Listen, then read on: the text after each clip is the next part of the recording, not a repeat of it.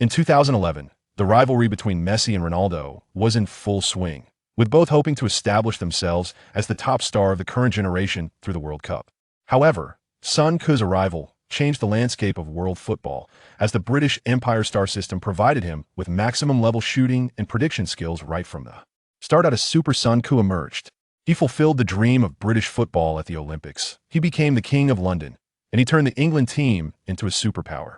Bernabéu needed him. Camp Nou called for him. Wenger spent lavishly for him, and Ferguson gave his all for him. He was the true British Empire star.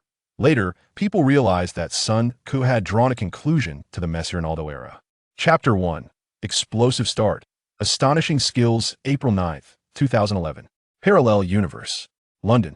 The Osborne Road Stadium, which can accommodate 9,000 spectators, was filled to capacity. The match was between Leyton Orient and Dagenham, both from London. This match was crucial for Leyton Orient. After 40 rounds, they were second to last in League One, trailing the fifth from bottom Dagenham by 13 points. If Leyton Orient lost this match, they would be relegated to League Two 5 rounds early in the 60th minute. The score was 0-2. Leyton Orient was 2 goals down, and both teams were in a fierce battle. With a scream, a Leyton Orient player who was dribbling the ball was tackled and sent flying a meter, immediately clutching his knee in pain, triggering a massive conflict between the players. Sun Tzu, what the hell are you waiting for? Get up and warm up. Under the coach's reprimand, a Chinese-English player named Sun Tzu stood up from the bench, incredulously looking around. He turned around and discovered that this simple stadium only had a single tier of stands. Have I time traveled? As Sun Tzu was in confusion, a sudden sharp pain shot through his mind, and unfamiliar memories flooded in. Chapter 2. Last-minute winner. Hat-trick on debut. Did you see that shot clearly? No, it just whizzed by. This kid must have gotten lucky, but his power is terrifying. If I could score a goal like that in my life, it would be worth it. Mark him tightly. We can't let him shoot again. In the center circle, Dagenham players were still discussing Sun Tzu's long-range shot. The whistle blew, and the match resumed. After the kickoff, Dagenham immediately launched an offensive. Leyton Orient had not had a decent attack in the first 60 minutes, and they believed Sun Tzu's goal was purely a stroke of luck. Dagenham passed the ball to the right-wing black winger, who made a solo run down to the baseline, but was surrounded by 2 Leyton Orient players at the sideline. The black winger kicked the ball off a defending player's leg, earning a throw-in. Holding the ball, he pretended to look towards the penalty area, then quickly turned to throw the ball to the full-back who had moved upfield. The black winger felt a bit smug about his feint, but less than a second later, the smile vanished from his face, replaced by panic. In his line of sight, Sun Tzu suddenly appeared in the path of the flying ball. Chapter 3. He is the best player of his age in the English League in the locker room. Hey kid, you were amazing today. That's right. This kid might just end up playing for a big club in the future. Sun Tzu, if you encounter any difficulties in training, don't hesitate to speak up. His teammates came forward, enthusiastically congratulating Sun Tzu on his perfect debut. In just one match, Sun Tzu transformed from an unnoticed player into the center of attention. After chatting with his teammates for a while and taking a quick shower, Sun Tzu drove his second-hand Ford back to his home in this world. Although he was incredibly excited, Sun Tzu, who had struggled in society for many years in his past life, remained very cautious. He understood the principle that secrets should not be revealed. If the system were to reward him with something significant out of the blue, the consequences would be unimaginable. Upon returning home, Sun Tzu greeted his parents, returned to his bedroom, and immediately accessed the system. In an instant, a player profile similar to that in Pro Evolution Soccer appeared in his mind. His avatar was in the upper left corner of the system. Next to the avatar was his personal information and various attributes. Name, Sun Tzu. Age, 19. Nationality, British. Height, 185 meters.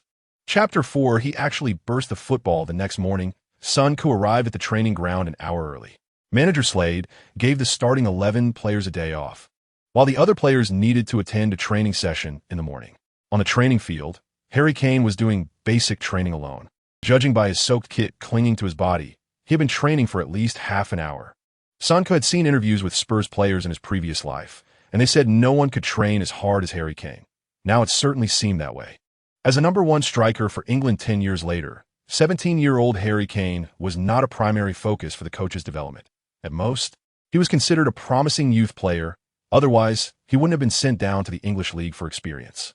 Facing the genuine star of British football, Sun Tzu was very enthusiastic.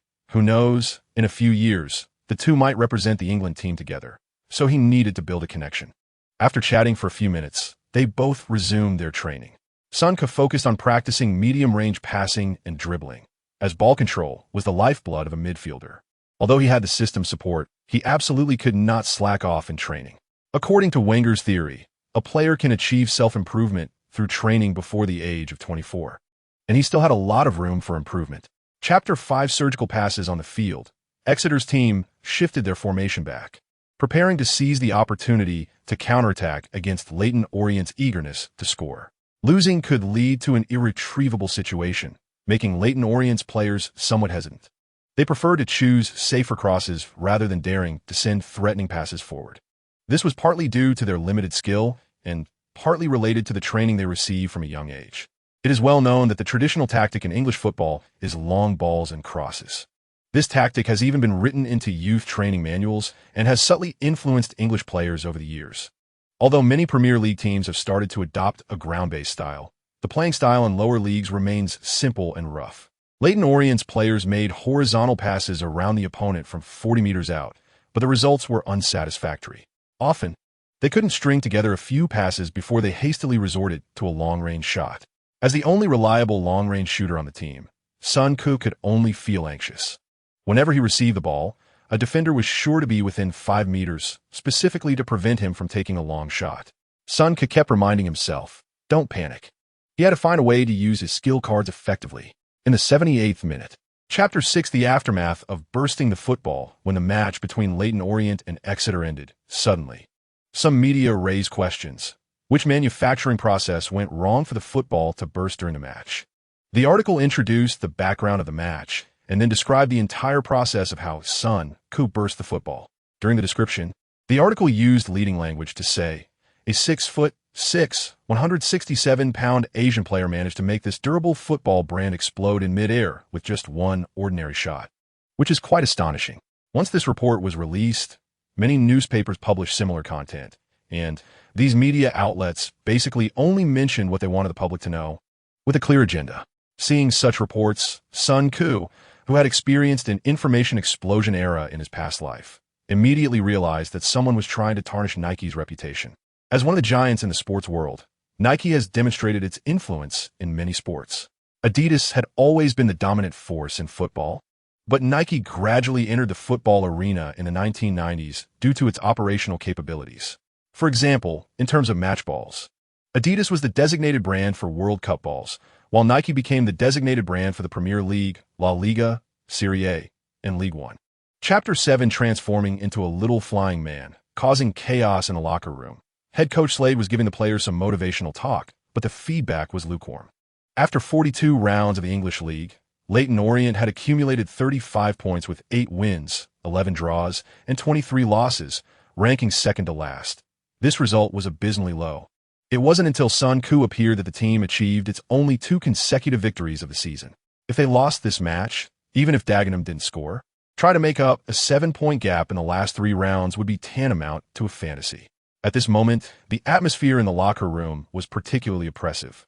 Once the club was relegated, everyone's already meager income would surely be further cut. The players realized that the only person they could rely on at this moment was a 19-year-old who had only 2 professional matches under his belt, Son. At this time, Son was also very nervous. He took a deep breath and used his consciousness to control the system to do 10 consecutive draws on the blue button. During the 10 draws, the system only flashed blue light once. Congratulations to the host. You have obtained the 33-year-old Makelele template, valid for 15 minutes. Hearing the system's prompt, Son almost spat out a mouthful of old blood. 1,000 points only exchanged for a 33-year-old Makelele? Chapter 8: Up Husky. Specializing in rough men, this kid is charging up again. Go for it, score another goal. Son charge. In the stands, nearly 10,000 Leyton Orient fans excitedly stood up from their seats, shouting loudly. Inside Peterborough's penalty area, Risby and Harry Kane rushed towards the far post, creating space for Son. Son feinted a shot in front of the left back, and as the opponent retreated, he immediately chose to cut inside. In the next moment, Peterborough's left center-back rushed over, blocking Son's shooting path, and their defensive midfielder also returned to the penalty area, sealing off Son's cutting route. Facing a double team, Sun Ku showed no signs of fear at all. He feigned a shot, and the moment the defensive midfielder stepped up to block him, he immediately changed direction and sidestepped the opponent. Seeing this, Peterborough United's coach, who had been calm just moments ago, panicked. He shouted from the sidelines, "Don't let this kid shoot, block him." Just as the coach's words faded, Sun Ku once again accelerated laterally and set up for a shot. The Peterborough center-back did not hesitate to dive in for a block. But the instant he lunged, Sun Ku shifted the ball again, evading the center-back's challenge. This time, there were no defenders in front of him. Only the Peterborough goalkeeper remained. Chapter 9. Makelele stands firm in the locker room. Leyton Orient players were in high spirits. As the star performer of the first half, Sun Ku had become the center of attention. Captain Joel Lee patted Sun Ku on the shoulder and said with a smile, "Sun Ku, if you score again in the second half, we definitely won." Upon hearing Joel's words, the other teammates chimed in. It wasn't flattery. Sun Ku's performance in the first half had been explosive, completely winning over his teammates. In the world of football, everything relies on ability, and good performances naturally earn the respect of teammates. In less than 3 matches, Sun Ku had fully gained the respect of the entire team. However, facing the hopeful gazes of his teammates, Sun Ku felt a bit nervous. After all, those 2 goals were entirely thanks to Robin's experience card, and his performance was tailored to the player's characteristics. But as someone who had traversed into this world, Sun Ku didn't panic.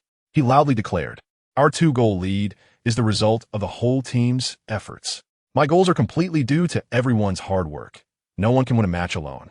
In the second half, I will focus all my energy on defense. Victory belongs to everyone. Let us face setbacks together." Chapter 10.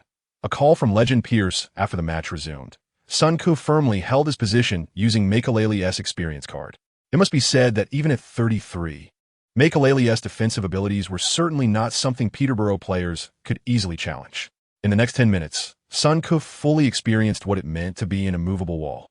With Makelele's experience card, Sun Ku was unbeatable on the pitch, whether it was defensive positioning or one-on-one defending in League One. After 2 futile attempts, the Peterborough players were successfully intercepted by Sun Ku, who created threatening plays. The joyful time was short-lived, as the 15 minutes of the experience card's effectiveness quickly passed. By the 65th minute, the Makelele experience card expired, and Sun Ku had to resume his interception duties. The pressure from Peterborough intensified, but Leyton Orient players were determined to park the bus. It was until the last moments of the match that Peterborough managed to score a consolation goal. When the referee blew the final whistle, Sun Ku raised his hands high amidst the cheers of Leyton Orient fans. 31. Leyton Orient achieved a 3rd consecutive victory, climbing to 38 points and rising to 20th place in League One. Chapter 11. The naturalization group smells opportunity since binding to the system. Sun Ku had appeared 3 times at BBC's match highlights, and now all of England knew that Leyton Orient had a miraculous young Chinese player. In the highly connected football network of the English leagues, young players with outstanding performances quickly became well-known news within half a month.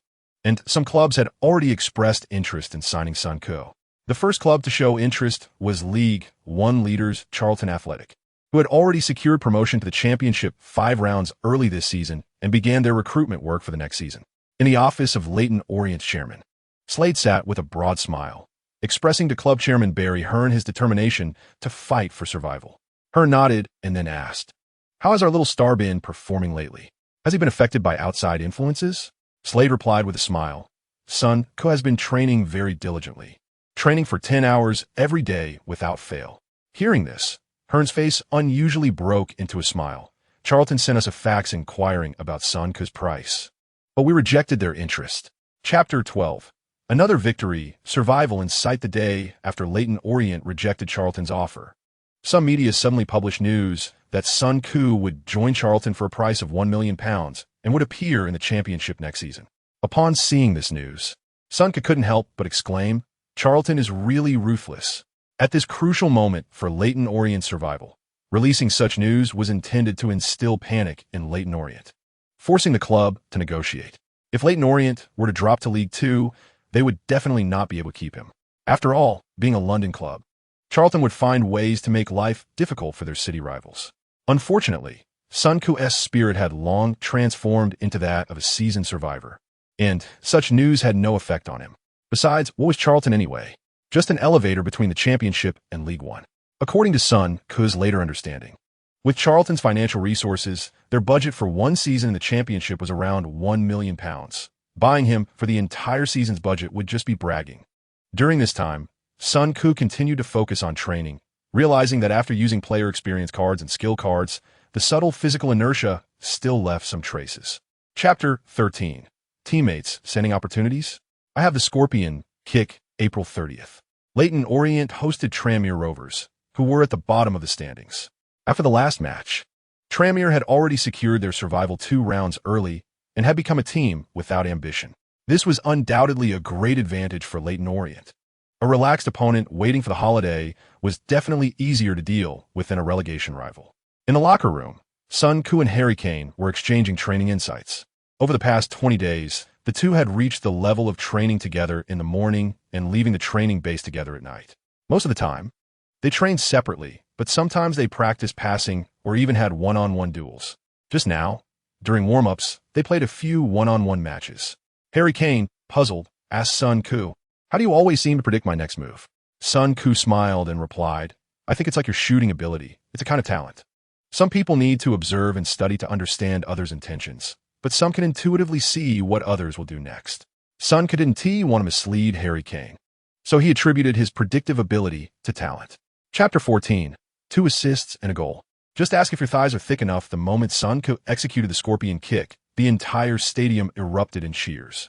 Fans cheered completely to encourage Sun Ku's efforts. But the next moment, when the football changed direction and flew towards the back corner of the goal, the entire stadium fell silent. This kid is so good at blending in. For a moment, the fans couldn't believe it. In the penalty area, the players who were just in a fierce tussle stopped, looking at the football with incredulous expressions. At this moment, time seemed to freeze. Almost simultaneously, everyone imagined Sun Ku's body bending backward and kicking in the air. What kind of abnormal flexibility is this? The key is that this kid actually hit the ball. His luck was simply unbelievable. In everyone's gaze, the football flew into the goal, hitting the upper right corner. Seeing this scene, the entire stadium went quiet. After a moment, the fans almost simultaneously reacted and cheered. Yeah, after scoring, Sun Ku excitedly rushed to the sideline, and amid the cheers of the fans, he slid on his knees for a long distance. His teammates excitedly rushed to Sun Ku, piling on top of him like a stack of pancakes.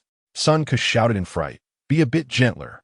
Chapter 15. Genius at handling media relations. After the match, Sun Ku was once again named the player of the match, earning a total of 600 points. In the 5 matches he played, he was named player of the match 4 times and contributed 9 goals and 4 assists, helping the team achieve 5 consecutive victories. Both in terms of performance and statistics, Sun Ku's display at Leyton Orient was stunning. After the match, Sun Ku was having a good time with his teammates when Slade informed him to attend the post-match press conference with him. After 5 matches, Sun Ku had attracted significant interest from the English media, and the event organizing committee specifically invited him to the post-match press conference. If the organizing committee made a request, players could not be absent without a valid reason. Of course, Sun Ku was very willing to appear more in public. As a player from a small club, opportunities to be in the public eye were indeed rare. Sun Ku was sure he would attract the attention of several clubs, but he was unsure which clubs intended to recruit him. The press conference was obviously a great opportunity to showcase himself, and, just in terms of points, joining a big club could significantly enhance his profile. According to the system's rules, if he could join a big club, even without playing time, he could still gain substantial points. Chapter 16. Cursing the Undertaker in a restaurant in East London. Sun Ku and Joel Lee were sitting in a private room. Sun Ku once again confirmed with Joel Lee, "Just to confirm one last time, your Chinese tattoo artist has no bad background." Joel Lee patted his chest and said, "This person graduated from the University of the Arts London. This is just his profession. He is the one who introduced Beckham's tattoo artist." Sun Ku nodded. In the UK, tattoo artists are a legitimate profession, and many celebrities like to keep meaningful things on their bodies, which is quite different from the perception in China. In China, tattoos originated as a form of punishment in ancient times, where criminals would be marked with characters on their faces, known as tattoo punishment. During the late Tang Dynasty, warlords required soldiers to have tattoos on their faces to prevent them from fleeing or surrendering, which greatly increased soldiers' fighting spirit. Although there have been historical tales of loyalty, like Yu Fei's, tattoos have historically been viewed as self-mutilation ignorance, and self-degradation, and even 10 years later, they would not gain social acceptance.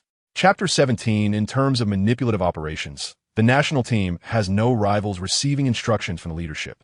Lubo immediately began stirring things up in the media. Although this guy's professional abilities were extremely mediocre, he was adept at dirty work. In just half a day, he contacted almost all well-known media outlets in the country. The next day, major media outlets such as Sports Weekly, Football News, Southern Sports, and Sina Sports published Lubo's exposed insider information.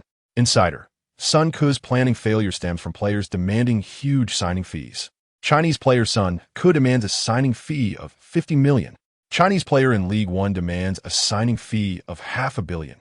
Does he deserve it? Poor character. Demanding huge fees. The national team rejects Sun Ke's unreasonable demands. In an instant, Sun Ke became portrayed in the media as a mercenary with poor character and exorbitant demands. The national team has been in a slump in recent years, but will never condone such extortion-like behavior. 50 million is equivalent to robbery. We absolutely cannot engage in desperate measures. The improvement of the national team is a heavy responsibility, but the future is promising, and they must not be held hostage. Chinese football can rise on its own strength. Chapter 18. Life and Death Match. This opponent is something. May 7th. Osborne Road Stadium. The stadium, which can accommodate 10,000 fans, was packed 2 hours in advance, with residents near the stadium bustling about, and many families even hanging Leyton Orient's red dragon flags. Leyton Orient faced the most severe match in their relegation battle against Southampton, a team that had remained in the Premier League for many years and produced players like Alan Shearer, Gareth Bale, and Theo Walcott. In the home team's locker room, the atmosphere among the players was very oppressive. Facing a team of this level in a relegation battle would make anyone incredibly nervous. Upon seeing Southampton's starting lineup, Sun Ke couldn't help but gasp. Font, the future Portuguese national center-back, lifted the European Championship trophy alongside Pepe in the 2016 Euros. Schneiderlin, a French midfielder, represented France in the 2014 World Cup and the 2016 Euros. Lalana, a future England international, played for Liverpool for 7 seasons. These 3 players were in their prime and would undoubtedly be a significant challenge in League One. However, the most capable player on the Southampton team was not these 3, but the famous Ricky Lambert, a goal machine whose inspirational story rivals that of Jamie Vardy. Chapter 19. Facing Font's header. Osborne Road Stadium. Nearly 8,000 Leyton Orient fans simultaneously raised their club scarves, singing the team anthem. The 2,000 Southampton fans who traveled a long distance would be drowned out by Leyton Orient fans' cheers whenever they opened their mouths. Seeing this scene, the Leyton Orient players were filled with passion. The tense atmosphere in the locker room was swept away by the fans' enthusiasm. In a live broadcast room, Huang Jinxiang introduced the starting lineups of both teams. Let's take a look at the starting lineups for both teams. Leyton Orient lined up in a 4-4-2 formation, which is the traditional formation of English football. Goalkeeper, Jamie Jones, from Everton's youth training. The 4 defenders are Odubajo, Joel Lee, Youssef, and Max Wanyama. The 4 midfielders are John Spring, Dean Smith, Sun Ke, and Cox. Among them, midfielder Dean Smith comes from Chelsea's youth training, and left winger Cox is only 1.63 meters tall, which is very rare in English football. The 2 forwards are Reece B and Harry Kane, the latter of whom is still under 18 and is a center forward on loan from Tottenham. Chapter 20. 1 goal behind. Seeking little Beckham's curved shot looking at Sun Ke, surrounded by his teammates like a star, the Southampton defenders showed expressions of disbelief. This Chinese kid actually has such strong physicality. It should be noted that Schneiderlin is known for his tough physical confrontations. Sun Ke displayed overwhelming dominance in front of him. Simply a monster. The match resumed, and Sun Ke remained fierce in midfield. Under his beast-like physicality, Schneiderlin continuously suffered setbacks, appearing quite embarrassed on the field. In the 10th minute, Sun Ke received the ball in the attacking area and immediately took a long-range shot. Schneiderlin bravely approached, with a thunderous sound echoing throughout the stadium. Southampton's midfielder let out a muffled grunt and fell to the ground. The next moment, the entire stadium erupted in gasps. In a live broadcast room, the comment section was flooded. Wow, Sun Ke's kick is so powerful. What the hell did this guy eat to grow up? I feel pain just watching through the screen. No wonder this guy can kick a football to pieces. If that ball hit me, I'd probably die on the spot. Huang Jinxiang was also amazed. This is my first time seeing Sun Ko play, and this young man really has some characteristics. Chapter 21. Why is this guy strong sometimes and weak at other times? In a live broadcast room, Leyton Orient won a free kick in front of Southampton's penalty area. From the development of the match, Leyton Orient was the weaker side. To defeat a stronger opponent, they must seize the opportunity of set pieces. By the way, even though Leyton Orient looks quite miserable against Southampton, our national team might not necessarily be their match. That Reesby couldn't score in this situation. One could only say the opponent was too strong, and our national team would probably struggle against such a player. Breaking free from institutional constraints. Huang Jinxiang's commentary style became more bold. He no longer gave the national team any face. Huang is awesome. I watched the live broadcast just to hear jokes. Huang, be bolder. Release yourself. Huang, why do I feel like Sun Ko is sometimes strong and sometimes weak? Can you help diagnose him? Can the person above stop driving? Below, please let teacher Huang elaborate on this issue of strength and weakness. Huang Jinxiang glanced at the comments and shook his head with a smile. Let's talk about football. Can we be a bit more serious? I understood the netizen's meaning. He seemed to want to express that Sun Ko appeared very strong at the beginning, but then seemed to weaken and avoid physical confrontations. Chapter 22. Collapse? We must wake up these useless teammates. The match was still ongoing, with Leyton Orient charging forward while Southampton players were in a dire state. Within less than 10 minutes, Leyton Orient had 2 scoring opportunities but unfortunately missed both. In the blink of an eye, the match reached the 40-minute mark. Sun Ko exchanged positions with a teammate and moved to the right flank. He dribbled down the wing, glanced at his teammates' positions, and immediately crossed the ball. The football drew a line in the air, bypassing Southampton's center back, Jedi, and flew over Harry Kane's head. Harry Kane seized the opportunity, running and powerfully heading the ball. The football flew towards the upper left corner of the goal, and the Southampton goalkeeper gave up on the play. At that moment, the entire stadium erupted, and the fans began to celebrate the goal in advance. However, Harry Kane's header hit the underside of the crossbar, but there was still a chance. Another forward, Reesby, rushed toward the rebound and slid to shoot. Sun Ko clenched his fists. If this ball went in, Leyton Orient would head into the locker room with a 1-goal advantage.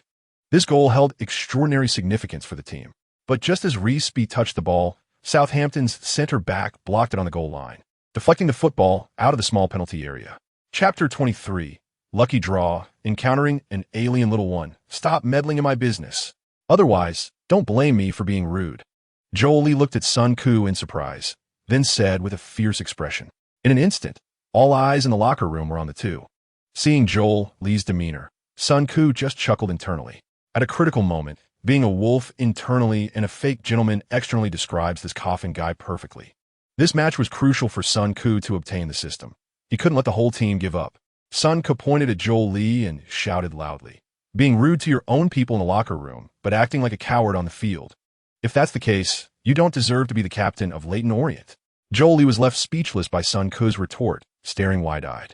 Sun Ko continued to yell, Joel Lee, you're 29 years old, and you probably even forgot that you came from Arsenal's youth training.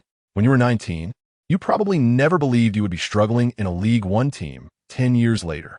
Arsenal didn't keep you, not because Guillaume and Campbell were too outstanding, but because you weren't good enough. You train on time every day and leave on time. Chapter 24. Bergkamp comes out. Steals the show. The second half of the match began, and it quickly reached a fever pitch. Leyton Orient players engaged in a physical battle with Southampton players on the pitch.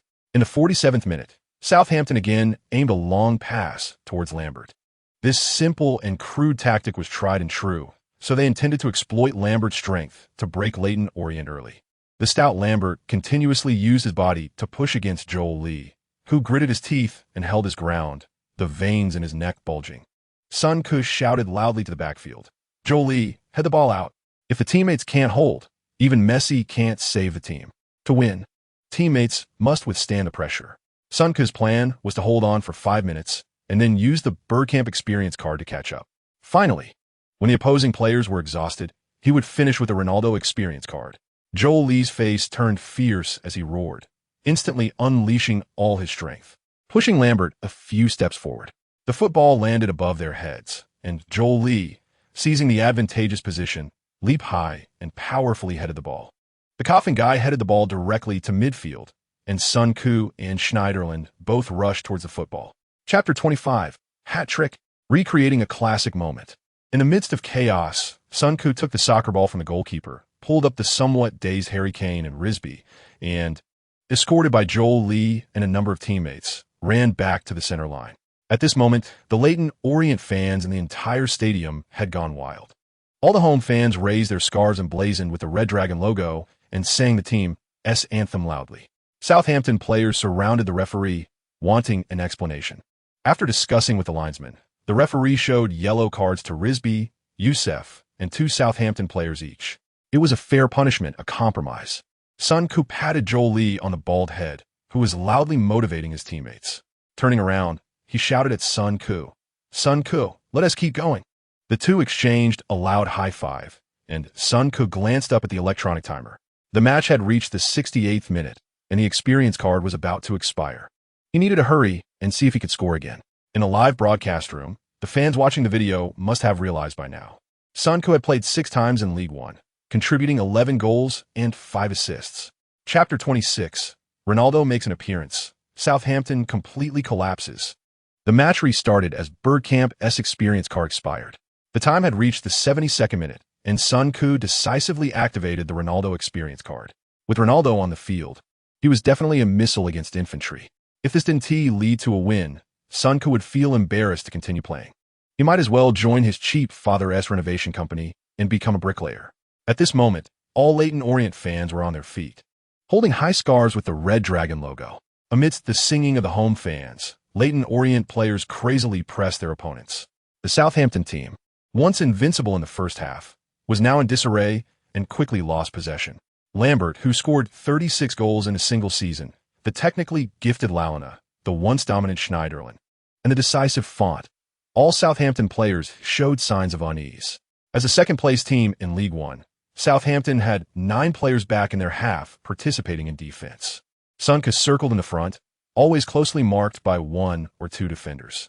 Seeing no space to receive the ball, Sun Ku chose to retreat and ask for the ball. Soon, a teammate's pass reached his feet. The moment Sun Ku received the ball, Schneiderlin immediately came up to him. Chapter 27. After a miraculous comeback, someone is faster than Wenger. The match restarted, and Osborne Road Stadium had turned into a sea of joy. Leyton Orient fans continuously shouted the players' names, with Sun Ku's name constantly echoing in the fan songs. Encouraged by the fans, Leyton Orient players were all energized. Sun Ku chose to hold his position, using the speed from the Ronaldo experience card and his own anticipation to intercept in midfield. The Southampton players, already 2 men down, were low in morale, and players on the field continuously inquired about the match situation between Hartsfield and Dagenham. Meanwhile, Leyton Orient's momentum was unstoppable as they pressed their opponents hard in their half. Sun Ku maintained a rhythm of charging for 10 seconds after 2 minutes of recharging. His small frame couldn't withstand Ronaldo's explosive physical capability. If he charged too hard, he might end up injuring himself. Fortunately, his teammates were very motivated and were actively dominating the game. In the 83rd minute, Sun Ku seized the opportunity, sprinted to intercept a through ball from Southampton, and then switched the ball to the left. Cox passed the ball to himself 3 seconds later, charging towards the edge of the penalty area. Then made a cutback pass to Risby in the center of the box.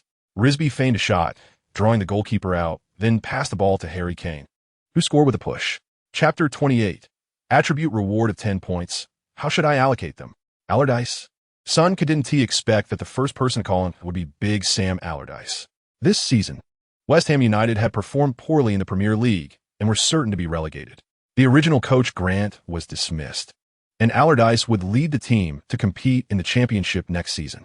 Any fan who has been following the Premier League for a long time knows that Allardyce is quite an influential figure among English coaches. This deep-voiced man is a great talent. He once took the unremarkable Bolton team into the Premier League and achieved 3 consecutive seasons in the top 8.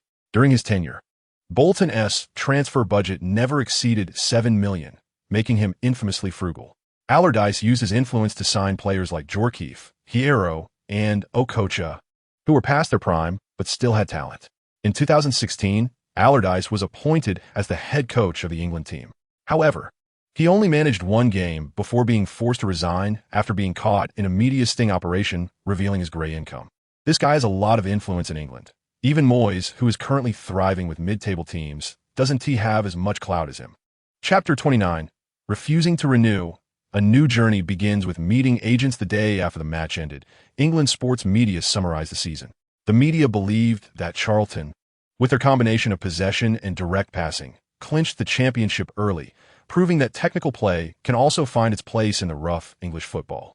The battle for second place between Southampton and Hartsfield was also widely discussed, as both teams had super strikers capable of scoring 30 goals in a single season. Southampton's last match, where they lost a huge lead but still secured promotion, was a hot topic. Many media outlets dedicated significant coverage to this match, and any discussion about it inevitably involved Sun Ku. The Times, claiming to be the top newspaper in Britain, believed that Sun Ku's emergence greatly overturned the perception of Chinese players in English football. They argued that as long as they received systematic training, Chinese players could certainly secure a place in the English football system. The article briefly compared the football environments of the three major Asian countries, stating that Japanese football, starting from school football, has a complete football system, allowing Japanese players to go to Europe as finished products. Chapter 30. Want to plan life? I want to be obedient. In the following days, Sun Ku interviewed 10 agents who had passed the initial screening. Faced with Sun Ku, the agents pulled out all the stops. Each of them boasted about their top-notch abilities, exaggerating to the point that the earth could barely contain them. These 10 agents each had their own strengths. Some specialized in financial management, some had unique connections in brand endorsements, and others had close ties with clubs in the Chinese Super League and the Middle East. Some agents even laid out detailed future plans for Sun Ku. The agents who used money to attract Sun Ku had an average interview time of no more than 15 minutes. As a time traveler 12 years later, does Sun Ku still need their help with financial management? Although Sun Ku was not a successful person in his previous life, buying Mutai stocks or investing in properties in China would be a solid strategy. After 10 years, if he didn't become a billionaire, he would feel embarrassed to call himself a time traveler. Those agents who provided detailed growth plans generally lasted over half an hour, but Sun Ku wasn't very satisfied. Most of these agents offered him a down-to-earth, step-by-step growth path. However, Sun Ku didn't need to take it one step at a time. Even if he joined Real Madrid now, he could take off in at most 2 seasons. Chapter 31. Choosing the future of the British football tycoon. Enjoying supreme service in today's football world, Raiola and Mendes are like the Messi and Ronaldo of the agent circle. Raiola is fluent in multiple languages and has a foothold in every strong football nation. Mendes has deep roots in the Portuguese market and has signed many Brazilian players due to language connections. Lucci is a big shot in Italy, but with the decline of Serie A and the level of Italian players, his influence in football has naturally diminished. Struth has a significant impact in the Bundesliga, but the limitations of his business scope also affect his influence in football. In England, Barnett can only be considered an influential agent. The football culture in England is profound, and the agent industry has formed a scale many years ago. Notable players under Barnett include Bale, Ashley Cole, Joe Hart, Lalana, and Luke Shaw. It will be 2 years before Barnett becomes famous for orchestrating Bale's transfer to Real Madrid for a sky-high transfer fee, thus entering the ranks of the big shots. According to Sun Ku, Barnett is a cunning and tough negotiation expert, sharp with his words, resolute in attitude, and exuding a fighting spirit for the benefit of his players. He shares a similar style to Raiola, both prioritizing player interests. Chapter 32. Wenger actually willing to spend money to sign Sun Ku in a luxurious villa in London. Hi, Mr. Arsène, good afternoon. Yes, I'm now Sun Ku's agent. I have communicated with Sun Ku, and we both believe that Arsenal is the most suitable club for him. He admires you greatly and says you're the only indispensable person at Arsenal.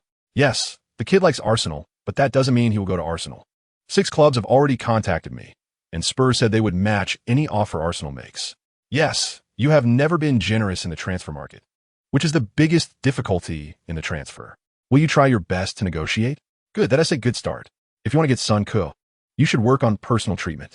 Jack Wilshere sign a new contract and can earn 50,000 a week. I believe Sun Ku's abilities are no worse than his. What? You think Sun Ku lacks Premier League experience? Sir, the most ridiculous thing in this world is that the player you assessed becomes successful, and that player never played for Arsenal. The salary structure of the team is what you should care about. I just want to clarify how much you can offer. I don't want to waste each other's time. Chapter 33. 5-star team, points doubled. Soon, Arsenal's official website updated with the transfer news. Sun Ku has fully signed with Arsenal. This young man is bound to have a bright future. Accompanying the news on the right side was a photo of Sun Ku signing with Wenger. Below the news were highlights of Sun Ku's matches with Leyton Orient. His repeated displays of violent aesthetics instantly generated expectations among many Arsenal fans. His way of handling the ball against Southampton reminded many longtime fans of the Ice Prince. Although Sun Ku had not yet proven his strength on a higher platform, Arsenal fans held an open attitude towards him. After all, it was Fabregas who was not up to par, and Wenger could do nothing about it. Moreover, Arteta was the signing to replace Fabregas. No matter how dissatisfied the fans were, it was not Sun Ku who would take the blame. The only concern for fans was whether this young player could adapt to the intensity of the Premier League matches. After all, League One and the Premier League are not in the same world. Although League One is known for its physical confrontations, the quality of the matches is not on the same level as the Premier League. In the Premier League, players need to complete technical actions at high speed and high intensity. Chapter 34. The birth of beautiful football on the first morning at the Coney training base. Sun Ku's experience was simply perfect. After training for an hour, a tall, bald man approached. Sun Ku recognized him. He was assistant coach Steve Bold. Bold smiled and said, "Hi, the boss has something to do this morning, and he asked me to let you know. I will train with you this morning. But since the season has just started, let us take it easy, haha." For the next hour, Bold showed Sun Ku what it means to take it easy. The two went to the indoor training room, where Sun Ku saw 5 pillars, each with a light above. Bold smiled and said, "Kid, go in there. Let's play a little game. Once I start the machine, you will run according to the indicator lights. Then I will pass the ball to you at random intervals. You need to stop the ball and find the lit pillar to pass the ball to it. Let's begin." After confirming that Sun Ku understood the training requirements, Bold immediately started the training. The moment the green light lit up, Sun Ku immediately began to accelerate. He continually accelerated between the pillars, which were only 10 meters apart. The order of the green lights was completely random and lasted for a very short time. Chapter 35. The first battle of the Asia Tour. Long-range shots completely unanswerable in the following 3 days. Sun Ku was almost driven to doubt life by Bold on the training ground. This guy dedicated 3 to 4 hours every day to train Sun Ku specifically. In the indoor running and passing drills, Bold held a long pole with an inflatable hammer attached to it. "Kid, is this little gadget giving you trouble? Is this the most talented player in League One? I could win the best player award, even playing in League One. Is this all you've got?" Every time Sun Ku made off-the-ball runs and received the ball, Bold would mercilessly hit him with the inflatable hammer while muttering to himself. How could Sun Ku possibly give in? After every training session, he would leave Bold with a phrase. "Is that it? Nothing more?" Each time, Bold would laugh heartily and then devise new ways to challenge Sun Ku in the next training session. With Bold's presence, Sun Ku woke up every day with his whole body sore. Several times after training, he wanted to turn around and go home to sleep. If it weren't for the need to take advantage of the system, he probably would have given up. Fortunately, the Kearney training base has top-notch recovery measures. Sun Ku goes to the sauna for a while every day and receives a half-hour massage. Chapter 36. 1 goal and 2 assists, a dominating performance in the first half. After finishing their trip to Malaysia, Arsenal only adjusted for 1 day before flying to Hangzhou. Naturally, the arrival of Arsenal was taken very seriously in China. First, as the national team's level has been declining in recent years, many top clubs often send their second teams even for commercial matches. In 2008, Barcelona sent a mixed team of first and second team players to China. The first team stars either didn't play or just strolled around the pitch. The second team players fiercely beat the domestic powerhouse Shenzhen team 9-0. In 2010, when Barcelona returned to China for a commercial match, they simply sent their second team outright. Although many of the second team players would later establish themselves in La Liga, it wasn't too interesting for the fans. Second, many Chinese teams don't understand the significance of commercial matches. Many players treat such matches as opportunities to prove themselves, charging in with full intensity. However, at this time, the top 5 leagues have just entered their preseason preparation, making injuries from hard play highly probable. Even when top players are sent out, they often just play casually for most of the time, suddenly stepping up for a few minutes to score 3 goals against the hosts. Chapter 37. This young man's abilities far exceed our expectations. At the end of the first half, Sun Ku and Walcott walked shoulder to shoulder for a while, then discussed passing and running routes with Van Persie, a scene that was repeatedly mentioned by the host during the halftime break. At this moment, nearly 10 million fans in China learned about this friendly match through various channels. In the halftime highlights on the sports channel, scenes of Sun Ku running all over the field with defenders and being able to score were repeatedly played. In the locker room, substitutes like Arsène, Squalasi, Chamberlain, and Jenkinson were preparing to come on. Sun Ku noticed that Arsène seemed to like him, often chatting with him for no reason. This not-so-tall but tough little winger had once left a significant mark at Arsenal. Wenger once wanted to convert him to play centrally, but after a few games, Arsène didn't like the feeling of chasing the ball and returned to the wing. This actually benefited Van Persie, as the Dutch striker's position moved to the center. His data skyrocketed, quickly placing him among the top strikers. In the locker room, Van Persie took the initiative to find Wenger, asking if he could play for another 15 minutes. Strikers have an obsession with hat tricks, and he was just one short. Chapter 38. Qualified player for the Premier League. Included in the opening match roster. After more than a month of preparation, Arsenal slowly stabilized amid the turmoil of losing Fabregas, Nasri, and Clichy in 7 warm-up matches. No matter how Wenger arranged the lineup, Arsenal maintained overwhelming advantages in the games. Of course, the strength of these warm-up opponents was not on the same level as Arsenal. After being appointed captain, Van Persie seemed to mature quite a bit. Sun Ku remembered that last season, this guy got injured after playing 3 league matches. And new signing Chama performed so well at one point that Arsenal fans nearly forgot about Van Persie. In the eyes of many, Van Persie had been labeled as a player who wasted great talent, being high but not low enough. However, after recovering from injury, he scored 18 goals in the remaining league matches, setting a new record for himself in a single Premier League season. At this time, most Arsenal fans had mixed feelings about Van Persie. Everyone hoped he would continue to perform well, but no one dared to expect too much. After all, the Dutch striker was already 28 years old this year, and no one could expect a player to suddenly become extraordinary at that age. As a cornerstone of Arsenal, Van Persie's presence could largely maintain stability both inside and outside the club. Chapter 39. Opening match against the nemesis.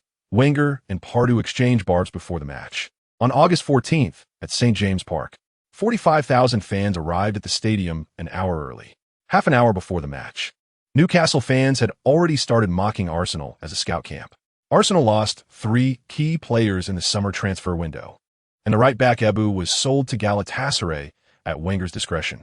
With the season about to start, Arsenal hadn't signed any players to compete with the Premier League giants. They only brought in nearly 30-year-olds like Arteta, Chamberlain, Gervinho, Jenkinson, and Sun Ku. Fans wouldn't consider things from Wenger's perspective. Seeing the club's strength significantly diminished, they directly criticized Arsenal harshly. At this point, even Arsenal fans had to admit that the club had basically lost its competitiveness for the Premier League title. With morale low and numbers greatly disadvantaged, Arsenal fans were nearly overwhelmed by Newcastle fans. Before this match, Arsenal had faced considerable criticism from the media and fans. In the pre-match press conference, Newcastle's coach Alan Pardew even publicly provoked Wenger. Chapter 40. Playing with one less man. Sun Ku seizes the opportunity to play, drawing a card. In the stands, Sun Ku and 6 other teammates sat in a row. The stadiums of Premier League teams are standard football stadiums, with no substitute benches set up like multi-purpose sports venues. In such stadiums, players on the field can clearly hear the fan shouts, and substitutes are basically integrated into the crowd. The away fan section is usually located at the corner opposite the main stand, so even before the match started, Sun Ku's name had already been closely associated with many words starting with F countless times. Away matches test players' mental fortitude. If someone with a weaker mentality were to play, they might already be rattled before the match even starts. Once the match began, Newcastle players charged like riled-up bulls. As soon as Arsenal players hesitated slightly, they were immediately met with a flurry of close combat. Arsenal players had long been prepared for this. During last week's training session, the substitutes led by Sun Ku had knocked down the first-team players countless times. Whenever Van Persie received the ball outside the penalty area, Sun Ku would generally take down both the opponent and the ball, causing Arsenal's captain to constantly use deep breaths to manage his emotions. Sure enough, right after Arsenal kicked off, Van Persie ran out of the 40-meter area for the first time and was brutally taken down by Tyod on the grass. Chapter 41. The 23-year-old Pirlo in his prime. Looking at the experience cards of Wu Lei and Ochoa exchanged for 3,000 points, Sun Ku felt a pang of regret. If he hadn't drawn cards, those points could have been used for permanent attribute points. It's not that he looks down on these two experience cards. It's just that they're not suitable for the current environment. With the team playing with one less man, his mission was to strengthen the defense. If he went up to let loose and failed to gain the upper hand, he would be the one getting overwhelmed. The old man would never reuse himself. Newcastle United is not a weak team in the English Championship. This team has many good players, and their speed of transition between offense and defense is not much slower than Arsenal's. Sun Ku remembers that Newcastle performed strongly this season, ultimately finishing 5th, almost defeating Tottenham, which is centered around the great sage. At this point, it would be best to draw a midfielder similar to Canny or Matuidi would also work. As for those two cards, as long as time is long enough, there will always be a time when they come in handy. Seeing Rosicky running towards the sidelines, Sun Ku simply drew a line and clicked the orange lottery button in his mind. The winning rate of the orange lottery is obviously higher, and the quality of players is also better.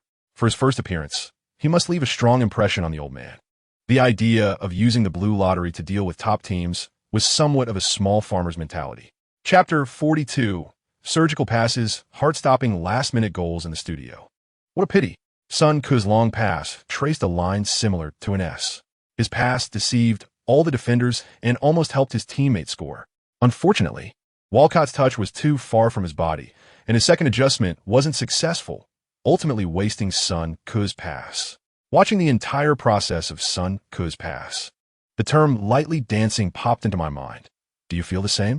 If Sun Ku can maintain the quality of his passing, it will be difficult for Newcastle players to focus on attacking Arsenal. Jean Jun's emotions were ignited by Sun Ku, and his voice instantly rose. On the field, Walcott regretfully knelt down. After a few seconds, he quickly got up and applauded Sun Ku. Van Persie gave Sun Ku a thumbs up. With his pass, his teammates' doubts about Sun Ku were greatly alleviated.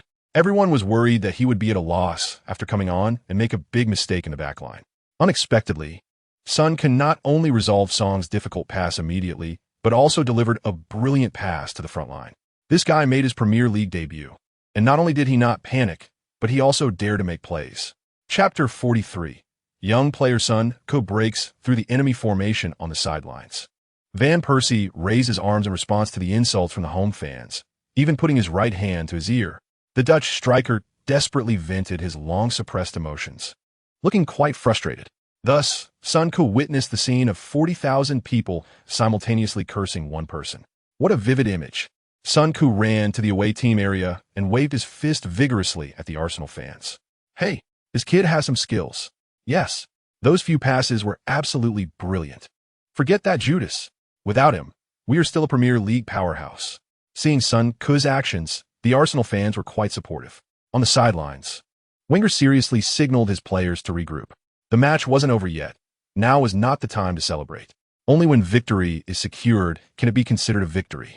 Not far away, Newcastle's coach Alan Pardew was shouting hysterically, "Get up there. Shoot at the goal as soon as you get the ball.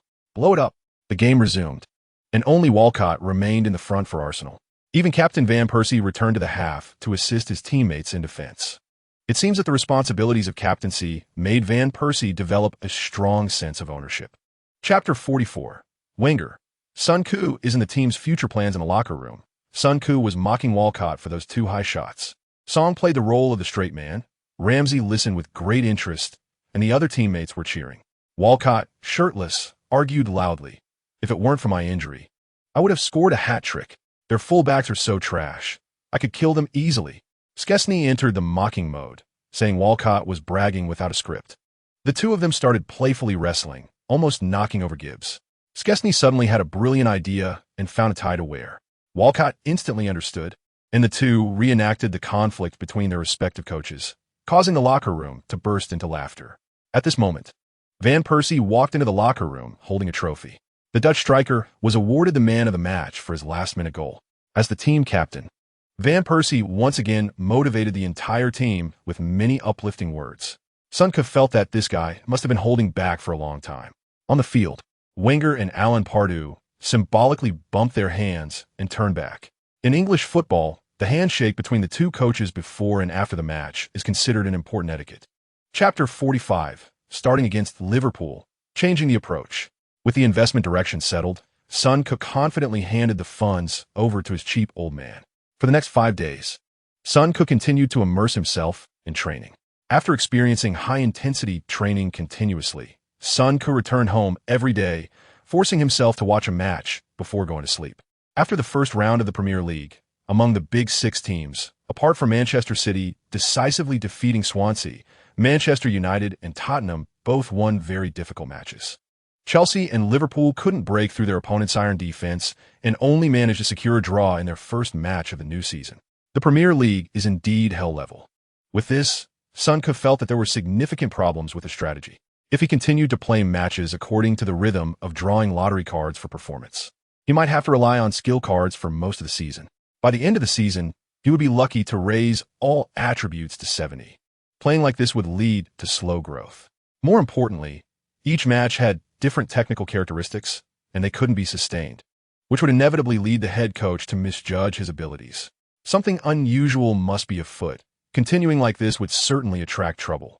After one training session, Sun made a decision. That was to change the way he used the lottery skills. Chapter 46, trailing by a goal. This time we can only fight hard amid the cheers of the home fans. Walcott slashed into the penalty area, drawing out centre-back Adger. He flicked a lob over Carragher's head. Van Persie made a backward run, aiming for the far corner of the goal with a header. This header was reliable, but unfortunately, it missed the goal by a hair's breadth. After a sigh, the Emirates Stadium immediately erupted in cheers.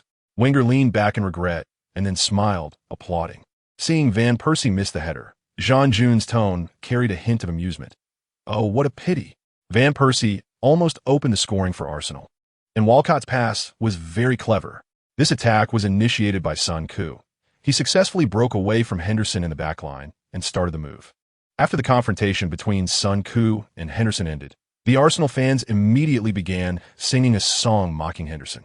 Sun never understood why the fans had such quick reactions. After Arsenal's lightning-fast counterattack, Liverpool's players dared not press forward recklessly and started to play a positional battle against Arsenal. Vermaelen and Koscielny quickly found ways to deal with Carroll. Whenever Liverpool's wingers sent in high balls, the two would cooperate, one blocking and delaying the opponent while the other contested for the header. In the 65th minute, the fourth official raised the substitution board. Wenger replaced Ramsey with 18-year-old Frimpong, further youngifying Arsenal's lineup. At this point, aside from Arsenal's loyal fans, few people knew who this seemingly clueless black kid was. Arsenal had exhausted their midfield reserves. Ramsey's growth had slowed down after his serious injury, and he was tightly marked by Lucas, showing no performance at all.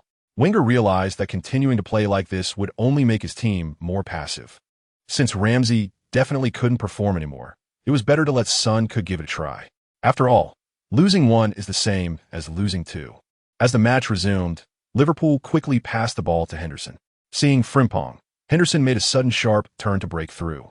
In professional football, young players without match experience and newly substituted defenders are often targeted by opponents. The naive Frimpong was naturally the main focus. Even though Henderson's speed was average, he didn't hesitate to overpower Frimpong. The next scene was quite exciting.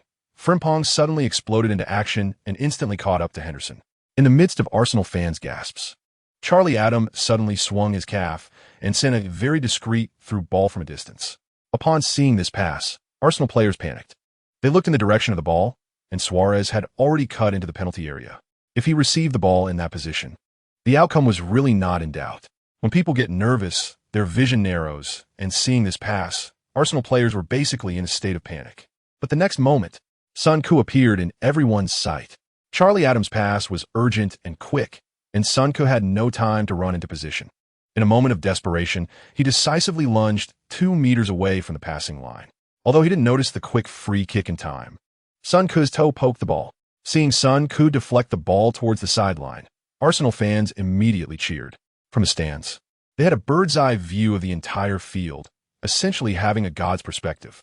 Therefore, the fans were very clear that if Sun hadn't intercepted, what awaited Arsenal would be dire. Sun, still on the grass, hadn't had a chance to catch his breath when he suddenly saw Sagna rushing towards the sideline.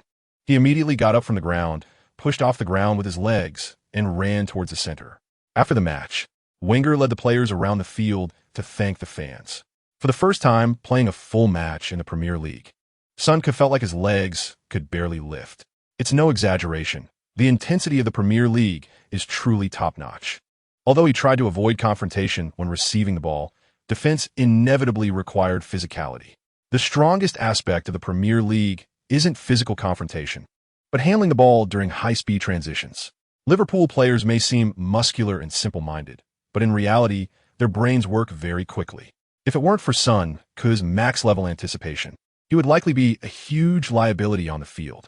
After a lap around the field, before everyone could return to the locker room, Son received some good news. He was named the man of the match. Awesome. When the stadium broadcast announced the best player list, the entire Emirates Stadium erupted in cheers. The feeling of being cheered by nearly 60,000 people can be summed up in one word: exhilarating. Teammates surrounded Son and gave him a round of pats. This time they were really hitting hard. After finishing with Son, everyone laughed and ran back to the locker room. Son shook his head, amused. They were truly a bunch of kids. It had been a long time since he experienced such a passionate and youthful life. Once again at the dinner table, Son's father and Son discussed a matter. There was a foolish son of a wealthy family who had lost money on Nasdaq and was eager for cash flow, preparing to sell an apartment building. The apartment building was in Acton, west of London, 20 stories high, with 200 rooms, valued at $23 million. That kid planned to sell it for $18 million, and Son's father had some savings over the years. He thought if he used his company and Son's contract with Arsenal as collateral, it should be fine. Such opportunities are rare, so he wanted to discuss it with Son. He calculated that the rent from that apartment could cover the monthly mortgage. What do you think? Son didn't expect that his 15-year plan to become a landlord would be realized in the first year. Moreover, he didn't anticipate that the monthly mortgage could be utilized this way. Without hesitation, Son agreed readily. Son's father added, "This apartment building would be considered joint property for both of us, and once the loan is paid off, it would be transferred to your name. This would be written into the contract in advance, so there would be no need for other procedures later." After crossing over, Son found himself taking on a mortgage again, something he had never expected. Facing Ferguson's provocation, Wenger calmly replied, "These words do not anger me. He is like a child who has not received etiquette training. I really wonder what Ferguson means by saying this. He must be under too much pressure with the upcoming battle." It must be said that the professor's defensive strategy was indeed good. The verbal sparring between the two had a clear visual sense. Ferguson lunged like a hungry tiger, while Wenger elegantly dodged the opponent's attack and casually kicked him in the backside. In the following 2 days, both of their interview frequencies noticeably increased, conveying a sense of indirect communication. Ferguson spoke again. "Wenger loves kids. He can't stop talking about them, but that doesn't mean the starting lineup consists only of kids. If this is the lineup for this season, Arsenal has already lost its competitiveness, and I find it very easy." Wenger quickly replied, "Ferguson's words can be understood as relying on a group of kids. You can't win anything." 16 years ago, he faced the same situation, and we should be able to look at what he said back then through video records. To achieve his goals, he doesn't hesitate to repeat what others said to insult him back then, which perhaps, from a certain perspective, shows that he really wants to win. Chapter 52. Forced to use a special move at the start, turning back for a dragon strike in the players' tunnel. Both teams' players were staring straight ahead. After entering the tunnel, there was no communication between the players. The Manchester United players held their heads high, and even with just a glimpse, Son could clearly feel the imposing presence of the Premier League champions. Various signs indicated that Manchester United was prepared to go all out against Arsenal before the match. After all, the two clubs had accumulated too much animosity over the years, and Manchester United had always regarded Arsenal as their biggest rival outside of Liverpool. With Van Persie, Arsène, and Rosicky on the field, the other Arsenal players followed suit, creating a very oppressive atmosphere in the tunnel. At least they couldn't show weakness at this moment. The ball boys beside the players were momentarily stunned. The usually noisy players' tunnel was filled with a chilling atmosphere.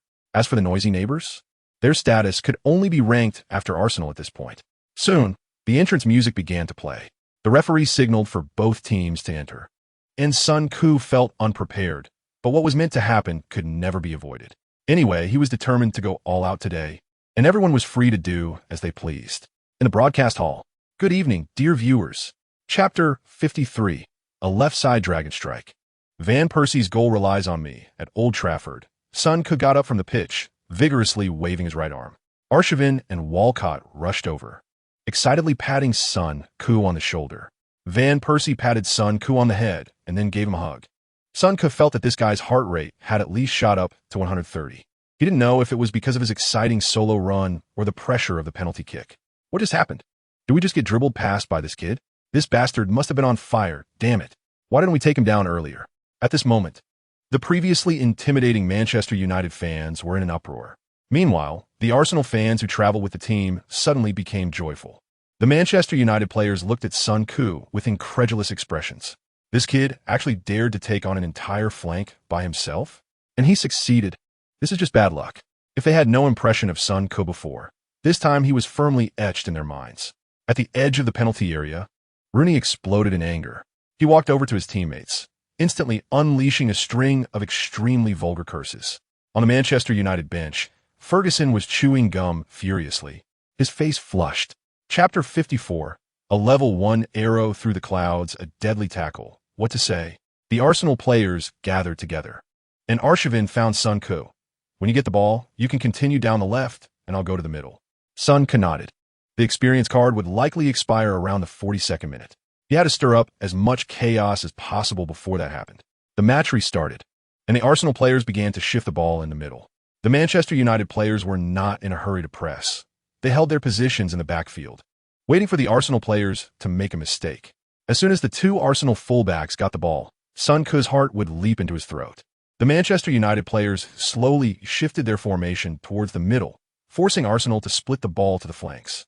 Both teams engaged in a continuous tussle in midfield, during which Rosicky's role became evident. He continuously fouled in the front line during Manchester United's transition, delaying their attack. In the 35th minute, Arsenal controlled the ball in midfield. After receiving the ball, Son seized the opportunity, delivering a precise through ball to Rosicky before quickly sprinting down the left flank. As Rosicky touched the ball, he passed it to the left, and Son, receiving the ball, suddenly accelerated.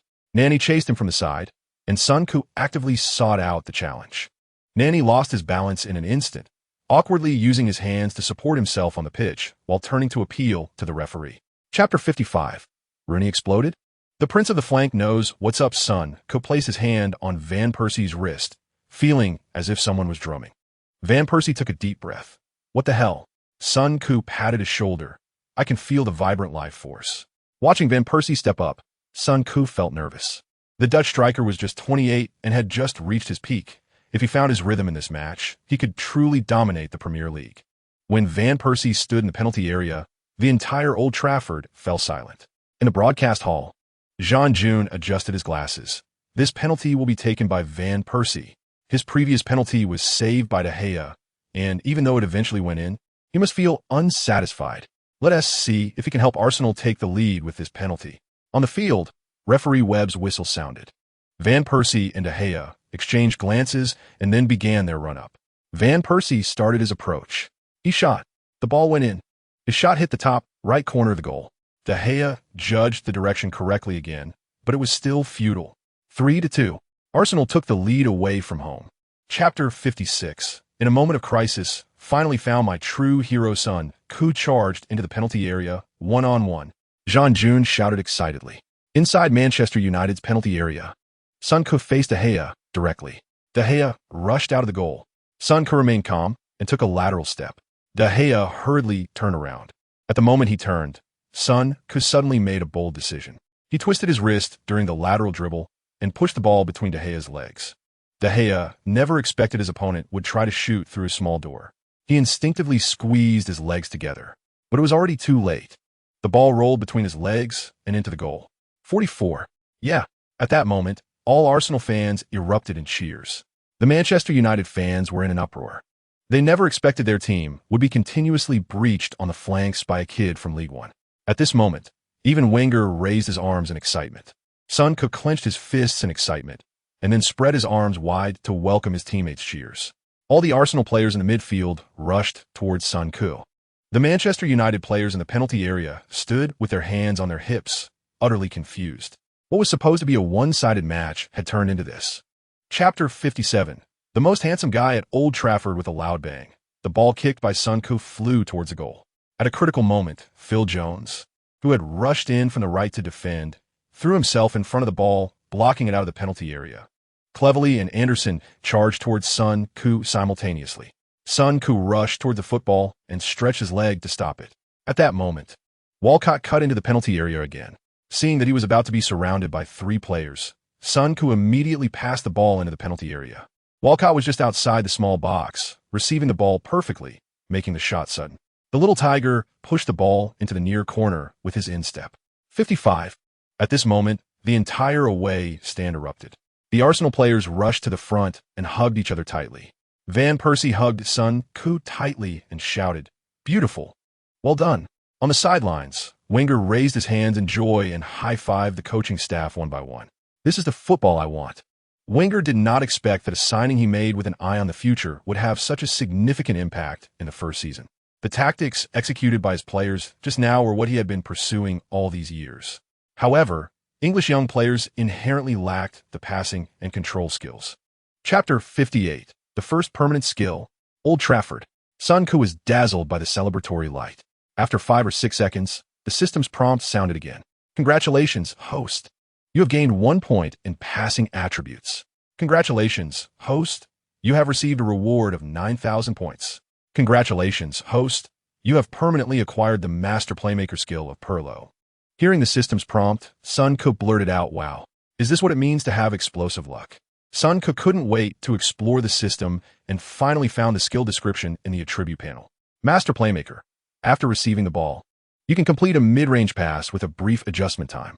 Passing distance range. 30 meters with a 90 success rate within 50 meters. Short adjustment time. 90 success rate for passes within effective range. This is considered a divine skill, right? In addition, he was rewarded with 1 point in passing attributes.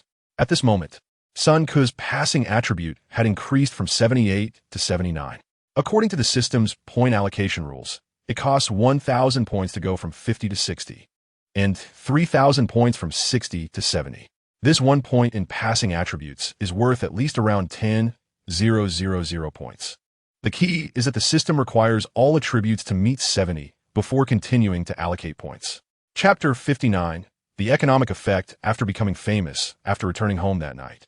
Sun Ku received calls from many old acquaintances, including Harry Kane, Joel Lee, Cox, and Slade. It was evident that these old buddies were genuinely happy for him. Harry Kane was loaned from Tottenham to Norwich this season, and being able to play in the Premier League at 18 is already impressive. Joel Lee had made a substitute appearance once and performed well. Cox had become the starting left midfielder for Southampton. Slade became the football director of Leyton Orient, and Sun Ku felt that this position suited him better. That night, Sun Ku and his family watched the highlights of the day's matches on TV. The match between Manchester United and Arsenal took up nearly 10 minutes of a 1-hour highlight reel. The host kept using exclamatory words to describe Sun Ku's performance. This young man actually broke through Manchester United's right flank alone. Long shot. The ball went in. Sun Ku's foot is really strong. Sun Ku broke through again from the left, and his pass helped the team win the second penalty of the match. 1-on-1. Beautiful. This kid's form is really great. Sun Ku passed, and Walcott equalized the score. Chapter 60. The old man spent money after the 3rd round of the Premier League. It was the international break. This was good news for Sun Ku. He would have to wait until September 10th for the next match, giving him 13 days of rest. After 13 days, he could gain another 4 points in attributes. He could get stronger again. The experience card could improve his immediate combat power. But Sun Ku only regarded it as a transitional product. During this transitional period, his main goal was to become a key player in Arsenal's first team. Was a key player. If Arsenal could play 55 matches in a season, he needed to appear at least 40 times with more than 30 starts. The emergence of the experience card allowed Sun Ku to gain the coach's recognition. First impressions are indeed very important. If he didn't have highlights and faced Manchester United again, it would be a disaster. Once Wilshere, Arteta, Diaby, and Song returned, he would have to compete with Ramsey, Coquelin, and Flamini for a spot on the bench. As a player with a cheat, Sun Ku could not accept such an outcome. Now that his goal had basically been achieved, Sun Ku's next main task was to develop quickly and raise all attributes to 71st. He still needed 72 points to reach 70 in all attributes. Chapter 61. The emergence of the master playmaker, Swansea's tactics bankrupt after being named the Premier League Player of the Month for August, Son Koo defeated Zeko, Rooney, and Van Persie to win the award. When he first heard the news, Son Koo was shocked. According to the Premier League's usual standards, if not for an exceptionally outstanding performance, it would be difficult for someone like Son Koo to win in the competition. He originally thought the award would go to Zeko, as such awards largely depend on team performance. Manchester City won all 3 of their league matches in August, and Zeko scored 4 goals against Tottenham, receiving a rating of 10 for that match. It is indeed challenging to shake off such opponents. The official evaluation from the Premier League stated, despite the team's incomplete lineup and facing strong opponents, Son Koo helped the team achieve 2 wins and 1 draw with his outstanding organizational ability, averaging a score of 87 across 3 matches. This player ranked first in the Premier League for interception success rate and number of threatening balls, and his hard-working runs made an excellent contribution to the team's defense. If they say it this way, Son Koo feels there is no problem. After all, he became an important player in all 3 matches. So winning such a small award is not a big deal. Chapter 62. Accurate positioning. Even Wenger says its beautiful Swansea's tactics are indeed purely ground-based, and their midfield players are all under 1.8 meters tall. Except for Joe Allen, the other 2 midfielders are quite stocky. Arsenal has a strong bloodline suppression against such teams. In the UK, Arsenal is the pinnacle of possession football. Unlike Barcelona's tiki-taka, Arsenal's possession game is about constantly moving forward and continuously passing the ball into the gaps between the opposing players. In simple terms, it's about hitting the target directly. Barcelona's tactics are much more complex and require very specific players, making them nearly impossible to replicate. Fabregas joining Barcelona did not fully integrate either. In the English League, a wave of tactical teams similar to Arsenal has emerged in recent seasons. Swansea is one of them, with tactics and player configurations that closely resemble Arsenal, albeit with a poorer version of players. In the 4th minute, Arteta, Arsène, and Van Persie executed a series of close-range combinations near the penalty area.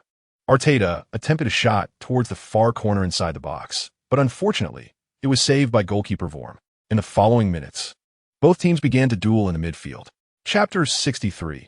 First experience in the Champions League on September 14th, Son Koo saw the magnificent Westfalen Stadium. The evening stadium was adorned with golden lights. From a distance, it looked like a huge gold mine.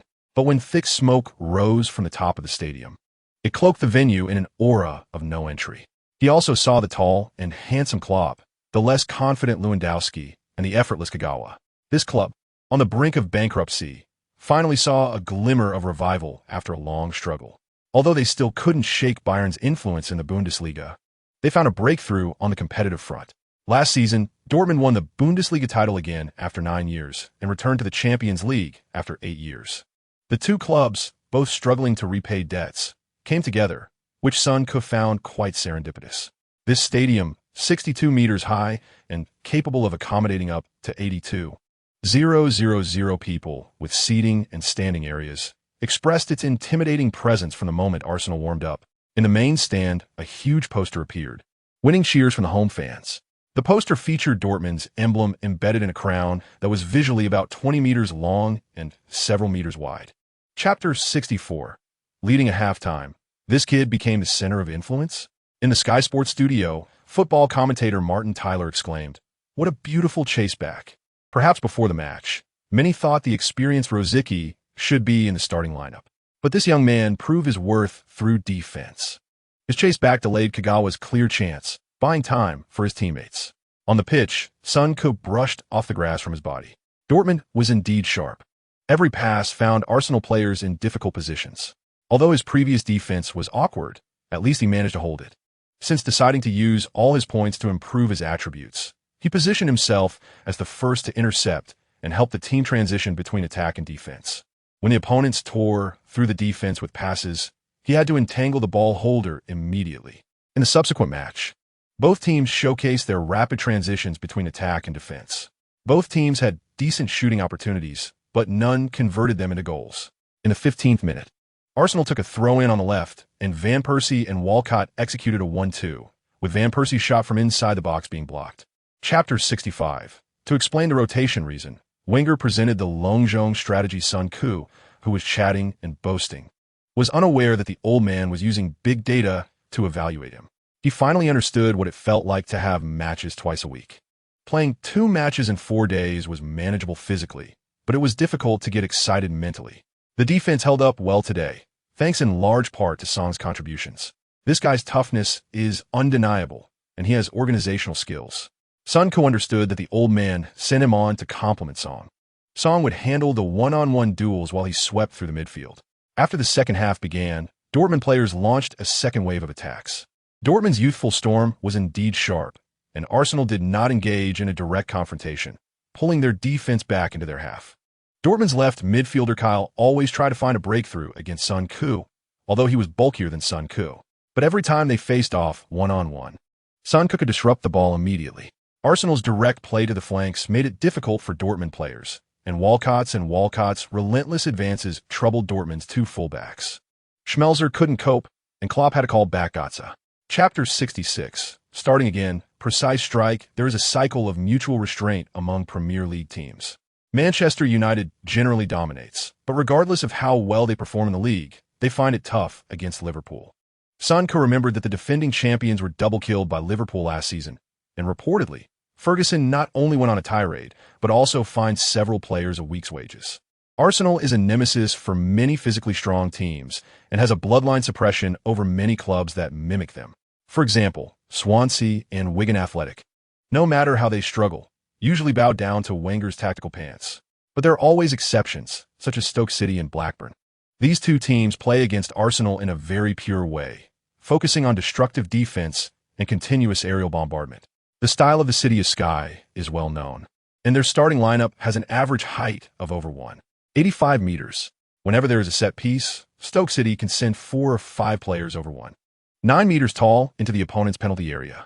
Their tactics are simple, explode, and they do it thoroughly, becoming Arsenal's first nemesis. Blackburn's tactics are slightly more balanced, but whenever they face Arsenal, they will not hesitate to bombard. Chapter 67. 2 old men arguing about Son again. Son scored within 10 minutes of the start, and Arsenal quickly found their rhythm. In the broadcasting hall, goal. Arsenal earned a free kick in the attacking area, and Van Persie took 2 shots, both blocked by the opponents. Son seized the opportunity to help the team take the lead. Long-range shots from outside the box have become a signature move for the young Arsenal player. Jean June, watching the big screen, smiled and said, "The fixed match time has allowed Son to find the rhythm of the Premier League." Although Son's role in the team is growing, the professor does not intend to rush his development. He did not keep Son on the field solely because of current performance. After getting some rest, Son was revitalized. After Son's goal, Arsenal took control of the game. With a 1-goal advantage, Arsenal players were not in a hurry to push forward. Instead, they opened their pockets, waiting for Bolton players to come in. In the following match, Bolton began to bomb towards Arsenal's penalty area. In the 15th minute, their striker Ngog collided with Koscielny while contesting a header. Koscielny managed to outmaneuver him, knocking the opponent down. Chapter 68. Just be obedient, and you can score. On September 29th, Arsenal welcomed their second opponent in the Champions League group stage at home, Olympiacos.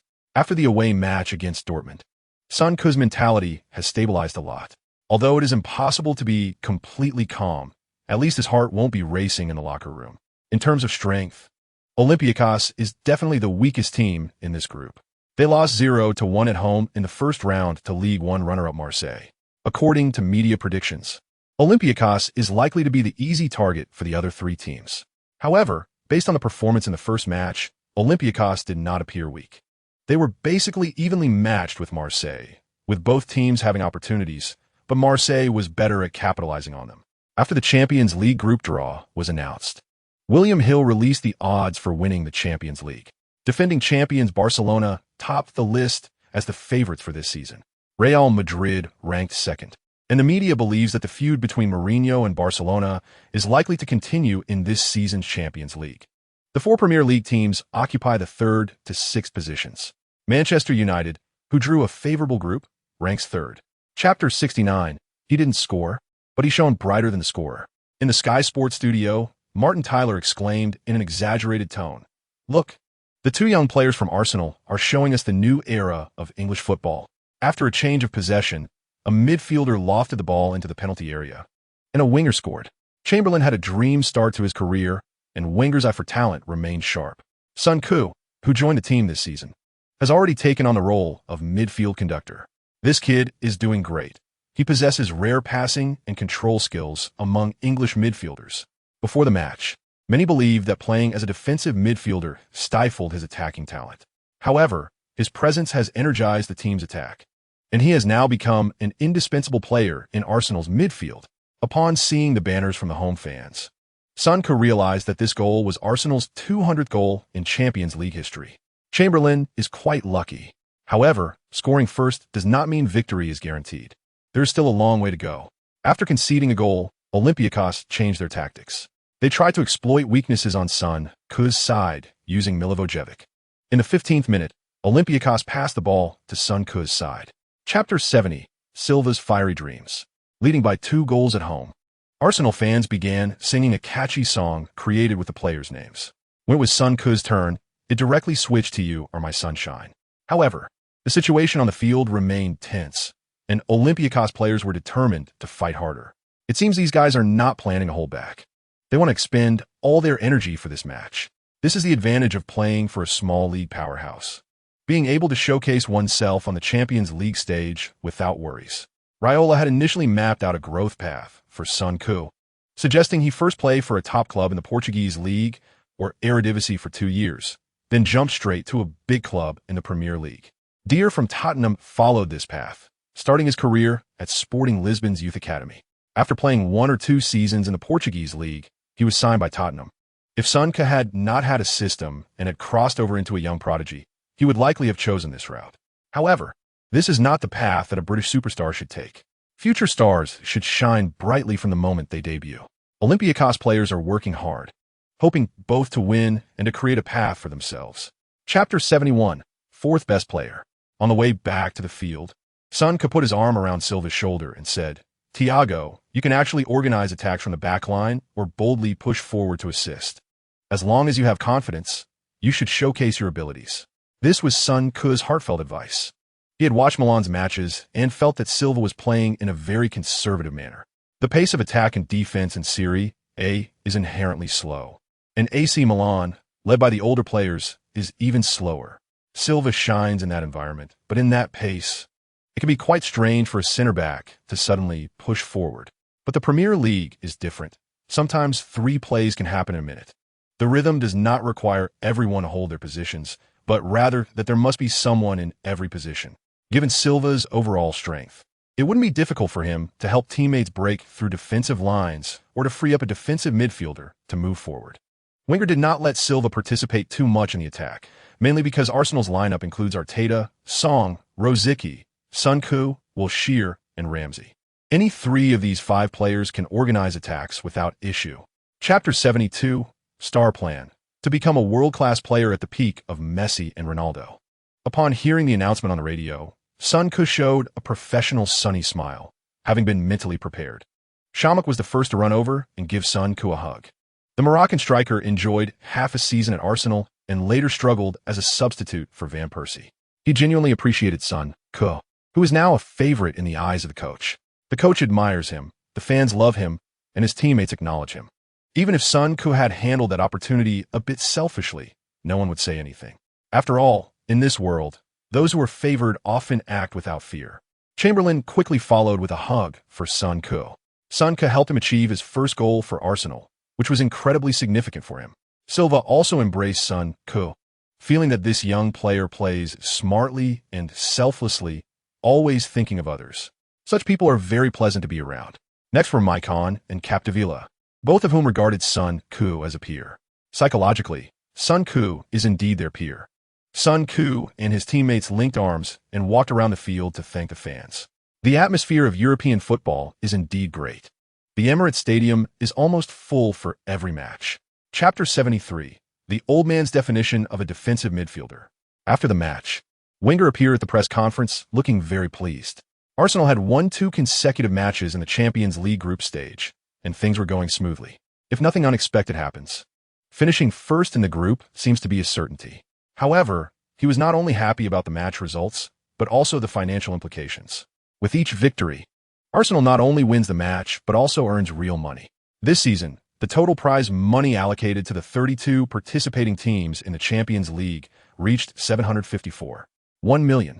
All teams participating in the group stage will receive at least $2 million in prize money. Moreover, each participating team can earn corresponding prize money based on the results of each match, with 800,000 for a win and 400,000 for a draw. After 2 matches, the old man has earned nearly €9 million for the club. To repay the debt, they are relying on the Champions League bonus. However, to maintain the league's basic structure, they cannot field all their main players in the Champions League during a week with double matches. This situation tests a head coach's micromanagement skills. The good news is that Arsenal has won most of their matches.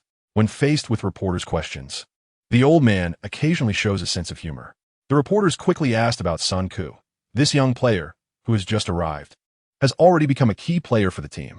In the matches he has played, the team has maintained an unbeaten record of 6 wins and 1 draw. What do you think of this player's performance? Chapter 74.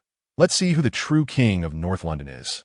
As a global financial center, London is the city with the most museums, libraries, cinemas, theaters, stadiums, and 5-star hotels in the world. It has always been a symbol of wealth and prosperity.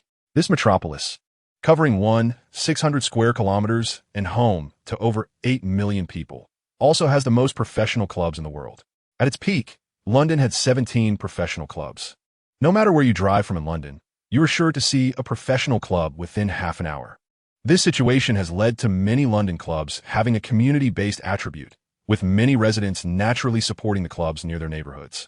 Chelsea reigns in the affluent Fulham area, while Fulham itself has fluctuated between the top and lower leagues. In this 14 square kilometer area, there is also a club called Queen's Park Rangers. With Queen's Park Rangers promoted last season, all 3 clubs in the area are now in the top league. It is not easy for 3 clubs to coexist in such a small area. North London has only 2 clubs, yet they have been in conflict for nearly a century in a larger area. Chapter 75. With Son Koo, will fans still remember Fabregas? Before the match, Van Persie specifically reminded Son Koo, be sure to warm up properly, as this match will enter a high-speed state from the first second. Son Koo patted his chest and gave a thumbs up to the opponent. Van Persie leaned closer to Son Koo and whispered, their 2 center-backs move slowly. So if you get the ball on the right side, try to make a diagonal pass through the gap between the 2 center-backs. I will make a diagonal run from the left side to intercept. Son Koo nodded. If the opportunity arises, I will give it a try. Since the start of this season, the Dutch striker's desire to score has skyrocketed. However, Son Koo feels that while the idea is good, reality is tough. The 2 center-backs of Tottenham are not fast, but Walker and Hector are like sports cars as fullbacks. Honestly, this match is tough to play. Tottenham's 4 fast players are somewhat challenging. Plus, with Modric, a master of passing and control, it's hard to predict the outcome. He looked at the 4 midfielders at Tottenham and noticed an interesting phenomenon. All 4 of them are temperature signings. There's nothing to be done. Missing out is the main theme of life. Chapter 76. Youngsters make a splash. Wenger showcases classic moments. On the field, Son Koo smiled and high-fived his teammates. Although most of the players chosen by the old man are fragile, their football IQ is truly high. Even the brainless little tiger displayed impressive skills in unfamiliar areas. This kid doesn't have a comprehensive understanding of the game, but he often shines in small areas.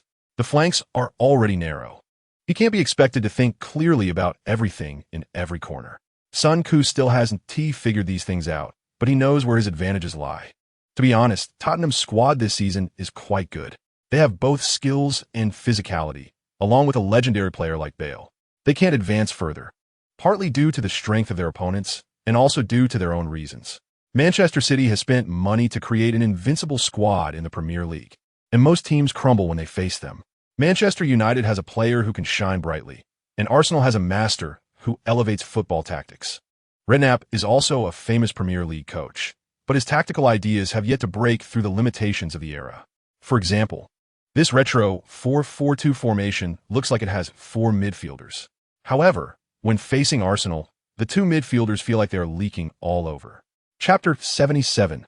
Free kick strikes. Time is running out for Tottenham. In the remaining time of the first half, Tottenham attacked Gibbs on the right flank. Gibbs's emotions were clearly affected, and his defense felt like playing a game of heartbeat. Fortunately, Arsenal now has the experienced and top-class Silva to stabilize the situation in the last 10 minutes of the first half. In the locker room, both Van Persie and Silva were somewhat unhappy. Clearly, the situation was favorable, but a penalty was handed to the opponent by a teammate. However, being unhappy is one thing. Keeping emotions in check is another. After all, they still have to work together, and one mistake cannot negate a person. Besides, even if it were to be negated, that would be the coach's decision. Seeing that everyone was almost rested, Wenger made some adjustments based on the first half situation. First, we need to control the ball.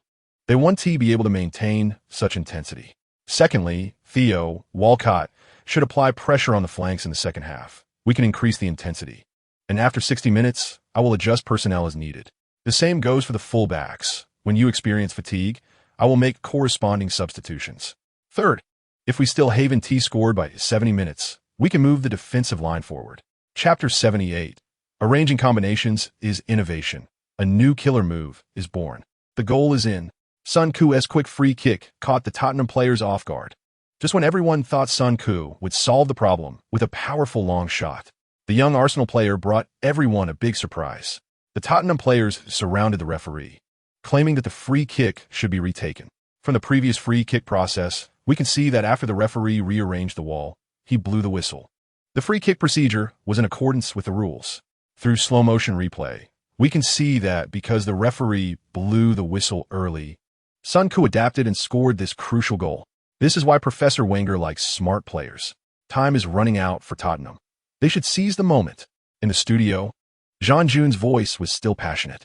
After the restart, the Tottenham players kicked the ball into the penalty area. Arsenal cleared it, and Tottenham kicked it back in. This scene continued for 2 or 3 rounds until Arsenal regained possession. Next, Spurs fans could only watch helplessly as Arsenal players showed off their skills on the field. As the stoppage time came to an end, the referee immediately blew the whistle to signal the end of the match. Chapter 79. Arsenal's new talent turns out to be a rich kid. Redknapp had just left when reporters rushed to relay his words to Wenger. Since Wenger would find out sooner or later, it was better to let him know directly. The verbal sparring could continue another round. As expected, Wenger did not disappoint. Upon hearing Redknapp's comments, he calmly said, "That goal can bring a lot to a head coach, but unfortunately," he concluded that the referee should follow the rules and blow the whistle accordingly. Pavlov's experiment made dogs salivate at the sound of a bell. But the biggest difference between humans and animals is that humans can control themselves. Without violating the rules, the penalty taker's task is to use all favorable conditions to score, not to retreat the moment the whistle blows. Regarding Son Koo's little actions, I think Redknapp said that because Son Koo did not make Gareth run. Redknapp believed Spurs had a chance to win, perhaps because he thought his team's advantages were not fully utilized. He probably did not consider that some advantages he believed in might not be realized most of the time. That is his problem. We are not responsible for their poor condition. Chapter 80. The England coach wants to try young players. As soon as the report from the Sun came out, Son Koo noticed that his teammates looked at him differently. His teammates began to ask about real estate, especially Van Persie, Walcott, Arteta, Rosicky, and Silva, who were all wealthy. These players had various ways of managing their finances, but the returns were just average. Professional players have a short working life, but they generally only get 1 day off a week. With so much pressure, who the hell would study obscure fields? Of course, they would rather enjoy life, especially Walcott, who had over £1 million sitting in his account and didn't know what to do with it. Their agents were decent, but one should never underestimate human greed. Compared to their agents, everyone naturally trusted this rich kid beside them more.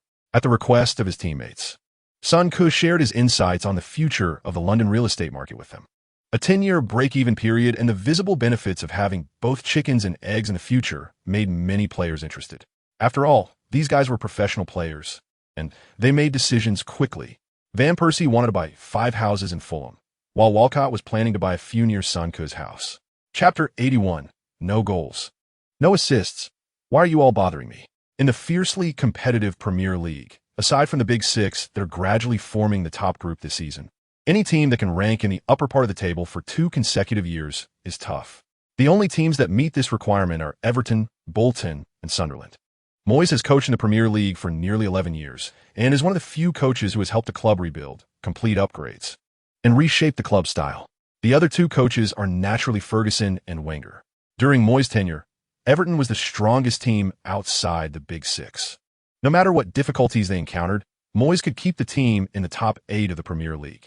If he hadn't taken over a Manchester United team filled with aging key players, he might have been a legendary coach of this era. Allardyce's Bolton, under tight transfer budgets that might not allow them to buy Son Koo, still managed to rank in the top 8 for 2 consecutive seasons. The club was too stingy, and after Allardyce left at the end of last season, Bolton quickly became the bottom team in the league. Sunderland's coach, Bruce, is also an impressive figure. He led this relatively average team in terms of reputation and finances to finish 9th in the Premier League for 2 consecutive seasons. Chapter 82. The tactics practiced hundreds of times should be used now. In the 31st minute, Sunderland fought physically and reached the front field. They passed the ball through a few concise passes to Larsson on the left. Arteta sprinted back from the front to create a barrier in front of the defense. Son Koo was vying for position with callback while observing the opponent's movements. Larsson suddenly crossed the ball from a 45-degree angle, and Arteta immediately jumped to intercept. However, the ball accidentally hit Arteta's hand. The referee's whistle immediately blew. Free kick. The players from both sides quickly gathered in Arsenal's penalty area, and Sunderland's 2 towering players displayed their intimidation. Son Koo was assigned to mark Sunderland's captain, Catmore, who was not technically refined but physically strong and had tremendous fighting spirit. A typical bulldog-type midfielder. As the referee's whistle sounded, both teams immediately began to grapple. Son Koo steadied his stance, gritting his teeth to hold his position. Just when everyone thought Larsson would lift the ball into the penalty area, he suddenly struck towards a near post. This shot was both powerful and tricky, hitting the target from a tight angle. Chapter 83. A celestial strike. When Capdevila kicked the ball toward him, Son Koo realized that the pass was low. So, he bent down hard and leaned back. If he sent the ball back to the sideline, it would be embarrassing. Son Koo tried to find the feeling he had during training and forcefully headed the ball toward the back post. That was all he could do. Silva would have to take care of the rest. Everyone is human. No matter how smooth the tactics are practiced, there will always be flaws in execution during a match. At the moment he headed the ball backward, Son Koo silently chanted, "Thiago, it's up to you." But the next moment, the entire Emirates Stadium erupted. Son Koo turned to look and couldn't help but shout, "Holy crap." The ball he headed out drew a parabolic curve with a sideways spin, heading straight for the far corner of the goal. Goalkeeper Mignolet hurriedly moved toward the far post, but he couldn't outpace the ball. In just a second, the ball seemed ready to curl into the net. Mignolet, in a moment of desperation, leaped and reached back to catch it. He missed. The defending player at the back post jumped high, and the ball flew into the net over his head. Yeah, at this moment, the entire stadium erupted once again. Chapter 84. New task, Halfway Champions. Mainline task released. Task name, Halfway Champions. Task reward, Stamina Recovery Package. Friendly reminder. Mainline tasks often hold significant importance, so the host must complete them with full effort. Son Koo did not expect the system to issue a task at this moment. Moreover, he even gave himself a hint. In fact, without the system's prompt, just by hearing the name of the reward, Son Koo could feel that the reward was extraordinary. For a Premier League powerhouse like Arsenal, even if they play poorly every season, they still have a minimum of 50 matches. If he can maintain stable performance and gradually improve, he could become the Prince of Arsenal. Although he is not from the club's youth training, at least he has a local registration. As long as he doesn't encounter a week with 2 matches, he should be able to play in every game. Given the intensity of the Premier League and the Champions League, by the end of the season, he would need at least a week to recover. As he ages, the recovery time will definitely slow down until he can no longer bear the burden and retires in place. If he encounters injuries, wouldn't his career be even shorter? In the era of the rivalry between Manchester United and Arsenal, the outcomes were usually apparent by Christmas, determining life and death in the month when the Champions League knockout stage begins. Why? Because the schedule in England is simply too dense. To accommodate international match days and winter breaks, the Premier League has no winter break in winter. Chapter 85. Wenger. If we must compare, 19-year-old Son Koo is better. Upon seeing that Wenger had finished his output, the second reporter quickly shifted the topic to the goal that influenced the game's progress.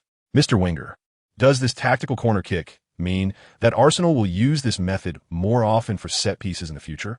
Wenger smiled faintly. This was an accident. A few players discussed some tactics during the international match break and practiced it repeatedly for a while.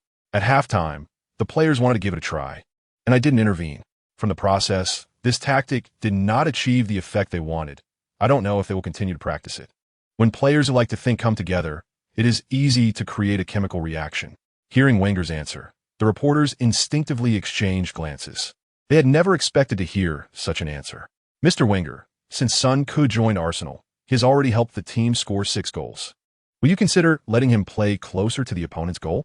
After a few seconds of silence, the third reporter began to rephrase the question. Wenger immediately corrected him. Not only 6 goals, but also 6 assists, an average of 8 interceptions, nearly 3 tackles, an 88% success rate for short passes, nearly 90% from medium to long-range passes, and an average running distance of 12,000 meters. Chapter 86, coming off the bench. A pass breaks through Marseille's defense. October 20th. Stade Velodrome. Wenger sat seriously on the bench, while Son could watch the old man's expression from the substitutes bench. It was obvious that the old man hated everything related to Marseille. The feud between Wenger and Marseille dates back many years to when he had coached Nancy for 3 years and Monaco offered him a contract. To everyone's delight, Wenger led the team to win the League One championship in his first season, although Wenger turned Monaco from a 5th-place team into a title contender. That era did not belong to Arsenal. Marseille at that time was like a monstrous cancer, poaching players from Monaco, buying off referees. They won 4 consecutive League One titles and lifted the Champions League trophy. Sonka had read Wenger's autobiography, where the old man publicly confronted and caught an insider after a match. Wenger is a principled man. He didn't expose the insider, because doing so would only ruin the player without any meaningful impact. He couldn't topple the deeply entrenched Marseille in League One. Later, Marseille's wrongdoings were exposed, but the damage to Monaco and Wenger was already irreparable. Meanwhile, sitting on the substitutes bench, Sonku felt a mix of laughter and tears. Not because he was not included in the starting lineup. Chapter 87, securing the Champions League, preparing for Sky City. In the moment when Van Persie and Arsène formed a dual attack, all the fans in the stadium stood up. The Marseille fans nervously watched the field. Mandanda, who had made 2 brilliant saves, was their only hope. Arsenal fans had already raised their hands. The team's performance this season far exceeded their expectations. If they could score a last-minute winner against their opponents, Arsenal would achieve 4 consecutive wins across all competitions. In the penalty area, Arsène and Van Persie both rushed towards the ball. Arsène got to the ball first. He feigned a shot, and the agile Mandanda immediately sprang up. Arsène quickly changed from a shot to controlling the ball, dribbling to the right. Sonka raised his arms. This ball is in, but the next moment, an unexpected scene unfolded on the field. The one causing the surprise was not goalkeeper Mandanda, but Van Persie. The Dutch striker, eager to score, suddenly lost his mind at the moment Arsène faced an open goal, snatching the ball from Arsène's feet. Sonka was also taken aback. This guy wanted to score so badly that he stole his teammate's ball. To know, the poor Tsar had only 1 goal this season, and the pressure was immense. Chapter 88, a cannon shot. So what if it's Sky City? October 23rd, Emirates Stadium. Arsenal welcomed their longtime nemesis, Stoke City, known as Sky City. This team, which doesn't have many highlights in the history of English football, reached the peak of its club history in the 21st century. The reason this team gained attention in England is due to their extremely brutal English style. Their coach, Pulis, after leading the team to promotion to the Premier League, realized that the team's slight influence couldn't attract players to help them avoid relegation. After much thought, Pulis decided to do something different and build an extreme team. He recruited a group of big, strong men to create a team focused on fierce tackles and long balls. After entering the Premier League, the team surprisingly secured safety early in their first season, finishing in 12th place. In the following seasons, Pulis continuously solidified the team's style of play. Not to mention Arsenal. Any team in the Premier League finds it troublesome to face Stoke City. To consolidate their advantage, Stoke City transformed their home ground, the Britannia Stadium, into the most intimidating home ground in the Premier League. Chapter 89 let the opponents see Arsenal's corner kick tactics. After a round of celebration, the Arsenal players quickly returned to their positions. Everyone knew that today's match would not be so simple. Stoke City, known for both the Sky City and Arsenal's Nemesis titles, gained fame due to their particularly good record against Arsenal during the few seasons they first promoted to the Premier League. Of course, this good record mostly came from just 2 matches a season, with the final outcome being roughly even. The reason for such a catchy title is simply that Arsenal crushes most lower mid-table teams. On the sidelines, Wenger looked serious as he watched the field. He knew very well that his players would face a challenge in the upcoming match. The opponents would bring out their two killer moves, high balls and intense physical confrontations. Sure enough, after the match resumed, the Stoke City players charged onto the field like they had just escaped from a mental institution, colliding with anyone in their way. Whenever there was an opportunity, they would launch a full-force sliding tackle. Over a year ago, it was Shawcross's vicious tackle that left Ramsey severely injured, sidelining him for nearly a year. Before today's match, Shawcross even came over to greet Ramsey. It's hard to say how others would view this, but if it were Son Koo, he would probably focus on recovering after an injury. Chapter 90. Do the teams that didn't grab Son Koo regret it? Arsenal players communicated through glances and took their positions. Unlike their previous corner kick tactics, this time, all teammates were involved. They had practiced together and developed several plays. Seeing Capdevila standing near the corner flag, the Stoke City players laughed. To them, the Arsenal team looked like they were putting on a monkey show. The Stoke City players tightly guarded the penalty area, leaving only Delap to interfere. From the away team's perspective, they looked down on any Arsenal crosses or long shots. The corner kick tactics, in essence, were all about delivering the ball into the penalty area to be headed in. Want to use your feet?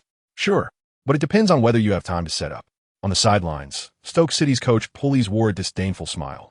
The corner kick tactics were just about surprise. In the end, didn't they still have to smash the ball into the goal?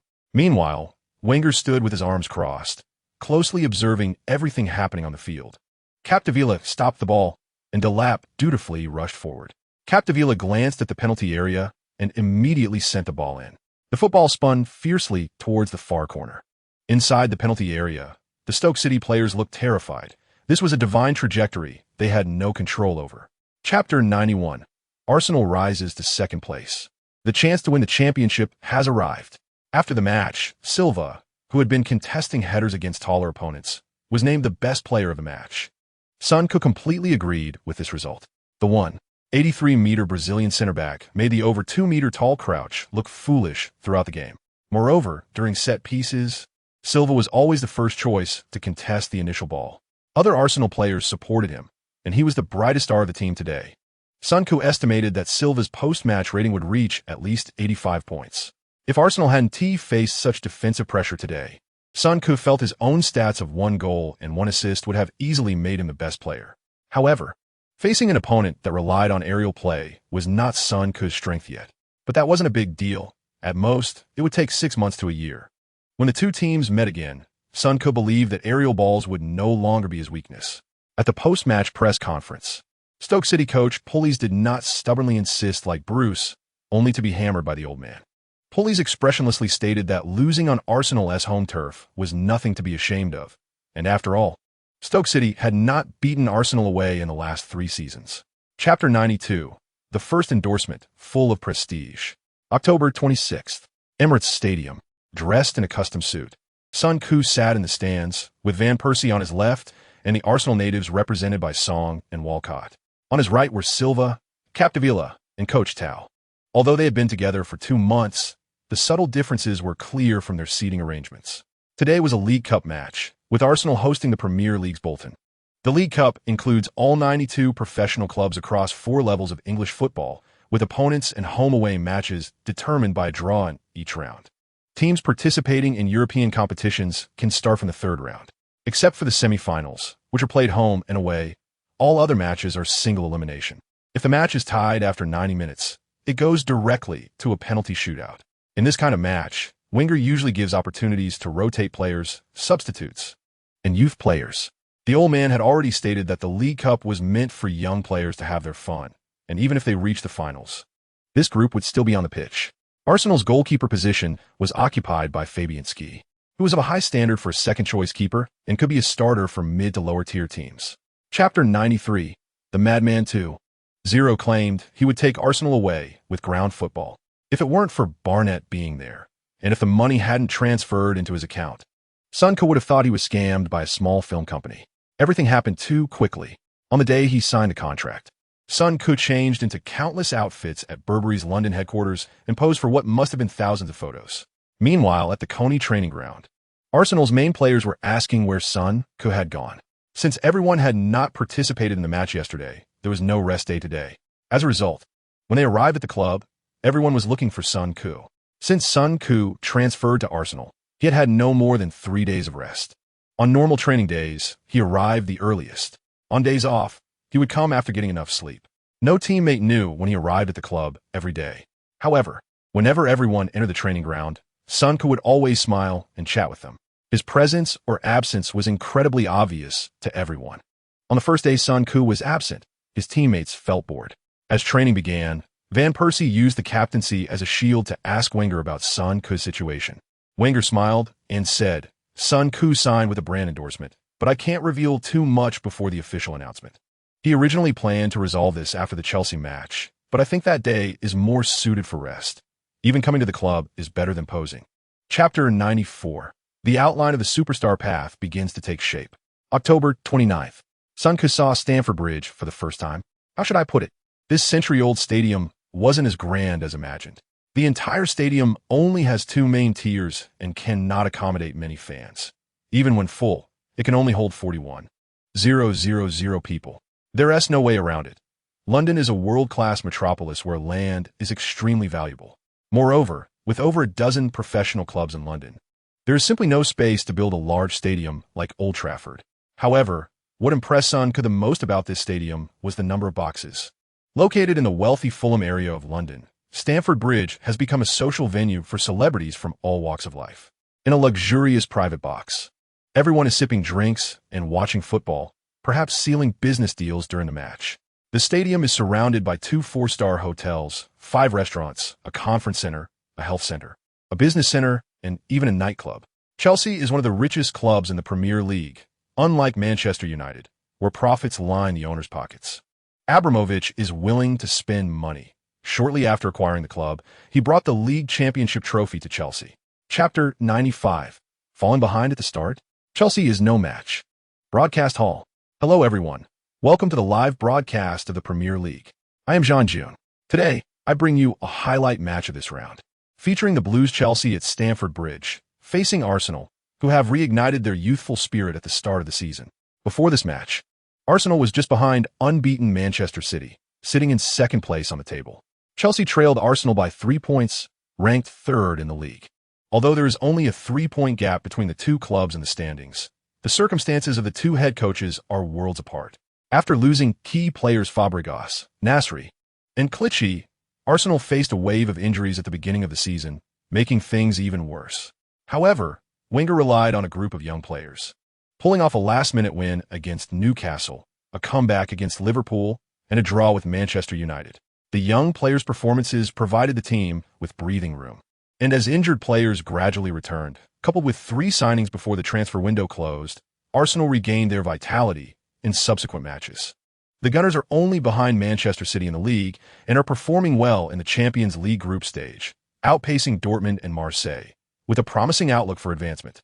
Chapter 96. Both stars shine? Here's a cloud-piercing arrow for you. Stamford Bridge Stadium. Lampard is shining. After scoring, he raises his arms in triumph, accepted by the adoring crowd, making the scene resemble that of a war god.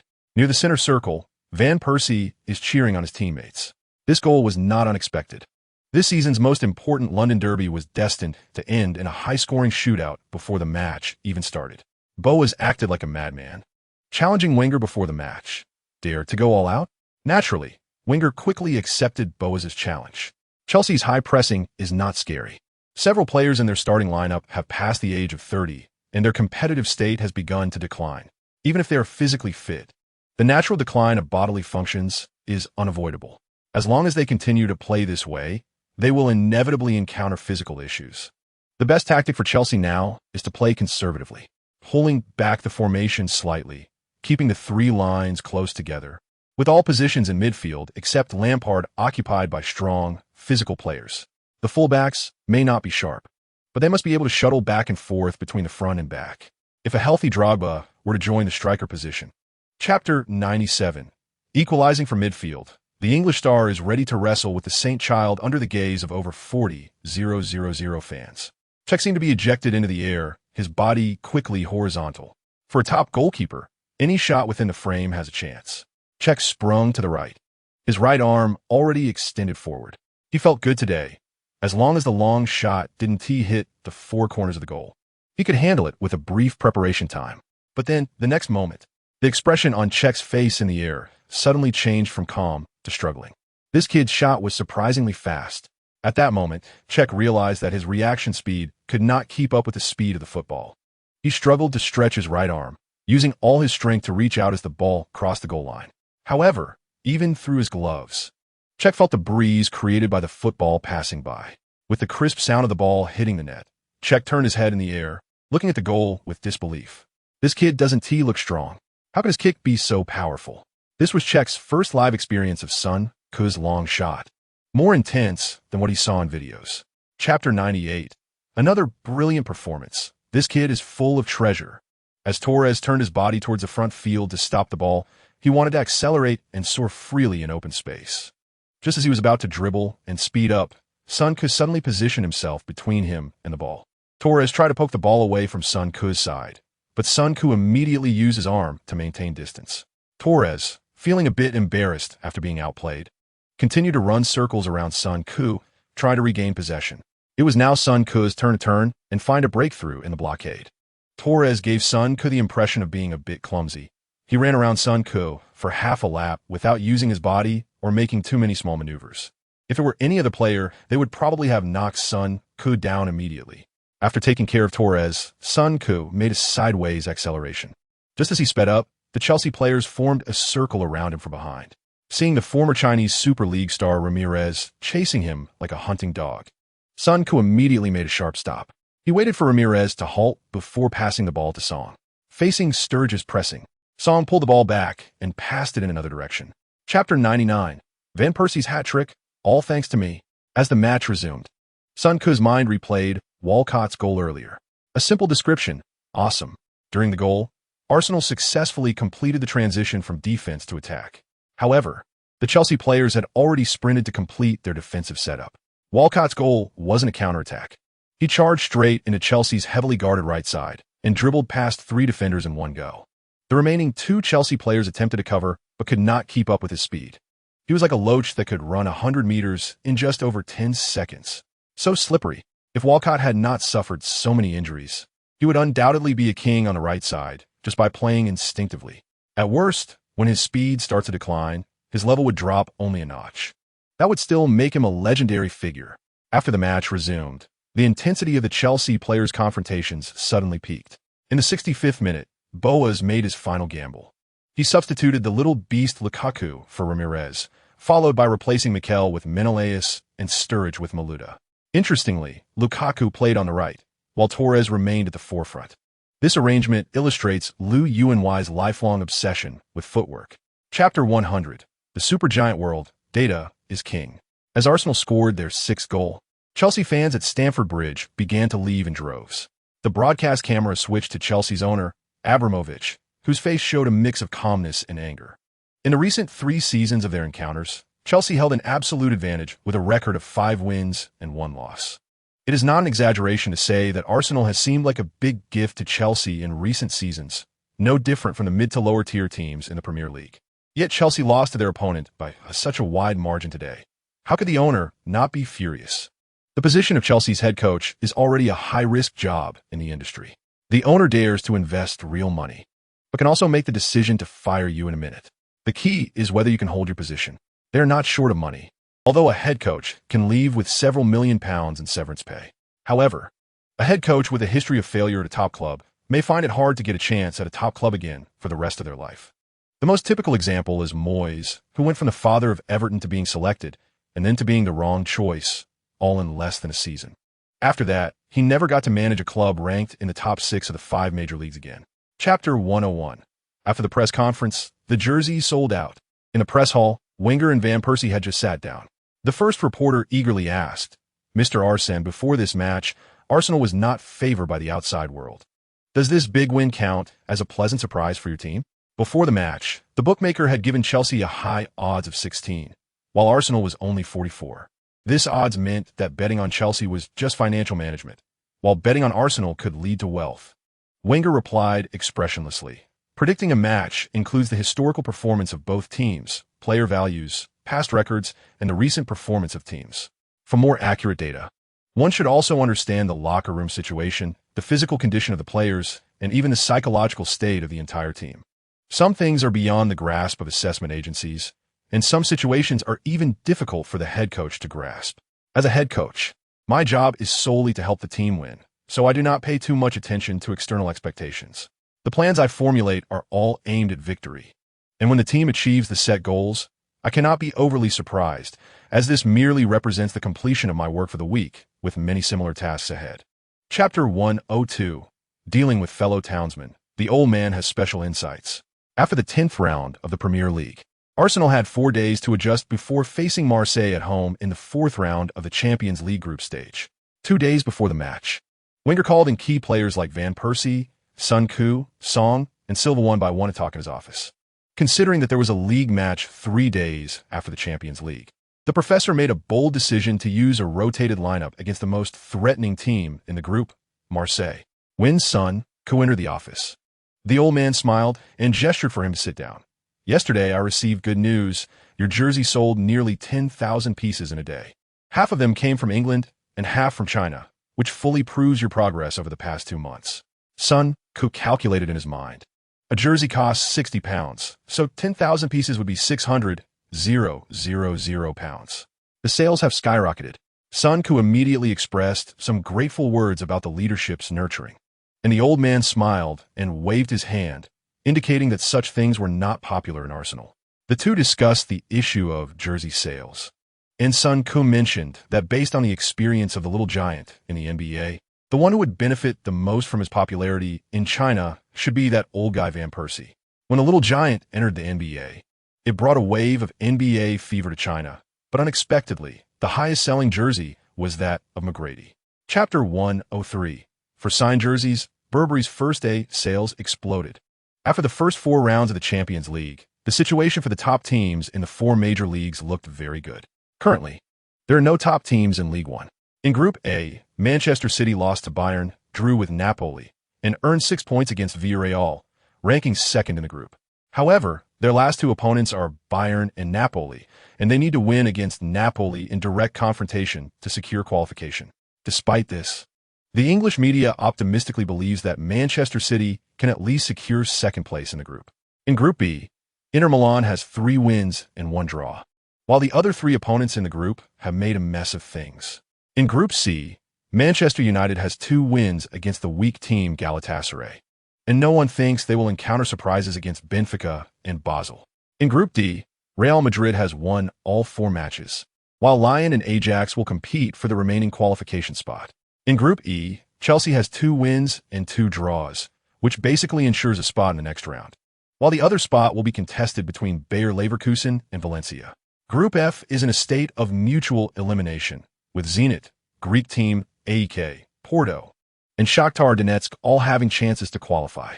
In Group G, Barcelona has 3 wins and 1 draw, while AC Milan has 2 wins and 2 draws. And the 2 teams will face off directly at San Siro. Chapter 104. Premier League's 6 consecutive wins. Bayern sneakily contacting. On November 5th, Arsenal welcomed West Bromwich, a mid to lower tier team, to the Emirates Stadium.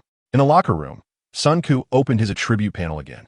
Shooting 61, ball control 74, dribbling 72, passing 81, long shot 100, heading 69, set pieces 62, explosiveness 72, speed 71, strength 71, jumping 70, balance 72, stamina 88, tackling 70, sliding tackle 70, anticipation 100, off-the-ball movement 66, creativity 65, vision 65. Tips.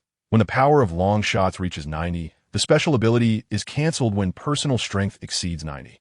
Skills. Master organizer. Overall evaluation. Notable Premier League player. Points balance. 1,500. After more than half a year of training and high-intensity match practice, the data is skyrocketing. However, it still feels a bit slow. With his current ability, he is the core of today's opponent's lineup. But Sun Koo is already somewhat dissatisfied with the status quo. At this growth rate, when can he become a star of the British Empire? This notable evaluation has remained unchanged for how many days now? After thinking it over, there aren't many good methods. He can only take it slow, encountering weak teams to take more shots, and against strong teams to rack up assists. Chapter 105. The divine forward has lost his magic. Need to work hard. The private contact from Bayern did not stir a ripple in Sun Ku's heart. On the contrary, he felt quite pleased.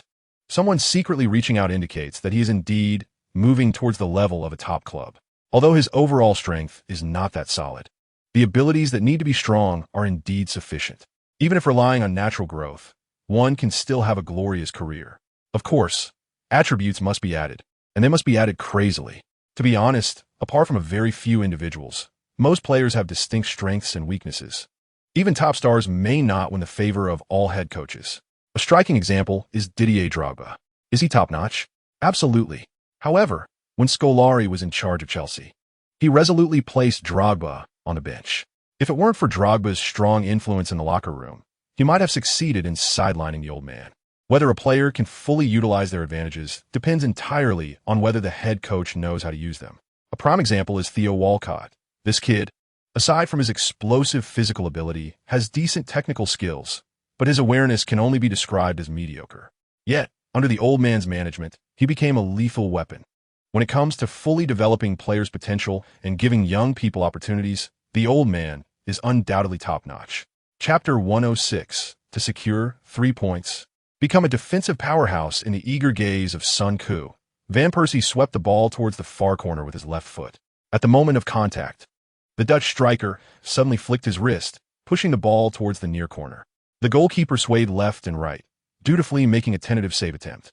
As the ball drilled into the bottom left corner of the goal, the away fans erupted in enthusiastic cheers.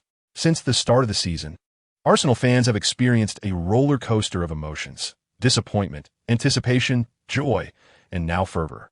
This is especially evident in their away performances. From feeling uneasy against Newcastle at the beginning of the season, to being cautious against Manchester United, to now giving their all. Every detail reflects the transformation of this team.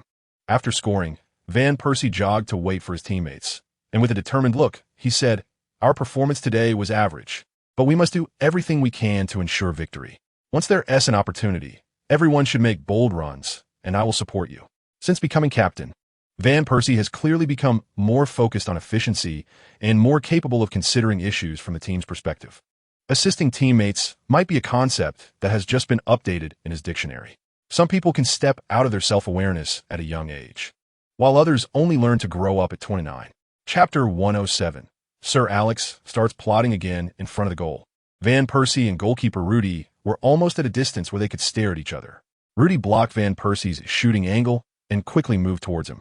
If Van Persie didn't tee-act soon, he would lose the chance to shoot.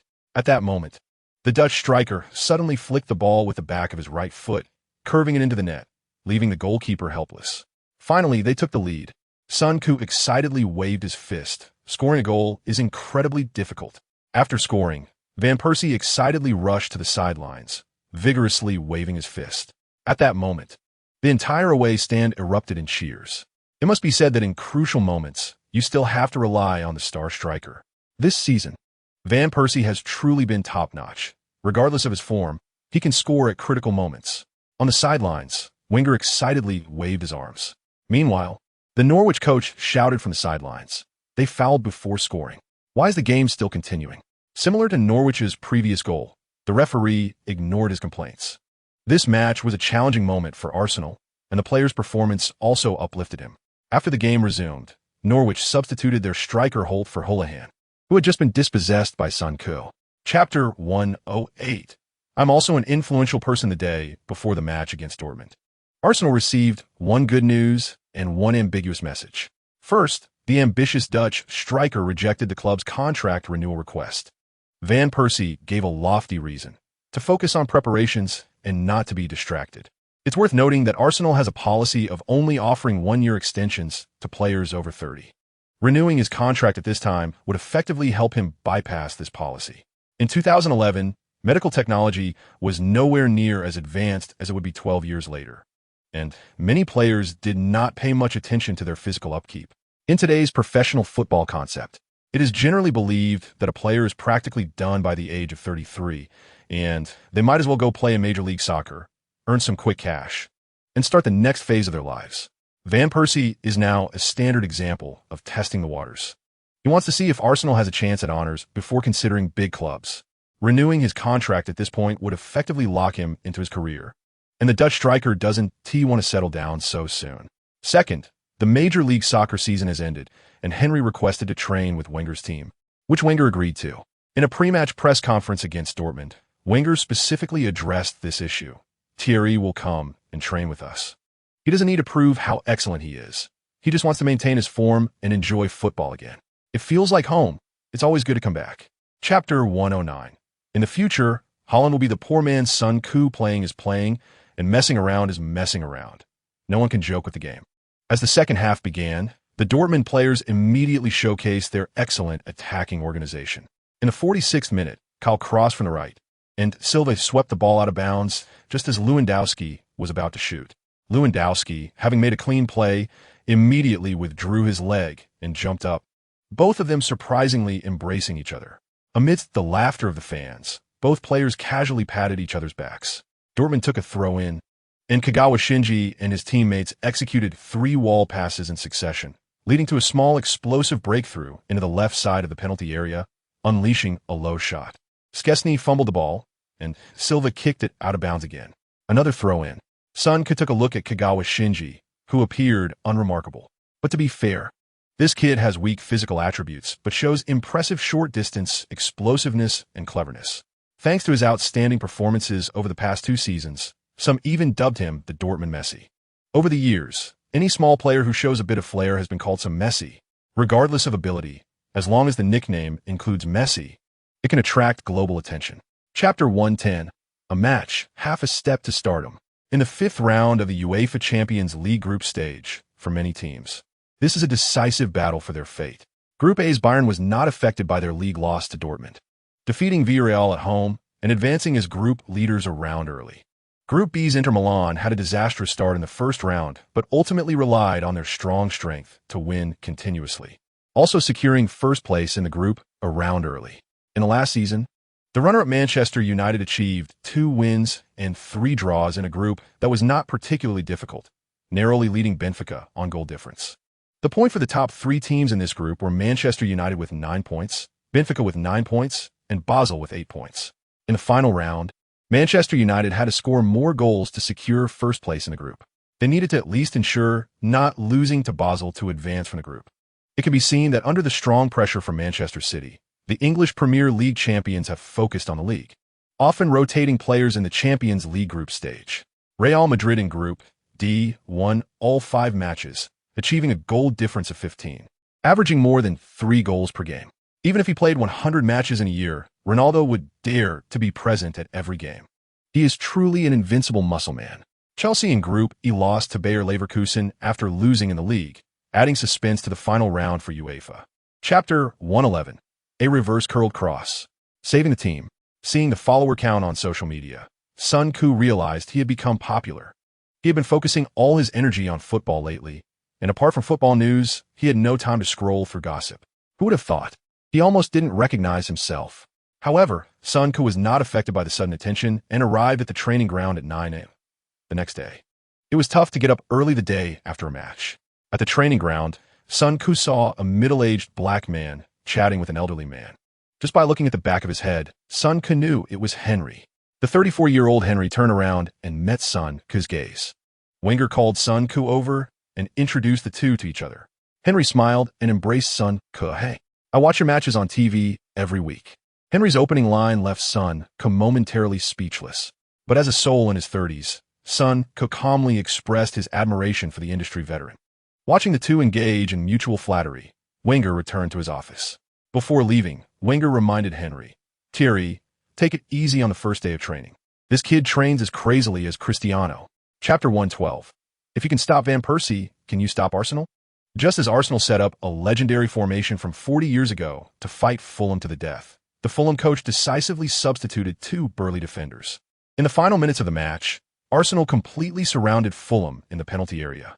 Fulham had 1 player pressuring in midfield, while the rest retreated to the penalty area. No matter how Arsenal attempted through balls, lofted passes, or long shots, Fulham players managed to kick the ball out.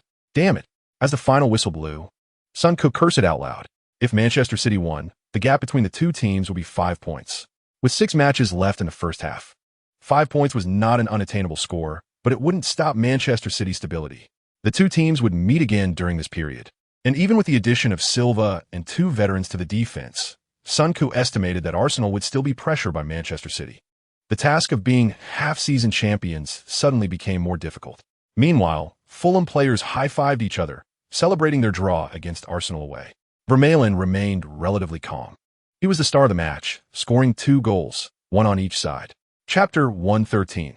The Manchester Giants exit the group stage, and the league is still intact. At halftime, Arsenal returned to the locker room with a 2-goal lead. With such results, the atmosphere in the locker room was naturally joyous. As the second half began, Wigan Athletics coach substituted 2 attacking players in quick succession. There was no choice playing at home. Wigan could not sit back and wait under the watchful eyes of their fans. As it turned out, this was a good strategy. After strengthening their attack, Wigan improved their performance on the field and created a few threats for Arsenal. But this running and gunning tactic was Arsenal's specialty. Wigan's coach, Martinez, was a Spanish manager, and the tactics he built for the team were technical football. The team was jokingly referred to by the English media as Arsenal's reserve team. However, given Wigan's players' level, it was evidently difficult to play beautiful football, and they often imitated Arsenal. As the saying goes, those who learn from me live, while those who imitate me die. Wigan looked good in the back-and-forth exchanges, but the results were not satisfactory. In the 60th minute, Van Persie moved out of the penalty area and made several short passes with Arteta and Song. Wigan's defenders were unsure whether to stand still or move. Chapter 114. Can even a scissor kick score? Arsenal's poor performance in the Champions League group stage did not affect the team's morale. On the contrary, even the rotated players believed they were of Champions League caliber. Though they had lost 2 consecutive matches, they showed tremendous resilience. If this lineup were to form a team to compete in the Premier League, securing safety would be no problem. And they might even push into the upper half of the table. This was quite impressive. Looking at the Premier League, only the Manchester Giants, Arsenal, and Chelsea have a rotational lineup that can reach this level. Liverpool is also decent, but if their main lineup falls out of the top 6, it will be a joke for their substitutes to break into the top 10. Newcastle has a half lineup, and teams of this type usually collapse in their second season after qualifying for the Champions League. There's no other way. The schedule is too tight, and they lack the capacity. As for Tottenham, they're a different team without Bale. Interestingly, this season, there are 5 London teams in the Premier League. Arsenal and the 3 teams from the Fulham area have a decent relationship. Even with their main rival Chelsea, the fans can barely coexist peacefully after matches. Only Tottenham is not favored by Arsenal fans. Chapter 115. Mancini's defense cracks. The opportunity for the fishermen to gain. Amidst deafening cheers, Sonku saw the score change on the electronic timer. 10. Did I score that goal? Sonku wasn't sure. He remembered Van Persie rushing in first, pressing down on him. Then, at the moment when his teammates piled on, Sonku rolled away to avoid the pressure. His teammates were all on Van Persie, making Sonku unsure of who actually scored. But it went in. Beautiful. After getting up, Sonku hugged his teammates one by one. He really wanted to ask if that goal was his, but admitting that would mean he was unsure. That felt a bit embarrassing. No worries. After the match, he would watch the video. The atmosphere must be maintained. The Arsenal players on the field are very excited, each looking as if they have just scored a goal. Sonku also has no intention of guessing anymore. Let's get the game done first. In the broadcasting hall, Jean-Jun looked at Sonku's calm expression and said with a smile. After scoring, Sonku appeared very composed, while his teammates seemed even more excited. Since joining Arsenal half a season ago, the progress of this young player is evident. He is indeed a player with a big heart. Chapter 116. Manchester City has financial power. I have a system. Bring it on. Under pressure from being eliminated from the Champions League and losing in the league, Mancini finally hit back at Ferguson. In an interview, he said, I didn't expect that after losing just 1 league match, we will be considered a second-rate team in the eyes of some people. It seems that the 6-1 victory has become something from 100 years ago. Regardless, we are still the most competitive team in the league. Our biggest advantage is that we can defeat all title rivals in direct confrontations. That is beyond doubt. Facing Mancini's retort, Ferguson scoffed. He is too full of himself. Such an attitude is quite ridiculous to me. He hasn't proven himself in England yet and already thinks he can take down all opponents in direct confrontations. I think the first thing he needs to do is teach his players how to wear training shirts. A head coach should also make players understand how to prevent fires at home. Ferguson was referring to Balotelli, a talented player who has made many coaches feel a headache. Balotelli once performed an incredible single-handed turn and shot during the summer training matches. Chapter 117. Balotelli defends me? Manchester City looks down on people. Before the match began, Son glanced at Manchester City's lineup to relieve his pressure. To be honest, it's top-notch. This lineup is absolutely top-tier in this season's Premier League. If placed 12 years later, the bench would have 9 substitute players, with 5 players that can be swapped. Manchester City is absolutely invincible, just by filling in players. They could easily overwhelm Arsenal. If they had 5 substitutions, then Walcott and Theo would be useless. On the right-back position, there's Richards, who was called the answer for England's team for the next decade. This guy's like a buffalo, apart from not being flexible in body and mind. He has no other flaws. His competitor, Zabaleta, is the captain of the Argentine U-20 World Cup winning team, who won an Olympic gold medal with Messi. This guy, along with Mascherano, turned the Argentine team into a defensively solid squad in the 2014 World Cup. On the left-back position, there are Clichy and Kolarov, one a former Arsenal starter from France, the other a powerful striker from Lazio. If these 4 players were to rotate, Walcott could probably be taken down dozens of times in one match. In midfield, on Son's side, are Barry and Milner, both tough guys who can fight and have good passing abilities. Chapter 118. The experience card cannot be wasted. It must be fully utilized. Under everyone's gaze, Son forcefully headed the ball at the near post. The football traced a parabola, flying towards the far corner of the goal. Facing this tricky header, Hart's first reaction was to turn and look at Zabaleta at the back post. Zabaleta jumped high, but there was no way he could touch the ball. As the football flew into the net over his head, the away fans erupted into hysterical cheers. 10. Son swung his right fist vigorously, and his teammates immediately rushed over, excitedly patting him. In the broadcasting hall, beautiful. Son's header helps Arsenal take the lead. Although Arsenal was somewhat passive in the opening stages, they scored the first goal. After winning a corner, Son exchanged a few words with Arteta, but it did not attract the attention of the Manchester City players. Balotelli's concentration was lacking, and his defensive misplacement allowed Son to complete a favorable header without interference. Manchester City's poor form continued, and the professor should be very satisfied with this goal. This is Son's 12th goal in the league, along with 11 assists. Chapter 119. A person like Jade on the road, a young master without equal. Kaka walks. In the locker room, the playful banter between Son and the older players made the younger players envious. In a team, some young players may stay on the first team for 3 or 4 years, and in the eyes of older players, they are still considered juniors. For example, Ramsey started mingling with the first team at 18, yet after 3 or 4 years, he still couldn't integrate into the older players' circle.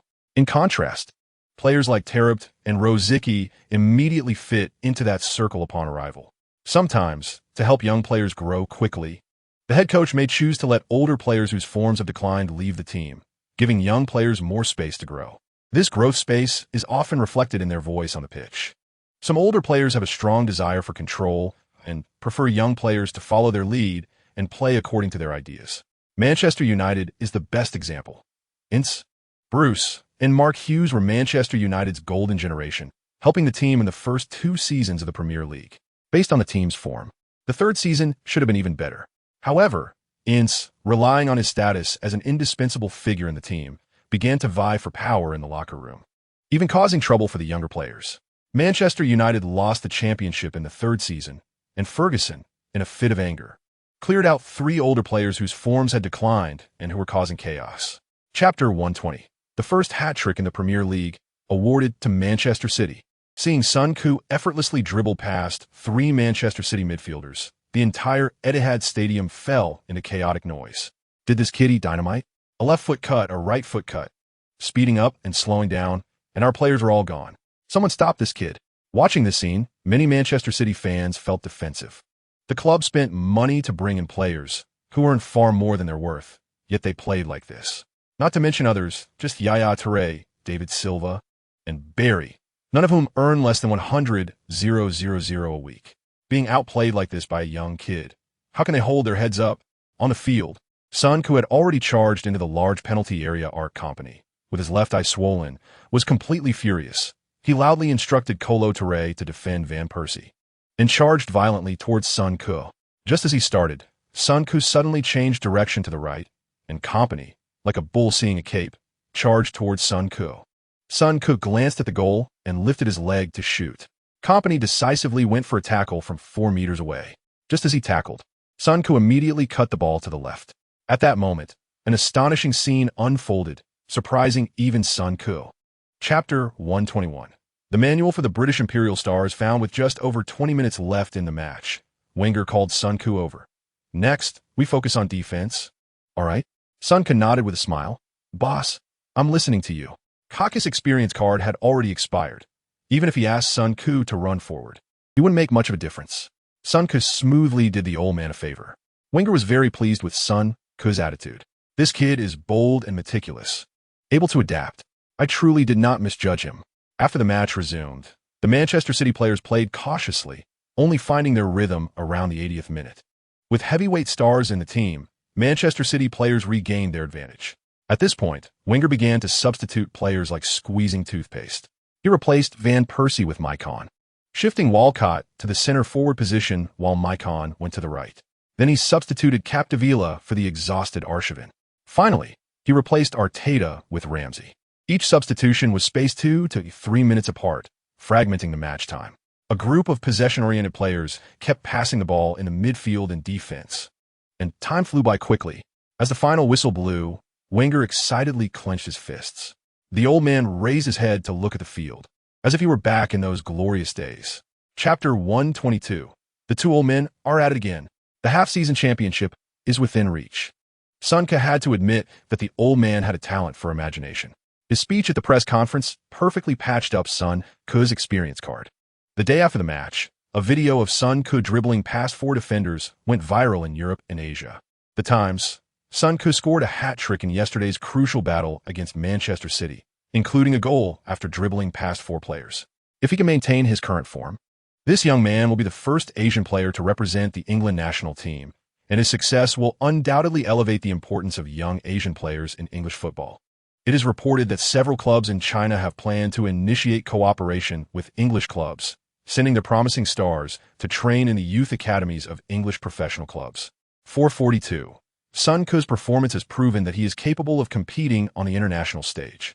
If he can appear at next summer's European Championship, it will bring more possibilities to England's midfield, as his technical characteristics differ from traditional English midfielders. The Sun, in Arsenal's 3-1 victory over Manchester City. England's head coach Capello was present. It remains to be seen if he will call up Sun Ku for the next international match day after witnessing his performance. Chapter 123. Dutch striker not scoring? I'll step up. In other matches of the 17th round, Manchester United swept Fulham 5-0 away, while Manchester City defeated Stoke City 3-0 at home. Arsenal maintained their lead in the standings. Sun Ku felt that while Arsenal won every match, they were all hard-fought victories. The Manchester rivals consistently pressed from start to finish. After this round of matches, Flynn, who had not been given a chance to play, publicly stated his desire for a loan in the winter window if he was not part of the coach's plans for the season. During an interview with Moroccan media, Chamak also expressed his concerns about playing time. The Moroccan forward stated that at 27 years old, he did not want to waste time on the bench, but understood his current situation. There was nothing to be done, with Van Persie scoring 17 goals in 17 matches, which Coach Wunti keep using him until he dropped. Due to the statements of these two players, Wenger specifically addressed the issue in an interview. He mentioned that it was difficult to provide Flynn with significant playing time, as the team needed to maintain their performance. Regarding Chamak, the professor stated that he would not loan him out. Chapter 124. The half-season championship rewards are all artifacts. After Sun Ku scored a long-range shot, the QPR players began to frequently break through from the flanks. This team had acquired many of the second-tier top players in English football, such as Cisse, Barton, Wright Phillips, and Ferdinand Jr. As a team making its debut in the Premier League, QPR's lineup was already comparable to a mid-table Premier League team. The club owner gathered this group of players with high salaries, pushing away most of the veterans who had fought hard last season to win promotion from the championship. Such clubs lack long-term plans and clear goals, and their operations in the transfer market only focus on the present, disregarding the future. With such operations, it was impossible to expect the new players to give their all. They were there to make quick money for 2 years and then reassess the situation. To put it bluntly, they were mercenaries, and the club could not rely on them to fight for survival. Arsenal tightened their formation and began to maneuver with their opponents. The QPR players just wanted to play well, without considering the outcome. In the 72nd minute, while breaking through on the left flank, they encountered a double team from Son, Koo, and Sagna. The attacking player hurriedly made a horizontal pass, which was intercepted by Song. Chapter 125. The biggest favorite for the Golden Boy Award? I'm going to win the award. Upon hearing the reporter's question, Wenger smiled and nodded, saying, I can give you a direct answer to this question. At this time, Son Koo, who was watching the video live stream, was also focused. He felt that he had suffered from the disadvantage of being an older traveler and missed out on many experiences. If he could have traveled back at 16, he would have certainly participated in all the U17 and U20 World Cups. Then, he could have won the European Golden Boy Award and the Olympic gold medal in the same season, collecting all the awards from his youth. However, he traveled over at 19, still a substitute in League One, and his starting point was genuinely not great. After more than 2 months of struggles, he finally stepped into the Premier League. The timing of his rise to fame was indeed not early. It is worth noting that the England team does not lack golden boys. Not to mention, anyone who pays a little attention to football in this era must know the name Owen. In this era, Owen made his Premier League debut at 17 years and 143 days old, scoring a goal in his first match. By 18, Owen had completed his first career hat-trick and won the Premier League's top scorer that season. Similarly, Owen had already embarked on his first World Cup journey, scoring 2 crucial goals. Chapter 126, Golden Boy Award, December Player of the Month. Seeing so many future stars among his peers gave him a sense of determination. He also took time to check the current status of some of the candidates. There is no need to say much about Götze. Last season, at just 18 years old, he made 41 appearances, contributing 8 goals and 11 assists. If Balotelli had a slightly more normal mindset, he likely wouldn't have made such headlines. He probably couldn't compete with himself at 18. In the days to come, if he slacks off even a little, it will be hard for him to surpass his 18-year-old self. Starting at the peak can indeed put a lot of pressure on a player because no matter how hard he tries, he can't outdo his 18-year-old self. And his professional career seems to have no future. Of course, these are all discussions for later. As of now, Götze is undeniably a rising star in Europe. If it weren't for Son Koo, who is like a shining star, it would be hard for others to compete with him. At this time, Varane has transformed from a star at Lens to a new star at Real Madrid. In fact, when Varane was playing for the youth team, Zidane, who was the head coach at that time, wanted him to join Real Madrid. Varane was preparing for exams at that time and hung up the phone without giving much opportunity to the other party. Chapter 127, FA Cup Goal. Give Henry a memorable moment. On January 5th, Tuttosport announced the results of the 2011 European Golden Boy Award. Son Koo won the award by a significant margin, with Götze and Thiago taking 2nd and 3rd place, respectively. He became the 2nd player from England to win this award after Rooney. On this day, all English media reprinted Tuttosport's comments. Tuttosport, after voting by 30 senior journalists. Son Koo was the undisputed winner of this award. This player plays as a defensive midfielder and has become the absolute mainstay in Arsenal's midfield this season. Not only has he excelled in defensive duties, but he has also contributed significantly to the team's offense. In the first half of the season, he scored 17 goals and provided 16 assists, ranking 2nd in the Premier League's top scorers list from a defensive midfielder position. His impressive stats and huge potential were key reasons for his selection.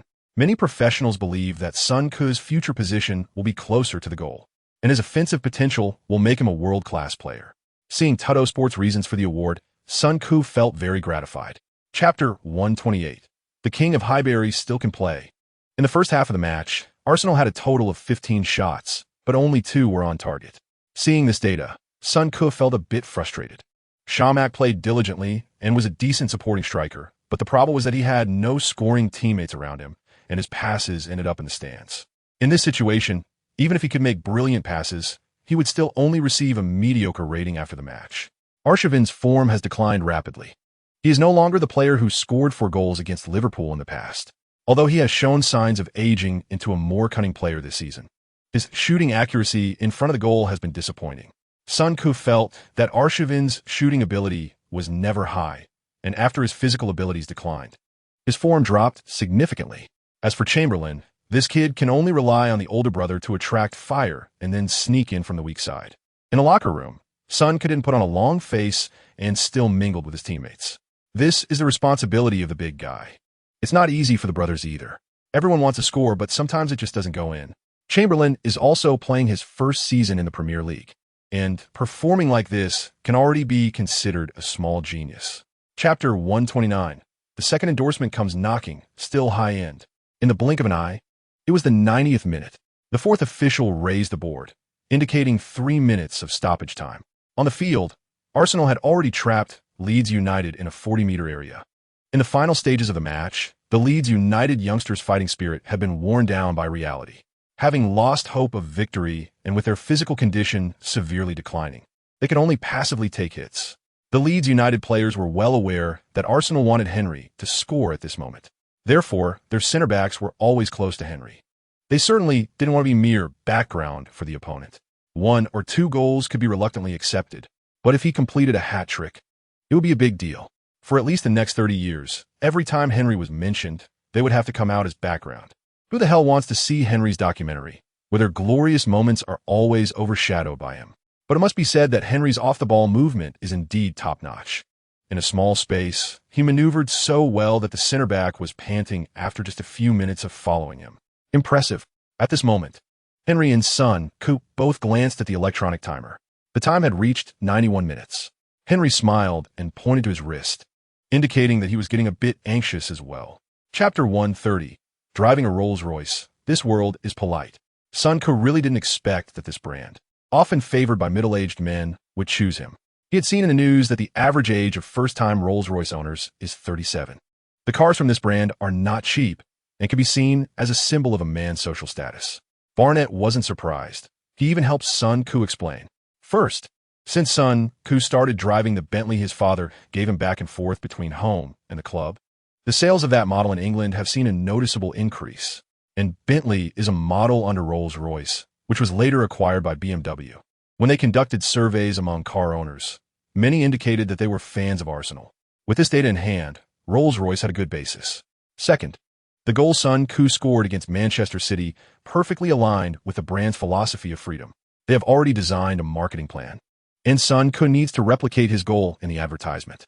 Third, Son's public image aligns perfectly with the brand requirements. In Rolls-Royce hopes, he can help tap into the second-generation wealthy market. Fourth, seeing Burberry's successful precedent in China, Rolls-Royce also wants Son to further explore the Chinese market. Chapter 131.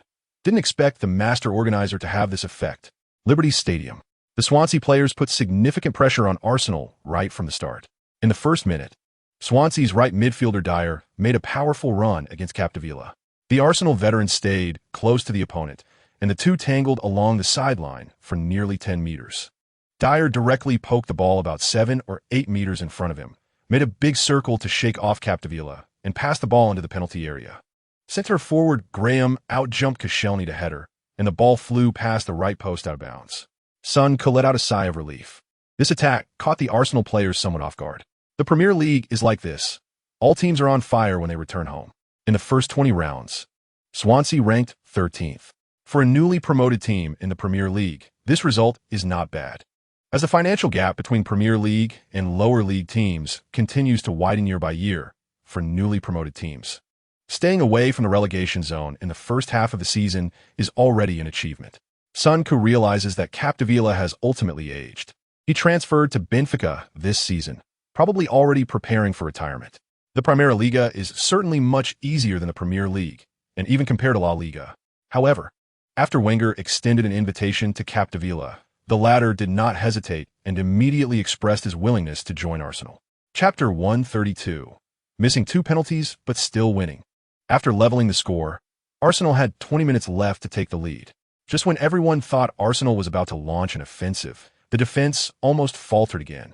After the kickoff, several midfielders made continuous lateral dribbles with the ball, then made a direct pass forward, astonishingly breaking into the attacking zone. Midfielder Britton delivered a 45-degree cross that slipped between the center back and the full back, landing in the penalty area. Striker Graham controlled the ball with his left foot and shot towards the far corner from the edge of the 6-yard box. Both Silva and Koscielny lunged in simultaneously. The ball hit Silva's leg and directly deceived Szczesny. Just as the ball was about to fly into the empty net, Arsenal players held their breath in anxiety. In the next moment, Son Koo sprinted back into the penalty area, pushed off the ground with force, and managed to block the ball off the goal line with his leg. That was close. Swansea almost succeeded in a sneak attack. If another goal had been conceded at that moment, it would have been a huge problem.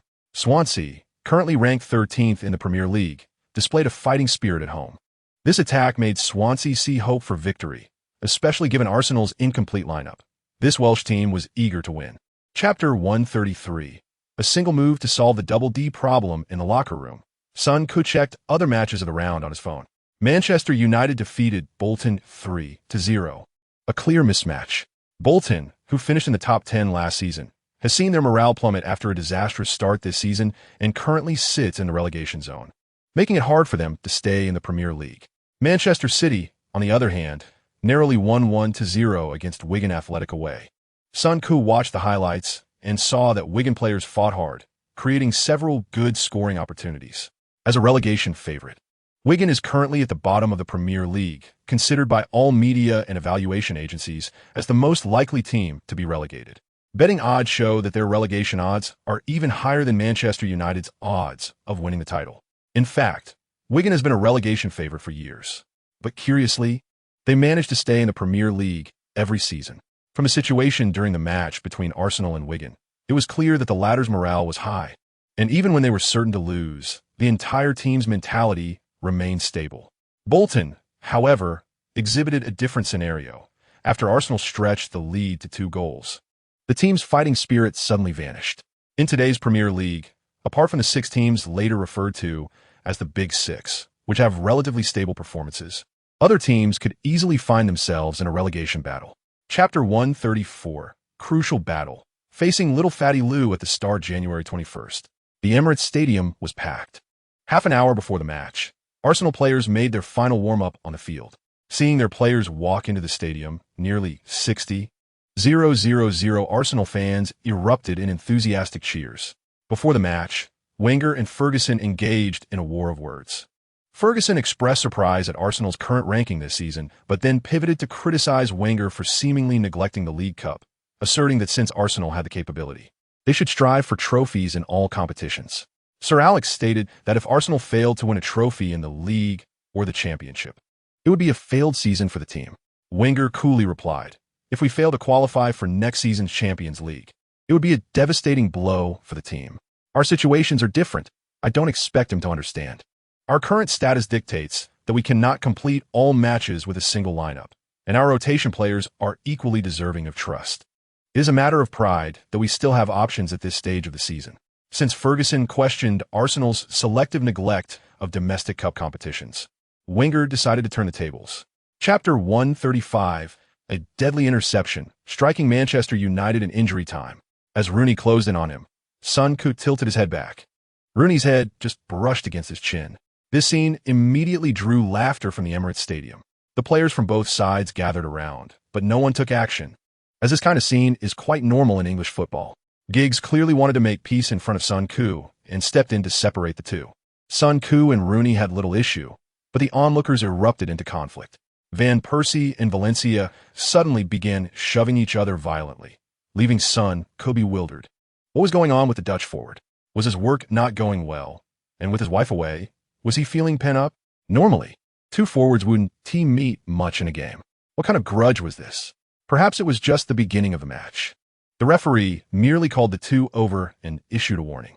The game resumed, and Manchester United adopted a defensive strategy, with 7 players in the back and 3 in front, while Rooney ran back and forth between the 2. This was a well-executed tactic by Manchester United, with star players paving the way during attacks and defenders pressing up, while the front 4 disrupted and interfered, and the back line quickly returned to position. Chapter 136. This young man's technique is surprisingly delicate. In the 75th minute, Arsenal earned a free kick in an excellent position. We saw Son Koo, Van Persie, and Ramsey standing over the ball simultaneously. All 3 players seemed eager to take the free kick. Let us see how they coordinate. Son Koo winked at Van Persie, who nodded. At that moment, the referee's whistle blew. Ramsey, standing to the left of the ball, began his run-up. However, the next moment, Son Koo accelerated from 10 meters away from the ball. Upon seeing Son Koo's run, Manchester United players tensed up, ready to block his powerful shot. At that moment, Ramsey hurriedly stopped. Just as Son Koo reached halfway, Van Persie suddenly shouted. Hearing Van Persie's voice, Son Koo stopped about 2 or 3 meters from the goal. He spread his hands to Van Persie, and the two began a heated argument. Oh, we see that both Son Koo and Van Persie wanted to take the kick, leading to their dispute. This shouldn't be happening. Arsenal's situation in various competitions is good. The players should cherish this opportunity and unite as one. Chapter 137, New Task, League Champion. In front of the booing home fans, all Manchester United players rushed into the Arsenal territory. Giggs took the corner kick, and both teams fought with all their might to gain position, leaving no one in the center of the goal with enough energy to jump.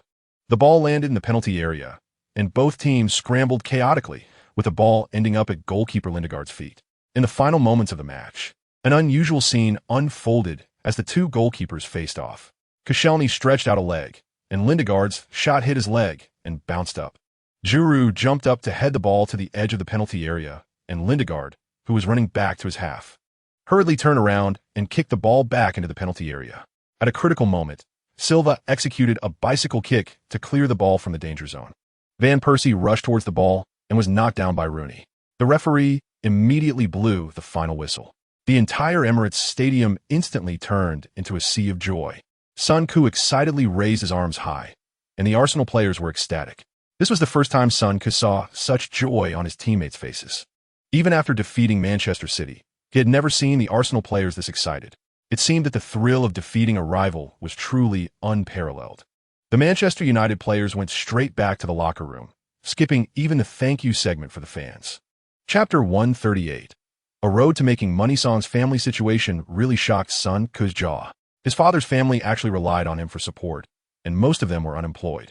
The key point was that, despite having enough financial security, this family demonstrated an extraordinary ability to expand. This was something that even Ronaldo and Messi might struggle to handle. After leaving Wenger's office, Son Koo curiously went to have a big melon. The two had a decent relationship, and Song seemed to have a considerable desire to share, probably talking about his own situation. Before Song became famous, his family was extremely poor. To ensure that the only hopeful child in the family could succeed, his poor relatives took turns protecting his growth and supported him financially. So now that his career had reached this level, Song willingly sacrificed himself to become the family's cash cow.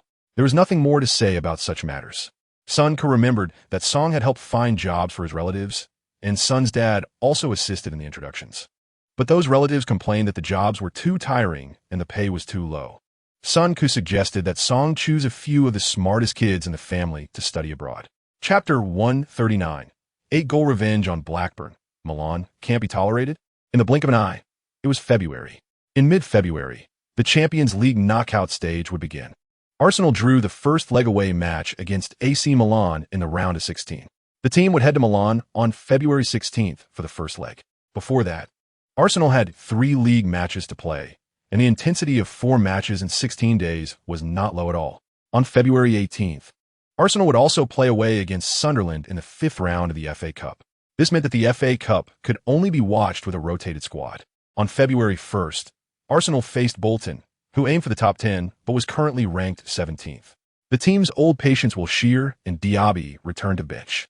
Like Son Koo, Jan Million, who transferred from the Championship, also made a comeback. Additionally, the team's starting left-back Gibbs, who had been injured at the start of the season, also returned to the bench. This was undoubtedly good news for Arsenal, as they finally didn't have to fill the bench with youth players. Bolton was just 1 point above the relegation zone, and the team was already in a desperate situation. Facing league leaders Arsenal, Bolton knew that going head-to-head would only make them a gift for the opponent. Chapter 140. Master-level long shot in the blink of an eye. Henry's loan period was about to end.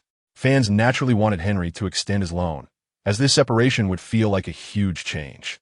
Importantly, Henry's efficiency on the pitch was clearly much higher than that of Chamak. The Moroccan striker had only scored a total of 3 goals and provided 2 assists in all competitions this season.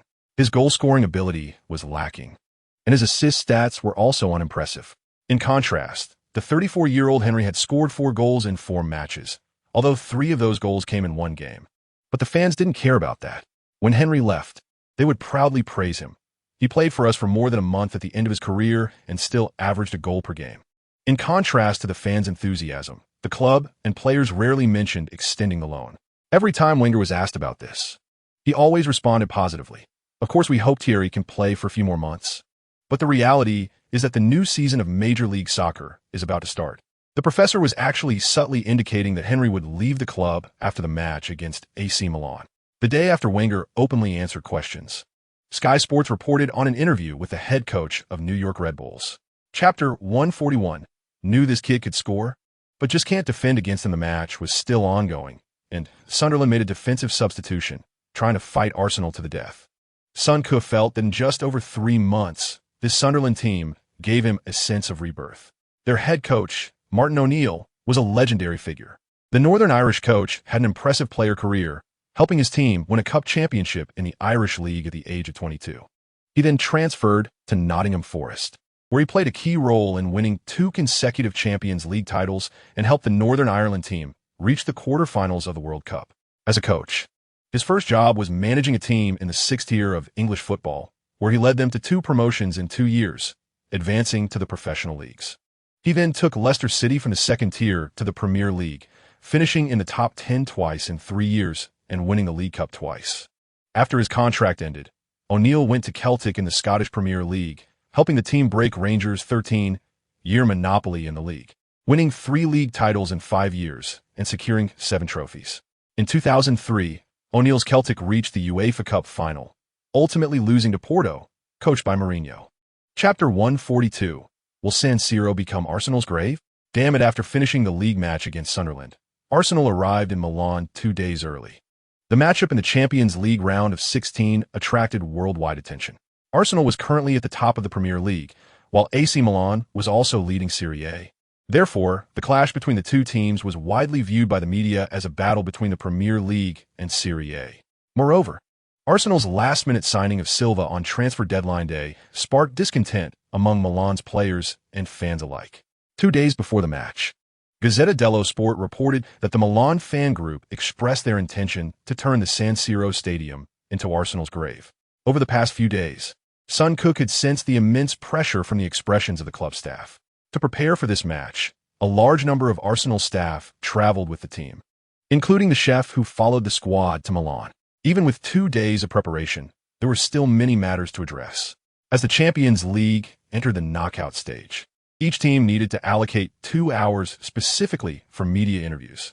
At the pre-match press conference, Milan's coach Allegri stated forcefully, "Our form this season is quite good. The players are determined, and we must win this round of confrontation." Chapter 143, seizing Seedorf, overpowering Van Bommel, let the fireworks fly. In the commentary hall, Jean June sat at the commentary desk, flipping through news from various media over the past 2 days. As the director reminded him of the countdown, he immediately sat up straight. "Good evening, viewers. Welcome to the live broadcast of the Champions League round of 16. Today we bring you a showdown between AC Milan and Arsenal at Milan's home ground. As of now, both teams are at the top of the Serie A and Premier League standings. The last time these 2 teams faced each other in an official match was in the 2007 to 2008 Champions League round of 16, where Arsenal eliminated AC Milan with a 2-0 aggregate score. It had been 3 years since the 2 teams last faced each other, and logically, their relationship was like 2 parallel lines with no intersection. However, at the beginning of this season, plagued by injuries, Arsenal signed Thiago Silva on the last day of the transfer window. This transfer deprived Milan of the opportunity to make signings, and their coach Allegri expressed grievances towards Arsenal. Before this match, Allegri stated he wanted to make this round of confrontation a foregone conclusion in Milan. Wenger's reaction was as usual, but Arsenal players were somewhat confrontational in interviews. Chapter 144, a powerful shot scores. Direct confrontation with Ibrahimovic. Sun Tzu's right foot struck the ball fiercely, leaving the nearby Milan fans momentarily stunned. What the heck is this? A single shot could create such a commotion. The next moment, everyone in the stadium instinctively turned to look at the goal. In the penalty area, Nesta tried to intercept Sun Tzu's long-range shot with his leg, but he didn't even lift his leg, and the ball had already zipped past him. Near post, Nesta immediately reported the position. This action was clearly futile. Abbiati knew that the shot was aimed at the near post, and At that moment, his body was already in the air. The 34-year-old Abbiati had been guarding Milan's goal for 13 years, and his experience was extraordinary. The moment Son raised his leg, he had already pushed off the ground. The 91-meter-tall Milan goalkeeper spread his body in mid-air, instantly flying towards the upper left corner of the goal. However, just when he thought he could make an extraordinary save, the ball had already flown into the small penalty area. Where did this kid get such power? Whoosh! Just as the thought crossed Abbiati's mind, the sound of the ball hitting the net echoed in his ears. Yeah, the moment the ball flew into the goal, the Arsenal fans stationed in the corner erupted in excitement. Chapter 145, breaking through the right corridor, a curving assist. The confrontation between Son and Ibrahimovic seemed to add fuel to the fire of the match, intensifying the clash between the two teams. Boateng quickly got into a tussle with Son, and both players took each other down, receiving yellow cards. In the 32nd minute, Milan passed the ball into the penalty area. Ibrahimovic leaned against Silva, showcasing some flashy footwork in the box, suddenly passing the ball back to the edge of the penalty area, where Nasserino's shot nearly grazed the crossbar before flying out of play. That was really dangerous. Ibrahimovic seemed not to excel at headers, but he was a real nuisance in the box. In the 38th minute, Arsenal earned a free kick in the attacking third. Van Persie kicked the ball into the penalty area, where Silva jumped high and headed the ball towards goal, pressing against Mexes. Seeing this setup, Son felt it could be promising. But when he turned to look at the goal, Abbiati stood still, catching the ball with his hands. This meant that the guy had already anticipated the direction of Silva's header. This is the disadvantage of familiar opponents. The goalkeeper completely understood Silva's playing habits. In the 40th minute, Milan once again earned a scoring opportunity. Arteta had the ball in the front court, and Boateng suddenly charged up from behind. Chapter 146. He wasn't wrong. Arsenal is almost guaranteed to advance. After the second half began, Milan was forced to ramp up their attack. If they wanted to eliminate Arsenal, they had to secure a win at home. Arsenal had already scored 2 away goals, and with this scoreline heading into the away match, their chances were definitely not high. Even looking at the paper strength, they were inferior to Arsenal.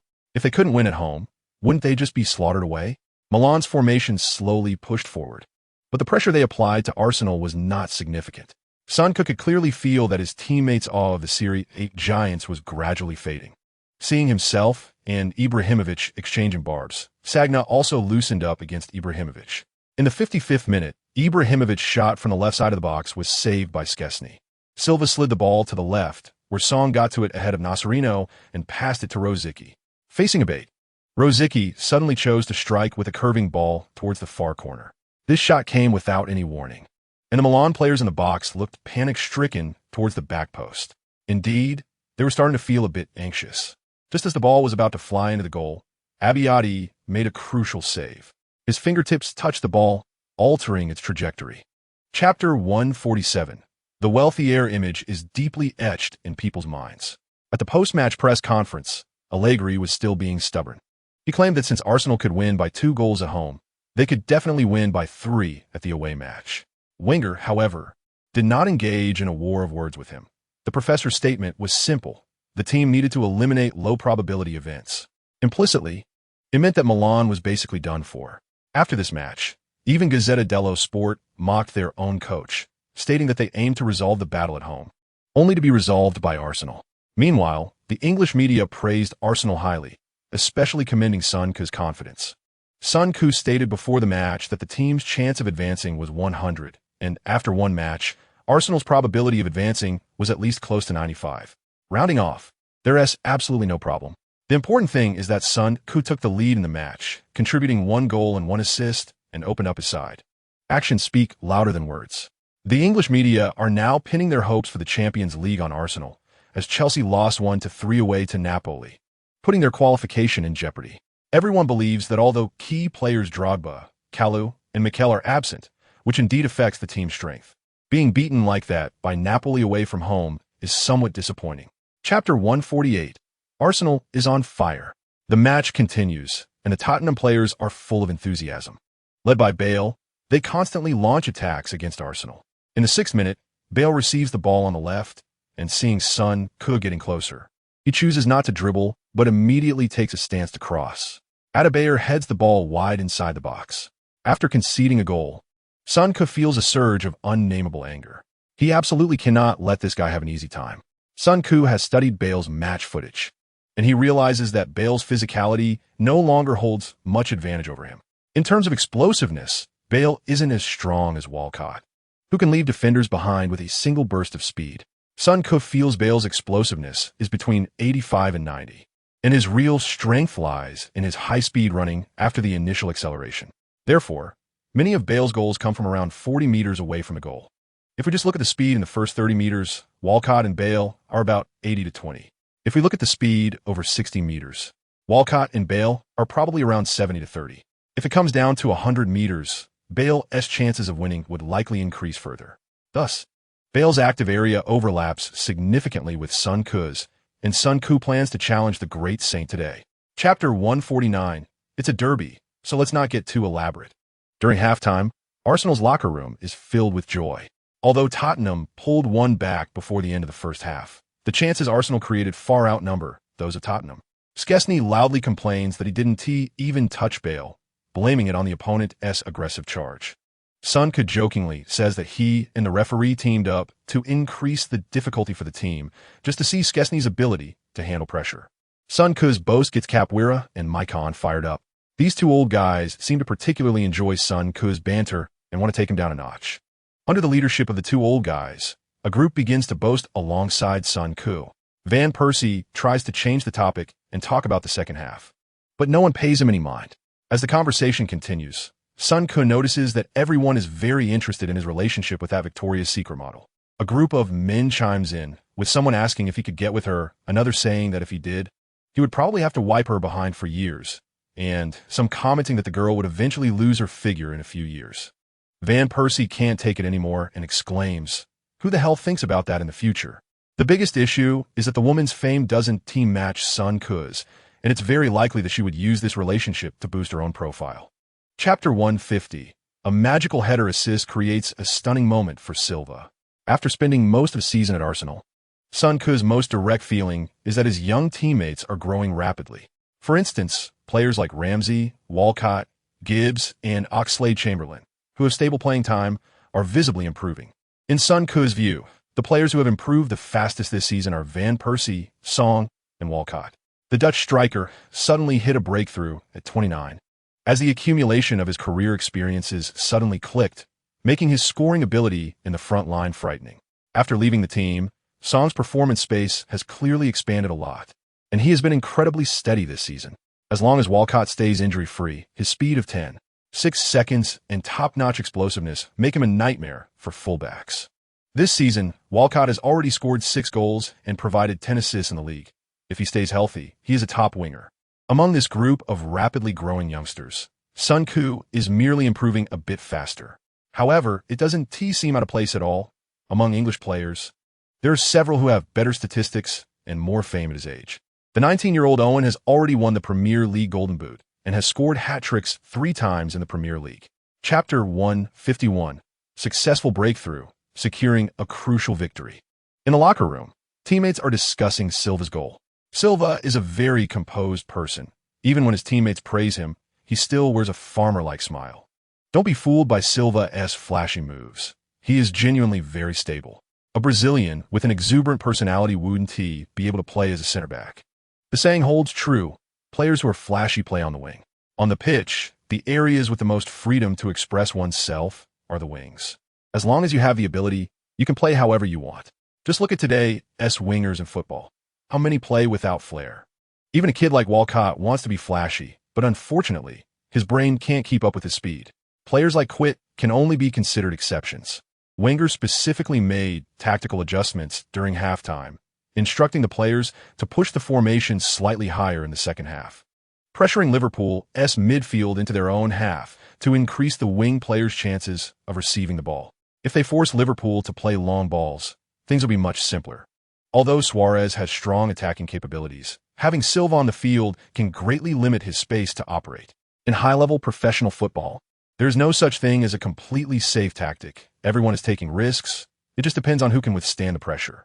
Chapter 152. Once again defeating Milan, advancing to the quarterfinals. After a league match against Liverpool, Arsenal's Diaby, Rosicky, and Arteta were all injured, and Arsenal paid a huge price for those 3 points. Moreover, Walcott was hit on the backside by an opponent during the match, and on the first day of his recovery training, he underwent a medical examination. Fortunately, Rosicky only needs to rest for a week. Arteta will be able to play in the next match, and Walcott's issue isn't too serious. As for Diaby, it's unclear. Following the assessment by Arsenal's medical staff, Diaby's ankle, which had been a recurring issue, was injured again, and the return date will need further examination to confirm. Since joining Arsenal, Sun, who remembers Diaby has only played 3 times in various competitions. Other times, he's either been injured or recovering. Look at Liverpool's toughness. In recent seasons, Liverpool hasn't had any impressive results, frequently changing coaches, each of whom brought in their own players, causing the club's personnel to be anything but stable. However, winning a match against them at Anfield is exceptionally challenging. After Arsène was loaned back to Zenit, the most discussed question among fans is which player Arsenal will recruit to fill that position next season. Chapter 153. Encountering Newcastle again, let's go for it. At the post-match press conference, Wenger smiled lightly and said, "I can't say if this is the night I'm most proud of, but after this match, I believe your players will feel proud to be part of this team. Our strength is somewhat better, and we showed more desire to win in the game than our opponents. But we cannot become complacent because we will definitely face teams stronger than Milan in the upcoming matches. Regardless, reaching the quarterfinals is definitely better than a round of 16. Sunko was unclear about why Wenger and Allegri seemed to be at odds. Considering the results of other matches, the old man's words were quite hurtful. In other matches, AEK Larnaca from the Cypriot League defeated Lyon 1-0 at home, dragging them into a penalty shootout. In the shootout, the gap between professional players is generally negligible. As a result, AEK Larnaca eliminated Lyon in the shootout, causing the biggest upset in Champions League history. AEK Larnaca's entire team was worth less than 15 million euros, while Lyon was worth 1.5 billion euros. In such a disparity, Lyon surprisingly lost. Chapter 154. Solo Assault. Lightning equalizer Van Persie and Arteta stood at the center circle, a few meters away. Sunku took a deep breath. Whether they could strike quickly next depended on this moment. The moment the referee blew the whistle, Walcott and Hotspur rushed forward simultaneously. Van Persie passed the ball to Arteta and turned towards the penalty area. He now had a superstitious trust in Sunku's words. At the start of the season, it was Sunku's consecutive assists that helped him find his rhythm. In the eyes of the Dutch striker, Sunku was his lucky charm. Sunku made a diagonal run towards the right side. Just as he reached it, Arteta's pass rolled along the ground towards him. The angle and power of the ball made it very comfortable to receive. Arteta truly lived up to his La Masia training. At this moment, Cabai on the left side had already caught up. With Gutierrez providing support on the flank, Cabai thought Sunku wouldn't be able to pull off anything special. However, the next moment, the instant Sunku received the ball, he suddenly surged forward by 7 or 8 meters, catching both Cabai and Gutierrez off guard. The two hurriedly turned to chase back, wondering what was wrong with this kid today. After running a few meters, Cabai suddenly realized something was amiss. He couldn't catch up with Sunku at all. Chapter 155. Wenger. 100 million is not enough to buy Sunku under the blockade of 2 Newcastle players. Sunku's shot squeezed through the crowd and flew towards the right side of the goal. Goalkeeper Krul guessed the right direction again. As he dove to the side, Walcott burst in from the right and kicked the ball towards the far corner. Krul had no choice but to raise his leg to block Walcott's shot midway through his dive. But the next moment, Walcott suddenly retracted his right leg and jumped in place. At that moment, Krul felt despair. A shot he could have saved was now impossible to reach. The moment the ball flew into the net, the entire Emirates Stadium erupted in cheers. Sunku excitedly waved his arms vigorously, running along the sideline for almost half a lap. It felt so damn good. A last-minute goal. 21. Inspired by Sunku. Arsenal fans sang the team song while bouncing on the stands. The whole stadium echoed with thudding sounds. In the 3rd minute of stoppage time, Sunku's goal helped Arsenal turn the score around. As he walked back towards the defense, Sunku raised his hands high towards the fans. On the sidelines, Wenger clapped his hands twice and then pumped his fists vigorously. No one knew better than him what this goal meant. Chapter 156. Such a big guy. Wasting headers is a shame. By March, the first cup champion of the English League was decided. Liverpool won the League Cup by defeating Cardiff City in the Championship in a penalty shootout, ending the club's 6-year trophy drought. They eliminated Chelsea and Manchester City in the process, making the championship highly valuable. Sun could watch the replay of the match. Cardiff City players gave it their all. In the penalty shootout, Liverpool missed 2 penalties, while Cardiff City missed 3. The tension was palpable even through the screen. Regardless of the event, once it reaches the finals, the strength of both sides is generally very close. Everyone is on the field, and no one is more noble than the other. It was a real hard-fought battle. Liverpool ended their 6-year drought, and Arsenal was also on the verge of seeing the light at the end of the tunnel. After the match between Arsenal and Newcastle, Wenger's comments about Sun Ku's market value sparked heated discussions throughout European football. Many media outlets thought the professor was quite bold. A player who had just started his professional career less than a year ago was not being sold for £100 million. Many expressed that Wenger had gone mad with money, daring to set a price over £100 million for a player who had just turned 20. Chapter 157, Facing Mr. May. For the first time in his career in the final moments of the match, Van Persie had several good opportunities but missed the shots by a hair's breadth. Walcott also missed a chance that could have easily been a goal. 2-0. Arsenal took all 3 points away. In another match happening simultaneously, Manchester City defeated Chelsea 2-1 at home, keeping pace. During this period, Chelsea had been in contact with candidates, but no head coach was willing to take over. Coming in at this time meant they couldn't buy their desired players, had no authority in the locker room, and the owner wanted the Champions League, while the league still needed to compete for a top 4 finish. Chelsea searched for a while, but found no coach willing to take a temporary job, taking over next season. At least they could struggle a bit. Arriving now, they wouldn't even know how to get started. The club could only let assistant coach Di Matteo continue coaching, and his position became remarkably stable. On March 24th, just 2 days after the last match, Sun Ku stood at the Emirates Stadium. Only 2 days separated the 2 matches. Yesterday afternoon, he had treatment, and in the evening, tactical analysis. Today, he had to continue playing. Fortunately, Arsenal's opponent was Aston Villa, ranked 15th. Aston Villa had remained unbeaten in their first 5 matches and had only lost 9 matches in the league so far, making them the team with the fewest losses among mid-lower tier teams. Chapter 158. The professor goes head-to-head with Guardiola after some thought. Sun Ku decided to focus on improving his own strength. The experience card would be used up and gone. It would only be a thrill for a few minutes, leaving a couple of days of aftertaste. Sun Ku still decided to stick to the rules he set for himself before the season. Everything is for the future. Once my attributes are fully enhanced, I can do whatever I want. This summer's Olympics. The World Cup 2 years later. These are goals that must be achieved. Since there are goals, I must remain steadfast and unwavering. Of course, if the system gives tasks, I will spare no effort to complete them, because the rewards are even more substantial. But if I use experience cards to gamble in a Champions League, ordinary experience cards probably won't work against Barcelona and Bayern. Calculating this way, it becomes too unprofitable. I would have to spend all the remaining points of the season. That would be too painful. After much thought, Sun Ku decided to continue enhancing his attributes. Drawing cards may not guarantee success, but not drawing cards may not guarantee failure either. In football, besides paper strength, there are also mental factors involved. No matter how invincible Barcelona is, they were eliminated from the Champions League by Inter Milan, Chelsea from the previous season, and later Bayern.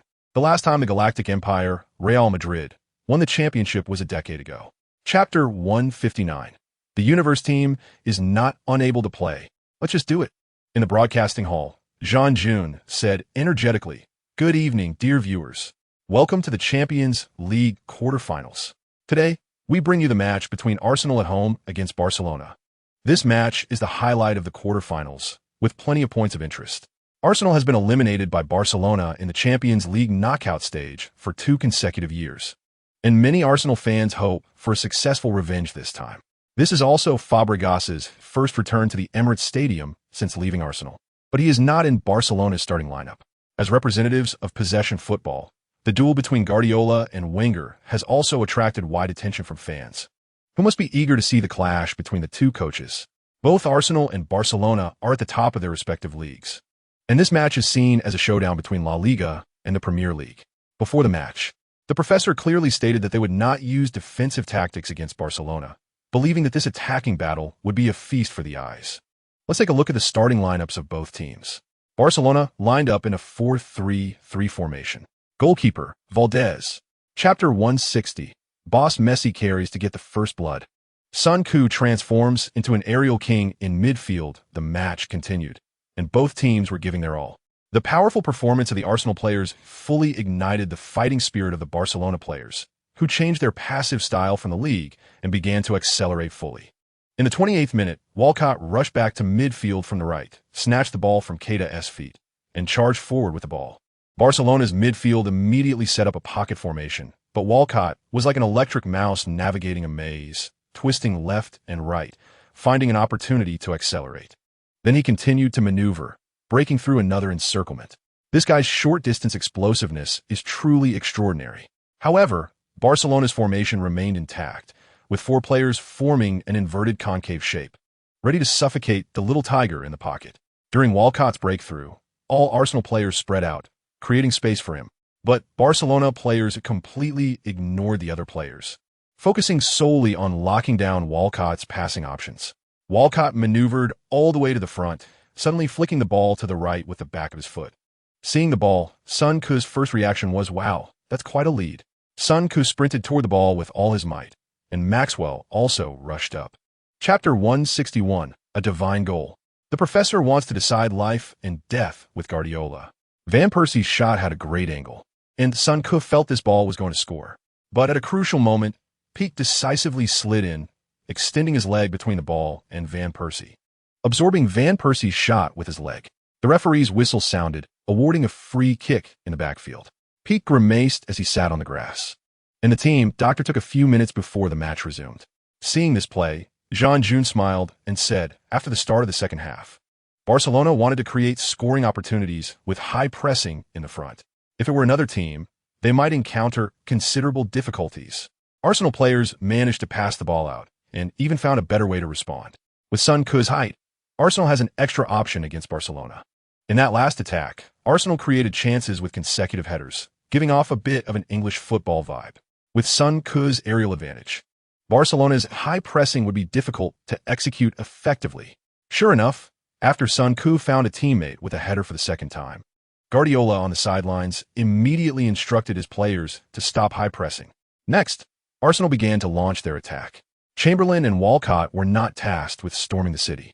Both pushed the ball to the parallel line of the penalty area and then passed the ball back to their teammates. Chapter 162, Defeating Barcelona, Helping Arsenal Stand Tall. After Arsenal equalized, an unwilling Guardiola placed Fabregas in the right winger position.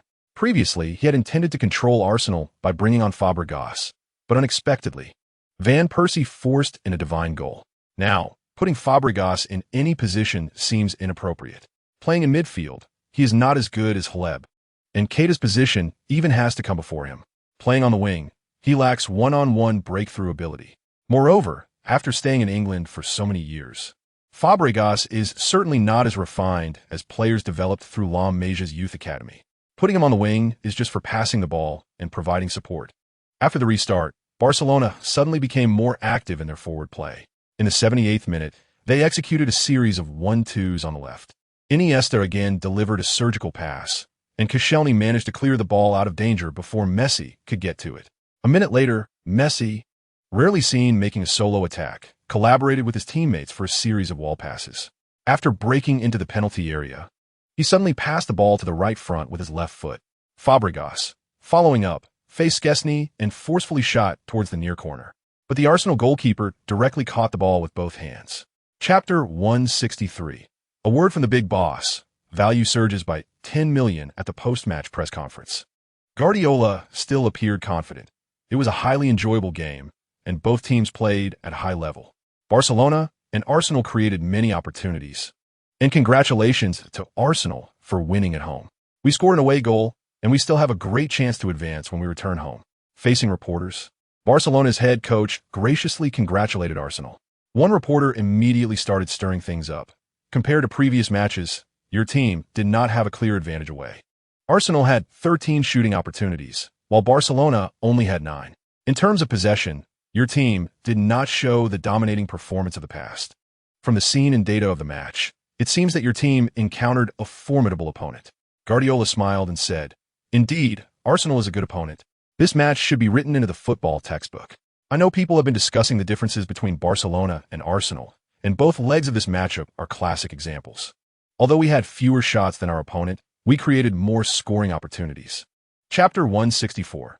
The major clubs have already approached proactively. The first leg of the UEFA Champions League quarterfinals has concluded. Real Madrid defeated Olympiacos 3-0 away. As the strength of the Cypriot Giants is probably at the level of a Segunda Division team, making it quite easy to play against them. Lyon can be considered an exception. Chelsea lost 0-1 away to Benfica, and they seem to be unable to beat anyone at this point. Bayern Munich won 2-0 away against Olympiacos, maintaining the reputation of the Bundesliga powerhouse. After 4 matches, Real Madrid and Bayern have basically confirmed that they will meet in the semifinals. Many Arsenal fans have already started dreaming about tearing Benfica apart in the semifinals. But the charm of the Champions League lies in the fact that until the last minute, everyone has a chance. With the first leg of the quarterfinals over, many major clubs have begun to study Son Heung-min under a microscope. In the league, he has played 29 times, scored 20 goals, and provided 18 assists. In the Champions League, he has played 6 times, scoring 4 goals and providing 5 assists. In the FA Cup, he has played once and provided 3 assists. This season, he has played a total of 36 times, scoring 24 goals and providing 26 assists. His average running distance is close to 13,000 meters. In the match against Manchester City, he ran nearly 15,000 meters, being everywhere on the pitch. Chapter 165 surprisingly became the center of a major event after Arsenal's 2-1 victory over Barcelona. Capello communicated with the FA, hoping to include Son Heung-min in the England squad for the Summer European Championship. As soon as this request was made, Pearce erupted. He protested vigorously and caused quite a stir. This news quickly reached the media within a day. The British Olympic team was also putting pressure on the FA, saying this could very well be the only time in British football history that 4 football associations jointly formed a team to compete. Since the FA is leading the team formation, they shouldn't turn this into a formality. Regarding this matter, opinions in English football are divided. Some believe that the men's football competition in the Olympics is not that significant, and it would be better to put the best players in the England team to compete in the European Championship. After this statement emerged, it faced considerable opposition. Many believe that since the British representative team has made such a big deal out of it, they should take it seriously. If eligible players are coming, they should bring the best ones rather than mediocre players. Once this news came out, the Welsh FA immediately inquired officially with the English FA, informing the British representative team. The only association actively cooperating is the Welsh FA, as they are likely to contribute Bale, Bellamy, and Ramsey. Chapter 166. How did this header not go in? Barcelona and Arsenal retained their starting lineups from the previous match. Facing a strong rival, both esteemed coaches were determined. When encountering a team like Barcelona, with rough techniques and a somewhat one-dimensional style, a rather stubborn player was placed on the bench. Before the match, Wenger repeatedly emphasized the need to control their emotions and avoid unnecessary bookings. Last season, Van Persie first stood up for his teammates, retaliating against a Barcelona player and received a yellow card. Then in the second half, he shot in the referee's whistle and received another yellow card. This ultimately put Arsenal in a completely passive position away from home. A year later, it remains to be seen if the nearly 30-year-old Dutch striker can keep his composure. After the match started, both teams pushed their passing and pressing to the extreme. In the 10th minute of the first half, Van Persie's shot was blocked by Valdez. Mascherano carried the ball out of the penalty area, but Walcott rushed in from the side and knocked Mascherano down to the ground with his body. They would not let Barcelona counterattack, and ideally, without paying a price. Barcelona did not hold back either, with Mascherano seizing the opportunity to make a fierce tackle that sent Van Persie crashing to the ground. At home against Arsenal, Barcelona players were even more aggressive in the front, pressing harder.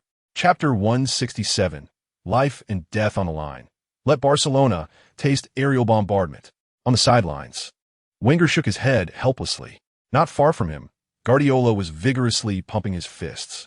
In the broadcast studio, watching the replay of Van Persie kicking the turf in the first half and Song being tripped in the second half, Jean-June shook his head with a smile. I never expected that Van Persie's turf kick in the first half would lead to dire consequences. It was precisely this patch of turf that tripped Song as he accelerated, allowing Barcelona to score a goal. Truly, it's a case of fortune and misfortune being intertwined. After this goal, Barcelona, benefiting from the away goals advantage, gained the upper hand in advancing. It remains to be seen if Arsenal can make timely adjustments. They must score another goal to reclaim the initiative to advance.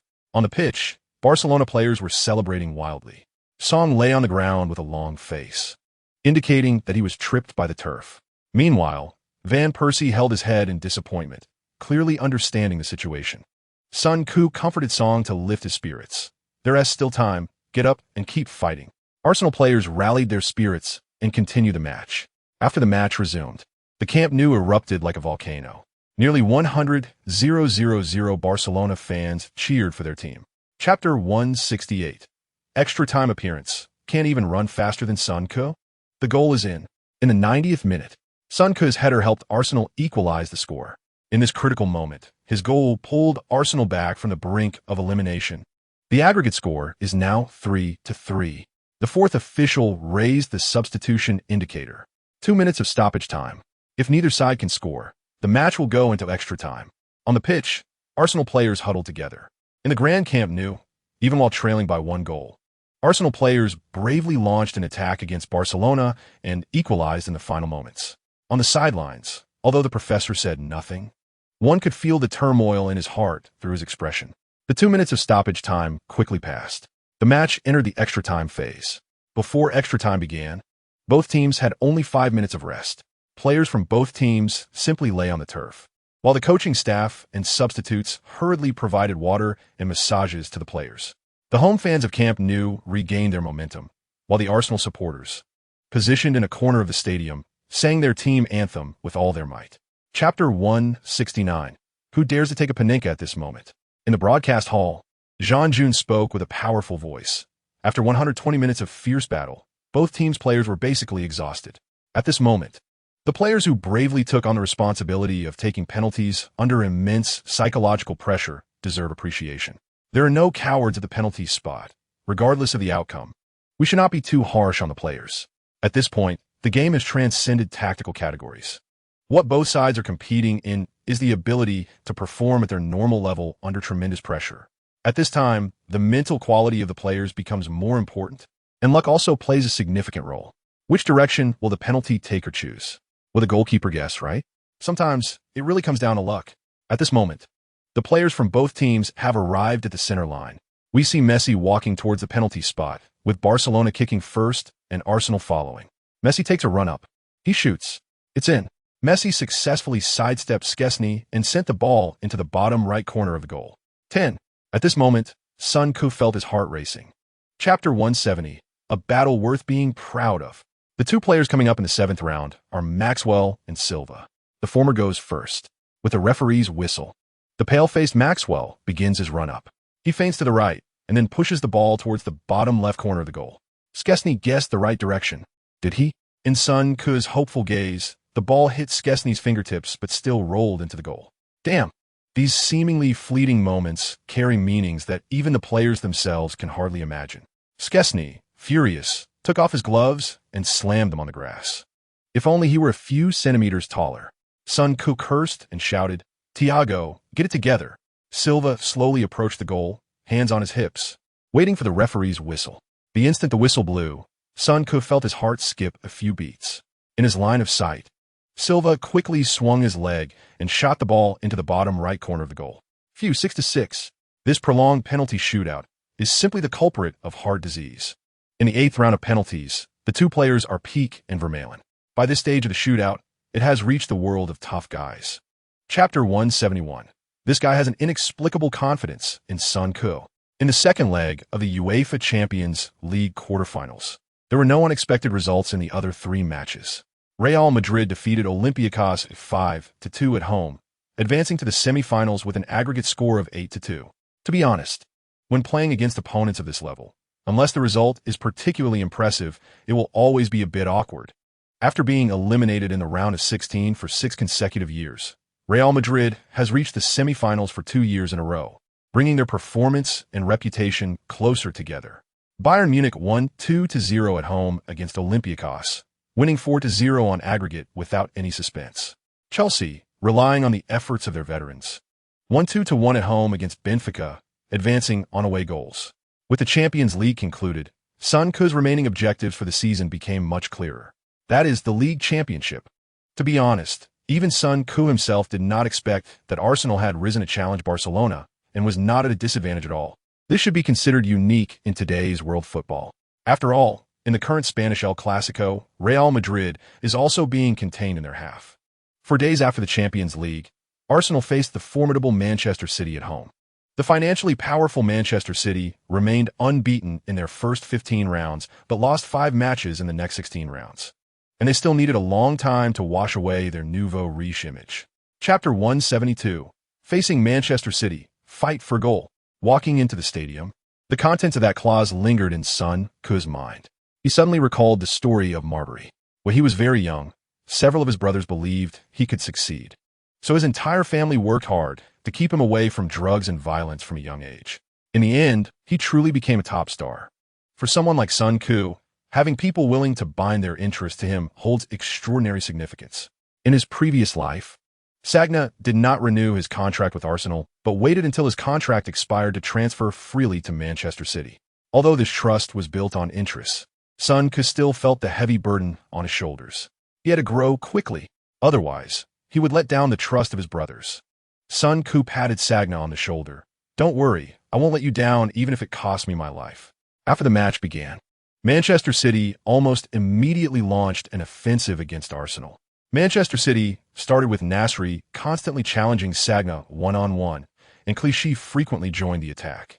Their goal was clear, to force Sun Ku to provide defensive support, allowing David Silva and Yaya Touré to create openings in the midfield. Chapter 173. Defeating Manchester City. The endorsement is back. After conceding a goal, the Manchester City players completely lost their composure. Joe Hart vehemently criticized Lescott. If the latter could just sidestep a little to receive the ball, a side dive would have sufficed. Lescott held his head, looking around in panic. Zabaleta, unable to watch any longer, reminded Hart to control his emotions. But the two quickly got into an argument. Kompany was still motivating his teammates up front, when he turned around and realized that the backyard was on fire, and he could only go back to settle the dispute. At this moment, Sun Ku had 4 or 5 teammates in his arms, fully utilizing his height and reach advantage. Some teammates were initially unaccustomed to his celebratory style of embracing them, but having gone through countless thrilling moments together, everyone got used to it. Sun Ku looked at the bewildered Lescott and felt secretly pleased. This guy was Moyes' favorite. The Everton manager spent $4 million to bring him from Wolves in the Championship to the team. Lescott earned a spot in the England team based on his performance at Everton. 2 seasons ago, Manchester City publicly expressed their desire to sign Lescott, but Moyes refused to sell. As a result, Lescott single-handedly created a tense atmosphere in the locker room, making a series of huge blunders in the first round of the season, allowing Arsenal to win 6-1. Chapter 174. Another 2 consecutive wins. Sir Alex prepares to raise the white flag. The endorsement deal with Coca-Cola progressed smoothly. Sun Ku signed a 3-year contract worth $8 million per year. The reason is simple. Coca-Cola's endorsement fees are higher. In recent years, Pepsi has far surpassed Coca-Cola in signing football stars, having signed many celebrities including Messi, Ronaldo, Beckham, Henry, Raul, and Ronaldinho. Therefore, during negotiations, Pepsi's stance was significantly higher, offering lower fees and imposing many stringent requirements, such as drinking Pepsi in designated locations. This was absolutely unacceptable to Sun Ku. Coca-Cola, on the other hand, was much more lenient in the contract terms. They did not force Sun Ku to drink their product in public. They only required him to either drink water or not consume other carbonated beverages, or he would have to pay a hefty penalty for breach of contract. For Sun Ku, who was completely focused on football, this posed no pressure at all, as he hadn't consumed any carbonated drinks since his arrival. Sun Ku could only sigh that his current commercial value was honestly not that high. Barnett mentioned that Coca-Cola signed an endorsement deal with Michael Jackson in the 1980s, paying him $8 million annually. Chapter 175. Park the bus? Et der explosion. After defeating Wigan Athletic, Arsenal announced another exciting piece of news for the fans. Son Heung-min has renewed his contract. This money-focused guy secured a 4-year deal with Arsenal at a weekly wage of 80,000. Sun Ku received the news a day in advance, and he was somewhat surprised by the renewal. He didn't expect the old man to spend so much money to build a championship team. The reason for renewing with this guy is simple. There is no better replacement available. The players currently on the market either don't fit Arsenal or are ridiculously expensive. For example, Pogba would be a good fit, but he has serious personality issues. Sir Alex had intended to cultivate him and had given him playing time this season, reportedly offering him a weekly wage of 50,000. However, this guy demanded 90,000. After years of coaching, Sir Alex can see people as true nature, and he naturally wouldn't let someone like that stay in the team. Pogba has already signed with Juventus and will transfer there freely at the end of the season, reportedly earning 100,000 per week. That's outrageous. Son knows a defensive midfielder who will definitely be better than Son. This guy seems to be on loan to a third-tier French league right now. Chapter 176, the first Premier League Championship. At the moment Son headed the ball, all Arsenal fans stood up from their seats. Cech quickly made a save motion. The Czech goalkeeper's action reminded Son of a frog toy he played with as a child. When pressed down, the plastic frog would leap several dozen centimeters. Cech sprang not just a few dozen centimeters, but like a human spring. But at the moment the ball crossed the goal line, only he and Son knew he couldn't save it, even though his fingertips had touched the ball, and he even made a flicking motion with his finger. But the Chelsea goalkeeper already knew. It was over. The next moment, the ball deflected off Cech's fingers and flew into the bottom right corner of the goal. Yeah, at the moment the ball entered the goal, the entire Emirates Stadium erupted. Son ran to the sideline, lifted the old man in his arms, spun around in the air, and ran along the sideline with his arms wide open, sliding into the corner flag. Wenger shouted good goal, while running towards Son, pumping his fists. In the Chelsea penalty area, Terry stood with his hands on his hips, spat on the grass, and said with a grin, "That bastard really knows how to head the ball." Chapter 177, Completing Attribute Points. The prototype of a world-class attacking midfielder emerges after leaving the field. Arsenal booked an entire hotel to celebrate with the players. During the dinner, teammates had a bit to drink, while Van Persie was red-faced from drinking. Son, however, didn't drink a drop, fearing that alcohol would dull his nerves and affect his reaction time. During the dinner, Son took the opportunity to study his attribute panel. He hadn't added the 20 attribute points from the task reward yet and was somewhat indecisive. In the player tunnel, Son silently stared at the attribute panel for a long time. Shooting 73, ball control 76, dribbling 76, passing 83, long shot 100, heading 80, set pieces 72, explosiveness 80, speed 80, strength 80, jumping 78, balance 76, stamina 90, tackling 75, sliding tackle 73, anticipation 100, off the ball movement 76, creativity 76, vision 78. Hint: when long shot power reaches 90, the characteristic is cancelled if personal strength exceeds 90. Skill: master organizer. Overall rating: excellent player in the Premier League. Points balance: 2,000. If he plays a physical style, he could add 10 points to both explosiveness and strength, charging at opponents between the two penalty areas. This could work, but it seems to lack some standout abilities at critical moments. Chapter 178, High Salary Renewal. About to participate in the Olympics. The day after the match, Son arrived at the training ground early in the morning. The old man greeted him, and they chatted for a bit before going about their own business. An hour later, Barnett found Son at the training base. Seeing Barnett's proud expression, Son felt that this time Arsenal's renewal proposal must have a significant increase in benefits. Barnett looked around and said, "The progress this time is very good. Weekly wage of 100,000, signing bonus of 3.5 million, bonuses for appearances, goals, and assists are all 10,000. The contract duration is 5 years. And for each season you win the league championship, you will receive an additional 600,000, 1 million for the Champions League, 300,000 for the FA Cup, and 150,000 for the League Cup. Not only that, but you can also get 20 of the image rights.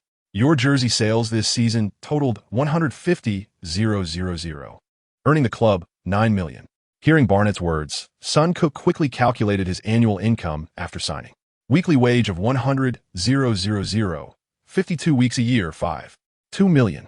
If he could win all 4 championships, that would be 205,000. Based on this season's jersey sales, he could earn 8 million. Chapter 179. Why cherish your body when participating in the Olympics? With the end of the Premier League, the coach of the British U23 team, Stuart Pearce, began to make rounds. This time, the British U23 team successfully formed a historic squad, and Pearce aimed to assemble the strongest U23 team in the history of British football to compete. In an interview, he expressed, "I feel incredibly honored to have this opportunity, and I am full of anticipation for the upcoming work. I was fortunate enough to represent the England team in the European Championship, as I can truly feel how important it is to compete for one's country." The last time the British team appeared on the Olympic stage dates back to 1960. Later, with the professionalization of football, the four football associations struggled to come to an agreement over their own rights for over 50 years. As independent football associations, England, Scotland, Wales, and Northern Ireland have never reached a consensus on team formation issues. Historically, the youth teams of Scotland and England have qualified for the Olympics through the European U21 Championship, but they were held back by the other three associations. In the last Olympics, the British men's and women's teams had even completed their team formation, but the football associations of Scotland, Wales, and Northern Ireland refused to sign the team participation agreement, resulting in the British Olympic team's opportunity to compete being lost once again. Chapter 180. The professor loves one person in two lifetimes. At the end of the season, Chelsea emerged as the biggest winner in the two cup competitions. They first defeated Liverpool 2-1 in the FA Cup final to claim the title.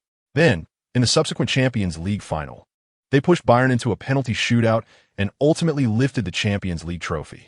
As a result, Chelsea will automatically participate in the Champions League next season as the defending champions, while Tottenham, ranked fourth in the Premier League, missed out on Champions League qualification. In this season's Premier League, Van Persie topped the scoring chart with 35 goals. Rooney ranked second with 27 goals. And Son Koo and Aguero tied for third with 23 goals each. In the assist chart, Son Koo had 21 assists, tying with David Silva for first place. Meanwhile, in the European scoring chart, Messi scored an astonishing 50 goals in La Liga and an incredible total of 73 goals across all competitions this season. This marked the peak of Messi's career, and he undoubtedly won the European Golden Shoe. Moreover, Messi also claimed the title of European Assist King with 30 assists, while Son Koo ranked second with 29 assists. However, in terms of collective honors, Messi only secured one Copa del Rey this season, as they were overtaken by Real Madrid in the sprint phase and missed out on the La Liga title. Chapter 181.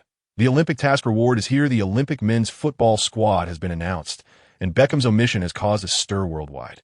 Son Koo only learned about it on the day of the training camp, as Pearce only informed the selected players and did not notify those who were omitted, especially those who should have been informed out of common courtesy, including the popular Beckham, Scotland's Fletcher, and Northern Ireland's Brent. Compared to the latter two omissions, Beckham's absence garnered more attention due to his fame. In the 2 days leading up to the training camp, many officials and media from the FA were coming and going at the training base in Coney. Most media focused on the squad, with Beckham becoming the focal point. Pearce had explained the situation seriously 2 days prior, but upon seeing the news in the following days, he was furious. The English media completely disregarded his explanations and sensationalized his words. The next afternoon, Pearce even had a heated argument with an Olympic Committee representative who came to plead Beckham's case. There were also questions from Scotland and Northern Ireland regarding the British Olympic team squad, which included 16 English players and 6 Welsh players out of 22. Chapter 182. Leyton Orient is up for sale. Son Koo excitedly watched the pointer stop at Cruyff turn. In an instant, scenes and techniques of Cruyff receiving the ball sideways and evading defenders in close encounters appeared in Son Koo's mind. System Prompt 1. Advanced techniques often manifest in the simplest ways. With it, you need not fear close pressing. System Prompt 2.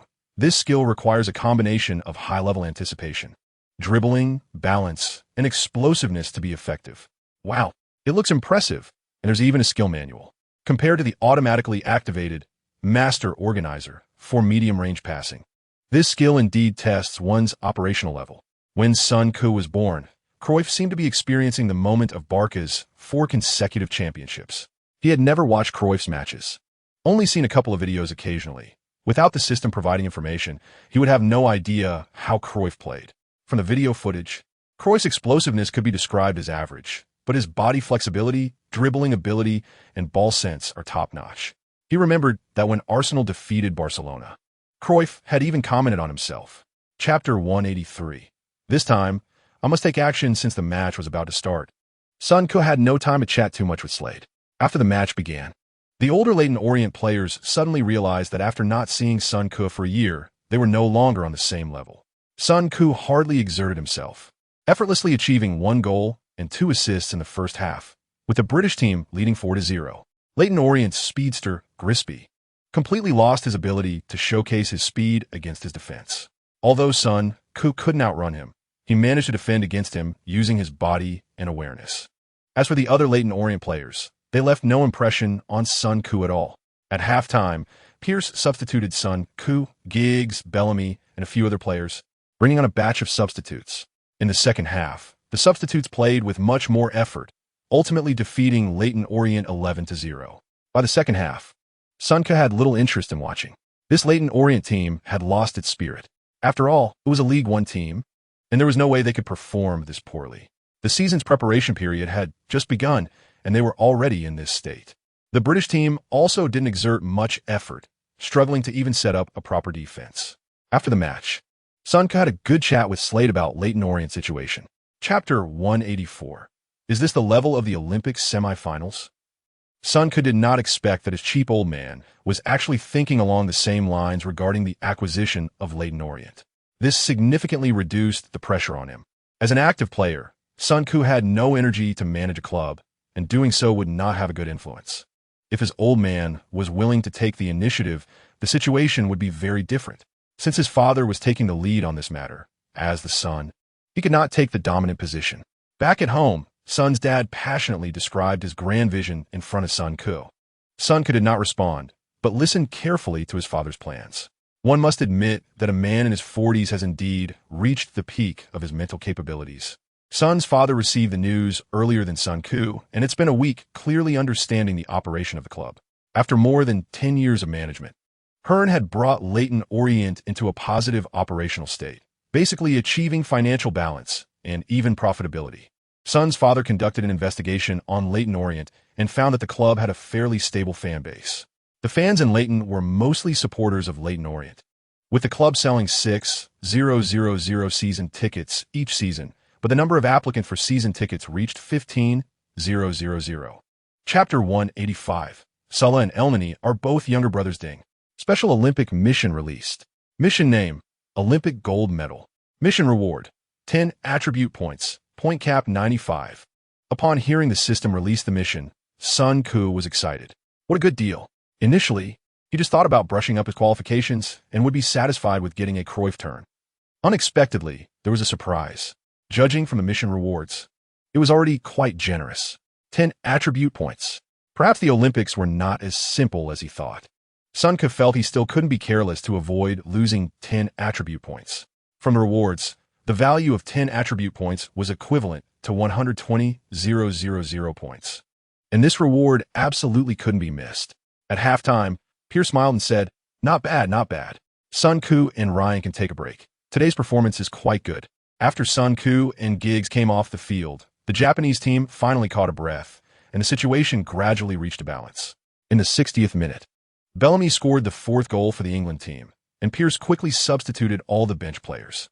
The match ended with England winning 4-0 against Japan. After the match, Japan's Yomiuri Shimbun extensively reported on this game. Chapter 186. The Olympics might not be as simple as imagined. Seizing this opportunity, Sun Ke naturally couldn't miss it. Sun Ke asked Elneny, "Would you like to play in England?" Upon hearing this question, Elneny's eyes lit up, while Salah appeared somewhat disappointed. Seeing their expressions, Sun Ke understood immediately. These two guys thought they were recommending Elneny to Arsenal. What were they thinking? Now, his father had already started negotiating the acquisition with Hearn, and it was impossible to give the old man a discount. Moreover, with Elneny's current level, he couldn't establish himself at Arsenal at all. Not to mention him. Even if Salah came, he wouldn't be able to compete with Suarez and Sterling. Sun Ke made it clear, it is a League One team in London, but after all, in the English League, the income is definitely higher than what you have now, and it's easier to attract the attention of big clubs. In any era, it has never been easy for unknown foreign players to step into the Premier League. They either have to prove themselves in other European leagues or be favored by the coach. Otherwise, they must take one step at a time. But they can't move too slowly. If they're a bit older, the road to big clubs is blocked, and they can only serve in mid to lower tier Premier League teams. Chapter 187. The first international competition. With the Olympics approaching, athletes from around the world flocked to the Olympic Village one after another. In his previous life, Sun Ko had heard a lot of gossip about the Olympics, such as several 100,000 condoms being used in one Olympic Games. However, Sun Ko didn't feel much. In his eyes, everyone was very sunny. The players of the England team were generally very honest, or rather, everyone cherished their reputation, energetic every day, returned to the dormitory on time. And most of them behaved well. Sun Ko shared a room with Ramsey and didn't notice this handsome guy flirting around. Of course, there were exceptions. That was Wong Laoji. This guy would always take time to stroll around different dorms and chat with every teammate. However, there were 2 times when Sun Ko came back from the gym at night and saw Giggs chatting with other female athletes, and each time it was different. He had encountered the tennis beauty athlete Sharapova on his way home from training, and she actively greeted him. Sun Ko took a look at Sharapova. She was about 185 meters tall, with broad shoulders and a strong Russian accent in her English. Sharapova invited Sun Ko to sunbathe together, which made Sun Ko laugh. He was there to compete. Who had time to sunbathe with this older sister? Chapter 188. Creating a penalty. This is the big leg. With the referee's whistle, the England team kicked off first. After a few passes, Giggs passed the ball to Sun Ko. After receiving the ball, Sun Ko half-turned and got past the Wigan Athletic defensive midfielder Thiam, who was immediately confronted by Ghana from Lille.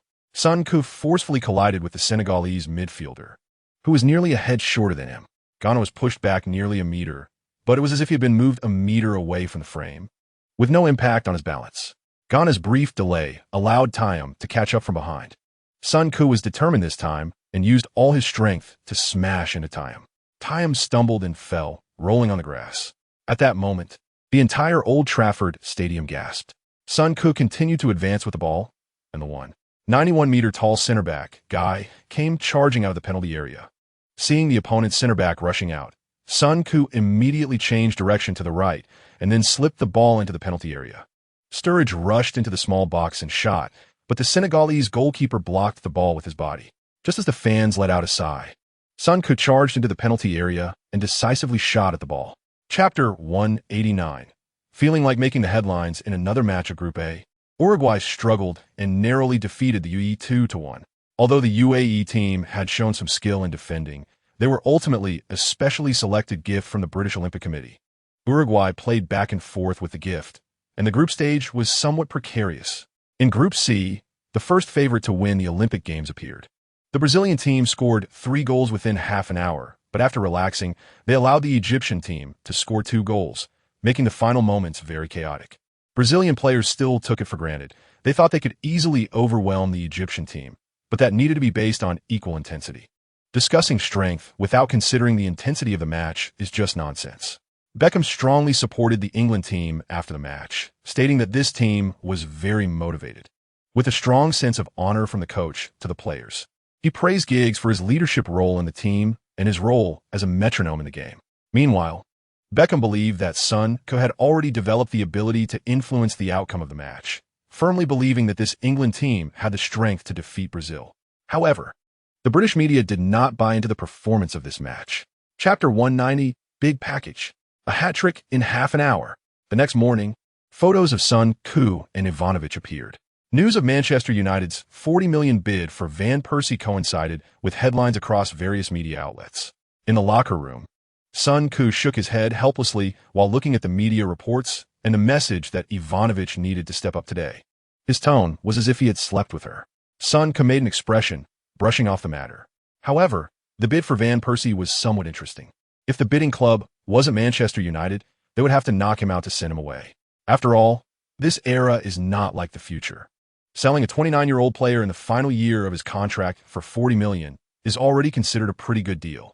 But now Arsenal is the defending champion, and selling their best player to a rival is not a good thing. In the evening, Sun Ko received a call from Wenger. As soon as the call connected, the old man teased, "I heard you found a girlfriend?" Sun Ko could only laugh and say, "I just spoke to someone I met for 5 minutes."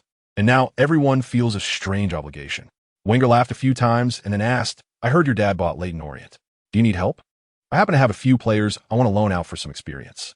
Chapter 191. dominate the week thoroughly. Only 35 minutes had passed in the first half, and the UAE team had already been pierced by the British team 4 times. Amid the thunderous cheers of the home fans, the UAE players looked dazed. Everyone was representing their national team. Even if they didn't expect to advance from the group stage, at least they wanted to have a decent showing. With 4 goals conceded before the first half was over, if the British team went on a rampage, it would be a disaster. The key issue was that they had no solution. The British team scored 2 goals each from ground play and aerial bombardment, and they didn't know what to do anymore. On the field, Son Koo was laughing, extending his arms to embrace 3 or 4 teammates. The feeling of overpowering was exhilarating. When the game resumed, the British players had no intention of letting up on their opponents. The starting lineup of the British team had 7 rotated players, all eager to impress and secure opportunities for future matches, playing with all their might. Who the hell cares about the opponent's feelings? The British players had already figured out Pierce's selection criteria. The British coach didn't look at individual statistics, but just at form. What is the standard for judging player form? Chapter 192, a volley against Uruguay. The news of the talks breaking down in a day was very much like Van Persie. This guy has a bit of a wuxia character vibe, with clear-cut loyalties and enmities. The Dutch striker is very self-centered and has a fiery temper. During matches, a slight friction can lead to an explosion. When negotiating with Bayern, it was probably something in the opposing party's wording that angered him, causing the negotiations to hit a deadlock. Van Persie's way of getting out of dilemma is to go all out. The Sun quickly reported that an anonymous Bayern staff member said Van Persie walked into the club with a smile and slammed the door on his way out. The Daily Mirror obtained further information. It was said that Bayern and Van Persie had a disagreement over personal positioning. Van Persie's asking price was equivalent to 210,000 a week, and he believed he should be a star player for Bayern. Bayern thought Van Persie's age was too high, and he could only be a regular starter without any privileges and could not meet his salary demands. Of course, this is all one-sided media talk. If you're not directly involved, it's impossible to understand the truth of the matter. Even if the parties involved say it, it may not necessarily be true. Van Persie's agent and Bayern's official spokesperson each had their own version during interviews. Chapter 193, not passing to Son Koo on the field. Now, Premier League players have a saying. If you hear a bang on the field when facing Arsenal, it's probably Son Koo scoring. This saying has permeated from the Premier League to the Olympics. So, when Son Koo volleyed a powerful shot, the Uruguay players felt a twinge of anxiety. In front of the goal, as Son Koo shot, the Uruguayan goalkeeper took a step to the right, his body compressing like a spring, then quickly bouncing back.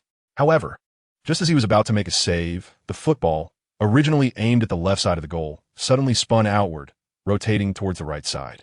The goalkeeper, Campania, immediately looked flustered. This guy took a shot in the box without stopping the ball, and even produced an outward spin. Campania still wanted to save it, forcibly pulling back his body, then moving to the left. But the next moment, the football had already flown above the goal line, and Campania was frozen in place, making no attempt to save. Amid the roaring cheers of British fans, Campania let out a sigh. This kind of shot is simply torture for the goalkeeper. Chapter 194. The old man wants me to be the captain? Son Koo held the football and asked Bellamy, "Do you want to take it or should I?" Bellamy instantly figured out Son Koo's intention and pretended to be magnanimous, saying, "You've been kicked a lot today. You take it." Over these days, he probably understood Son Koo's character. If Son Koo wants to give the penalty to him, he would directly pass the ball to him and then step out of the box. Of course, if Bellamy wanted to take the penalty, Son Koo would also gladly let him have it. But that wasn't the optimal solution. Bellamy also knew that if he gave the penalty to Son Koo, the latter would quickly reciprocate. For instance, in situations where chances on both sides were similar, he would pass the ball to the left side, and he would double the return. Son Koo nodded, placed the ball on the penalty spot, and then stepped back 5 or 6 meters. Since this penalty was inconsequential, Son Koo's mindset was also relaxed. The moment the referee blew the whistle, Son Koo immediately began his run-up. He was observing the Uruguayan goalkeeper's movements, unable to discern the opponent's intentions. "All right, playing with me without showing your cards." He instantly realized that the Uruguayan goalkeeper was likely influenced by the previous shot's change in direction and intended to wait and see before diving. "Brother, what level are you on?" Chapter 195. A captain who can clear Arsenal's debts?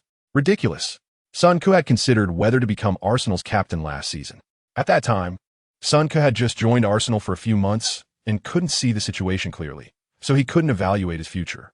However, he still has a firm belief that when his abilities and influence are recognized by his teammates, he will choose to become the captain of the team. He just didn't expect that this day would come so quickly. The captaincy should be given to a player with outstanding abilities and deep experience in the team. Like Van Persie, the Dutch striker has been with Arsenal long enough, although his influence in the locker room may not convince everyone. He can uplift the team's morale with his goals. In Sun Ku's view, the current Van Persie cannot be considered a good captain yet.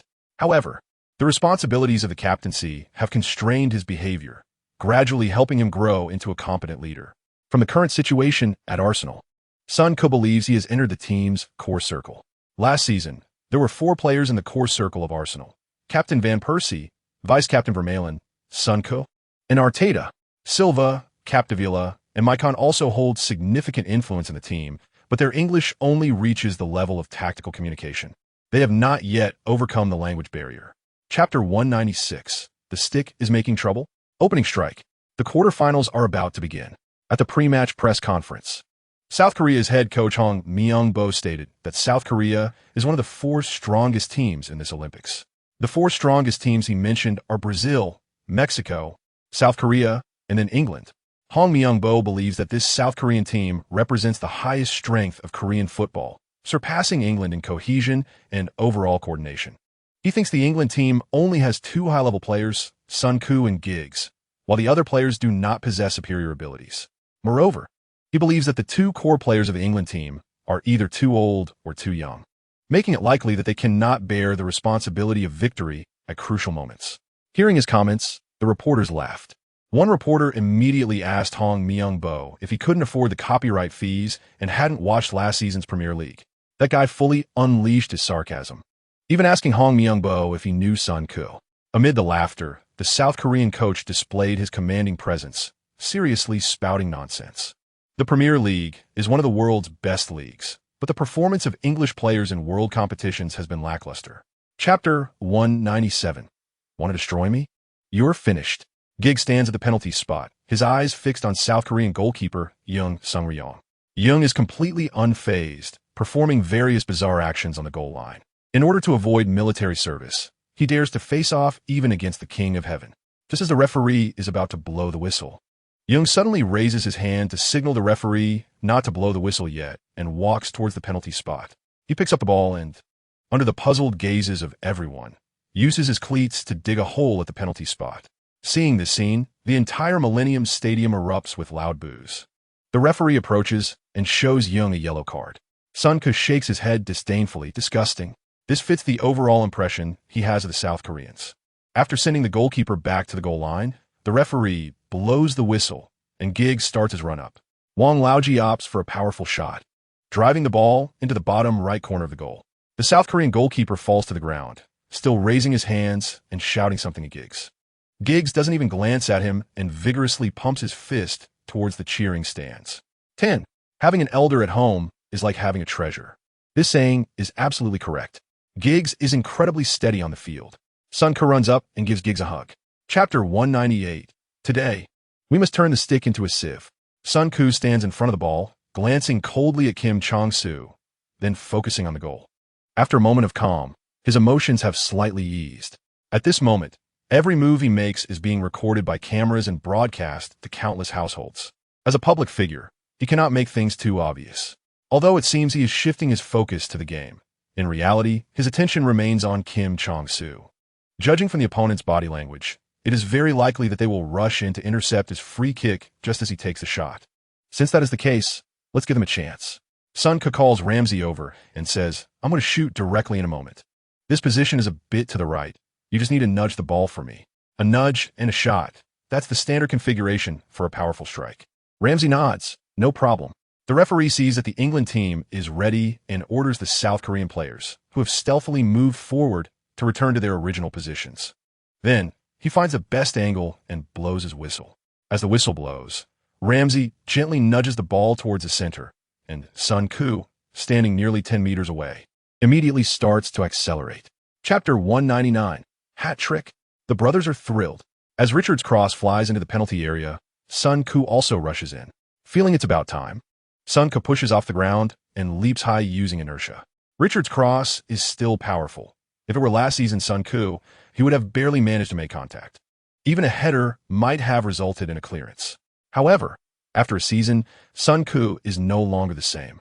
At this moment, Richard's cross is particularly comfortable for Sun Ko. As Sun Ko jumps, center back Kim Young-won also leaps. But Sun Ko completely ignores Kim Young-won. The difference is too great to be considered. Sun Ko maintains his body position in the air and powerfully heads the ball just as it reaches his head. The next moment, the ball changes direction in midair and flies with great force towards the bottom left corner of the goal. The speed of this header far exceeds the goalkeeper's capability, and the South Korean goalkeeper once again watches the ball fly into the net. Not only that, after completing the header, Sun Ko crashes into Kim Young-won. The South Korean center back is like a small boat in the ocean, capsized by Sun Ko's wave and thrown flat on the surface. Yeah, at the moment Sun Ko scores, the entire stadium erupts once again with thunderous cheers. Chapter 200, double-digit goals conceded. The Stick's brain explodes, having already scored 6 goals. The England players show no signs of letting up. Everyone was half killed by the South Koreans in the first half. Pity? Not a chance. As the match resumes, the England players pick up their traditional craft and begin long-range bombardments. In the 59th minute, Sun Ko receives the ball outside the penalty area and delivers a through ball that penetrates the South Koreans' flimsy defense. Sordel's shot is saved by the goalkeeper. Oh no, they dare to block. If they don't let the masters have their fun, then we'll bury you. Ramsey took the corner kick, and Richards at the front post bumped off a defender and a teammate, leaped high, and powerfully headed the ball into the far corner. 70. After scoring, Richards shouted and ran several meters, sliding on his knees on the grass, leaving 5 marks. This guy has an inward toe, amid the thunderous cheers of the home fans. The Korean players hung their heads as if 2 lead balls were tied to them. Sun Ko was very satisfied, but it wasn't enough. If there is any team in the world that is more capable of causing a massacre, the British team on the Olympic stage would definitely be among the top. Barcelona takes dozens of seconds to pass the ball from the backfield to the front, and it takes at least a minute to set up a shot. Chapter 201. Pierce. This kid is a top team player. Upon hearing the Korean player's question, Sun Ko immediately revealed a Subway elder's expression. The match was almost over. And you guys are thinking about this? ISN to your brain a bit delayed, but upon second thought, Sun Ko found it reasonable. No matter what the Koreans did, it shouldn't be too surprising. The referee quietly said, "The match result remains as is. I advise you not to act impulsively, or I will record it in the match documentation." Upon receiving the answer, that Korean player immediately frowned. After witnessing this scene, Sun Ko was somewhat distracted. It's so disgusting. The match continued, and the British players were still bombarding the opponent's penalty area. Now everyone wanted to score, and if they missed this big gift, there would definitely be no chance later. The British players were now taking turns entering the Korean team's penalty area to bombard it. In the 90th minute, Sun Ko received a pass from Cleverly, controlled in the front, and sent into the penalty area with 1 kick. Center forward Soderl stopped the ball in the penalty area and evaded the goalkeeper with a feint. The Korean goalkeeper leaped to the side and knocked Soderl over. Penalty. Sun Ko turned around to look, and Cleverly and Ramsey were looking at him eagerly. Sun Ko glanced at the captain's armband on his arm and suddenly felt a bit of a headache. Chapter 202. This can even increase training time. Ivan is reliable. The day after the British team thrashed the Korean team, world media extensively reported on the match. 442. The British team created the largest score in Olympic history, with an advantage comparable to the U.S. men's basketball team. The Times, with the lopsided score advancing. The British men's football team became the key point for the British delegation to overtake the Russian delegation in the Olympics. Seoul Sports, a disgraceful defeat. The level of South Korean players in the same age group is far behind world-class strong countries. Rio Daily. The Brazilian team faces the British team, which has united for the first time in 50 years in the semifinals, and the outlook is not optimistic. Sports Weekly. Arsenal's genius led the British team to 11-0 rout of the Korean team, and Chinese football missed the European golden boy. Yomiuri Shimbun. The British giant dominates the Olympic football arena, expected to lead the British team to sweep the world's strong teams. Throughout the day, Sun Ko's free kick that broke the Korean player's calf was replayed repeatedly around the world. People found that if the video wasn't slowed down, it was hard to see the clear trajectory of the shot. Except for the Korean media, which believed the free kick was intentional. The vast majority thought it was just a normal free kick. Chapter 203. The Brazilian team wants to completely lock down Sancho. Old Trafford.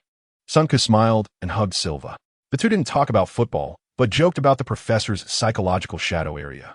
With the Premier League about to start, Sancho, Silva, and Ramsey were still playing in the Olympics. Suarez had just returned to the club, and whether he could play in the opening match was uncertain. With three main players unable to play, Van Persie had gone to Manchester United, and the new season suddenly lacked four key players.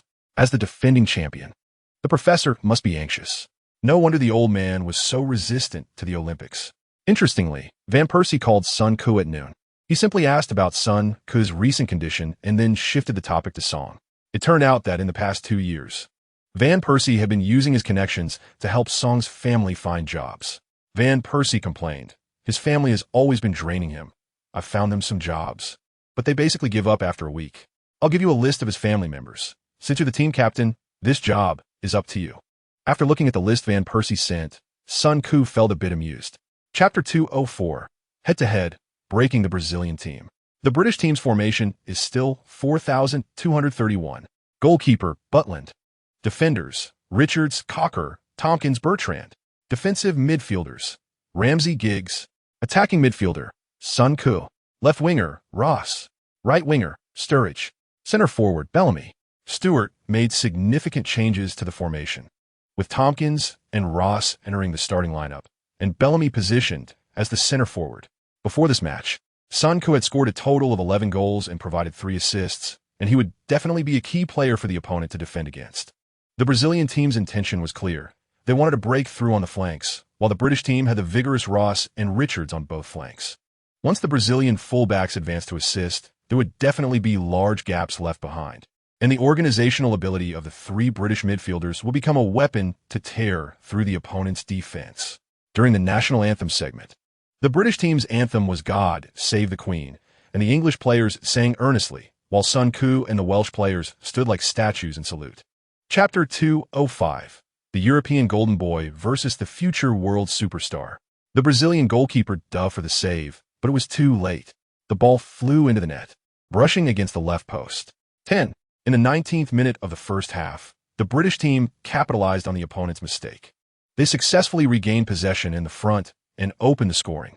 Yeah, at that moment, the entire Old Trafford stadium erupted, facing the luxurious lineup of the Brazilian team. The British players did not show any fear, but boldly pressed the opponent in the front. This goal caught the Brazilian players off guard. Sandro spread his arms and helplessly shook his head at Rafael. Meanwhile, the British players were ecstatically huddled together in the opponent's penalty area. Sancho pulled Bellamy close, and with one hand, he high-fived Giggs and Ross. After scoring, Bellamy excitedly waved his fists. As a Liverpool player, he received applause from the Manchester fans this time. On the sidelines, Pierce excitedly waved his fists. "Well done, guys." Beckham was also excitedly high-fiving the players on the bench. Broadcasting studio. Martin Taylor excitedly said, "Yes. We've scored first. What a wonderful start." Chapter 206. Corner kick duel, dominating Silva. Giggs stood in the corner area, watching his teammates in the penalty box. At 192 meters tall and able to overpower everyone, Cocker stood at the back post. From this position, he just needed to use his bulk to claim the spot, without needing to turn around. Richards and Bellamy were definitely charging for the front post, as both were around 1.8 meters tall and had little chance in the middle. The biggest advantage of charging for the front post is that they could use their explosiveness and heading skills to make up for their height disadvantage. As long as they can pin the defenders behind them at the moment the corner is taken, they can basically be considered one-on-one with the goalkeeper. Sancho and Tompkins were standing in the middle, defended by 2 Brazilian center backs. Giggs looked at the situation in the penalty area and then signaled towards the middle of the box. He also gave a gesture indicating the ball should land near the 6-yard box. The English FA has been practicing long throws and crosses for so many years, and there are plenty of good crossers.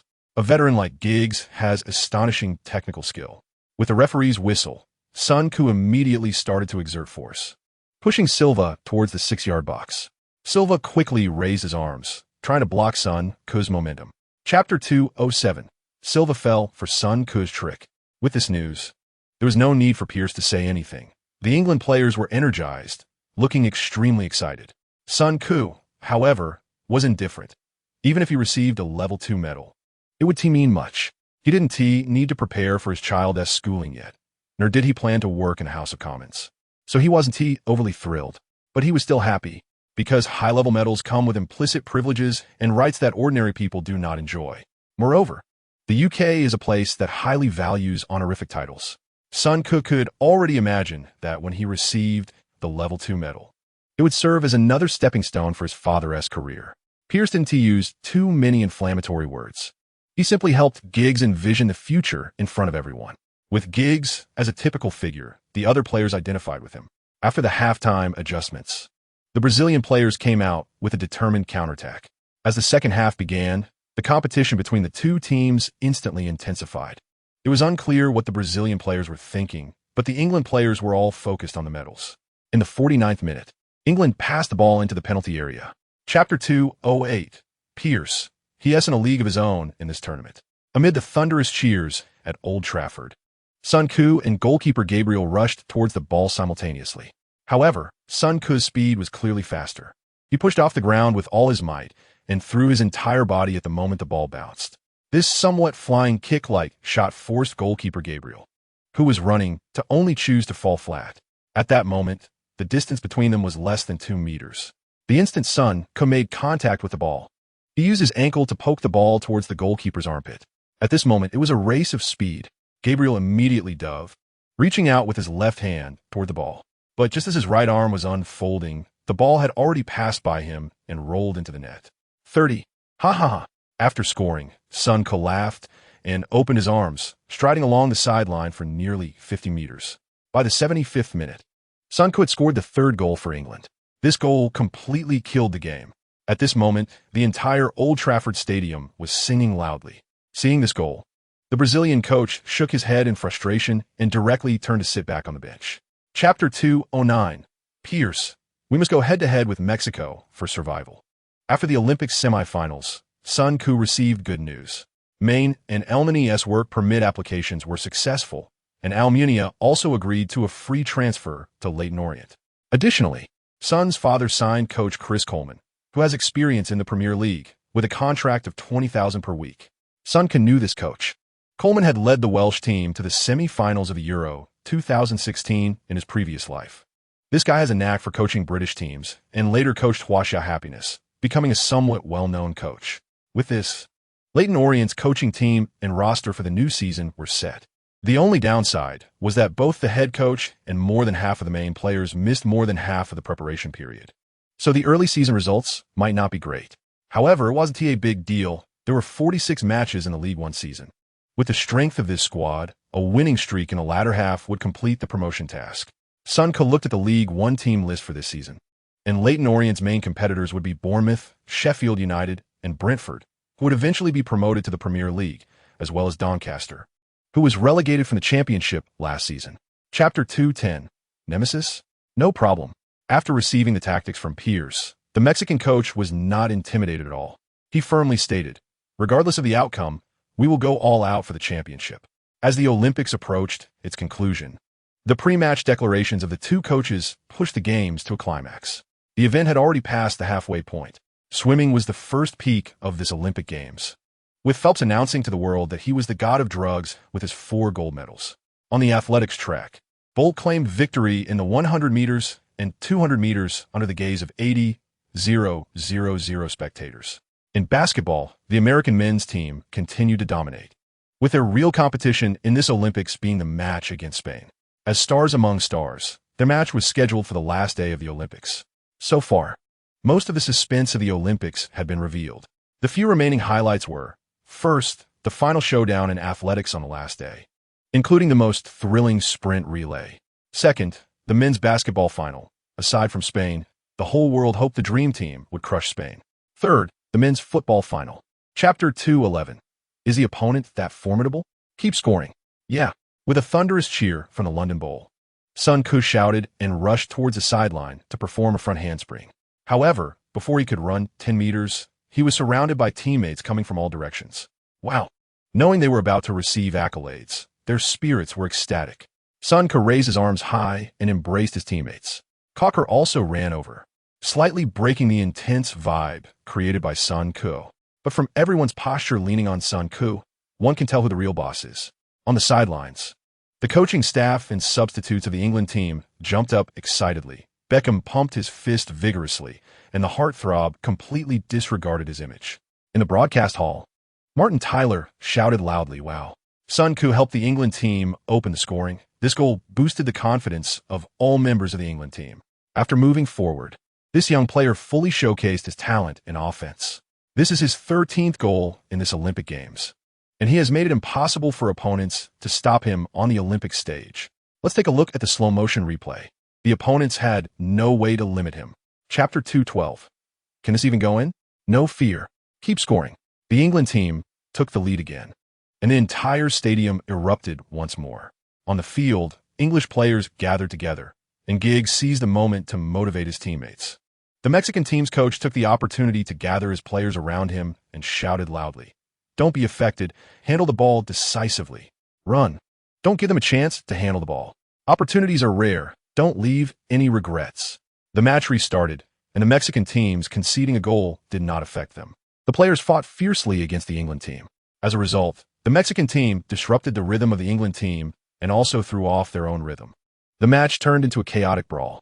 Compared to the England team, the Mexican team was the weaker side, and disrupting the opponent's rhythm was clearly more beneficial for them. As long as Sun Ku had the ball, Mexican players, even at the cost of yellow cards, would make the England team pause. By the 40th minute, the Mexican team had already received 3 yellow cards for fouling Sun Ku. They played smartly, not allowing one person to defend Sun Ku alone, but instead employing a rotating strategy of fouling. However, the England team continued to bombard the Mexican goal with crosses. Chapter 2:13. 15 goals, 6 assists. Olympic gold medal. Sun Ku scored his 3rd goal, and the morale of the Mexican players visibly dropped. But it must be acknowledged that the North American tough guys indeed have guts. After the restart, the Mexican players displayed a spirit of fighting to the death, fiercely contesting against the England team. Sun Ku could clearly feel that the Mexican players around him were gasping for breath like bellows. In the 55th minute, the Mexican team's coach substituted 3 players in one go. Dos Santos and Jimenez came on, giving the Mexican team a lifeline. After taking the lead for the 3rd time, the England team did not rush to end the match, but kept passing the ball to stretch the opponent's formation. Although the English players were somewhat rough compared to Latin American players, this group of players was still the elite of the same age group. Many had already become starters in the Premier League, so their basic skills were certainly not a problem. During the Olympics, left winger Sinclair chose not to renew his contract with Swansea and transferred to Manchester City for $8 million. His weekly salary immediately skyrocketed to $80,000, which was undoubtedly a life-changing choice. Many young players, if they cannot perform at Manchester City, find their careers basically over, because playing for 3 or 4 years at Manchester City can earn them the equivalent of a decade's income at other clubs. Chapter 2:14. Arsenal 2 draws in a row. 10-point attributes must be immediate. Hearing the system's prompt sound, Sun Ku waved his fist vigorously. Olympic champion. 10-point attributes. Double happiness. Sun Ku raised his arms, and his teammates excitedly rushed to his side. At the moment the final whistle blew, Pierce and the substitutes excitedly rushed onto the field. The atmosphere of the Olympic final reached its peak. At the same time, hundreds of reporters' flashlights went off simultaneously on the sidelines. British football finally welcomed a long-awaited championship. This moment was a memorable one for all English people. It was the first time in 50 years that the England team formed a united squad, achieving Olympic gold with a dreamlike performance.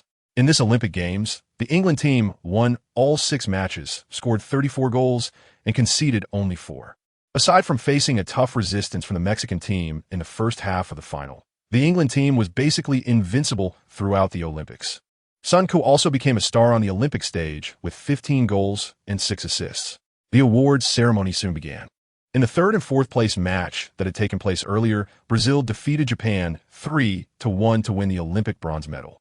Neymar and Silva's faces were filled with unwillingness and helplessness, with Neymar clearly stating that he would participate in the next Olympics. Chapter 2:15. Champions League draw. UEFA is too cheap. Sun Ku discovered something quite terrifying. Arsenal always faced a massive number of injuries at the start of each season, and the extent was not ordinary. Rosicky, who performed outstandingly in the final stages of last season, got injured in the European Championship, underwent surgery on his Achilles tendon, and needed a 4-month recovery. First-choice goalkeeper Szczesny and second-choice goalkeeper Fabianski were both unable to play due to injuries. The last match for Arsenal had been started by third-choice goalkeeper Manoni, Sagna, and Koscielny. After participating in the European Championship, were physically fragile and got injured before the season started. The two positions on the right wing were also affected. Walcott was overused in the European Championship and showed various signs of fatigue after training began. Interestingly, Oxlade-Chamberlain, who had not been injured and hardly played matches, twisted his ankle. Wilshere's recovery situation had been very positive over the past year, but it had never reached the level of being able to participate in training. On the contrary, the fragile Vieira Diaby still played in one league match. Adding Son, Silva, Ramsey, and Suarez, Arsenal's first-team squad was directly missing 11 players. The kids welcomed the highlight moments of their careers and mixed into the substitutes bench. Chapter 2:16, Dribbling Past 3, Scalpel-like Pass. In the first 10 minutes of the first half, Liverpool relied on Sterling as an attacking point, making Maicon look very embarrassed. After coming through, Son realized that Sterling was actually a Jamaican with dual nationality from Jamaica and the UK. After his mother obtained a degree in the UK, she brought 5-year-old Sterling to London. Sterling clearly possessed speed and endurance far beyond his peers. What is speed endurance? It is the ability to maintain maximum speed. Many people think that short-distance sprints like the 100 meters get faster as they go, but that's not the case. Professional athletes need at least 30 meters to reach their maximum speed. However, this state can typically only be maintained for 50 meters. In other words, the 100 meters are usually completed while trying hard to avoid speed decay. It sounds regrettable, but that's the reality. Jamaican sprinters breaking the dominance of American sprinters is largely due to their genes being more favorable for maintaining maximum speed. This is particularly evident in Sterling. This guy often reaches his highest speed while running off the ball, and even after receiving the ball, he can maintain high-speed movement. Hence, on the pitch, there's often a phenomenon where Sterling frequently makes Maicon nearly lose his balance. Chapter 2:17, Activate Big Giroud. Everything is under control.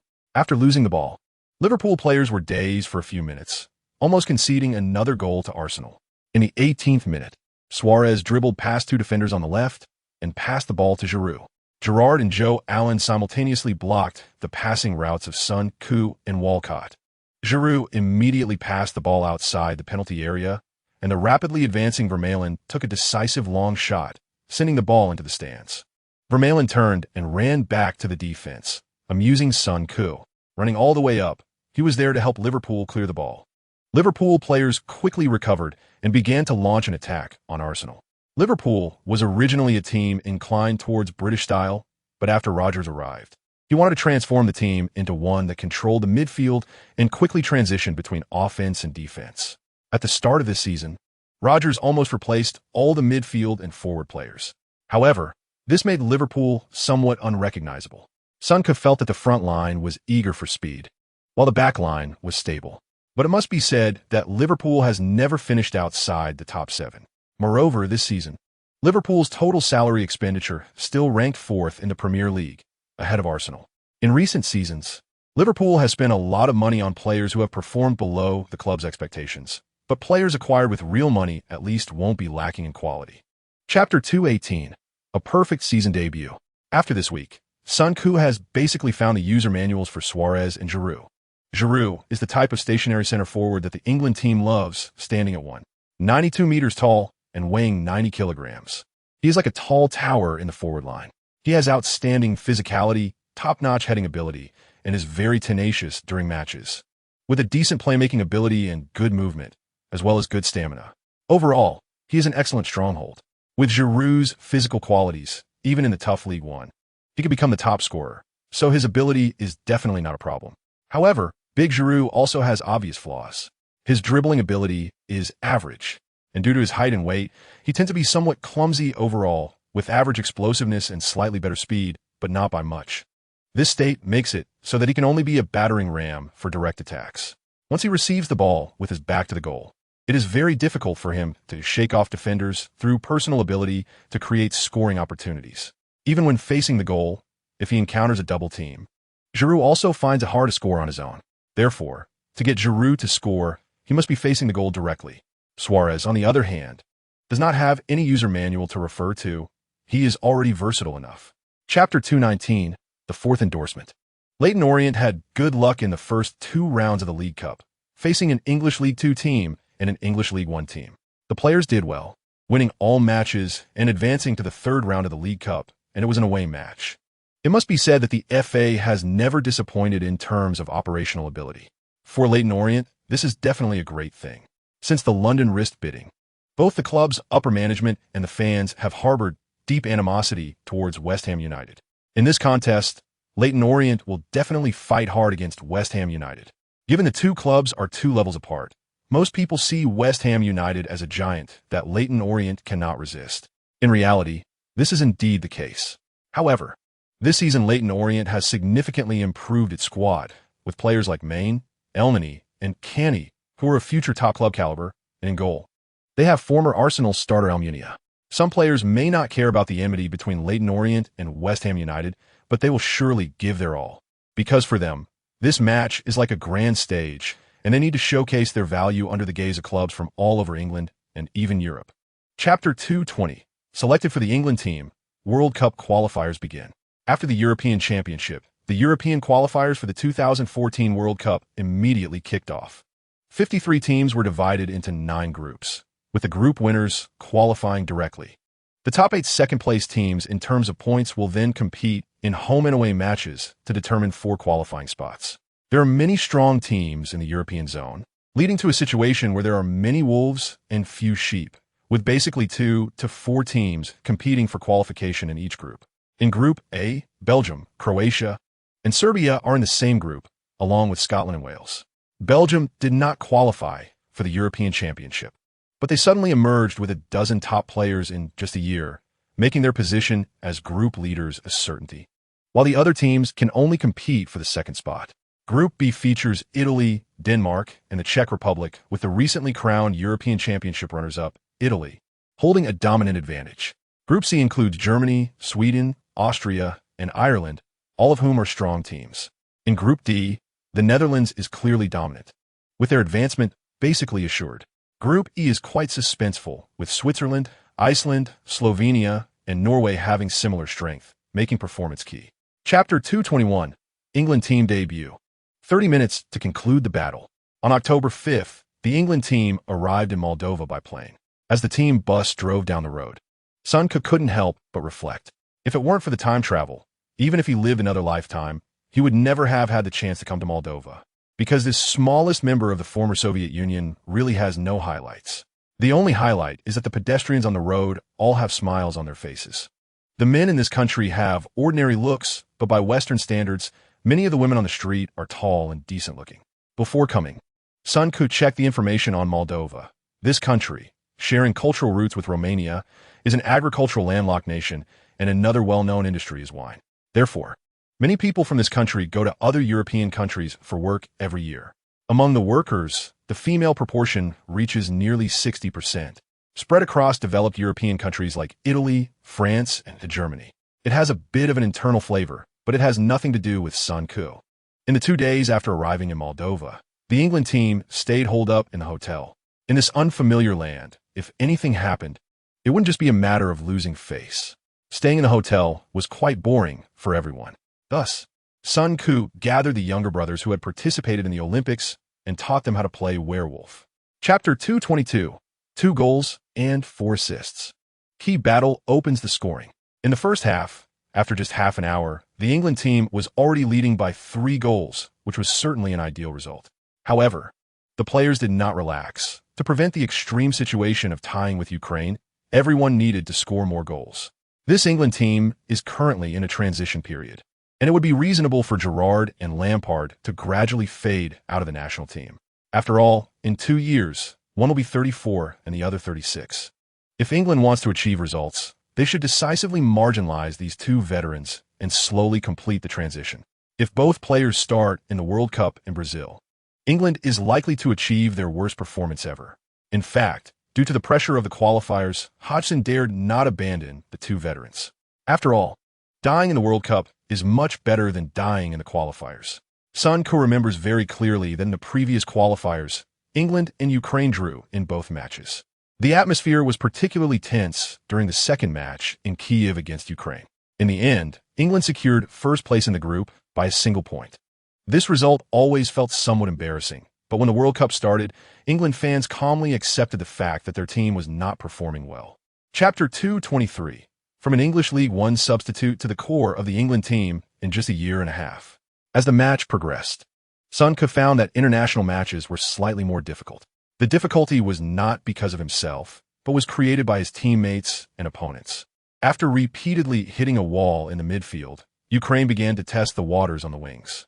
After several attempts, they discovered that England's left-back Baines was a weak point, and Glenn Johnson was not much better. Consequently, Ukraine's two wingers started to frequently receive the ball and break through on the flanks. Ukrainian football has always been known for its fast and technically decent wingers. In the 27th minute, Ukrainian right winger Yarmolenko took the ball on the right and made a direct breakthrough. Baines tried to block his position, but was directly overpowered. Yarmolenko penetrated the penalty area and decisively took a shot. At a critical moment, Terry blocked the shot with his head, sending it out for a corner. From this defensive play, Son felt that Terry should have a background in boxing. He didn't even close his eyes when the ball hit his head. Tough guy. Ukraine took a corner kick, and four strong men over one. 88 meters tall, entered England's penalty area. Seeing this situation, Son quickly returned to defend in his own penalty area. After enduring 2 rounds of corner bombardment from the opponent, England once again gained an opportunity. Chapter 224. If you all choose happiness, then I can only go for goals.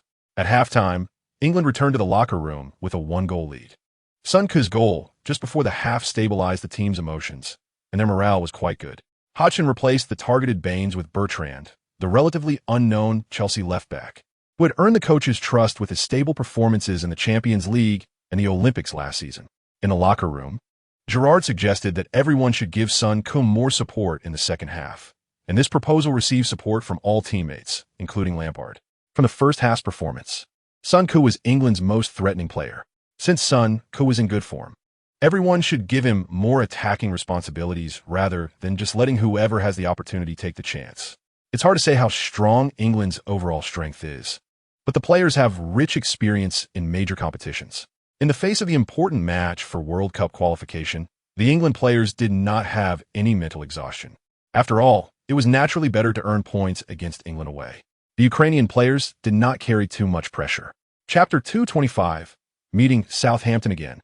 No longer on the same level. Looking at the extra 2,000 points, Son immediately opened the points acquisition details. In this system, points were the lifeline of growth. Therefore, every time he earned points, Son would repeatedly check with the data. Points are no small matter. Any negligence could lead to missing an opportunity to gain rewards. After checking the points acquisition list, Son finally found the source of the 2,000 points. The system named this 2,000 points as extra points for international matches. Oh, so that's how it is. This indeed made Son more interested in representing England. After all, his goal this season was to participate in more matches. Use matches to rack up data. Although he couldn't say he had been completely transformed compared to last year, he certainly felt like a different person.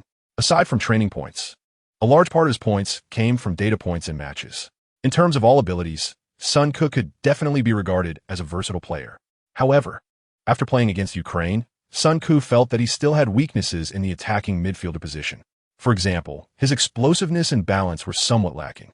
When facing teams that parked the bus, it was difficult to release the ball immediately when 2 opposing players clung tightly to him. Chapter 226. Premier League champion versus League One champion. Playing against teams like Southampton was incredibly easy.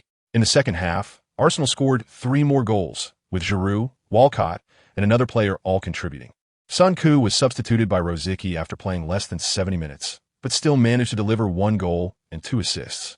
This match was nothing short of an easy win, with teammates in high spirits, taking care of most of Son's workload. Not to mention Son. Even Suarez was constantly overshadowed by Gibbs. There was nothing much to say about the offensive side of the game, but there were some flaws in defense.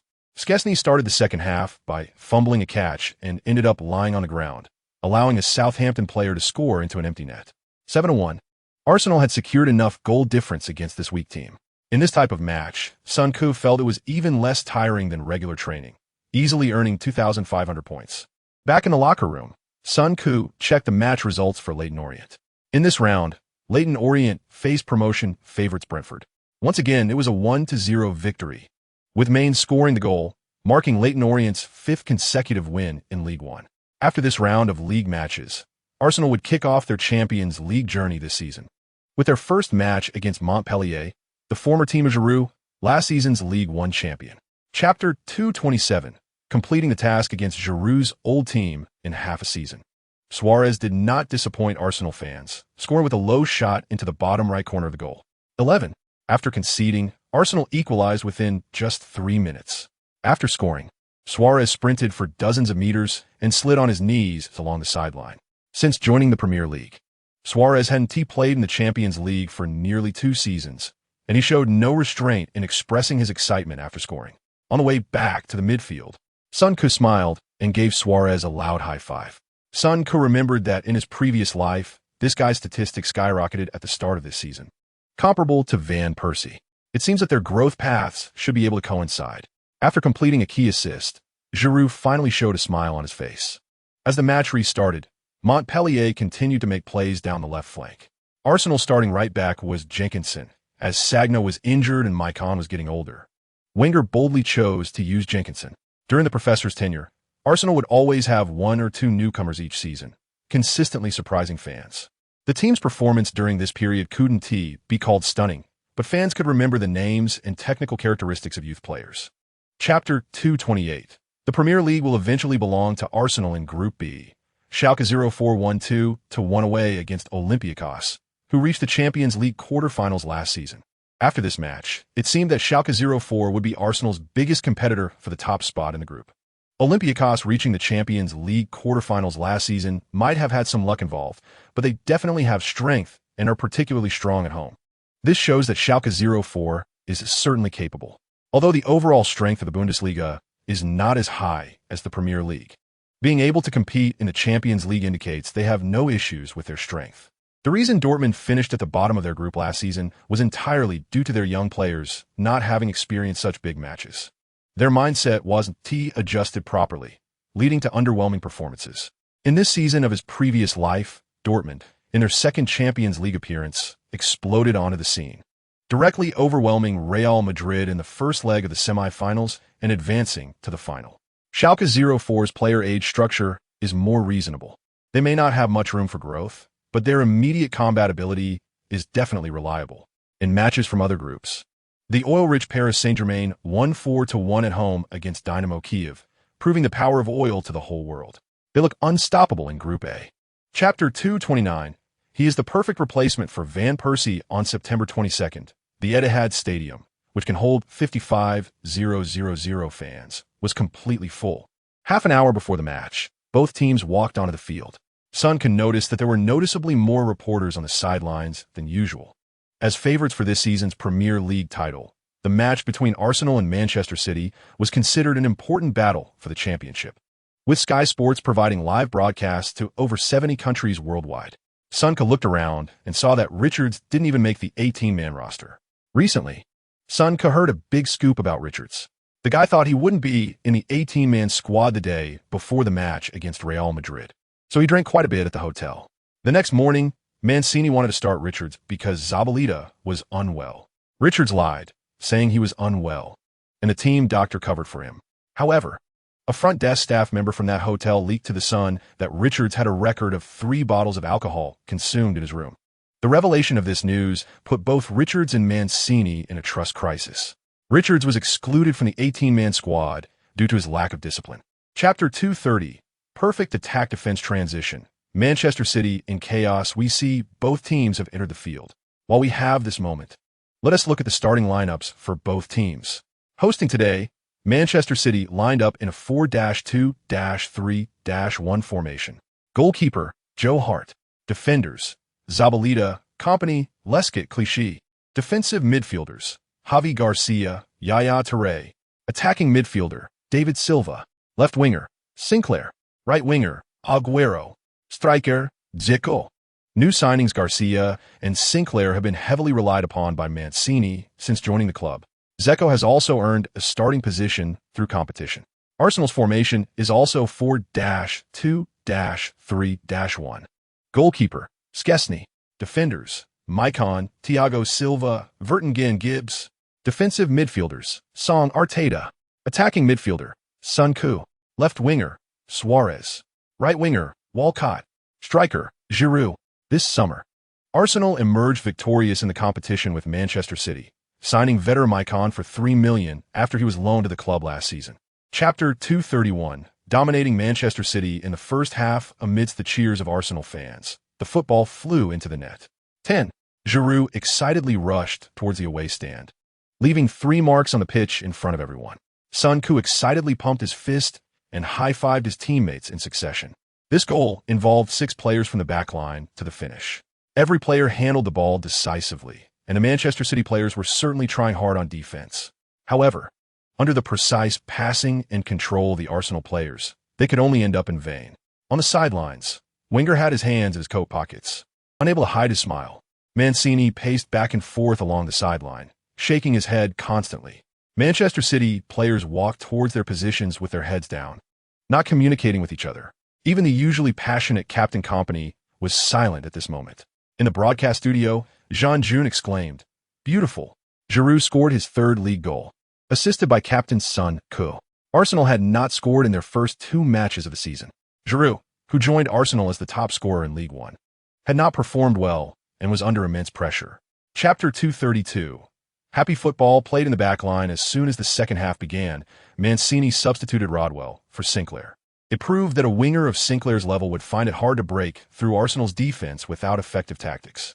Even if Maicon couldn't outrun him, he could use his experience to hold off until Silva could provide support. Sinclair's ability to distribute the ball was average, and every time Manchester City had a chance in the front field, it was under pressure from the defenders, forcing them to shoot. Bringing on Rodwell indicated that Manchester City's strategy of focusing on the left flank had failed. Rodwell had just played a season as a starter at Everton before coming to Manchester City. He usually had few opportunities to play, and encountering such a situation upon his entry, naturally, he couldn't perform well.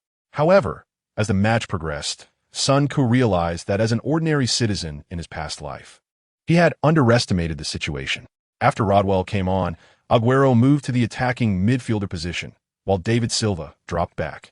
Manchester City's midfield suddenly transformed from 3 players to 5. This created a significant 2-player advantage in the midfield for both sides. With this numerical superiority, Manchester City began to dominate the game. Chapter 233. The Olympic Derby. At the post-match press conference, Mancini was still brooding over the loss. Facing reporters' questions, the Manchester City manager said defiantly, "Overall, I am very satisfied with the players' performance. Both teams played well for half the match, and we had the chance to equalize. But luck was not on our side. I am proud of the team's performance. We responded strongly despite being 2 goals down. If we had been a bit more effective in front of goal, perhaps the result would have been different." The professor calmly replied, "We played to our normal level in the first half, and we delivered the performance the fans wanted to see. The opponent made adjustments in the second half, but overall, they did not show the ability to score through normal tactics. Although there were some unexpected events that triggered a chain reaction, the team's performance remained very stable. We had many chances in the first half, and if we had taken any one of them, the match would have lost its suspense early on. But securing 3 points satisfactorily is good for everyone." In the professor's style, he usually leaves some face for the opponent after a victory. Chapter 234. The top battle. Chelsea revealed the news of Leyton Orient defeating West Ham United quickly became the headline the next day. The Leyton Orient team, which had been relatively unknown in recent years, suddenly shot to fame. Soon, media outlets that had already been prepared started to thoroughly investigate Leyton Orient's club status and team composition. Centre-back Miguel, striker Afobe, and defensive midfielder Flynn were all loaned from Arsenal. Goalkeeper Almunia and right-back Hoyt also transferred to Leyton Orient from Arsenal. These 5 players were brought in by Sun Ku through his connections at Arsenal. Following the clues, the media discovered that Canny came from League Two, which likely also came from Arsenal's resources. Maine and Elneny both participated in the London Olympics and had faced Sun Ku before. Right winger Risby was a teammate of Sun Ku at Leyton Orient. With this chain of connections, the English media was astonished to find that all players on Leyton Orient had intricate ties to Sun Ku. It turned out that at this club, Recruitment was not decided by the head coach or the chairman, but by the young owner. Although this situation went against the traditions of English football, Leyton Orient had gradually established a leading advantage in League Two and even eliminated West Ham United in the League Cup, leaving no room for criticism. Chapter 235. A Piercing Arrow. Czech can't hold on. September 29th. Emirates Stadium. Arsenal welcomed another strong opponent, Chelsea. Regardless of Chelsea's performance this season, they always posed a challenge for Arsenal. This team had long maintained a top-tier defensive setup and could also play possession football. The center-back pairing of Terry and Luiz hinted at this. Upon receiving Chelsea's starting lineup, Sun Koo felt this opponent might not be easier to face than Manchester City. Goalkeeper, Czech. Defenders, Ivanovic, Terry, Luiz, Ashley Cole. Defensive midfielders, Mikel, Ramirez. Attacking midfielder, Oscar. Left winger, Hazard. Right winger, Mata. Striker, Torres. This lineup had strong defensive capabilities in the midfield and backline, except for Luiz, who focused more on attack than defense.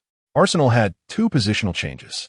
Szczesny was injured again, and third-choice goalkeeper Manoni started. The other change was Vermaelen returning from injury as the starting left-back. Having played for more than a season, Sun Koo felt he was beginning to understand Wenger's thinking. After the old man retired, a reporter once asked 3 questions in an interview. Chapter 236. A blade-wielding defender? Passed like a sieve. Czech's left hand touched the ball, but he couldn't clear it. As the ball landed on the grass and rolled toward the goal line, the entire Emirates Stadium erupted. Amidst the cheers of the home fans, the ball rolled into the net. Chelsea captain Terry, dejected, placed his hands on his hips and took a moment to regain his composure. Sun Koo excitedly dashed toward the sidelines, doing a little fist pump. All Arsenal fans stood up, singing Sun Koo's special song. 10. Just 6 minutes into the first half, Sun Koo unleashed a surprise shot, causing Czech to fumble, giving Arsenal the first goal. However, when Sun Koo looked at the goal, he found Czech kneeling on the grass, clutching his left hand in pain. It seemed he had injured his finger when he touched the ball. Sun Koo pondered for a while and concluded that Czech had probably injured the ligaments in his finger due to uneven pressure when he touched Sun Koo's shot at his limit. Under normal circumstances, Sun Koo felt his shot wouldn't have been that hard. The reason Czech got injured from that shot was primarily because the ball grazed Mikel, adding spin. Chapter 237. Climbing to the top, seeing Sun Koo charging into the middle, Terry immediately stepped up to block his path. Sun Koo desperately pushed against Terry, and the two instantly became entangled, unable to advance an inch. Although Terry was nearing the end of his career and had some issues with his style of play, he remained one of the most reliable central defenders in England. Sun Koo pushed Terry back a few steps, and seeing he couldn't stop Sun Koo, Terry quickly adjusted his position, using his body to shield the ball from Sun Koo. However, in the next moment, Sun Koo suddenly abandoned the confrontation with Terry and turned towards the back post. Suarez had no intention of passing to him. This guy knew he would be the target, so he feigned a shot and passed the ball to Giroud at the back post. As Sun Koo ran towards the back post, Giroud had already outmaneuvered Luiz and leaped high. Realizing that he had lost the initiative, Sun Koo immediately took a step back, ready to pick up the scraps in case Czech blocked Giroud's header. At this moment, the football has flown over Giroud's head, and Luiz, seeing he can't reach the landing point, can only lean hard against Giroud in hopes of disturbing him. Chapter 238. English Legend. If only he were born decades earlier. That evening after the match, BBC's highlights program discussed the match between Arsenal and Chelsea as a feature presentation. Legend Lineker believed that Chelsea appeared completely powerless against Arsenal. He argued that even if they hadn't conceded an early goal, Chelsea would still struggle to withstand Arsenal's offensive pressure. As he replayed the performances of both teams on the attack, he commented on their displays. Based on today's performance, Chelsea's showing was far below expectations. They allowed their opponents to take 9 shots in their own penalty area, which felt like having a gun pointed at their heads, to earn points away from home. Di Matteo should start players with stronger defensive attributes. Sun Koo's through ball led Chelsea to a disastrous match. Lineker believed that players like Sun Koo are extremely rare types, regardless of the era or country. The English legend thought that if the England team had a midfielder like Sun Koo in the 1986 World Cup, the history of the World Cup would have been completely rewritten. He believed that if Sun Koo had appeared in that era, the England team would have won both the 1986 and 1990 World Cup titles. Chapter 239. Rich people are tough. October 4th. Emirates Stadium. Arsenal welcomed their second opponent in the Champions League group stage, Olympiacos.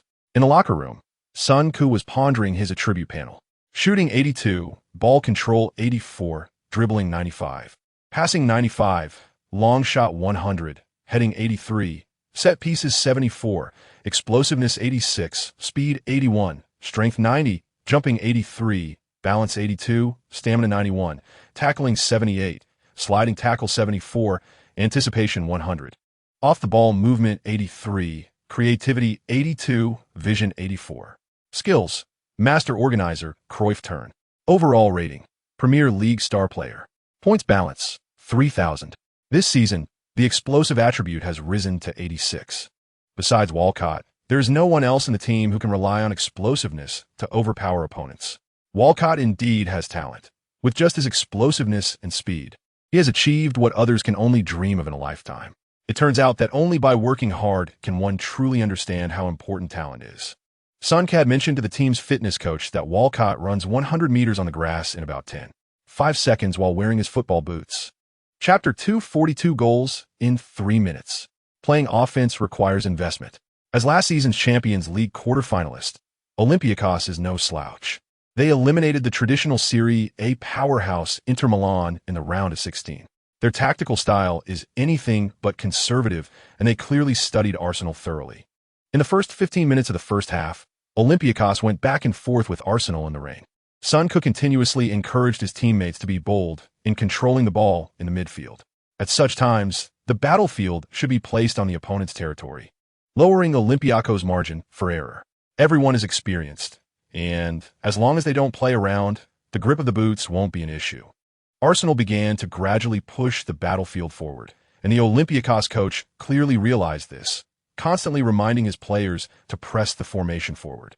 Son Koo moved back and forth on the field, constantly working with his teammates in tight combinations. The Olympiacos players played with great spirit. Although Arsenal had possession, they still sent 5 to 6 players forward whenever they had a chance. This was quite courageous compared to the opponents Arsenal had faced. Even Chelsea's coach openly expressed a defensive approach against Arsenal. Chapter 2: 41 dribbling past 3 players. The defender's mentality crumbled, scoring 2 goals in the final moments of the first half. The Arsenal players walked back to the locker room amidst the cheers of the fans. In the locker room, Son Koo praised Manoni in front of everyone. Although Manoni is not the tallest, he has great explosiveness and is quite clever. Manoni later moved on a free transfer to Sunderland, and after a few years in the Championship, transferred to Monaco. If we talk about hard strength, he would have no problem playing in the Premier League now. However, Arsenal's depth at the goalkeeper position is simply too abundant, with Manoni being overshadowed by younger players such as Szczesny and Fabianski, as well as Big Martin behind him. He has no future at Arsenal. Such a player would be a good pick for Leyton Orient. As a League One team, Leyton Orient severely lacks appeal in recruitment.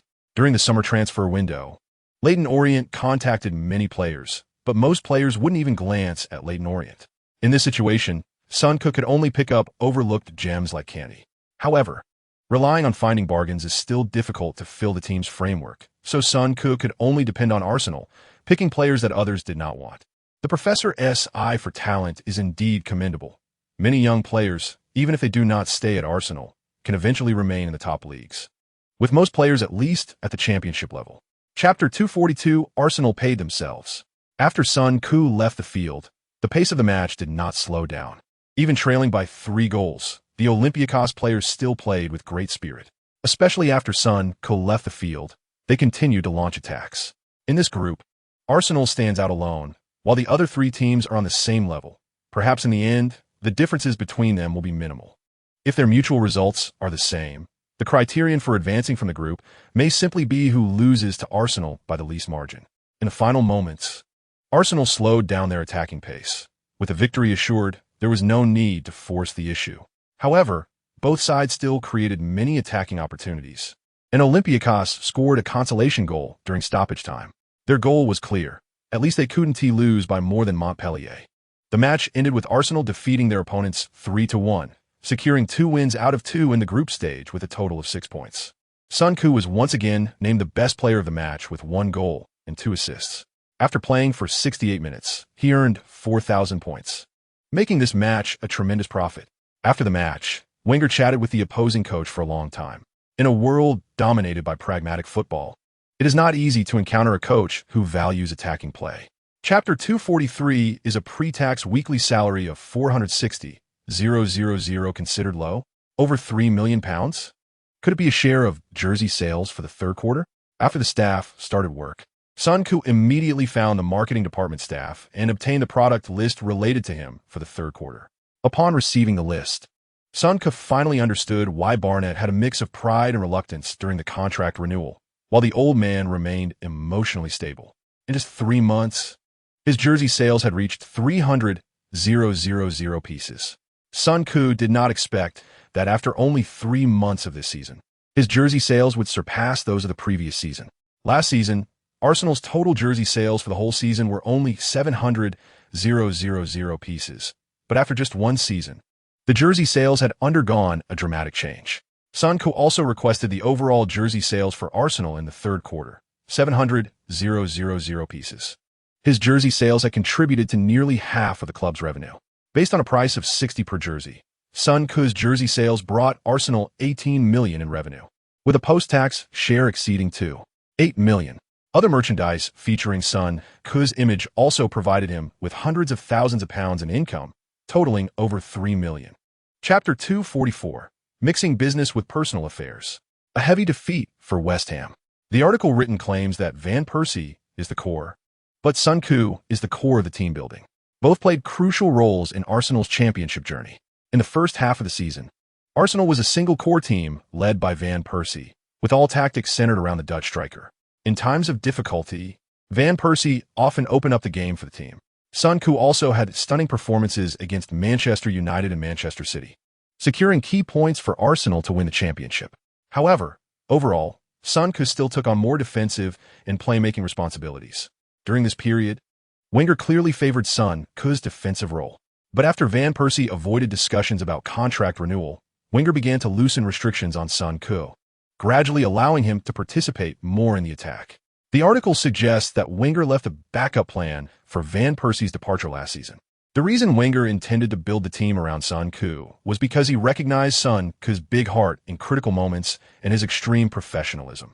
In the second half of the season, Sun Ku passed the test and started to make an impact in important matches, especially in the two-legged tie against Barcelona, which solidified his status in Wenger's mind. Chapter 245, Is the Hammer Gang So Tough? Hitting you until you doubt life. After a season of accumulation, Arsenal's foundation is much thicker than last season. Even with 6 or 7 players injured, they can rotate several positions in every match. In this match, Mannone continued to start. Sun Ku was very satisfied with this result. Szczesny and Fabianski were slowly recovering, and it was better to let Mannone gain experience. This goalkeeper is determined to succeed. In defense, Jenkinson appeared in the starting lineup again. However, he wasn't too worried. West Ham's wingers were average, and Silva had learned how to cover for him. Vertonghen could completely limit West Ham's striker Carroll, with Gibbs rotating in. Behind Sun Ku, Song was still starting. This guy was dedicated to defense this season and worked year-round without rest. Coach Di Matteo was back at the stadium to oversee the work. Suarez was unwilling to take a break, and Walcott started after resting. Up front was still Giroud. Sun Ku noticed that most of the players bought by the old man in the past 2 years were particularly tough. These players often had full attendance, with consistent performance in every match. After yesterday's training, Sun Ku invited his teammates to a nearby French restaurant for a meal. Chapter 246, the first hat-trick of the season. West Ham completely crumbled. After conceding 3 goals in 25 minutes, West Ham's players were starting to lose their composure. After the match resumed, West Ham players became more aggressive, quickly earning 2 yellow cards. Sun Ku kept reminding his teammates, "Take care of yourselves, don't lose your heads. We need to keep the ball under control." When West Ham launched another aerial assault, the 2 center-backs cleared the ball out of the penalty area, and Song and Arteta would immediately stop the ball and play it on the ground. West Ham's players felt like punching into cotton, both powerless and impatient. In the 31st minute, West Ham's right-back Metal launched a diagonal long pass. At the moment he kicked the ball, Suarez rushed in from the side. Sun Ku saw clearly that this guy was targeting the opponent's supporting leg. This scene made Sun Ku a bit anxious. What kind of grudge was this? Suarez grew up playing street football with older kids, where there were no referees. The older kids, seeing his skills, would definitely bully him. So, to protect himself, he learned a technique on the field that left the opponent unable to retaliate. If he got hit, even if he couldn't fight back, he at least had to bite the opponent. Chapter 247, a major victory. West Ham is humiliated, with 7 goals scored in 70 minutes. Arsenal exploded Upton Park at a rate of 1 goal every 10 minutes. In the final moments, Wenger substituted Diaby for the coach, allowing the glassman version of Vieira 2 to run around on the field. When Diaby came on, Son could deliberately slow down the pace of the game. At this point, it was already done. 7 goals were enough to leave West Ham in a difficult situation for the next few weeks. Diaby had a fragile physique. If Arsenal continued to attack, West Ham's players would only become more aggressive in their defensive actions. Although he was not afraid at all, getting injured at this time would not be worth it. The national team match day was approaching, so it was best to play it safe. In the final moments, Son focused on organizing the play, showing some style. In the last 20 minutes, Gibbs and Diam each scored a goal. The final score was a jaw-dropping 8-1. The newly promoted team faced the defending champions head-on, resulting in a disastrous defeat. At the end of the match, less than 1/3 of the West Ham fans remained in the stadium, and they were all applauding Arsenal. In the post-match press conference, Allardyce took the initiative to apologize to the fans first, stating that there would definitely be a performance to repay them. Chapter 248, International Match Day. Don't take the easy games too lightly. As one of the weakest national teams in world football, San Marino is seen as a mascot by many fans. Since its formation, the San Marino team has never won a match in official competitions. They have participated in over 100 official matches, conceding nearly 700 goals and scoring only 60. However, they hold the record for the fastest goal in World Cup qualifying history. In the last match of the 1994 World Cup European qualifiers, England needed to win by 7 goals to qualify. But just 83 seconds into the match, the San Marino team kicked the ball into England's penalty area, and their forward poked it past Seaman, setting an incredibly embarrassing record for England. In that match, England won 7-1 against San Marino. But this goal cost them qualification for the World Cup. This remains a permanent pain for the England team. This record stood for nearly 20 years. And whenever people mention the fastest goal in World Cup history, England was always brought up as a whipping boy. San Marino does not have a professional league and basically no professional players. When other teams are introduced, it's common to mention how many Premier League or La Liga players they have. Chapter 249, 3 goals, 3 assists. England team easily racks up stats. At halftime, the England players sat quietly in the locker room, chatting intermittently. Son could tell that the relationships among players on this England team were generally average. The current state of English football is marked by serious rifts between clubs, primarily stemming from the rivalries among some English clubs. Manchester United players and Liverpool players often struggle to have a conversation on the first day of training, and there's not much to discuss with Manchester City either.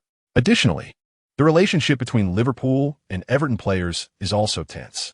The number of players from these 4 clubs has reached 12, and the atmosphere in the locker room is always awkward. This is the current situation of the England team. Players coming together are still an extension of club relationships. This is both what makes English football attractive and the dilemma of the England team.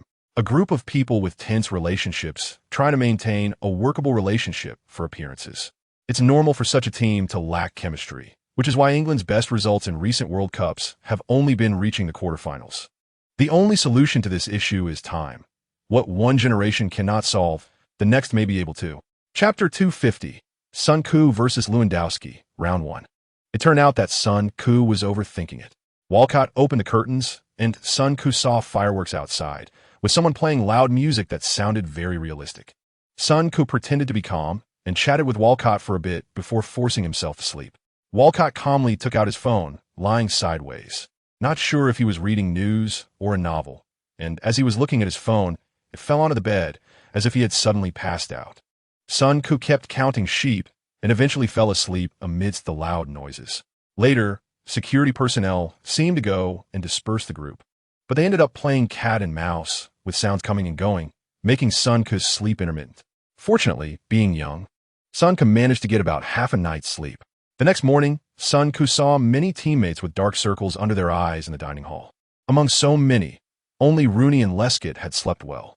The 2 city rivals shared a room, not because of their friendship, but because their snoring was so loud that it canceled each other out. Only by putting them together could they avoid disturbing one another. These two had to listen to their own snoring every night, giving them strong immunity to external disturbances. Throughout the morning, many players practiced listlessly. Chapter 251. Lewandowski in the background. Amid the furious shouts of Polish fans, a similarly frustrated Lewandowski charged towards Sun Ku with all his might.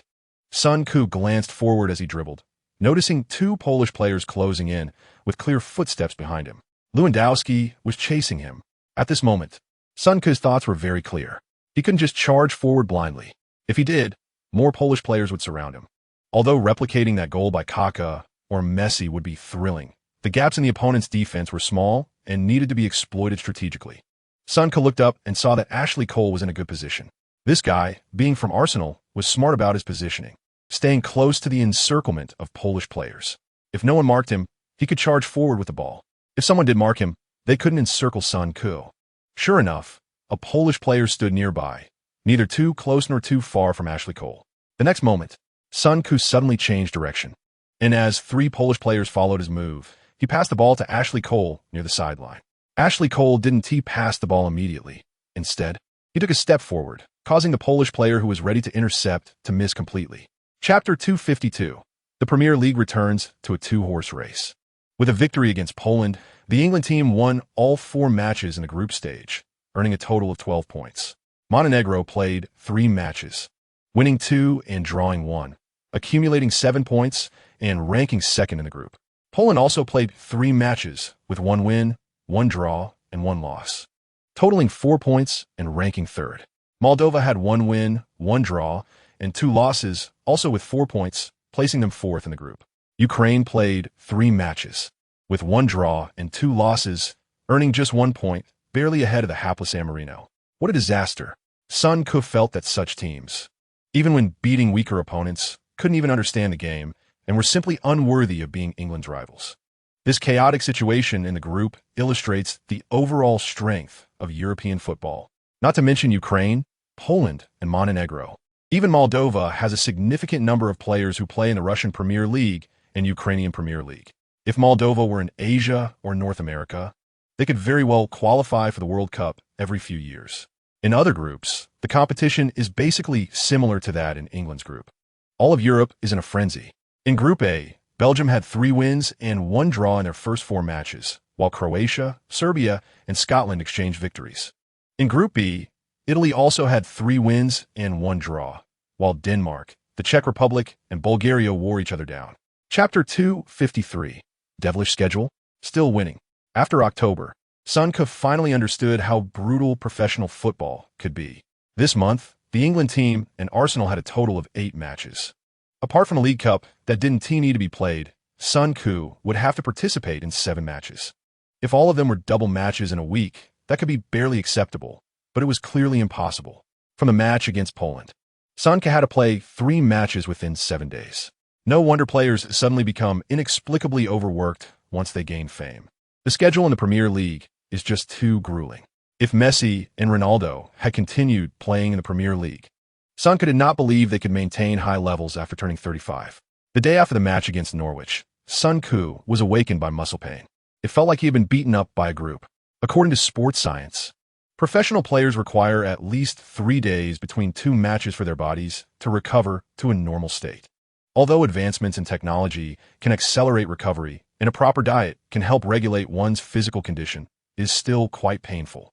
The next day, Sun Ku spent half the day doing physiotherapy and only did low-intensity training in the afternoon. Chapter 254. The Manchester United era should end. Indeed, after Sir Alex Ferguson declared war, the professor quickly responded.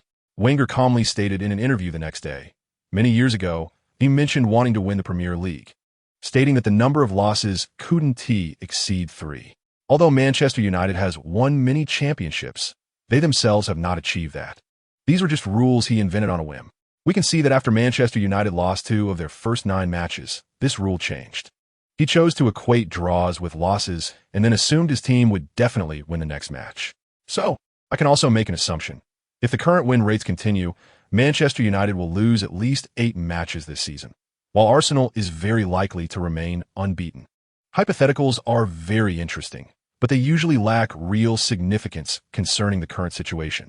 However, in fact, 2 draws and 2 losses have still established our leading position on the points table.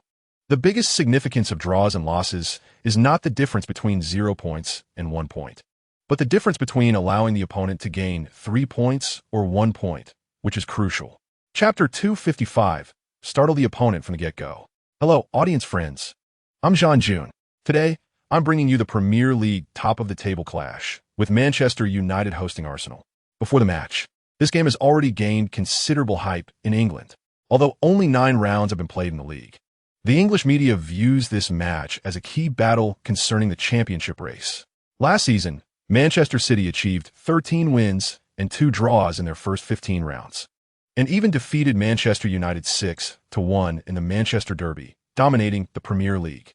At that time, everyone believed Manchester City was likely to win the league title last season.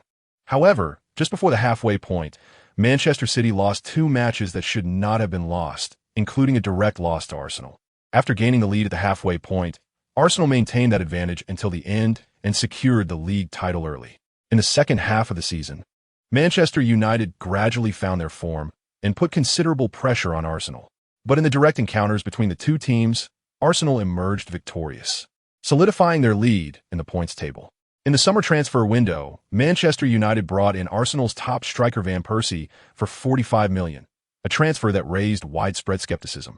Chapter 256, De Gea is incredible. Still can score. Under the anxious gaze of Manchester United fans, De Gea's fingertips touched the football. After the Manchester United goalkeeper deflected Son Ke's long-range shot onto the crossbar, the entire Old Trafford Stadium erupted in cheers. Most Manchester United fans had watched the British U23 team play 2 matches at this stadium, where Son Ke helped the team eliminate the championship favorites Brazil. This wonderful memory made Manchester United fans extremely nervous in this match. Those close to the team knew that Manchester United could score against anyone this season, but also dared to concede goals against anyone.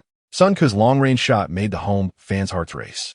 So when De Gea saved Son Ke's shot, the emotions of Manchester United fans were released.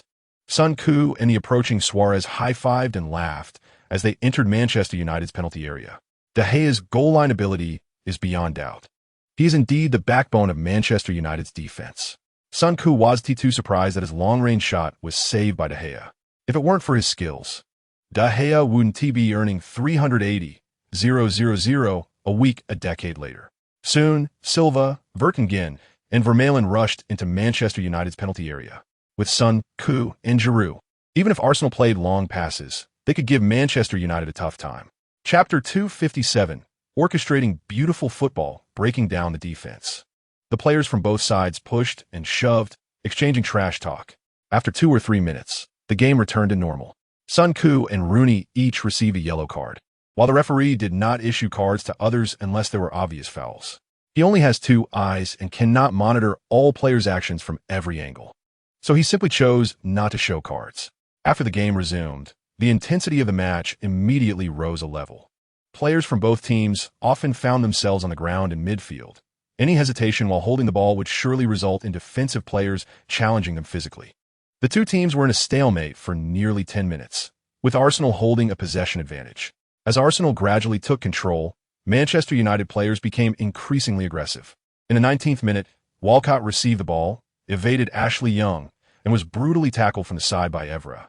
Walcott clutched his leg in agony, and the referee only showed Evra a yellow card. Seeing this, Son Ke was furious and wanted to confront Evra. However, that is not something a rational person should do. Although controlling emotions is difficult, getting caught up in personal grudges in such situations plays into the opponent's hands. Chapter 258, A Master of Xavi, a Warrior like Drogba. After Arsenal scored, the word beautiful football popped into almost everyone's mind. Although Manchester United did not want to admit it, their disappointed expressions revealed their helplessness against Arsenal's attack. Helplessness is the most terrifying thing in the world. It indicates that things have slipped out of control in certain situations. In the broadcast room, as Arteta blasted the ball into the net, Jean June exclaimed, "What a goal! This attack is truly perfect." This goal involved 7 players in total. Arsenal completely tore through the opponent's defense with their passing. Arsenal played beautiful football once again, which is the real reason this club has always had steadfast supporters. The Manchester United players were certainly invested in their defense, but Arsenal's clear layers and smooth passing made each pass feel like a dagger, stabbing into the most vulnerable spots of the defensive formation. We can see that Arsenal players did not pursue extreme speed, but each pass was perfectly timed, making it very uncomfortable for the opposing players. In this attack, Son played a crucial role. Chapter 259, Ferguson Time? The Beast Mode. Under the gaze of everyone at Old Trafford, Son excitedly rushed toward the sidelines. But he had not run 10 meters before being knocked to the ground by his teammates. "Hey, take it easy, don't crush me." The intensity of his teammates startled Son. They literally lunged at him. It seems they were overly excited. This is a manifestation of stress being suddenly released. When the two teams met last season, Arsenal players approached with a mindset of taking it one step at a time, and they felt no significant psychological pressure against Manchester United. Just go for it. Winning a league title once, facing Manchester United again this season, the mentality is completely different. Moreover, this season's Manchester United has Van Persie, a deadly weapon, which puts a lot more pressure on Arsenal players who want to defend their league title. When Son scored, it was as if his teammates saw a large cruise ship coming to rescue them amidst the waves, suddenly filled with hope. To be honest, all the difficulties are self-created. Even if they draw away, the advantage still lies with Arsenal. Arsenal took the lead again, and Wenger instinctively walked to the sidelines. The professor did not celebrate much, but one could still feel the excitement in the old man's eyes. Chapter 260, New Goal. A Drogba with Messi's skills on the field. Rooney got up from the grass, looking defiant as he glanced at the celebrating Arsenal players, then walked towards the center circle. The Manchester United players silently walked back to their half, their eyes revealing their disappointment. The one feeling the worst was Van Persie, after transferring from Arsenal to Manchester United. He not only wanted to make big money, but also to achieve great success. Achieving great success was the blueprint Ferguson showed him. Before the season, he thought Manchester United would be a solid contender for the league title and compete in Europe. But he never expected that the professor would use the money from selling him to acquire even more assets. He also didn't anticipate that after a season, Son would evolve into a key player. This was frustrating. After leaving, he didn't want to see Arsenal struggle, but he also didn't want to see them thrive. If that happened, his ambitions would become a huge joke. Betting everything wrong. What else there to talk about ambition? But things had come to this, and he could only endure it.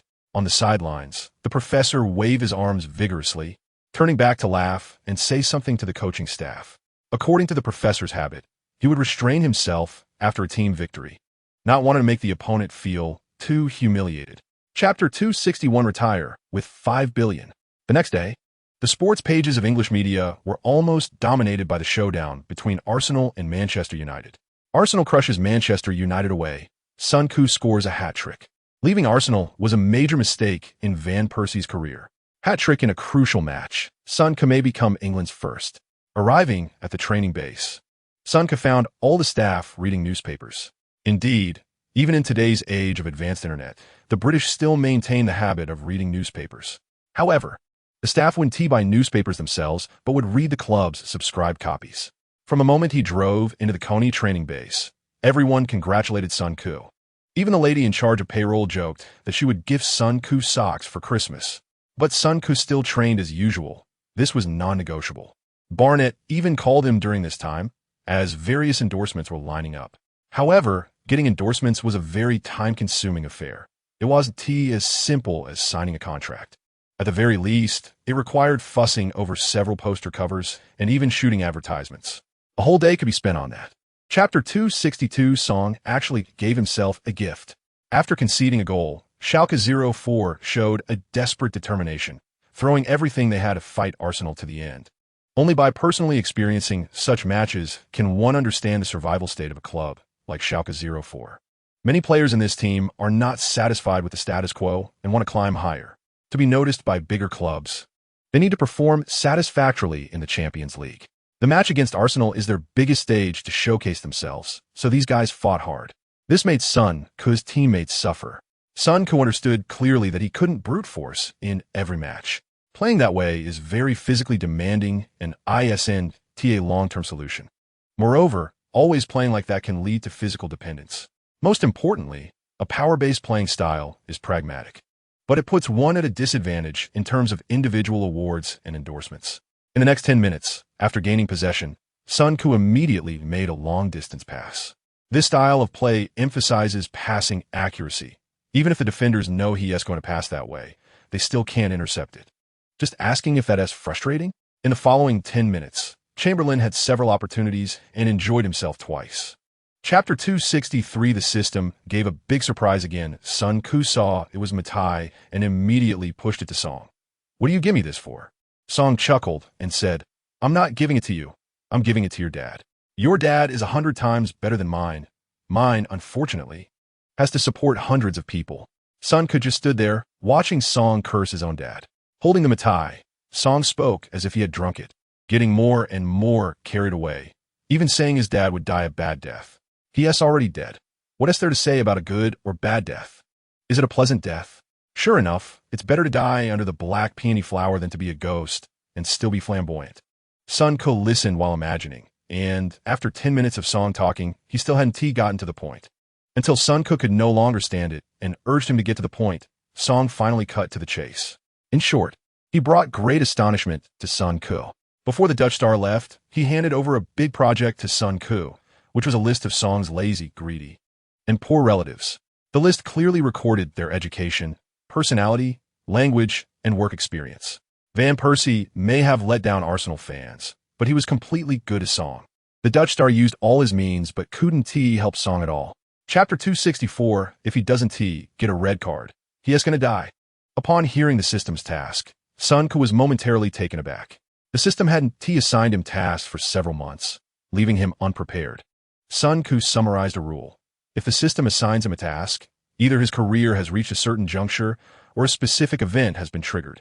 Being in the top 3 for the World Footballer of the Year is undoubtedly a huge affirmation for a 20-year-old player.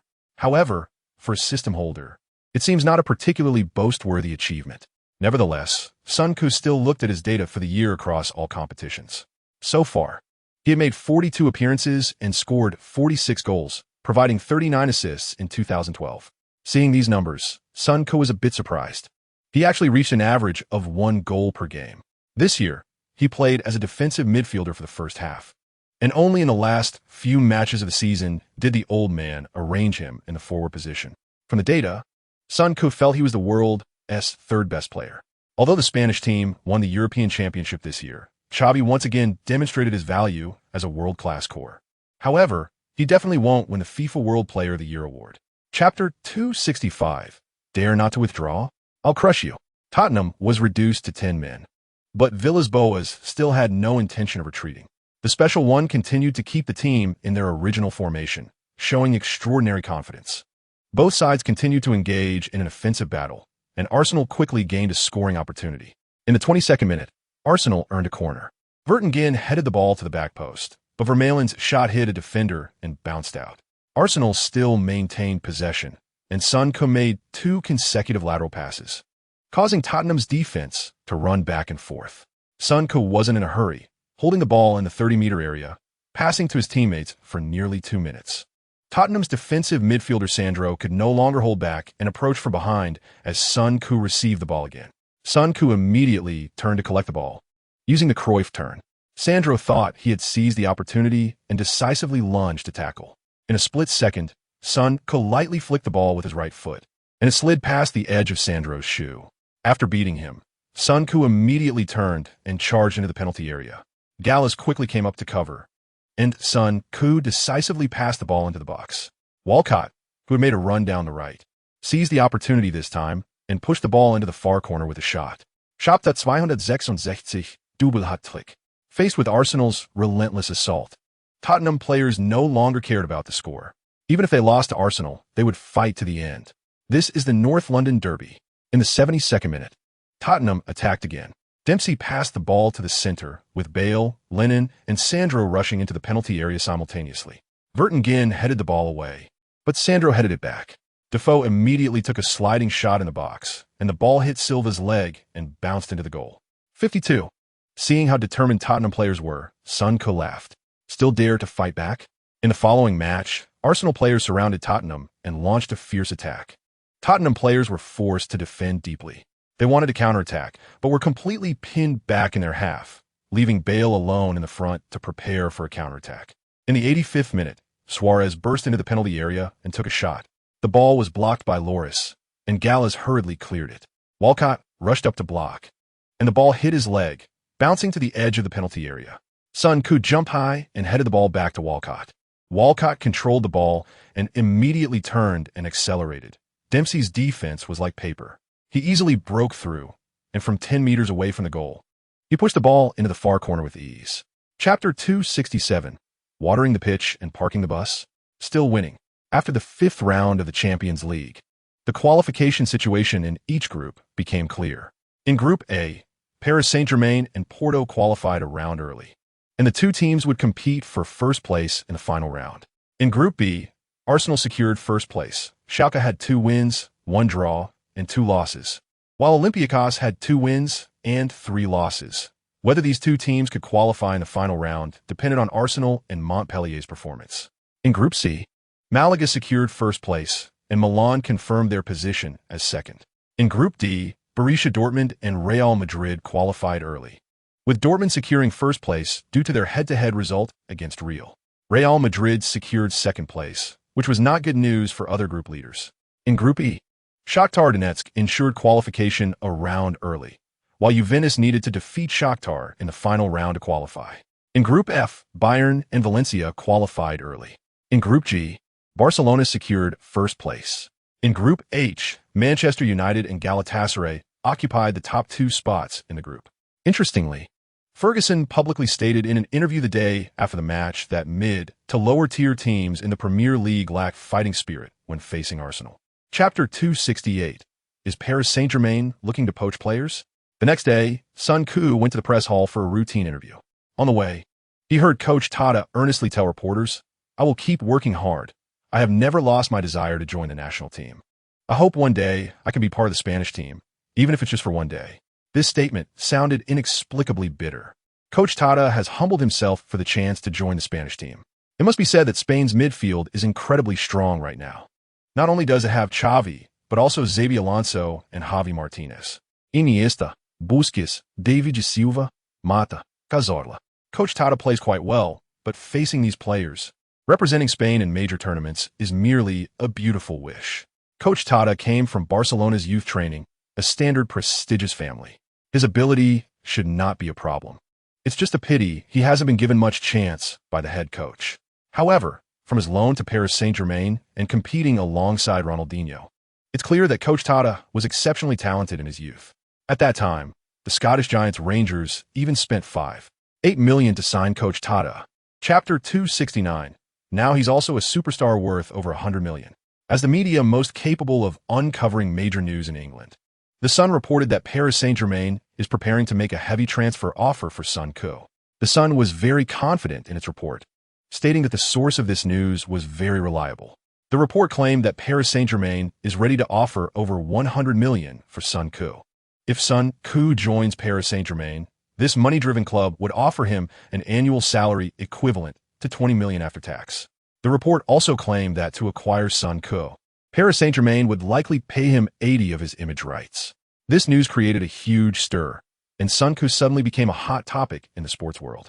The Sun believes that once Paris Saint-Germain and Son Koo reach an agreement on personal terms, Arsenal, burdened with nearly $200 million in debt, will find it difficult to retain their captain. This media outlet also reported that Real Madrid is paying attention to Son Koo's situation and has placed acquiring him on their transfer agenda for next season. If Arsenal accepts Paris Saint-Germain's offer, Real Madrid is likely to match the offer and join the bidding for Son Koo. After the news broke, Son Koo read the report. He never expected that just 2 years after entering this world, his market value had already risen to over $100 million. Chapter 270. If not Bayern, what other big names are there? Once the transfer rumors surfaced, Son Koo found that as soon as he stepped outside, he was immediately followed by English media. The news of the Barnett couple visiting Son Koo's home was also reported by several English media outlets the next day. Now, people have started to believe that the transfer rumors about Son Koo are true. In the following days, Wenger did not accept interviews from the media. The old man planned to handle it quietly. It is clear that the heat should be toned down before accepting interviews. In recent days, Son Koo has been training normally. and the old coach has been leading the team in training as usual. The two continue to discuss tactics frequently, but neither has mentioned anything about the transfer situation. A gentleman is open and honest. Everyone is striving for their beloved careers, merely having demands for personal interests. The interests of the club and personal interests should naturally align and are not contradictory.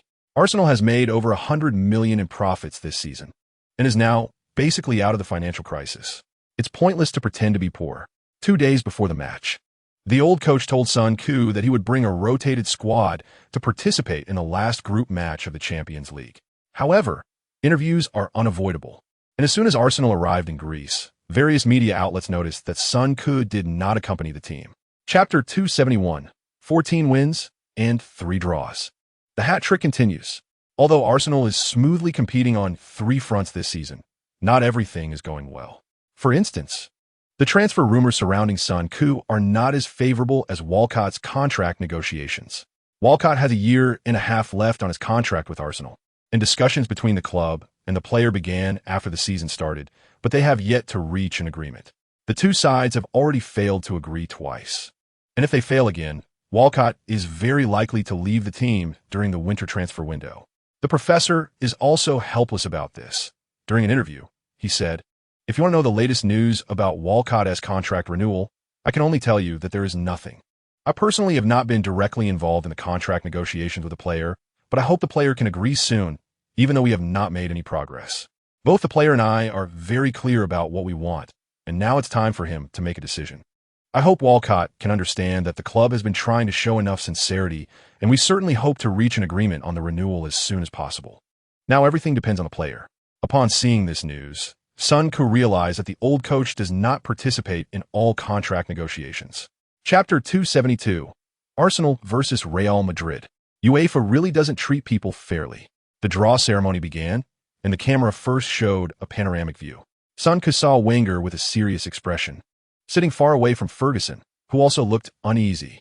A big bearded host said a lot of opening words, and a highlight reel of the 16 teams that advanced appeared on the large screen behind him. Among the last 16, there are 4 La Liga teams, 3 Bundesliga teams, 2 Premier League teams, and 2 Serie A teams. The Scottish Premier League, Ukrainian Premier League, Portuguese Primeira Liga, Turkish Super League, and French League One each have 1 team. The draw was conducted by Zidane, and upon seeing him, Sun Ku felt that Arsenal would definitely not get a good draw. In recent seasons, UEFA has clearly favored Real Madrid, and they have also treated Manchester United and Barcelona well. These 3 teams are big clubs, and UEFA usually keeps them in the quarterfinals. However, with Manchester United being eliminated in the group stage last season, they should have lost their privileges. In a previous life, Manchester United drew Real Madrid in the first round of the knockout stage. Sun Ku felt that UEFA's first-round draw usually tries to ensure that an Italian team advances to the quarterfinals, while one of the 2 La Liga giants or Bayern Munich eliminates an English team. This way, it would be impossible for 3 English teams to reach the quarterfinals. Chapter 273, Who is stronger, Arsenal or Real Madrid? The whole of Europe is debating. Sun Ku originally planned to watch the good match between Manchester United and Real Madrid. Unexpectedly, he became the protagonist of this exciting match. The day after the draw ceremony, almost the entire world was talking about the clash between Arsenal and Real Madrid. Both teams were at the top of their respective leagues this season, and their matchup immediately drew global attention. Although Real Madrid has top-tier influence across Europe, this time, the media did not overwhelmingly support Real Madrid. After all, Arsenal is strong and invincible in the Premier League, and they advanced to the knockout stage of the Champions League with overwhelming momentum. What Real Madrid achieved against Manchester City, Arsenal could also achieve, or even do better. In the following days, various media outlets analyzed the outcome of this matchup from different angles. Some media favored Real Madrid, some believed it was 50-50, and a few supported Arsenal, but not many. This was quite rare. Looking solely at the player rosters, Real Madrid is definitely superior to Arsenal. But apart from the Spanish media, few outlets unconditionally supported Real Madrid, because there is indeed a chance to compete. Real Madrid's mouthpiece media, Marca, naturally fully supported Real Madrid. Chapter 274. One day, I will face Cristiano Ronaldo. Sun Ku stood with his hands on his hips on the pitch, carefully listening to the reporter's question. In the first leg of the Champions League knockout stage, you and Cristiano Ronaldo are considered key figures in determining the outcome. Are you confident in handling the pressure from the outside? Sun Ku smiled and replied, I don't see any problem, but the match is about both teams. The team that performs better will win. The reporter followed up, it seems you are very confident about the team's prospects. Is that right? Sun Ku nodded, of course. Real Madrid is a strong opponent, but Arsenal will achieve final victory. The reporter then asked, do you think Cristiano Ronaldo will pose a significant threat to Arsenal? Sun Ku laughed and said, not necessarily, we'll only know after playing. The next day, the media that interviewed Sun Ku immediately published an eye-catching headline. Sun Ku, Arsenal will win. Cristiano needs to prove himself. This report selectively quoted Sun Ku's interview, conveying Sun Ku's eagerness to surpass Cristiano Ronaldo. Upon seeing this report, Sun Ku was both angry and amused. These media really know how to stir up trouble. Chapter 275, Targeting the Top 3 and Fighting for the Top 2. On the pitch, Collison walked to the sidelines holding his arm to receive treatment from the team doctor. 3 minutes later, he staggered back onto the field. 5 minutes later, fate brought the two players together again. The previously fierce Collison quickly poked the ball away and circled around Sun Ku. Sun Ku, adhering to the principle of seeing things through, stepped on the gas after the pass and crashed into Collison hard. The next moment, the visual effect of Collison being hit was like being struck by a car. As he fell backward onto the pitch, he successfully avoided landing on his previously injured left shoulder, using his right shoulder to hit the ground instead. Now this was bad. His right shoulder was injured even worse than his left. West Ham captain Nolan loudly appealed to the referee. That action at least deserves a yellow card. If not, then we'll play by that standard. Before the referee could respond, Sun Ku walked over and pointed at Nolan, loudly saying, that's what you said. As long as you dare to make a move, I will return it 100-fold. Be careful. Seeing Sun Ku pointing at Nolan and continuously outputting, the Arsenal fans cheered loudly and even included Nolan in their songs, cursing the opposing players, singing repeatedly. Chapter 276, Recreate Classic Moments. December 29th. Still at the Emirates Stadium, Arsenal welcomed Newcastle, who desperately needed 3 points. With the first half of the season over, Newcastle, who finished 5th in the league last season, was only in 15th place. Just one Europa League has left Newcastle struggling under the pressure of 2 competitions. Before the match, rumors circulated that if Newcastle lost this game, head coach Alan Pardew, who was at the top of the sack list, would be dismissed. In this match, Walcott replaced Giroud and appeared in the center-forward position. The old man preferred to let Walcott play center-forward rather than use Chamak anymore. Rosicky played as a left winger. Chamberlain appeared on the right wing. Gibbs rotated in as left back, while Shearer rotated as a defensive midfielder, and Koscielny replaced Silva. Coach Ta Sagna returned to the starting lineup. With 10 days and 4 matches. If a player plays all 4 matches, they would basically be out of form for 1 or 2 months. Facing a hellish schedule, the professor's response was to rotate players extensively. In these times, only Ferguson and Wenger dare to rotate players like this. This is the difference between a legendary coach and a capable coach. On Newcastle's side, apart from injured players, the others had basically started 3 times in 7 days. Chapter 277, Exploding Newcastle, Confronting Colaccini, amidst the cheers of nearly 60,000 Arsenal fans. In the helpless gaze of 2,000 Newcastle fans, Sun Ku gently nodded with his head. The football flew into the empty net. Wow! The entire Emirates Stadium suddenly erupted with a huge cheer. This time, the Arsenal fans were so excited that they directly gasped. 43. Arsenal took the lead again at home. At this moment, Sun Ku's teammates all widened their mouths, holding their heads and looking at Sun Ku. What kind of operation is this? Clearly, he could shoot directly. This guy actually had to fake out the goalkeeper before hitting the empty net. At such a crucial moment, he actually dared to use his left leg to go around the football, performing a juggling-like action to lift the ball, and then nudged it into the empty net with his head. The surprise of the Arsenal players was matched by the disappointment of the Newcastle players. At this moment, the Newcastle players in the penalty area stood there with sad faces. They had already tried their best. They had given it their all. But this guy in front of them effortlessly turned the score around again. On the sidelines, Wenger rarely released a smile. The old man excitedly clapped his hands and then raised his arm, saying to his assistant Bold, "This is the difference between a genius player and a good player." Chapter 278, 66 goals, 52 assists. Times are changing. After the match, the Emirates Stadium was filled with jubilation. This season, Arsenal had produced 6 matches in the Premier League, scoring more than 5 goals in each. And among these 6 big wins, 5 occurred at the Emirates Stadium, which greatly delighted the fans. So far in the season, the Emirates Stadium had become a spectacle where tickets were hard to come by. Amidst the enthusiastic cheers of Arsenal fans, Newcastle coach Alan Pardew emotionally embraced his players one by one, then bid farewell to the fans alongside them. After this match, Newcastle firmly settled in 15th place on the standings, plunging headfirst into the relegation quagmire. Although Newcastle had not yet issued an official notification, the situation was already clear. As last season's 5th-place team, Newcastle's management had not provided much financial support, but demanded the team maintain a top-half position in the league and be competitive in cup matches. Isn't that just ridiculous?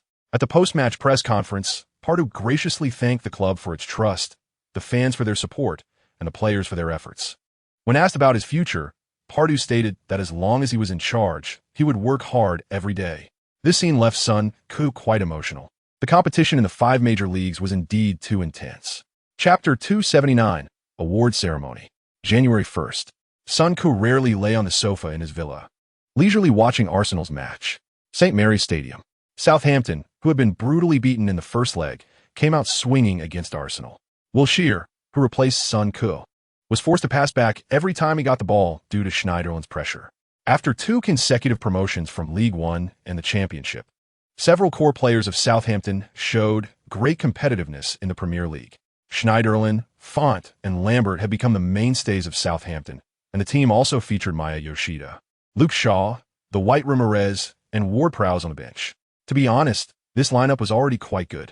On Arsenal's side, Suarez had discomfort in his calf a few days ago, and the old man decisively excluded him from the 18-man squad. Although Arsenal was without Son, Koo, and Suarez, they were still Arsenal, continuously pressing the opponent after the match started. However, after missing 2 scoring opportunities in a row, the Southampton players' respect began to wane, and their defensive actions became increasingly aggressive. Arsenal's errors started to increase, and the match fell into a stalemate. Chapter 280, 3 points in the world. Entering the venue, Son Koo found that the composition of the awards ceremony personnel was much more complex than he had imagined. There were FIFA and officials from various continents, current players and football legends, and even quite a few entertainment stars. The entire venue was divided into 2 levels, with players eligible to participate in the awards ceremony arranged in the front row, while the vast majority of others were not current players. Since it was during the season, the players present were all those who had a chance to compete for awards. Half an hour before the award ceremony, Son Koo, introduced by Barnett, smiled and shook hands and hugged many big shots he didn't recognize. What surprised Son Koo was that many socialites attended the award ceremony, including many female stars. Those female stars wore dresses with increasingly less fabric, and Son Koo saw the tall woman he had shot an advertisement with. The two had met 3 times in total, and this sister was overly enthusiastic. She came up for a hug that was a bit too tight, her face almost pressing against Son Koo's. Son Koo pretended to engage in polite small talk with her, forcibly pushing her shoulders to create distance. The sister's face showed a slight embarrassment, but quickly returned to normal. Her expression management was truly top-notch. Chapter 281. This skill. It really is just what you wish for. The moment Blatter picked up the voting results, the entire audience in the venue involuntarily sat up straight.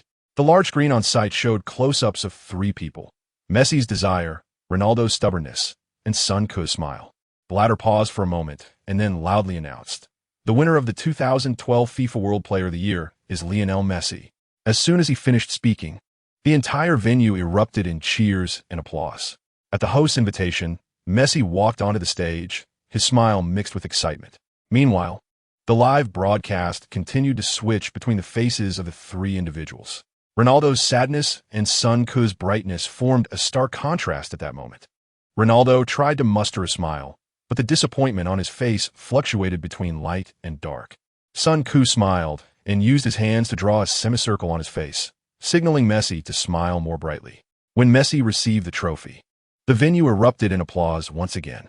The large screen at the venue switched to the voting results, and with a vote percentage of 38, Messi was undoubtedly named the World Footballer of the Year for 2012. At that moment, a wave of gasps echoed through the venue. Son Koo saw that his vote percentage had reached 27. Chapter 282. The The first batch of users for new skills arrived. Son Ku's second-place finish as World Footballer of the Year caused a sensation in England. This news sent the entire English football community into a frenzy. From the Prime Minister to the fans, expectations for the England team were extremely high. Every major tournament, the England team aimed for the championship. However, since the Euro 1996, the England team had never advanced to the semi-finals in any major tournament. They couldn't even touch the edge of the championship, getting hyped before each tournament, only to return home within a week after entering the knockout stage. This was due to issues with overall strength and tournament mentality. But for the England team, the biggest shortcoming was the lack of a leading figure. Although football is a team sport, a star player is still needed to open the door to victory on the path to the pinnacle. Before Son Ku was nominated among the top 3 for the World Footballer of the Year, it had been 11 years since an English player made it to that list. The last time an English player was in the top 3 was during the 2001 selection when Beckham finished second. The English media previously demonstrated with data that the England team needs to perform well in major tournaments. Chapter 283. The violent knuckleball. Son Ku stood with his hands on his hips in front of the ball, adjusting his breath while observing the goalkeeper's position. Goalkeeper Vorm was still directing the wall, while a row of Swansea midfielders stood in front of Son Ku, ready to block the shot. Their 4 defenders were closely marking the Arsenal players running in the penalty area. On the sidelines, Wenger had his hand on his chin, carefully observing Son Ku's condition. The professor noticed a problem in the past few days. Son Ku had made some new attempts while practicing free kicks. From the training situation, the results seemed promising, but it was uncertain whether he could execute it in a match. The fans in the free kick area also watched nervously, with Swansea fans shouting from behind the goalpost, "Don't be afraid, block this guy's cannon like a man." At that moment, the referee's whistle sounded. Son Ku, about 10 meters away from the ball, immediately began his run-up. The ball was far from the goal, so he could kick it without any reservations. Just one step away from the ball, Son Ku's whole body seemed to come to a halt as he stood in front of it. He concentrated all his energy on his right leg, striking the middle of the ball with force while making a powerful lifting motion. Chapter 284. Winning over Messi and Ronaldo. So quickly Son Ku checked the data details while verifying his earnings. He had just woken up in the morning and received a text notification of 4.1 million. After practicing for an hour that morning, he hurried to the office to check the accounts before training began. In the fourth quarter, Arsenal's jersey sales had declined to only 600,000 units. However, Son Ku's jersey sales were on the rise, reaching 400,000 units. Adding in the sales of surrounding products, Son Ku received 4.1 million after tax. In just 6 months, Son Ku had earned 7.2 million after tax. Seeing this amount, Son Ku felt a mix of joy and regret. Arsenal had achieved 42 million in sales from his jersey sales in just 6 months. Son Ku inquired with the marketing department staff, and the club with the best jersey sales in the Premier League was still Manchester United, having sold 1.4 million jerseys over 2 quarters.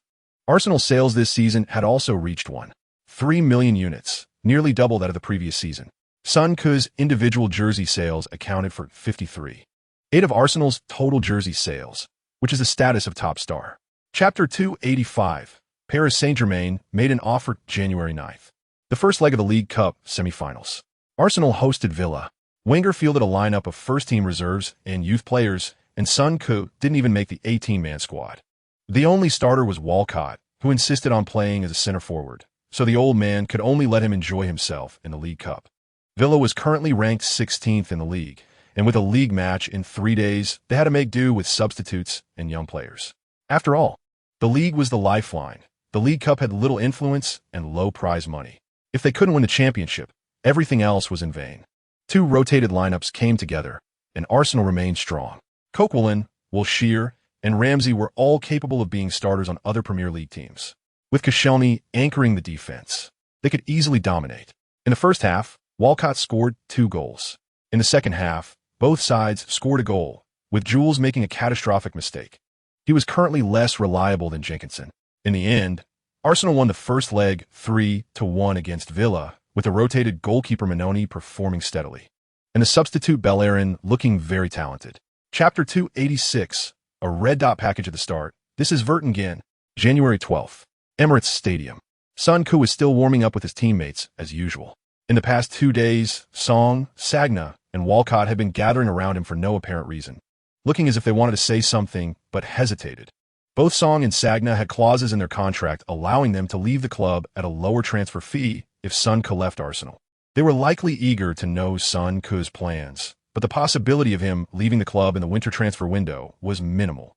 So they both chose to wait and see. Walcott's mindset was also easy to understand. He had just renewed his contract with Arsenal. If Son Ke left at this time, he might be forced to go through another rebuilding process. Back in the locker room, Son Ke noticed that the old man's face had returned to the worried state he had when he first joined. To be honest, the job of a head coach is not something just anyone can do, especially for a head coach of an English club. It is akin to being the general manager of a company, responsible for countless matters. Power is indeed significant, but the things to consider are not trivial. At this age, one should be practicing Tai Chi in the morning, playing chess in the afternoon, and dancing in the square at night. Yet there is still such immense pressure to bear. Earning money is tough. Chapter 287. The professor is going the royal road. Watching Vertonghen walk off the field with reluctance and regret, Son Ke shook his head with a smile. This guy is still too green. He hasn't adequately prepared himself mentally for the brutality of the Premier League. Although Vertonghen was previously the captain of Ajax, the Eredivisie is just too comfortable compared to the Premier League. In the first leg of the match, Vertonghen faced challenges from Dzeko and Balotelli.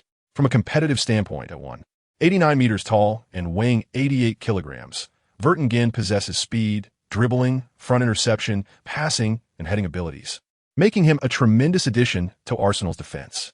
This guy has strong overall capabilities and isn't intimidated by any type of forward. Most importantly, in previous matches, the opponents targeted Son Ke. Son Ke could be brought down by the opponent a dozen times in a single match. But the fact proves that Son Ke can still perform at a high level even under immense pressure. Therefore, in this match, Mancini focused on Vertonghen as the key player to watch. After the match began, Dzeko kept making moves. If he could make Vertonghen perform poorly, then Dzeko's height advantage would immediately come into play. Chapter 288. With heart, no problem. On the sidelines, Mancini saw Wenger's formation change and called Kompany over for a few tips. As a tactical master of Italian football, Mancini is certainly not an ordinary figure, having been sought after by both Inter Milan and Manchester City. Upon seeing Wenger's setup, Mancini focused on his right flank. With a numerical advantage, Zabaleta and Milner teamed up to attack the right side, firmly restricting Suarez to the midfield. With Son Ke and Suarez absent from the front line, Arsenal's attack would be completely paralyzed. When the game resumed, Son Ke immediately became the focus of Manchester City's attack. Whenever he got the ball, Tevez stuck to him like glue, causing chaos. Don't underestimate Tevez. During his 2 years at Manchester United, he was also a formidable attacking force. On a rainy night in Moscow, Manchester United was once physically drained by Chelsea's tough midfield. After Tevez came on, he charged at anyone, wreaking havoc in Chelsea's midfield and defense. Tevez wanted to recreate that performance today, but Son Ke didn't give him the opportunity. In the 12th minute, the ball came to Son Ke's feet. At the moment Tevez rushed towards him, Son Ke exploded laterally, leaving the opponent behind. Chapter 289. Even with one less player, we can still beat you. At halftime, Arsenal players walked back to the locker room with clenched fists. Son Ke's stunning goal just before the end of the first half greatly boosted the team's morale. Meanwhile, the Manchester City players were clearly losing control of their emotions. Kompany received a yellow card for a flying tackle on Suarez. As the backbone of Manchester City's defense, this yellow card would inevitably make Kompany more cautious in his defensive actions. Just how strong is this first place? And how many more challenges must they overcome? In the locker room, Son Ke lay on a massage chair receiving therapy. The old man was worried he might cramp in the second half, so he specifically arranged for a therapist to massage his calf muscles. Son Ke occasionally sang a few lines, chatting and joking with his teammates. Throughout the first half, Son Ke had been sweeping back and forth in the backfield. Although it was exhausting, he felt a strong sense of self-satisfaction from that half. Son Ke felt like he was single-handedly holding the line, unstoppable. In this state, he felt more powerful than Kanté. Everything Kanté could do, he did too. Moreover, his physicality was far superior to Kanté's. After this first half, his teammates looked at him differently. The glances from these guys were mixed with trust, envy, and even admiration. Chapter 290. No Champions League, no transfer talk. Son Ke stood in front of the penalty area, watching Hart busily directing his teammates to form a wall. The precision was almost to the centimeter level. Son could step back 5 or 6 meters. The distance for this free kick was less than 30 meters, so there was no need to run that far. The moment the whistle blew, Son immediately started his run, with just one step away from the ball. He struck it hard with the inside of his foot and the back of his foot. The ball soared over the jumping wall, floating through the air like a falling leaf, swaying slightly before flying towards the lower left corner of the goal. Hart was momentarily caught off guard, seeing the ball heading toward his right side, and had no time to move, only able to jump and attempt to save from a spot. How could he possibly reach the ball? At the moment the ball entered the goal, Hart's body was slow to react, crashing to the ground. Inside the penalty area, some Manchester City players looked up at the sky, while others stared at the grass. At this point, they had completely lost their fighting spirit. 31. Son ran to the sidelines, raising both hands towards the stands. The Arsenal fans erupted at this moment. In the broadcast room, Jean shook his head and said, "The match is over." Chapter 291. PSG's new round of bids leaked early. Back home, Son caught the second half of the Red Devils match. While watching the game, he also scrolled through videos to catch up on the old man's press conference. When asked about Son's performance in this match, the professor confidently stated, "Son is already the best midfielder in the world. He is strong and has no weaknesses. It is precisely because we have such players in the team that we can choose to compete for midfield, even when we are one man down." After hearing the professor's words, a reporter immediately seized on what he had said about Mancini and asked, "You just mentioned that a championship-level team should have 2 competitors for every position. If Son is absent, can Arsenal find a player to replace him?" The professor smiled and nodded. "This question is very interesting. A championship team may be able to do without superstars, but if you have players of that caliber, the team's strength will undoubtedly be affected when they cannot play. Top players can propel the team forward, which is indisputable. Otherwise, the Ballon d'Or voting would not be monopolized by 3 individuals, and the voting results speak for themselves." Chapter 292. Expanding the league advantage, waiting for the Champions League knockout round.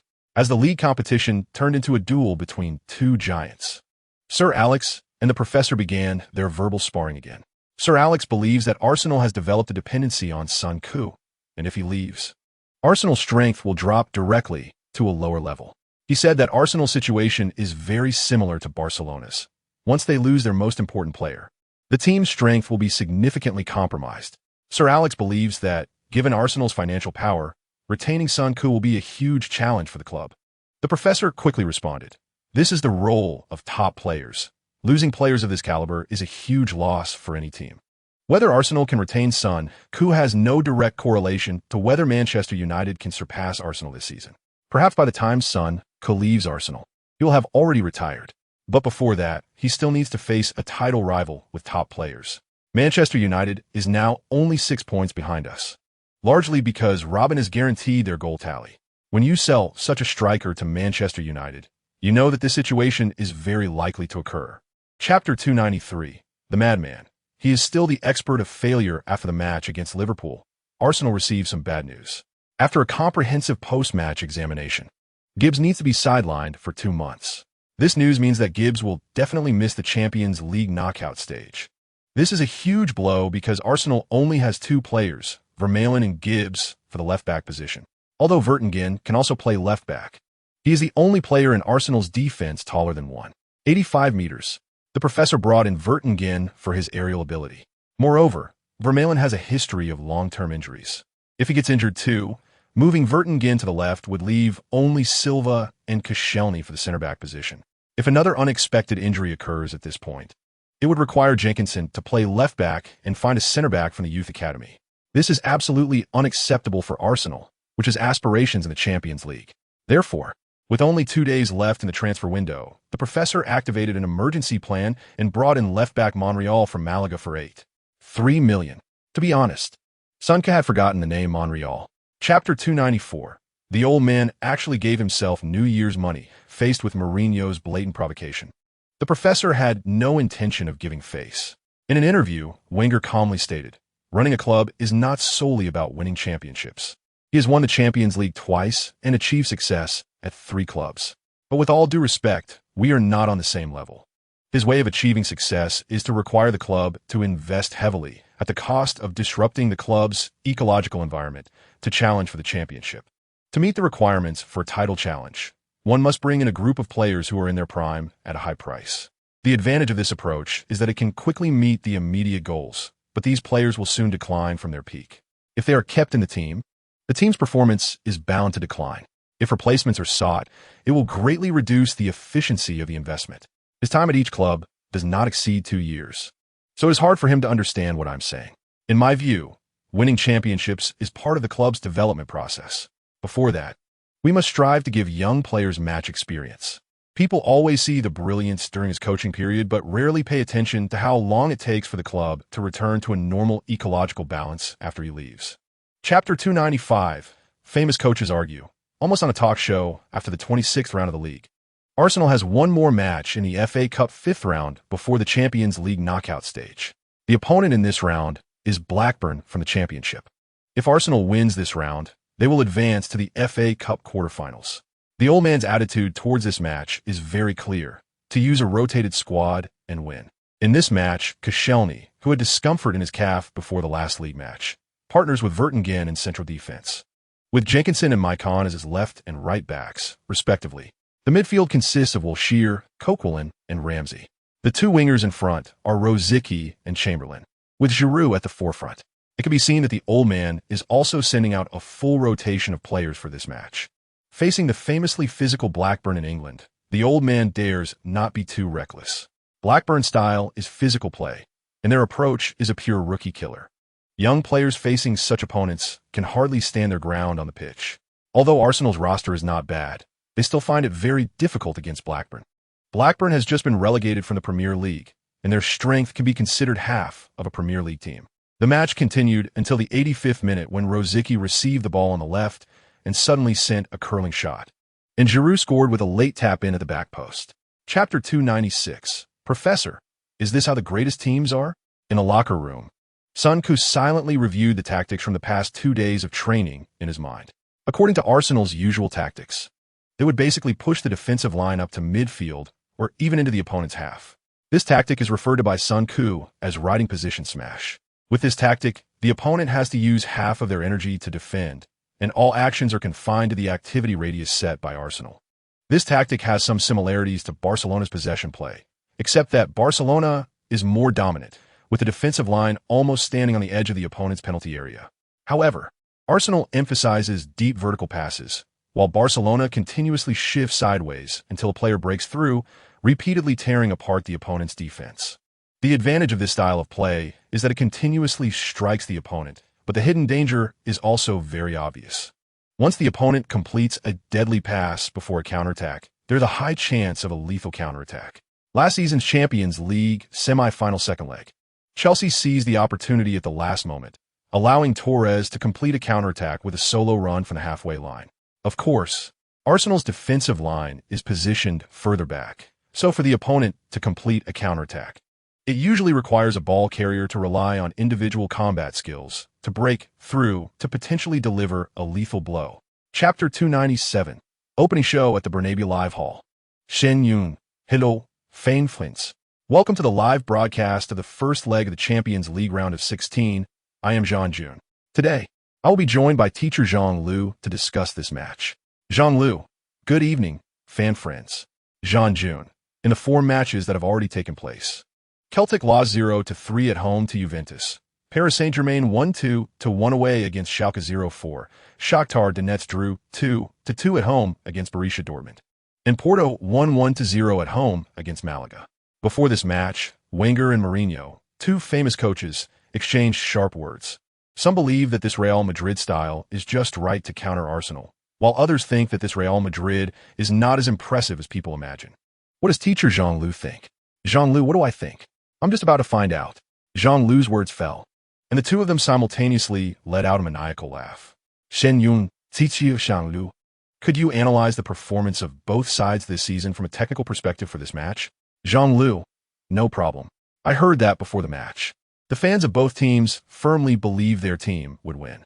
Chapter 298. Is Real Madrid's defense as solid as a rock? Tear you apart. The moment Walcott's shot flew over Lopez's head, Varane instinctively covered his head. If I had known this, I might as well have taken a gamble earlier. But just when everyone thought this shot was a sure goal, the ball hit the bottom of the crossbar and bounced back up in the grass.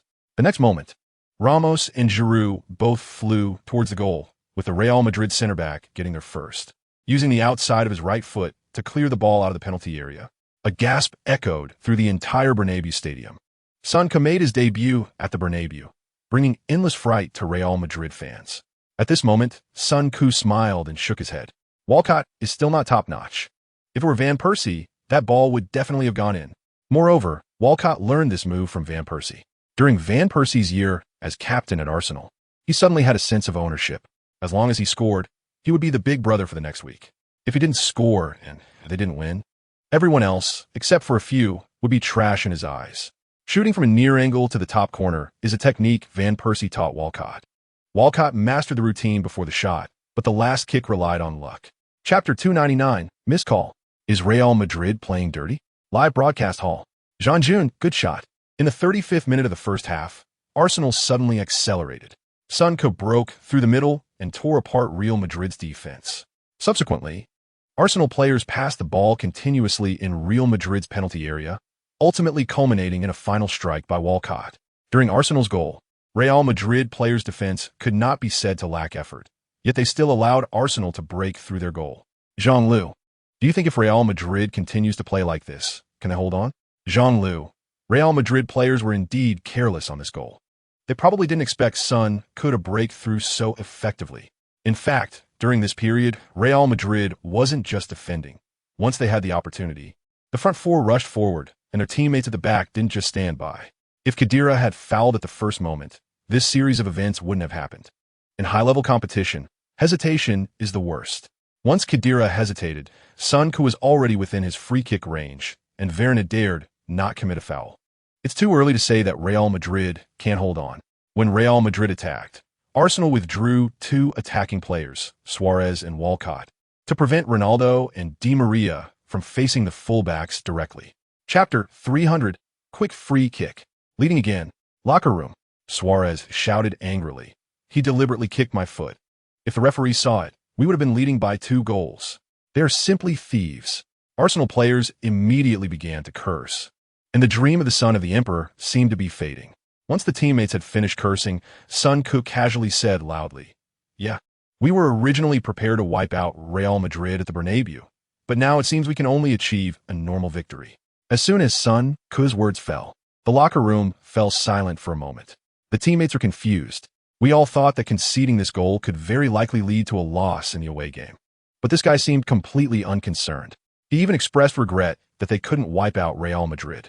Do you think Real Madrid is Tottenham? Just because you say you can wipe them out means you can? Son took his phone from board, looked at it, and said, "We shot 6 times in the first half, and Real Madrid shot twice. Our possession rate reached 60, and our passing accuracy was 90, while they only had 82. With these stats, winning by 2 goals should be the norm." The teammates who were panting just now gradually calmed down upon hearing these statistics. Chapter 301. Mourinho slips? The old man took action. Jean-June. Son took that free kick very sneakily. He seized the moment while Real Madrid players were still setting up the wall to catch them off guard. Real Madrid players were actually very careful. Alonso stood in front of the ball, waiting for his teammates to return before going back to the penalty area. Everyone thought that facing such an important scoring opportunity, whoever took the shot would be fully prepared. Such chances are too rare. Unexpectedly, Son, who was chatting, suddenly took a shot from 30 meters out. Jean-Lu, yes. This shot was indeed bold. Real Madrid players were not focused, but who would have thought that Son, while chatting with Suarez, would suddenly shoot? The slow-motion replay showed that Son seemed to be chatting, but was actually observing the goalkeeper's position. It was clear that this kid was always thinking. Such players are really hard to deal with. Just from that pass earlier, one could see that this kid has a strong foot. Even when he suddenly shot from 30 meters out, he still didn't give Lopez a chance to react. After conceding this goal, Real Madrid players needed to quickly adjust their mindset. Arsenal's next attack should be quite fierce. Chapter 302. Dribbling past 7. Ending the match. The clash between the 2 world-class coaches caused the match to be interrupted for a few minutes. Son called his teammates over, asking them not to get involved in the conflict and to focus their attention on the game. He was not worried at all about the old man's safety. Bored. The first team coach and the fitness coach were all over one. 85 meters tall and muscular. At least in terms of fighting, Arsenal's coaching staff wouldn't suffer. Besides, Mourinho wouldn't dare to make a move. This guy would even push the old man if he sneaked up from behind. Don't be fooled by his constant claims that the old man is a peeping Tom and a failure expert. That's all work-related stuff. In a past life, these two even commented together on a Champions League final. As soon as one of them retired, they could immediately bury the hatchet. The referee ultimately showed a yellow card to both head coaches, sending off Board and one of Real Madrid's coaches. In such an important match, a typical referee would choose to let small things slide. After this commotion, the match time had already reached 70 minutes.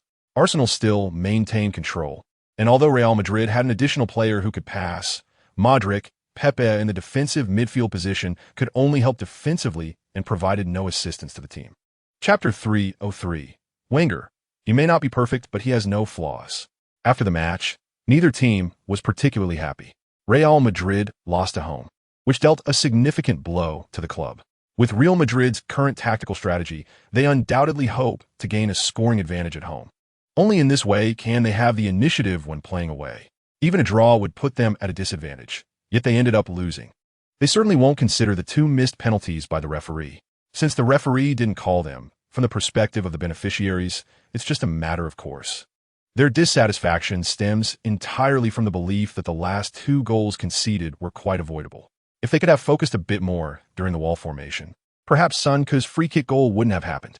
If someone could have brought Son Ku down during the build-up to the 3rd goal, it would have made the second leg much easier. But this is professional football. In such high-stakes situations, no team can achieve perfection. If a team can do so, they are likely to be the winners. If a team can consistently approach perfection, they are the eventual champions. At the post-match press conference, Mourinho sat with wide eyes in his seat.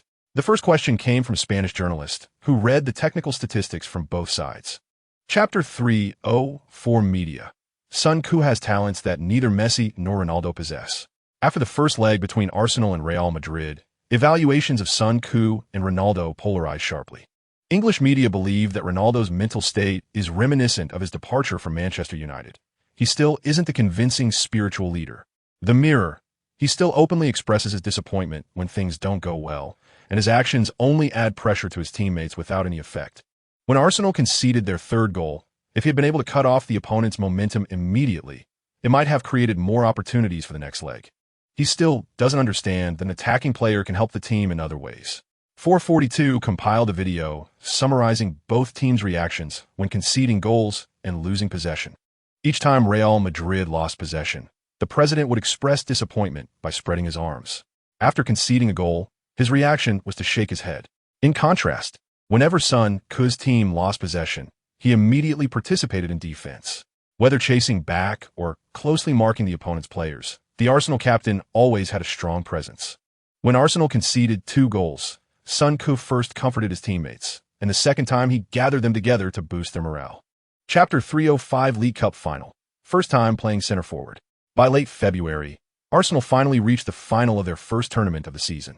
They would face Swansea City at Wembley on the last day of the month. Everyone expected Arsenal to meet Chelsea in the League Cup final.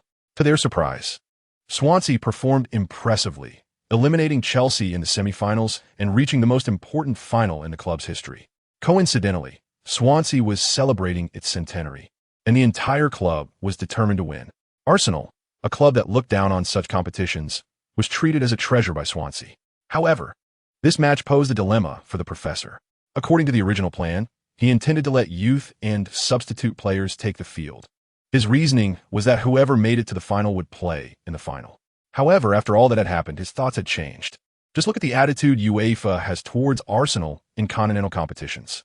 They dare to repeatedly use Arsenal as a stepping stone for high-profile teams, partly because Arsenal's historical strength has always been somewhat lacking, partly due to Arsenal's insufficient influence, and partly due to the few trophies Arsenal has won in recent years. Chapter 306 Beastly Center Forward dominates the game. Just over 3 minutes into the match, Arsenal fans were laughing uncontrollably as they scored. However, as the game progressed, Swansea fans grew increasingly loud.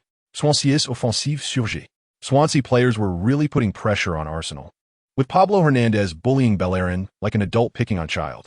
In one-on-one situations, he waited until they were less than 2 meters apart, with heart rates soaring to 160 before making his move. Bellerin had never faced such a madman. He was knocked down hard by his opponent's body in the first confrontation, and the referee called it a foul against him. This is true professional football. On the left, Anga wasn't doing much better. His height was nearly 1.9 meters, while Swansea's right winger, Routledge, was only 1.7 meters. Routledge encountered Anga and repeatedly changed direction right under his armpit. Anga almost twisted his waist trying to keep up with this speedy player. In the first 15 minutes, Swansea earned 4 set pieces down both flanks. In the 15th minute, Swansea took a free kick, and the veterans in the box were pushing and shoving. Bellerin just got the ball in the box, only to have it kicked away by Hernandez with a sliding tackle right into the 6-yard box. Chapter 307 Hat Trick, the season's first trophy. In the locker room, Sun Koo inspired several young players, sharing his experiences from when he was 18.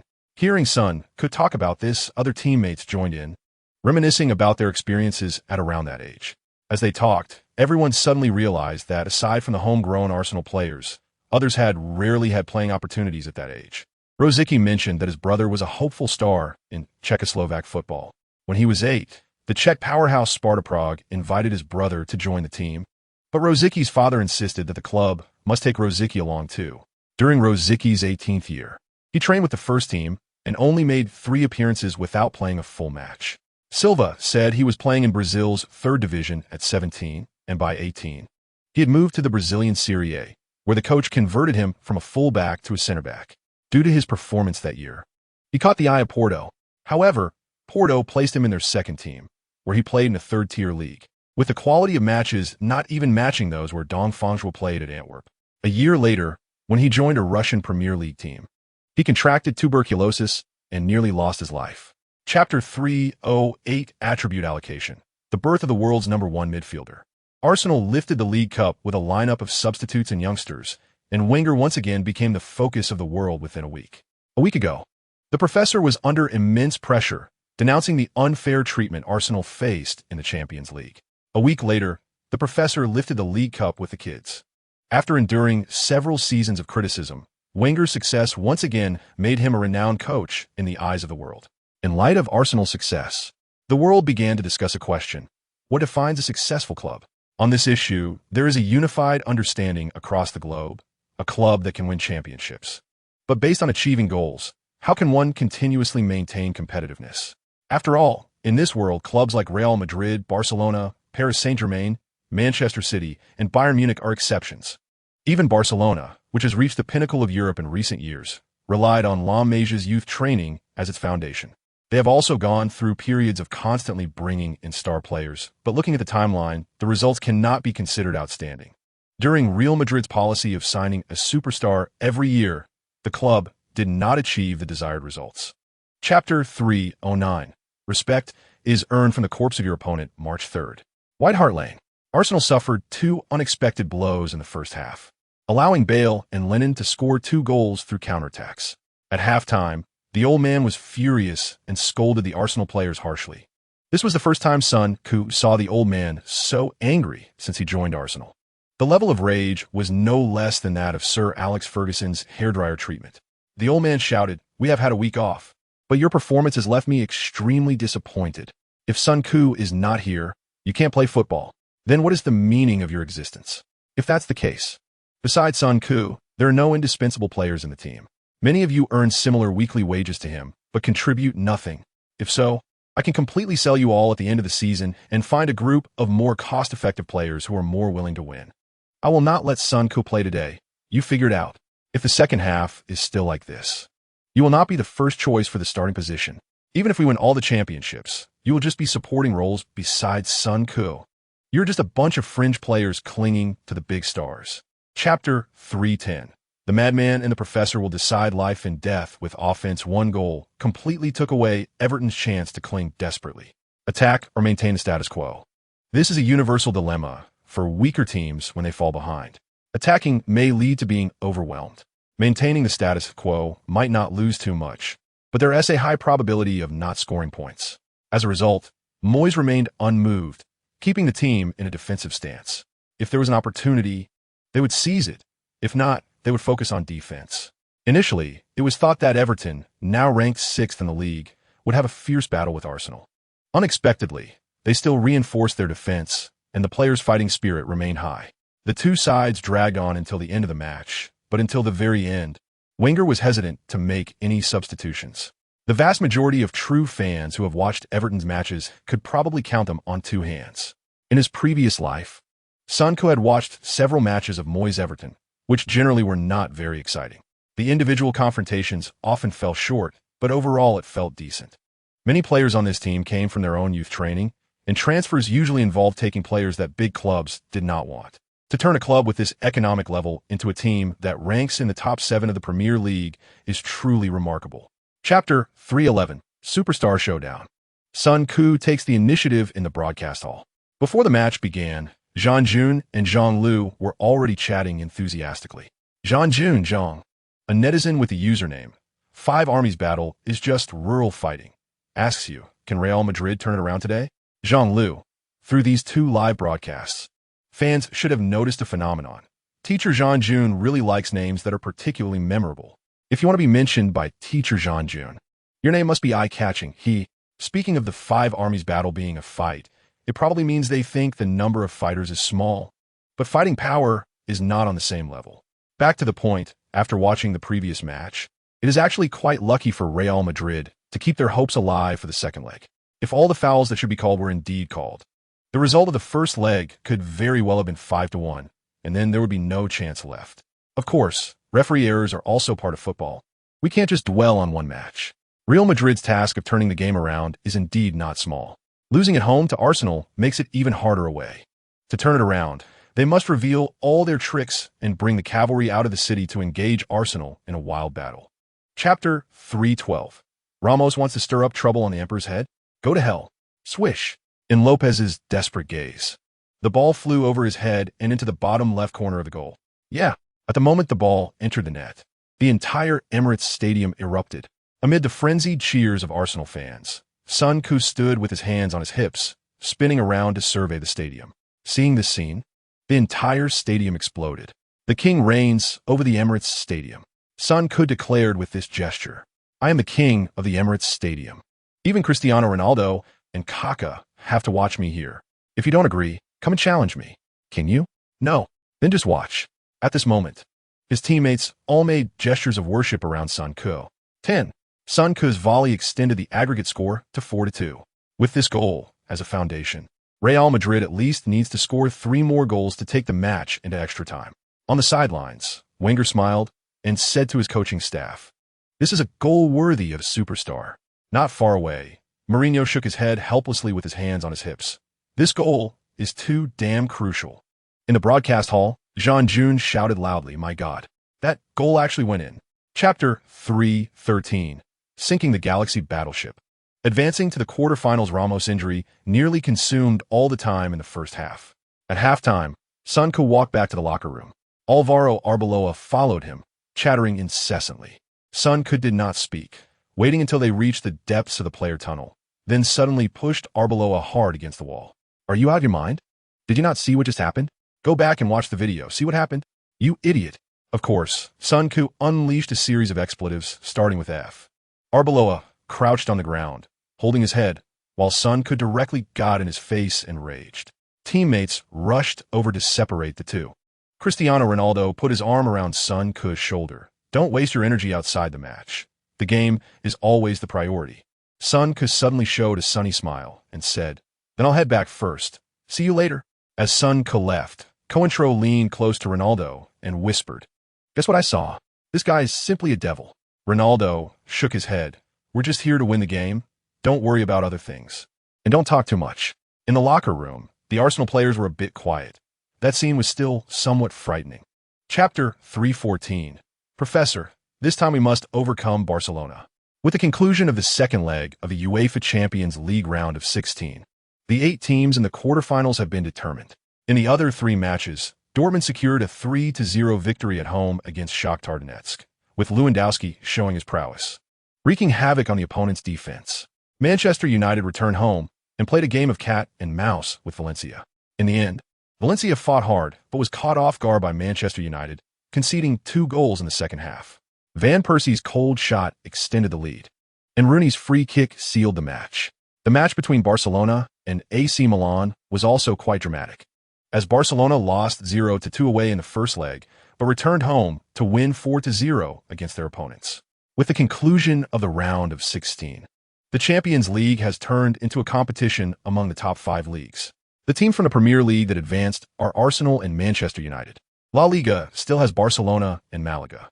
The Bundesliga is represented by Bayern and Dortmund. Serie A has Juventus, and Ligue 1 has Paris Saint-Germain remaining. Among the other 7 opponents, Sun Ku certainly hopes to draw Malaga. Malaga now resembles Arsenal from a few seasons ago, relying on a half-strength squad. When faced with a congested schedule and some injuries, they often end up with only one squad by the end. Once faced with such an opponent, winning by 2 goals in the first leg could render the other side unable to fight back in the second leg. Chapter 3:15, Playing Against Barcelona. The battle for the world's number 1. In the 5th round of the World Cup qualifiers, the England team traveled to face San Marino away. As one of the smallest countries in the world, just how small is it? 116 square kilometers. Any region you can name is larger than San Marino. Moreover, the country's population is only a bit over 30,000, but it is a developed country. Its economic strength is significantly higher than that of Moldova. Due to its limited land area and population, the country cannot have large enterprises, but every industry can still have small-scale operations. This country has 2 main industries. The first is tourism, which generates more than half of its GDP. The second is the stamp industry, where exquisite stamps are purchased by collectors, surprisingly becoming a major source of income for the country, which opens Sun Ku's eyes. The country is not large, has no natural resources, and has many mountainous areas. Therefore, the only resource export is a small amount of marble. In the hotel, Silva also shared an interesting anecdote. He overheard a hotel staff member complaining to a colleague about being transferred to work on the other side of the country and not wanting to be too far from home. Chapter 3:16. The professor aims to win by surprise. April 3rd, Emirates Stadium. 58,000 Arsenal fans sang loudly. You guys are about to run out of songs. More than 2,000 Barcelona fans knew they couldn't compete with the home fans, who were 29 times more numerous. So they raised a prepared banner. As long as there is Barcelona, Arsenal will not have the Champions League. Half an hour before the match, a banner covering the entire main stand of the Arsenal stadium slowly rose. The banner depicted a handgun shattering the crown above the Barcelona emblem. This was a scene that had not appeared in the previous 2 seasons, indicating that Arsenal had finally taken control of their destiny in the peak confrontation of possession football. Meanwhile, both sides of the players' tunnel were crowded with media personnel ready to take photos and videos. Since the 2 teams were drawn together, global attention towards them has never waned. With Guardiola's departure and Xavi's aging, the media has keenly sensed that the throne of possession football dominance might soon change hands. This round of confrontation is not only a revenge match for Arsenal against Barcelona, but also the best opportunity for Sun Ku to prove himself. Chapter 3:17. Exploding right from the start. How to deal with this height. Let's take a look at both teams' starting lineups. Barcelona lined up in a 4-3-3 formation today. Goalkeeper, Valdez. Defenders, Alves, Pique, Mascherano, Alba. Midfielders, Busquets, Xavi, Iniesta. Left winger, Pedro. Right winger, Sanchez. Center forward, Messi, Villa, Fabregas, and Thiago were all placed on the bench. Arsenal's formation is 4-2-3-1. Goalkeeper, Szczesny. Defenders, Silva, Koscielny, Vertonghen, Vermaelen. Defensive midfielders, Coquelin, Song.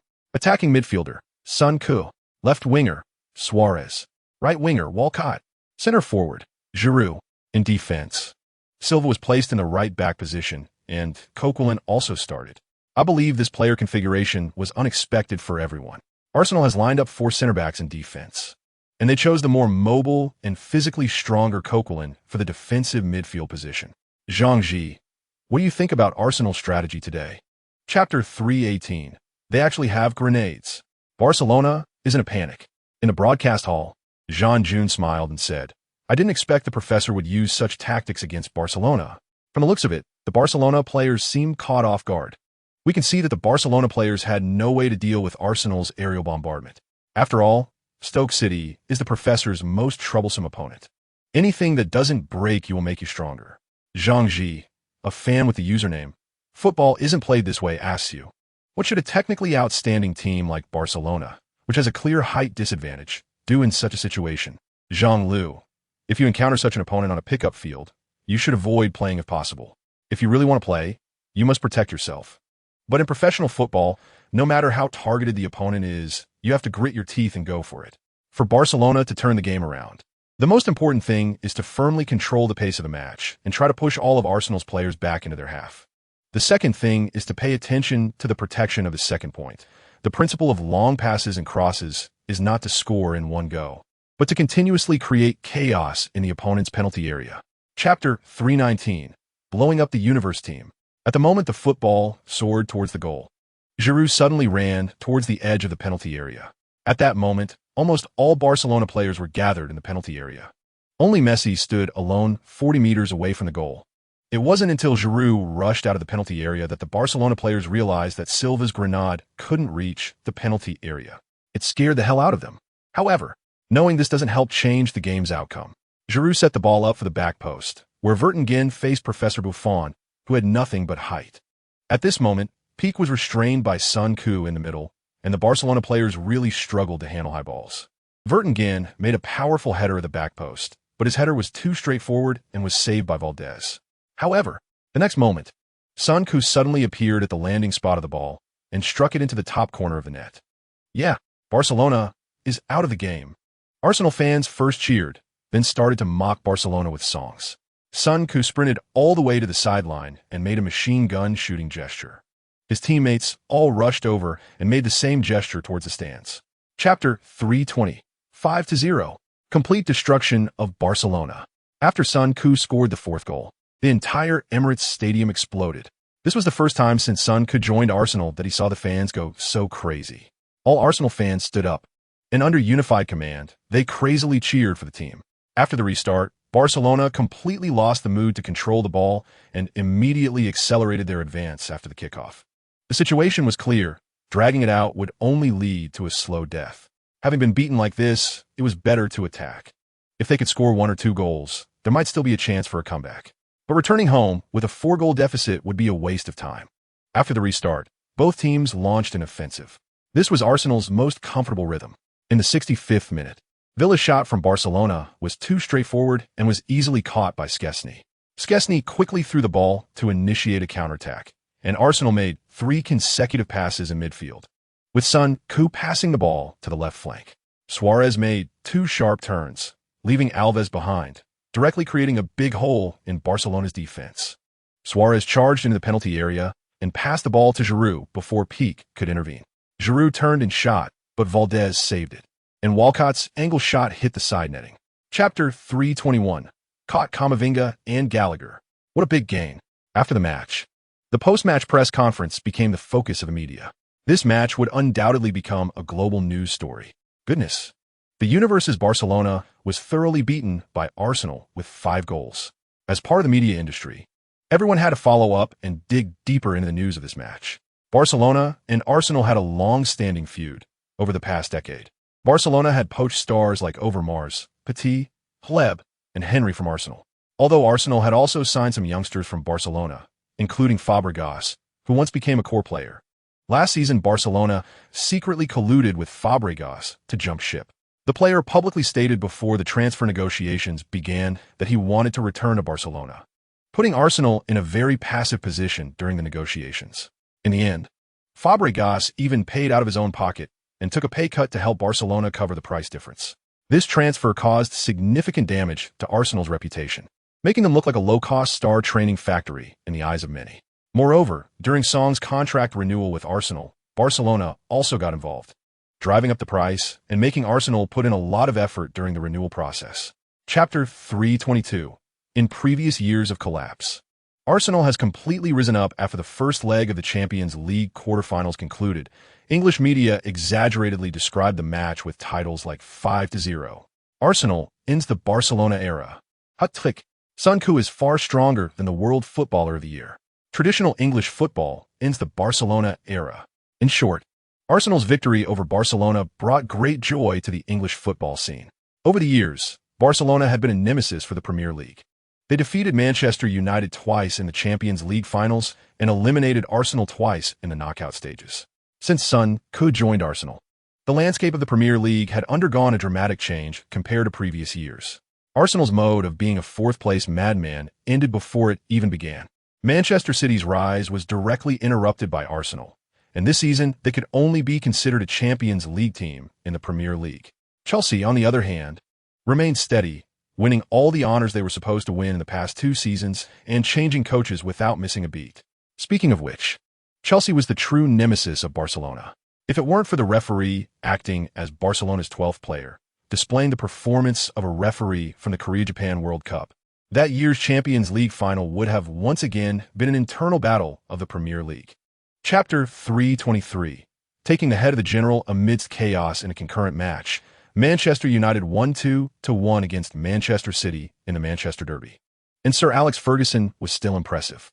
At the post-match press conference, Ferguson chewed gum while mocking the two nouveau riche he encountered this week. The level of the owners allowed the opponents to have the capital to compete with us, but that was still far from enough. Having money is certainly good, but money doesn't team necessarily by championships. You can see that the top 2 clubs in the Premier League do not spend money every year to update their squads. If a team has multiple positional changes every season, then that team is always in a state of adjustment. Of course, acquiring top players is another matter. But the problem is they can't buy them. After defeating Manchester City, Ferguson became more assertive. After criticizing Manchester City, he started to criticize Paris Saint-Germain. This season, Manchester United swept Manchester City in the league and made it to the quarterfinals of the Champions League. Although they lagged behind Arsenal by 10 points in the league, the foundation of being the Premier League champion was still there. At the press conference, Ferguson also mentioned plans for the next season. In recent seasons, Manchester United had not made significant moves and signings, but their performance could not be considered poor. Chapter 324, 8-0, ending the Barcelona era. In the broadcast hall, Jean June said with a smile, "Wow, Arsenal scored again. The grenade combined with a side volley is the most troublesome thing." In this goal, Arsenal displayed both a brutal side and a technical side. Barcelona players were very unaccustomed to Arsenal's high-flying style, and the situation did not improve at all after returning home. Zhang Ji, what do you think about Arsenal's prospects in the Champions League? Do you think they can go far this season? Zhang Lu, after scoring this goal, Arsenal's advancement to the semi-finals is already a certainty. Whether they can reach the final, any team wanting to eliminate them needs to execute a perfect game plan. Over the years, what type of opponent hasn't Barcelona faced? Even when encountering teams like Chelsea and Inter Milan that play purely with strength, they still maintained an advantage in possession. However, against this season's Arsenal, they had possession but lacked substantial killing power. Observing the players' body language, one can clearly capture the unease in their hearts. Chapter 325, Champions League Semi-Finals. Youth Storm Showdown. At the post-match press conference, the professor remained calm in front of numerous reporters. The first to interview him was a Catalan journalist, who first congratulated the professor and then sarcastically said, "Achieving such a great accomplishment, you must be overjoyed, right? Just look at how arrogant the Barca fans are. Even after being beaten to a pulp, they still act so proud." The professor smiled lightly and said, "I am very satisfied with the result of the match. No matter the opponent, such a performance will excite us. However, we should all be clear that this is just the quarterfinals. After today, we need to continue to focus on our work. In 3 days, everyone will shift their attention to the semifinals. A week later, very few media will mention this match. Professional football is like this. The heat of a match cannot last too long. Perhaps after the season ends, or on some day many years from now, people will still mention this showdown. But if we do not achieve anything, this victory may just be a small story of 2 failed teams." It was ridiculous that this journalist wanted to show off in front of the Frenchman. With a few light and breezy words, the professor left the journalist dumbfounded for a long while. Chapter 326. Before the Champions League starts, focus on the league. With the Champions League semi-finalists announced, everyone suddenly realized that this season's Champions League has turned into a showdown between the Premier League and the Bundesliga, originally prepared to battle Arsenal in the league. Sir Alex Ferguson found his voice again during an interview after a period of silence. As is well known, before Arsenal devolved into a 4th-place frenzy, Ferguson's target for criticism was always Wenger. During Manchester United's dominance in the Premier League, only Wenger could build a team capable of shaking the Manchester United dynasty. While other coaches praised Manchester United in front of the media and expressed their respect to Sir Alex, even going to have a drink with him, only the professor clearly stated in front of the media that rank and status mean nothing, and openly expressed he did not want any connection with Ferguson. Sir Alex was very familiar with this scenario. When he first took over Manchester United, the team was just a step away from the relegation zone. With such a low starting point, Sir Alex still dared to declare the end of Liverpool's dynasty. And he achieved it, which is quite legendary. The grassroots kings are best at making promises and painting grand visions, but only a true hero can fulfill the boasts they made. Chapter 327. Going light and ready to take on Dortmund. April 17th. Arsenal welcomed a delayed FA Cup quarterfinal. This match should have taken place in mid-March, but the match was delayed due to a railway strike in London. As a result, when the FA wanted to schedule a replay, they were surprised to find Arsenal's schedule was packed and could only place it on April 17th. The quarterfinal replay from Manchester City, in the same half as Arsenal, had already been completed, just waiting for the result of this match to proceed to the semi-finals. The semi-finals in the other half had already been played 3 days earlier, with Wigan Athletic defeating Millwall. The FA Cup final will take place on May 12th, and Arsenal must play at least 2 more FA Cup matches during this time, overcoming Chelsea and Manchester City. Although the final opponent is weak, the road to the final is not easy. Chelsea was eliminated early from the Champions League, and had also dropped out of the title race in the league. The only trophies they could contest this season were the FA Cup and the Europa League. Chelsea had already reached the semi-finals of the Europa League, and if they made progress in the FA Cup, they might even secure a double this season. Once the match started, Chelsea displayed an aggressive momentum right from the beginning. Chapter 328. The strongest Dortmund in history? I'll handle you. With the Champions League semi-finals approaching, the entire focus of Europe was on the 4 teams. Although the Champions League is recognized as the highest-level club competition in the world, many casual fans only pay attention to classic matchups in the first round of the knockout stage and start watching during the quarterfinals. This semi-final undoubtedly whetted the fans' appetites, featuring strong matchups like Manchester United versus Bayern and the rise of new forces like Arsenal versus Dortmund. Whether fans want to see an attacking battle or a tactical showdown between coaches, there's plenty to watch. Among them, the most intriguing matchup is undoubtedly Arsenal versus Dortmund. Many fans who do not follow football closely still want to keep up with the trends. The first step is to catch up on the new forces. For teams like Manchester United and Bayern, just a little attention to football and some news can suffice. However, for Arsenal and Dortmund, if one does not follow for a year, they might even get the starting lineup wrong. Nevertheless, fans are drawn to these 2 teams because they have generated a lot of headlines in the football world. After entering the knockout stage, Arsenal eliminated both Real Madrid and Barcelona, and their advancement carries significant weight. Chapter 329. Dortmund goes wild. Then I will go on a rampage. 20 minutes before the match, Sun Ku was keenly observing his attribute panel. Shooting 84, ball control 84, dribbling 95, passing 95, long shot 100, heading 86, set pieces 95, explosiveness 90, speed 90, strength 90, jumping 86, balance 90, stamina 92, tackling 80, sliding tackle 75, anticipation 100, off the ball movement 90, creativity 85, vision 90. Skills, playmaker, Cruyff turn, knuckleball. Overall rating, world-class star. Points balance, 1,500. As a midfielder, he now had no weaknesses. What he needed to do today was to bring out everything he had accumulated in training over the past 2 years during the match. Dortmund's starting lineup was not surprising. Klopp almost always deployed this lineup for important matches. Their goalkeeper was Weidenfeller, a seemingly unremarkable but incredibly stable keeper. He had been with the team since he joined Dortmund on a free transfer at 22, serving until his retirement. Compared to the flashy Szczesny, Weidenfeller was much more unassuming, but he could definitely be considered a top goalkeeper in world football. Chapter 330. Hummels gets nervous and blasts off. In the broadcast hall, Jean-June. In the first 16 minutes, both teams have scored 2 goals. Each seized the opportunity during the transition between attack and defense, with Lewandowski and Sun Ku each scoring a goal. Zhang Ji, how do you evaluate the quality of these 16 minutes? Will this be a goal fest? Zhang Lu, The technical and tactical quality of the match is very high. Both teams have shown exceptional ability in transitioning between attack and defense. In other matches, losing possession in the front line might not be a major issue.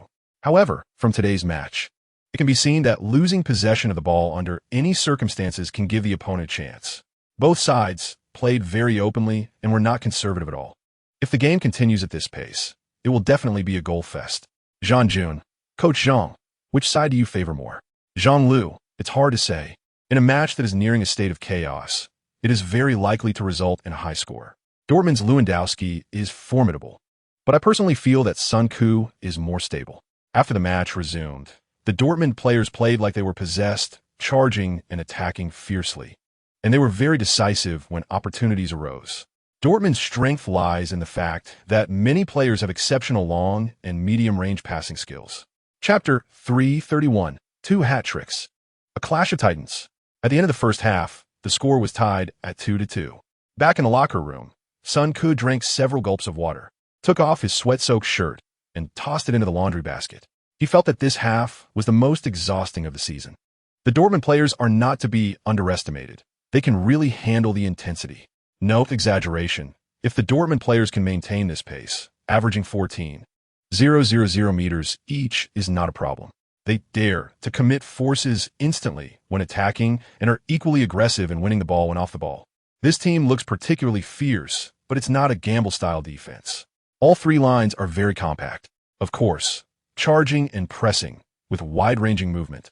It's normal for them to occasionally leave gaps in defense. This is all part of their tactical style. Mourinho's teams have almost no obvious gaps in the back and midfield, but they also do not create many opportunities in attack, which is why he always coaches teams with big offensive weapons. After a few minutes, Sun Ku finally caught his breath.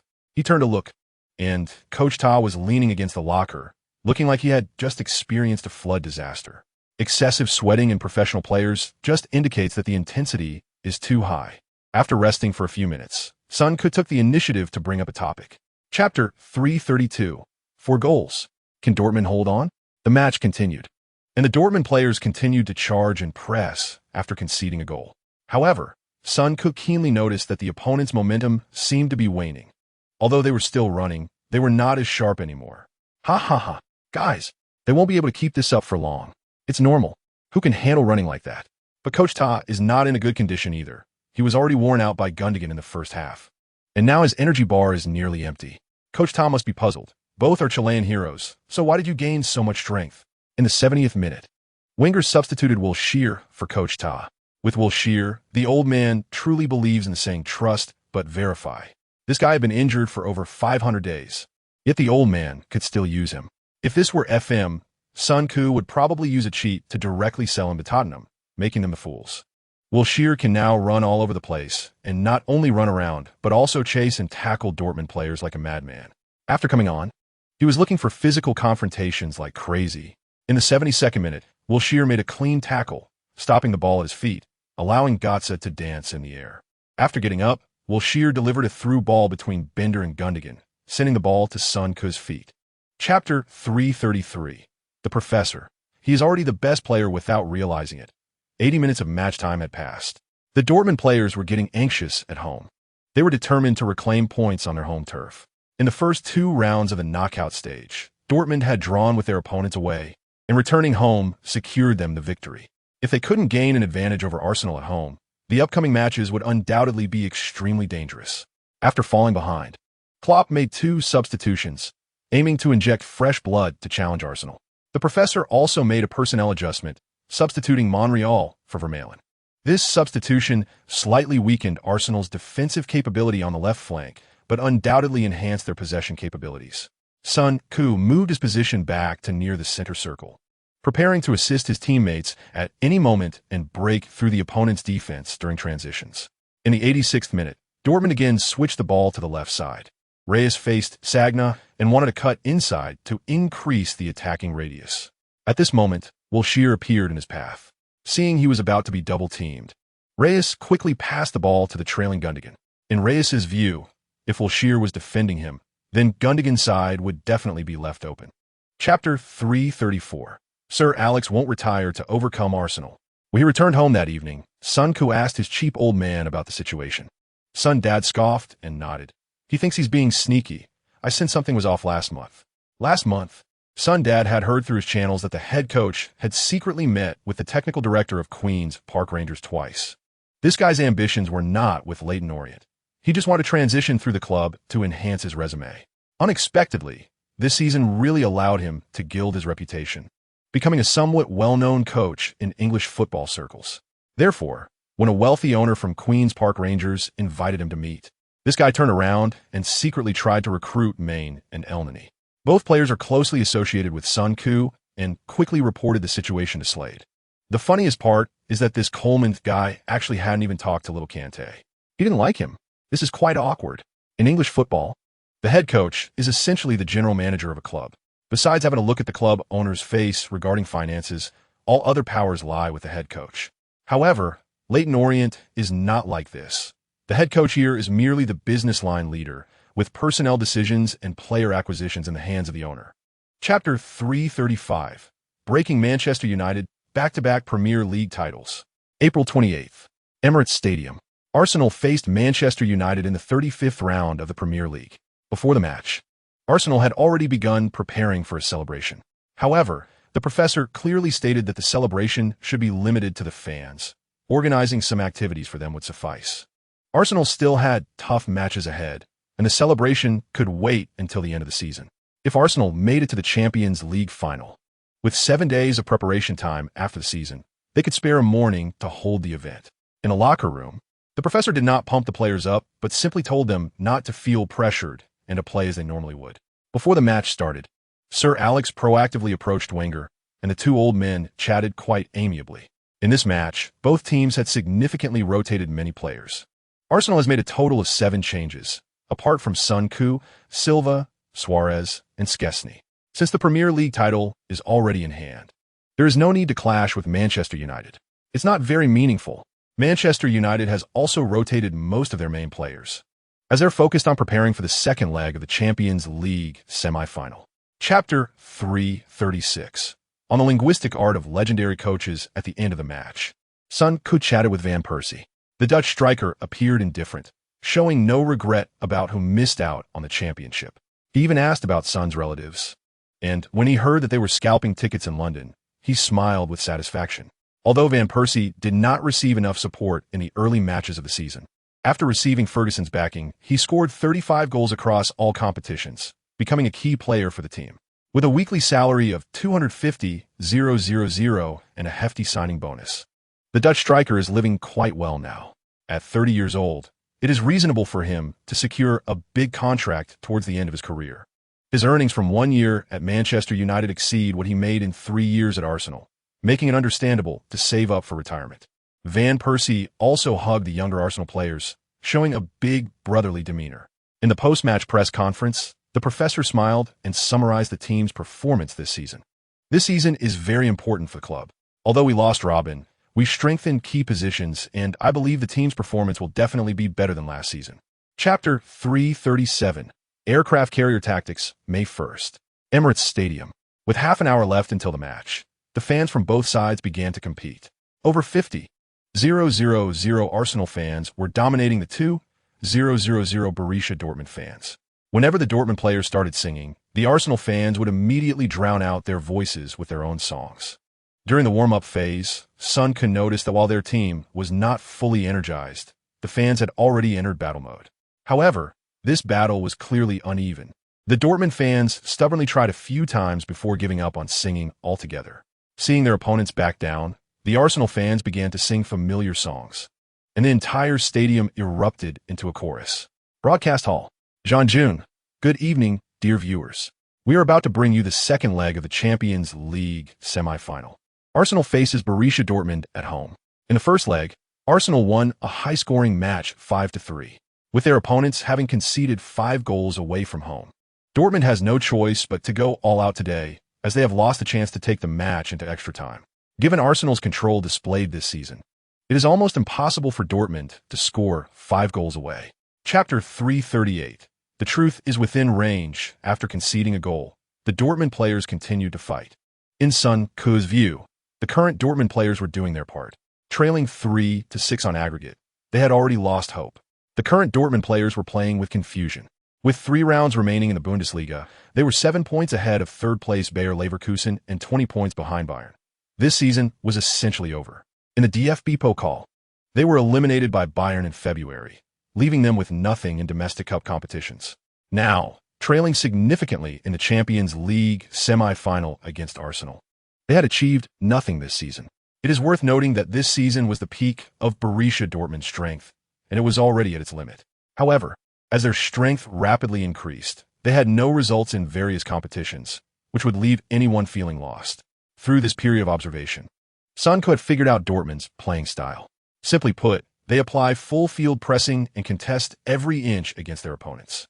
They aim to disrupt the opponent's ability to function and seize scoring opportunities.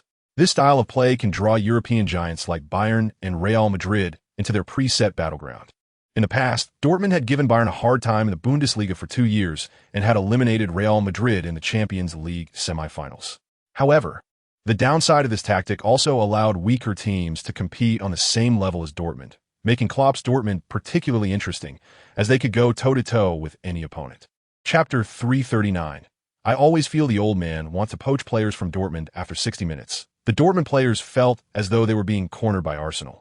For the dominant side, this situation could be described as majestic, but for the disadvantaged side, it was a horror story. To mitigate their disadvantage on the field, the Dortmund players instinctively supported each other and retreated to their half. This made it so that Arsenal's long passes and through balls were compressed, significantly reducing their attacking opportunities. However, let's not forget that Dortmund was still trailing by 3 goals on aggregate. If this situation continued, they might not concede again, but winning was definitely impossible. It would be a slow death. The Dortmund players naturally could not engage in such meaningless resistance, and they grew more spirited as they played, pushing their positions forward. They could no longer care about anything. Even if they were eliminated, they wanted to score. Playing like this was simply too frustrating. In the 70th minute, Dortmund earned a set piece in the front half. All of their players, previously stuck in the back, moved into Arsenal's half.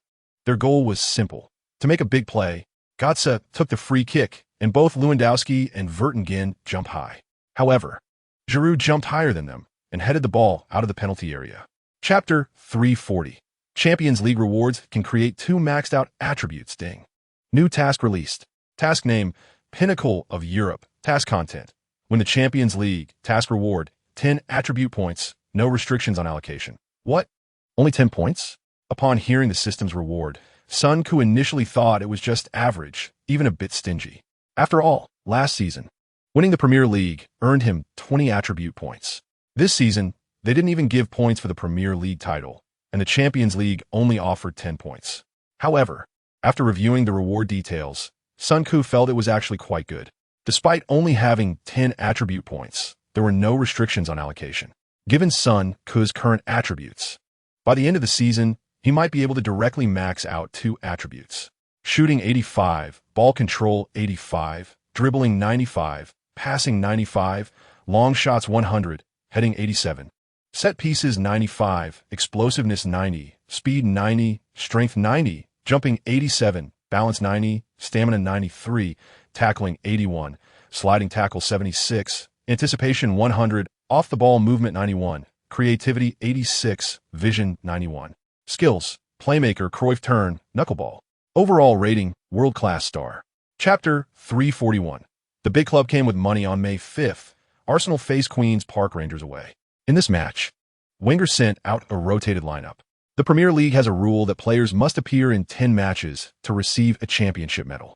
Wilshere, Diaby, Coquelin, Jenkinson, and Monreal all needed to play in the last 3 matches. The old man had already informed that Manoni would get 2 starting opportunities. According to Premier League regulations, a player must appear in 10 matches in a season to receive a Premier League championship medal. When Szczesny was injured, Manoni had appeared a total of 8 times, so Wenger had to give him 2 starting opportunities. In this match, Sonko sat on the bench, thoroughly enjoying being a fan. His only task now was the Champions League final. Other matches were of no importance. In the league's top scorer chart, Sonko had scored 36 goals, leading second place Van Persie by 10 goals. Even if Old Van tried hard in the last 3 rounds, he couldn't score 10 goals. So the race for the top scorer was essentially over. In terms of assists, Son had already provided 28 assists this season, while second-place Cazorla had 18 assists. And the lead was not something that could be made up in just 3 matches. Chapter 342, easily breaking Old Van's record as the season approached its end. Clubs were busy recruiting. Although the transfer window opened in early July, if they only started planning transfers by then, it would be too late. As the most watched player in the world this season, Son's transfer rumors appeared in the media's columns every day. In fact, these rumors were not unfounded. Barnet had met with every club interested in Son. These clubs were eager to show their ambitions and couldn't wait to throw out the most attractive conditions. However, Barnet did not give any promising replies, stating that he would wait until after the Champions League final to have initial intentions. Son did not like this pressure on the clubs, but he still had to do it. In this highly commercialized era, a player always needs to prove their value in various ways.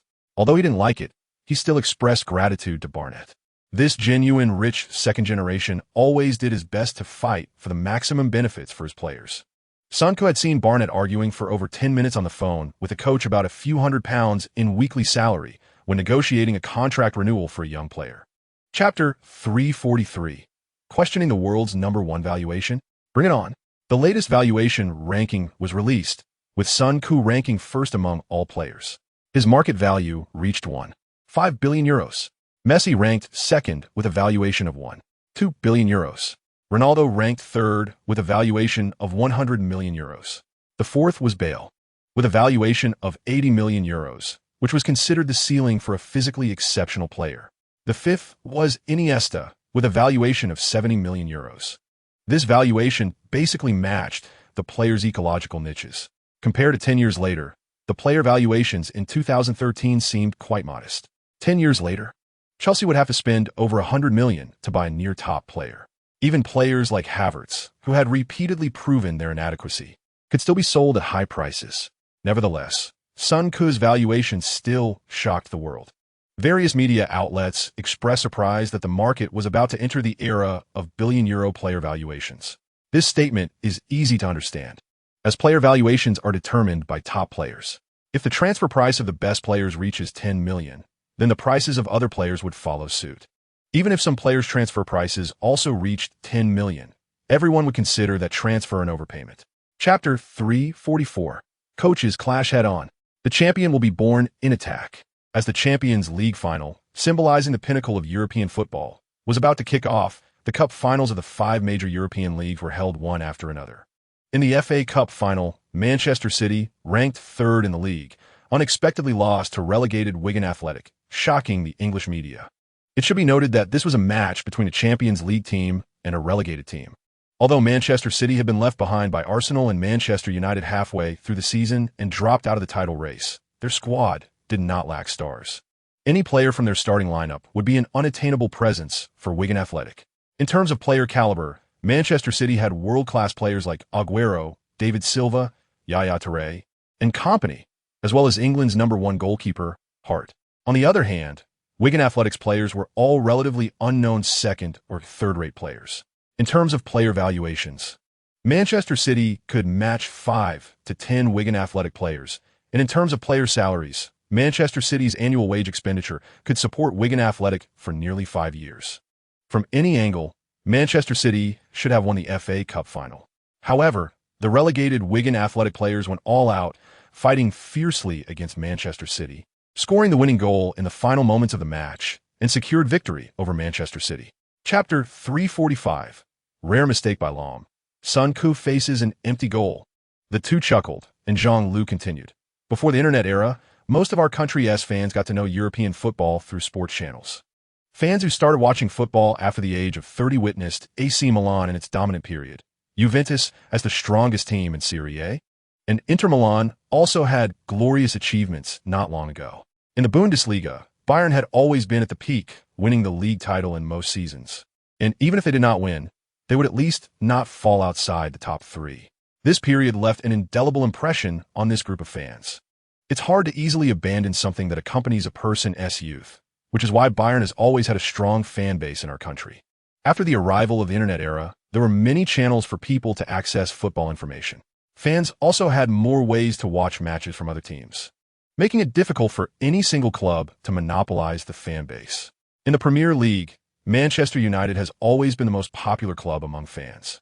This is partly because they're the Premier League boss, and partly because they have proven to the world that even when they are weaker than their opponents, they can still rely on strong mental strength to overcome them. Chapter 346, Going All Out? This is our specialty.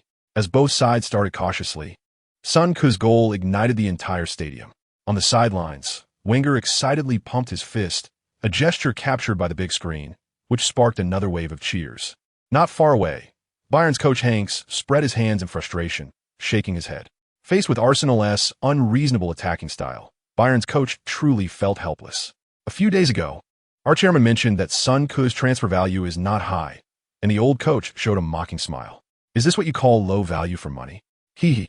To be honest, the goal Bayern conceded just now is not an unforgivable mistake under normal circumstances.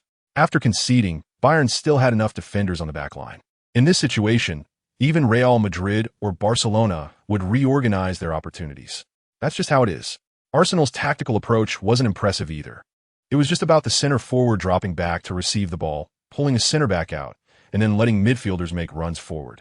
This tactic can be easily mastered by all teams in the top 5 leagues, but mastering it and being effective are two different things. Chapter 347, One-on-One. Invincible. Just as Sun Ku broke through, Lam turned and lunged forward, half of his body blocking Sun Ku.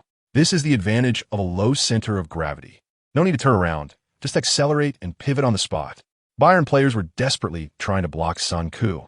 But, in the next moment, Sun Ku moved left while running, swiftly bypassing Lam and accelerating towards the ball. At this moment, Dante abandoned Suarez and charged towards the edge of the penalty area. The instant Sun Ku caught up with the ball, he used his left foot to flick the ball nearly 2 meters to the right, shaking off his opponent. Lam rushed up again, and, as Sun Ku caught up with the ball, he stepped right, causing Lam to crash into him. After colliding with Sun Ku in the penalty area, Lam was thrown backward and fell onto the grass. Poor Lam, as he fell, raised his hands high in the air, signaling that he had no excessive movement. This collision had no impact on Sun Ku. He now had a clear path ahead. Facing the nervous Neuer, Sun Ku took a lateral step and aimed for the far corner with a powerful shot. The Bayern defenders at the back post almost simultaneously rushed towards the back post. Chapter 348, Sun Ku versus Robin, the battle of the strongest output. As they walked back to the locker room, Sun Ku calmly took a sip while his teammates were panting heavily, especially Coach T, who was completely out of breath. Sun Ku rested his hand on Arteta's neck, saying, "You've worked hard." Arteta whispered, "Don't let the old man think I'm tired. I don't want to be subbed off early." After saying this, Arteta continued, "I feel so tired without you in midfield."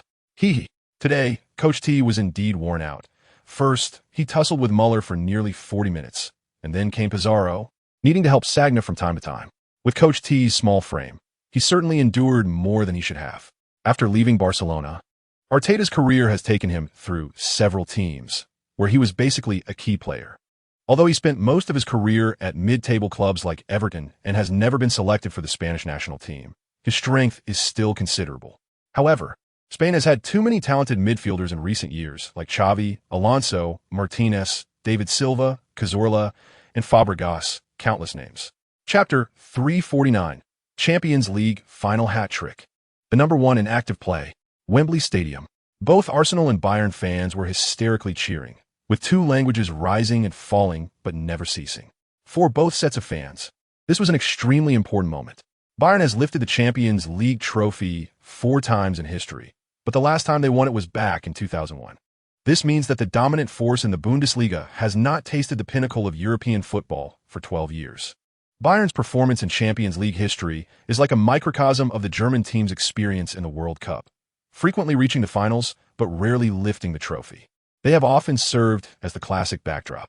In the 1998 to 1999 season, Bayern was leading 1-0 when the 4th official raised the stoppage time indicator, and before that, Manchester United had hardly posed any threat to them. Yet, a minute later, Manchester United equalized, and Matthias, sitting on the bench, cried at that moment. It turned out he cried too early. Another minute passed, and Manchester United scored again. Ferguson's class of '92 reached the pinnacle of Europe, becoming the treble winners. And the Red Devils undeniably emerged as the Premier League's dominant force. The powerful Germans completely collapsed in front of the iron-willed Manchester United. Chapter 350, Tactical Battle of Famous Coaches. The professor can calculate. In the 71st minute, the fourth official raised the substitution indicator again. Both teams made substitutions simultaneously. A weary Schweinsteiger staggered off the pitch, replaced by the 187-meter-tall Brazilian defensive midfielder Gustavo. Gustavo was discovered by football guru Rangnick when he was directly brought from Brazil's lower leagues to Hoffenheim, where he rose to fame. However, it was unfortunate that 2 seasons ago, during the winter transfer window, Hoffenheim's management sold Gustavo to Bayern without notifying the coach, leading to Rangnick's furious resignation. From an unknown club in Brazil to Bayern, Gustavo achieved this in just 4 years, which is definitely an inspiring story. In his previous life, Gustavo almost joined Arsenal after this season. It must be said that Bayern's depth is truly impressive. They even have players of this caliber on the bench. In contrast, Arsenal appears as somewhat lacking. Whether it's Diaby, Wilshere, Ramsey, or Coquelin, they seem insufficient. The players coming onto the field now not only have to manage possession, but also defend against the physically strong and technically skilled Pizarro. The old coach's substitution was indeed surprising. He replaced Arteta with Koscielny. Chapter 351, One Battle to Become a Legend. The match restarted, and Sun Ku positioned himself behind Song and Silva. Bayern set up 3 center-backs at the back, and their intent was clear: to push the ball into the penalty area and create chaos in Arsenal's box. Sun Ku's job was to clear high balls since Arsenal was already leading by 1 goal. There was no need to take risks in an open exchange. Moreover, with Rosicky, Suarez, and Walcott in the front line, their attacking power was quite considerable. Sure enough, when Bayern players got the opportunity, they wasted no time and directly booted the ball into Arsenal's penalty area.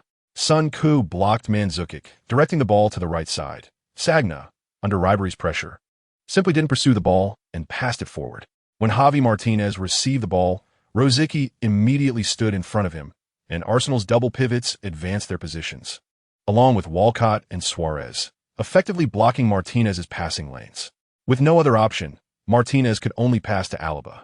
After a minute of Bayern struggles, they finally managed to push the ball back upfield, but this time Vertonghen won the first ball, and Vermaelen kicked the ball out of play. Chapter 352. The scenery at the peak of Europe is nice beep. Beep, beep. Amidst the cheers of nearly 50,000 ecstatic Arsenal fans, the referee blew his whistle 3 times with his back turned, and neither Sun Ku nor Suarez heard the end of the match whistle. After scoring the 4th goal, the match time had reached 90 minutes. Bayern, feeling hopeless, restarted the game, but Sun Ku chased after the ball, stealing it from the stubborn Robben's feet after a 15-meter sprint. Robben attempted to reclaim the ball, but after Sun Ku skillfully dribbled past him 3 times, he could only stand with his hands on his hips, looking helplessly at Sun Ku and Suarez juggling the ball in the center circle. All Bayern players gave up, standing still as they watched the opposing team juggle the ball for nearly 2 minutes. The referee, unable to watch any longer, blew the final whistle a minute early. Sun could turn to look back, and Arsenal's substitute players and coaching staff rushed onto the field, only to trip over each other within 20 meters due to the crowding. This group of people surged forward, grabbing their teammates and jumping around. Sun Ku shook hands with the referee and asked for the ball back. The referee smiled and said, "No problem. Can you give me your jersey?" Sun Ku replied, "This one's soaked, but I'll give you a new one later." Chapter 353. Jay Cho is my fan the day after winning the Champions League. Arsenal held a unique celebration ceremony.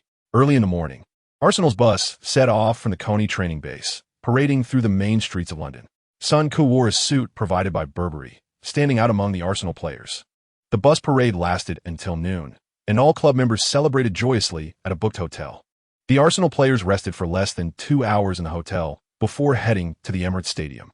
Kroenke, taking advantage of Arsenal's victory, organized a celebration ceremony at the Emirates Stadium. Regardless of whether Arsenal won the Champions League trophy, the celebration for the Premier League title had to take place. Thus, Kroenke turned the celebration into a concert, inviting famous bands like Coldplay, Guns N' Roses, U2, Linkin Park, and the Cranberries to perform. Sun Ku had casually mentioned whether they could invite Jay Cho, having attended one of his concerts in his previous life and bought a top-tier ticket. However, when he arrived at the venue, Jay Cho was just a dot, and throughout the concert, Sun Ku could only hear the voices of fans around him. He felt the atmosphere, but could only say the experience was average. Chapter 354. Bayern actually wants to contact me secretly. How despicable. At the end of the season, Sun Ku and his family immediately headed to Musha Island in the Caribbean the next day.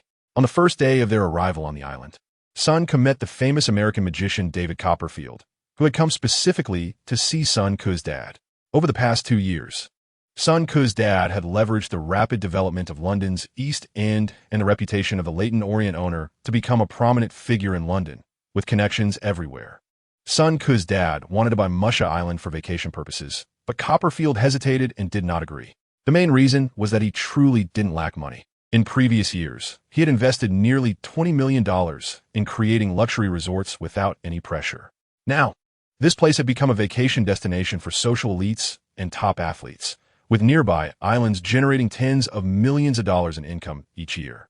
After the season ended, Sun Ku planned to rest for a week. His plan was to do nothing for a week, just lying on the beach every day, helping the island girls apply sunscreen, and having some lighthearted conversations. A man shouldn't neglect himself. Holding back is not good for the body. Without money, we won't even mention physical condition. But now that he had reached this level, it was time to change his way of living. Chapter 355. Signing 7 endorsements. This is the prestige of the world's #1. After the vacation, Sun Ku immediately returned to London to start working on endorsements. To be fair, Barnett had indeed been very efficient in the past few months, securing numerous endorsements for him.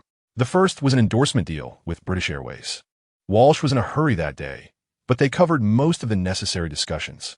British Airways signed a 5-year contract with Sun Ku, worth £5 million per year, with Sun Ku's posters and videos becoming the company's most compelling marketing tools over the next 5 years.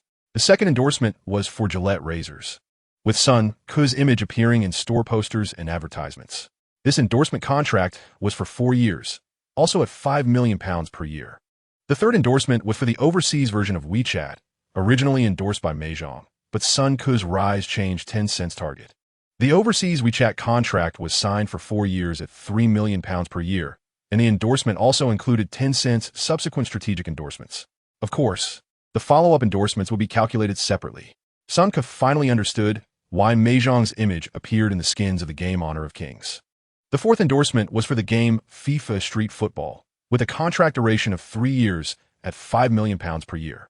Chapter 356. Real Madrid's Thunderstrike. Manchester United's big move. Arsenal. On the morning of June 28th, Sun Ku arrived at the club early. He then heard a surprising news. Paris Saint-Germain had made an offer. £8 billion. In an instant, all the club staff were in shock. This offer was simply unbelievable. The current transfer fee record in football was set 4 years ago when Real Madrid signed Cristiano Ronaldo for a record of £80 million. 4 years ago, no one believed any player's value could exceed £100 million. That figure seemed like an unreachable ceiling. Everyone thought that one day there might be inflation in the world of football, but definitely not now. However, PSG's offer not only broke the world record set by Ronaldo, but exceeded it by more than double. While the staff were astonished, Wenger held the facts from PSG and told the staff, "Don't rush to reply. When the deadline comes, I'll tell you how to respond." By the way, does Sun Ku know? Several staff members said Sun Ku had already found out the news. The professor nodded and said, "I'll tell him later. Let's not let his agent leak the news." Chapter 357. Barnett's incredible day the day before Arsenal's new season training camp.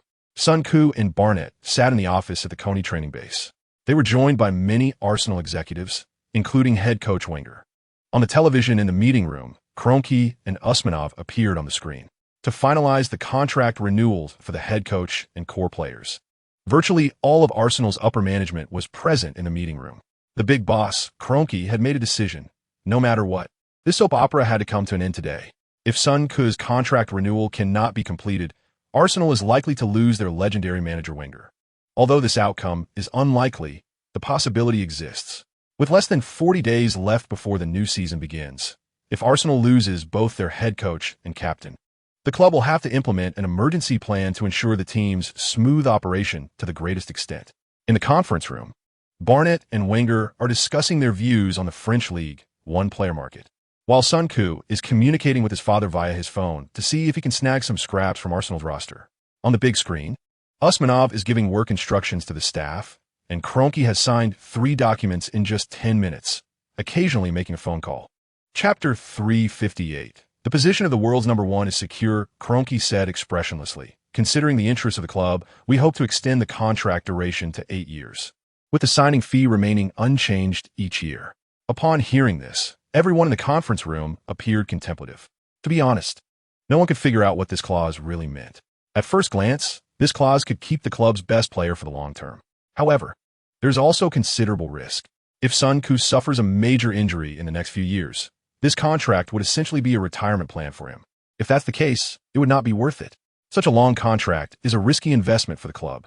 No one can predict what will happen in the future. But based on Sun Koo's current career, he has no injury record and has not even had minor injuries. If Sun Koo maintains his health throughout his career, then this contract would definitely be a huge profit for Arsenal. The club not only retains its best player, but also locks in Sun Koo's salary at a set amount for a long time. As the commercialization of professional football develops, player incomes will undoubtedly rise. Arsenal has made a significant concession, and this demand does not seem excessive. Chapter 359. In the new season, aim for championship titles. The news of Sun Koo's contract renewal with Arsenal sparked heated discussions throughout the football world. Arsenal isn't selling their captain? Unbelievable. Given Arsenal's frugal nature in recent years and their possession of the best player in the world, with plenty of time left on his contract, wouldn't they raise the price and turn the transfer into an auction? When Real Madrid offered $1 billion to package both Sun Koo and Wenger, many fans were so excited that they couldn't sleep at night. They refreshed the news daily, eager to see the conclusion of this soap opera. In the past, Arsenal always sold their captain, but this time they sold the head coach too. Exciting. At this stage, as long as Arsenal raises the price a bit, Real Madrid would counteroffer. After some back and forth, this soap opera would come to an end. Unexpectedly, Arsenal actually renewed the contract with the captain. At this point, everyone is curious about how much the contract was worth to keep Sun Koo. One thing is certain. Sun Koo wouldn't be paying to renew the contract. No way. Only a fool would do that. No, even an average fool wouldn't do that. Only someone exceptionally foolish would. For the next half day, various media outlets reported the information they had gathered. Chapter 360. Transfer window, Sir Alex's last dance. Seeing Sun Koo complete his contract renewal with Arsenal, everyone at Barcelona breathed a sigh of relief. Thank goodness. If Sun Koo transferred to Barcelona, combining with Cristiano Ronaldo and surrounded by top stars like Di Maria, Benzema, Higuain, Alonso, Marcelo, and Modric, Barcelona could very well find themselves in a passive position in the domestic league for the first time in 5 years. Over the past 5 seasons, Barcelona has won 4 league titles in La Liga. With the superpower Real Madrid in La Liga, Barcelona remains synonymous with the league, holding an absolute monopoly. As the recognized number 1 in world football, Sun Koo's absence from La Liga greatly alleviated the psychological pressure on Barcelona. Messi is still young, and the team still maintains a high economic level, allowing Barcelona's possession-based football to continue to hold an advantage over Real Madrid. However, Barcelona still felt a significant crisis. Last season, they were humiliated by Arsenal in the Champions League quarterfinals, losing to their opponents after being dominated for 180 minutes. If they do not upgrade their squad this season, facing Arsenal in the Champions League could lead to a repeat of last season's tragedy. Chapter 361. Can't buy a good striker? Professor, we have Sun Koo. Arsenal has taken 2 seasons to leap from being a team fighting for a top 4 finish in the Premier League and a stepping stone in the Champions League to becoming a European powerhouse. Moreover, they dominate Europe with a sweeping presence. In the summer transfer window, top clubs across Europe aim to dismantle Arsenal. Silva and Suarez have long been viewed as must-have targets by the elite clubs. Amid the worldwide attention on Sun Koo's transfer news, many media outlets made predictions. If Arsenal failed to retain Sun Koo, then Silva and Suarez would likely leave as well. Song Sagna and Walcott would also find it hard to stay in the next season or 2. Fortunately, Arsenal successfully renewed contracts with Sun Koo and Silva, allowing the team to retain its championship core intact. Even if the team does not sign new players, Arsenal still has absolute competitiveness in both the Premier League and Champions League. Now, European giants adhere to a principle. Since they cannot pry players from Arsenal, they must not allow them to buy players from their own hands.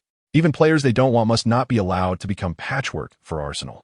Chapter 362. Completing signings. Starting the Asian tour, Wenger plans to package the signings of Reyes and Gundogan, both of whom have not caused any trouble, indicating that Klopp still has some control. At this time, Reyes had just joined Dortmund from Mönchengladbach for one season. The minimum buyout clause shows that he has not yet developed a strong bond with Dortmund. Gundogan has played for 2 seasons at Dortmund and hopes to advance his career. Moreover, in terms of price, Reyes has a minimum buyout clause. And Gundogan's later transfer to Manchester City was not expensive either. The final package price for both players was negotiated to $55 million, a price that may seem like a bargain 10 years later, but the market conditions at this time are what they are. Dortmund's ecological niche dictates that they can only serve as a stepping stone for top stars to reach the elite clubs, and they do not wallow in self-pity. Instead, they fully leverage their advantages to become a well-known black market in Europe. The introduction of Gundogan cost €5 million, and he was sold for €30 million. The introduction of Haaland cost €20 million, and he was sold for a minimum buyout clause of €60 million. The introduction of Bellingham cost €25 million, and he was sold for €100 million. The introduction of Reyes cost €17.5 million, and he was sold for a minimum buyout clause of €25 million. Chapter 363. Son Koo is the top star there. After 2 weeks of training, Arsenal began their Asian tour.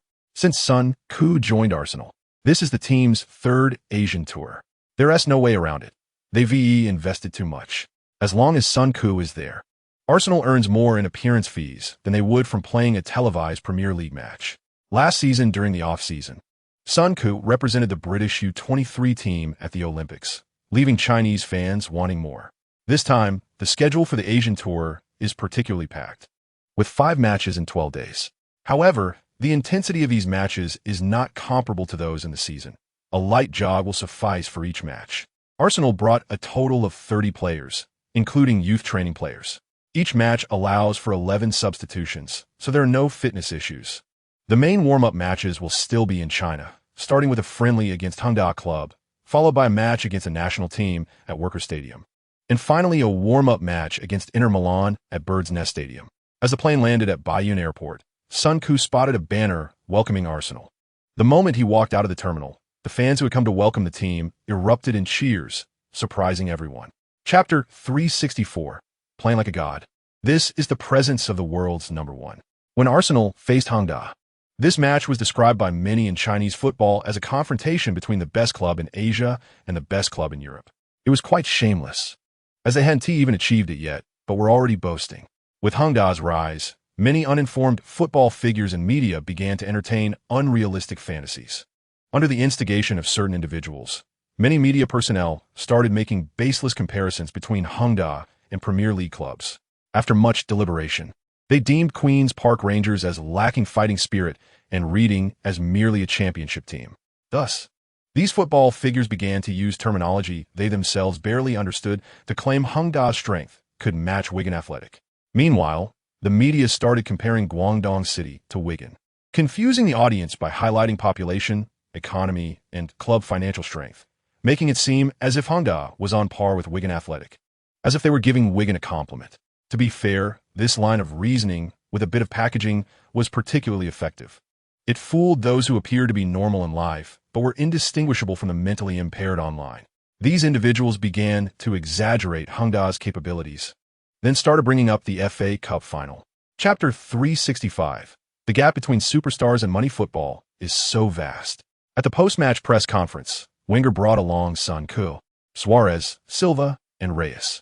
Normally, such an occasion wouldn't accommodate so many people.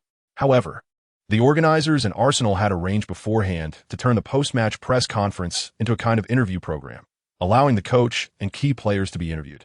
They wanted information related to the new season to flow out of China, making the country a new forward base for Arsenal ahead of the season.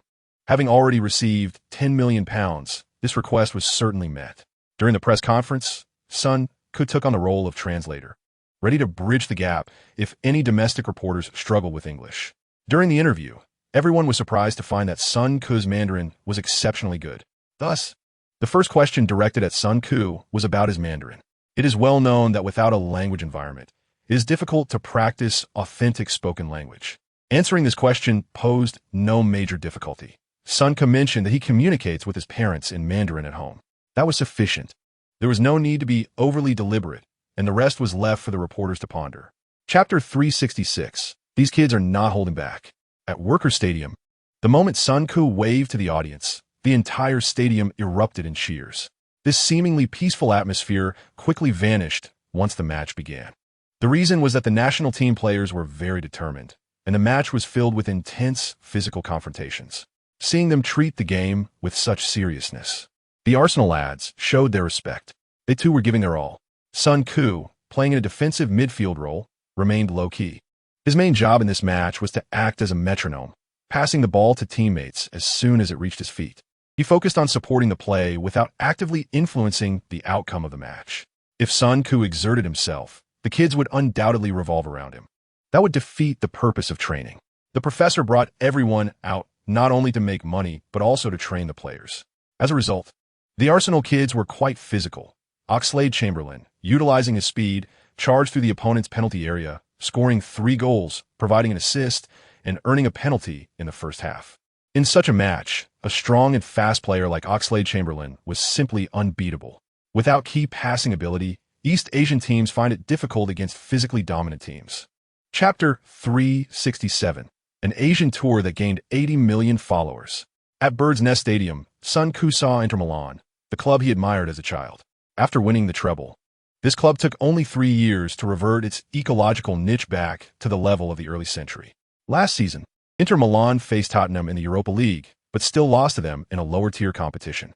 Sun Ke looked at Inter Milan's first-team roster for this season and found that several players from the treble-winning era were still with the team. In the season Inter won the treble, the average age of the first team exceeded 30. 3 years later, the remaining players' abilities were likely far from what they once were, but their salaries had certainly increased. Inter Milan ranked 9th in Serie A last season, yet had the highest wage levels, leaving many Inter fans to self-deprecate with the good old days are back. This is the side effect of bringing in players at their peak performance for short-term success. When these players were acquired, they were at the height of their careers. If they do not achieve results in 2 seasons, their performance is bound to decline thereafter. At that point, the club either has to painfully let them go at a bargain price or face the predicament of having high overall wages but low competitive levels. Chapter 368. The goal: to evolve into a star hybrid. Takehiro Tomiyasu's hairstyle is a standard shamat wash and cut, and Sun Ke feels that the young lives all seem to be printed from the same template. Their micro-expressions, speaking styles, and rhythms are very similar, and everyone gives off a sense of being unremarkable. Here, Sun Ke is not as easy to talk to. He often makes those who come into contact with him deeply feel the insurmountable chasm between themselves and the superstar. There is nothing to be done. People admire strength. And if Sun Ke is approachable, others might even look down on themselves. The thinking patterns in every society are different and cannot be changed in a short time.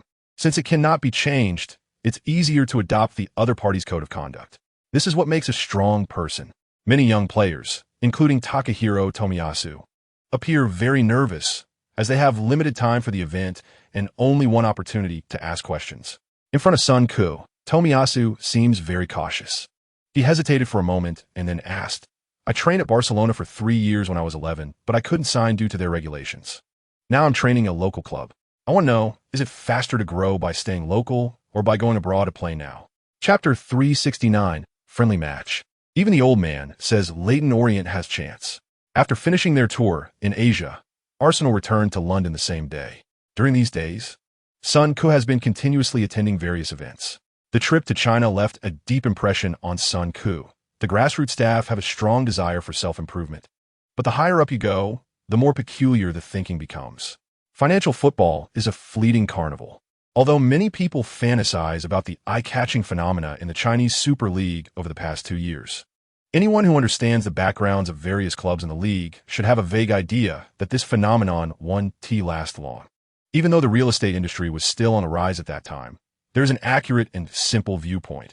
It's true that our country's population is large, but the demand for housing is limited. The prices of these houses are not cheap either. It's good for the working class to have one, and they still have to pay off a mortgage for 10 to 30 years. Normally, buying a second house would have to wait for the next generation.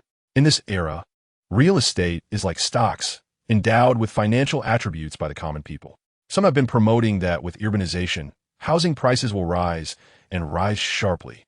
They will rise. But when the collapse happens, it truly becomes a financial issue. Therefore, in a situation where there is no possibility of profit, this way of playing cannot last long. Chapter 370. The British star is about to emerge this season. The new Premier League season kicks off on August 17th, so Arsenal has ample time to prepare. After a few days of adjustment, Arsenal scheduled a friendly match with Leyton Orient at the end of July, since Son's father took over. Leyton Orient has become a regular client of Arsenal, and they do not bargain at all when buying players. Of course, without Son Ku's connection, these young Arsenal players would not be willing to go to Leyton Orient. After all, in this day and age, there are too many bluffers and deceivers, and a young player could easily go from a rising star to an obscure player if they are not careful. The player market is changing too quickly. Every season, at least 200 players over the age of 18 emerge in the Premier League alone. If a player delays 1 or 2 years during a critical period of growth, it would be a huge loss. However, the players Arsenal loaned to Leyton Orient last season were all very happy. Leyton Orient is not the League One club of the Beckham era, where the heartthrob was loaned to Preston for a few months. I don't know why Sir Alex Ferguson loaned him to a League One team. The heartthrob discovered that players in League One had to wash their own clothes and prepare their own football gear. Moreover, many players in the team lived lives revolving around several credit cards. Chapter 371. The feeling of being a pathbreaker is awesome. On August 8th, Wembley Stadium. Amid the cheers of 90,000 spectators, Arsenal and Wigan Athletic players walked onto the field. Broadcast Hall. Jean-June. Good evening, football fans. What we are about to bring you is the contest for the Community Shield. After a 2-month break, the top 5 European leagues are about to kick off, and today's match can be seen as an appetizer. During the summer transfer window, Arsenal brought in Reyes, Gundogan, and Debuchy, completing their final reinforcements. This is the second season since Arsenal planned to build the Emirates Stadium, where the amount spent in the transfer market exceeds the amount received from sales. And it is also the first season that Arsenal has completely retained all of last season's main players.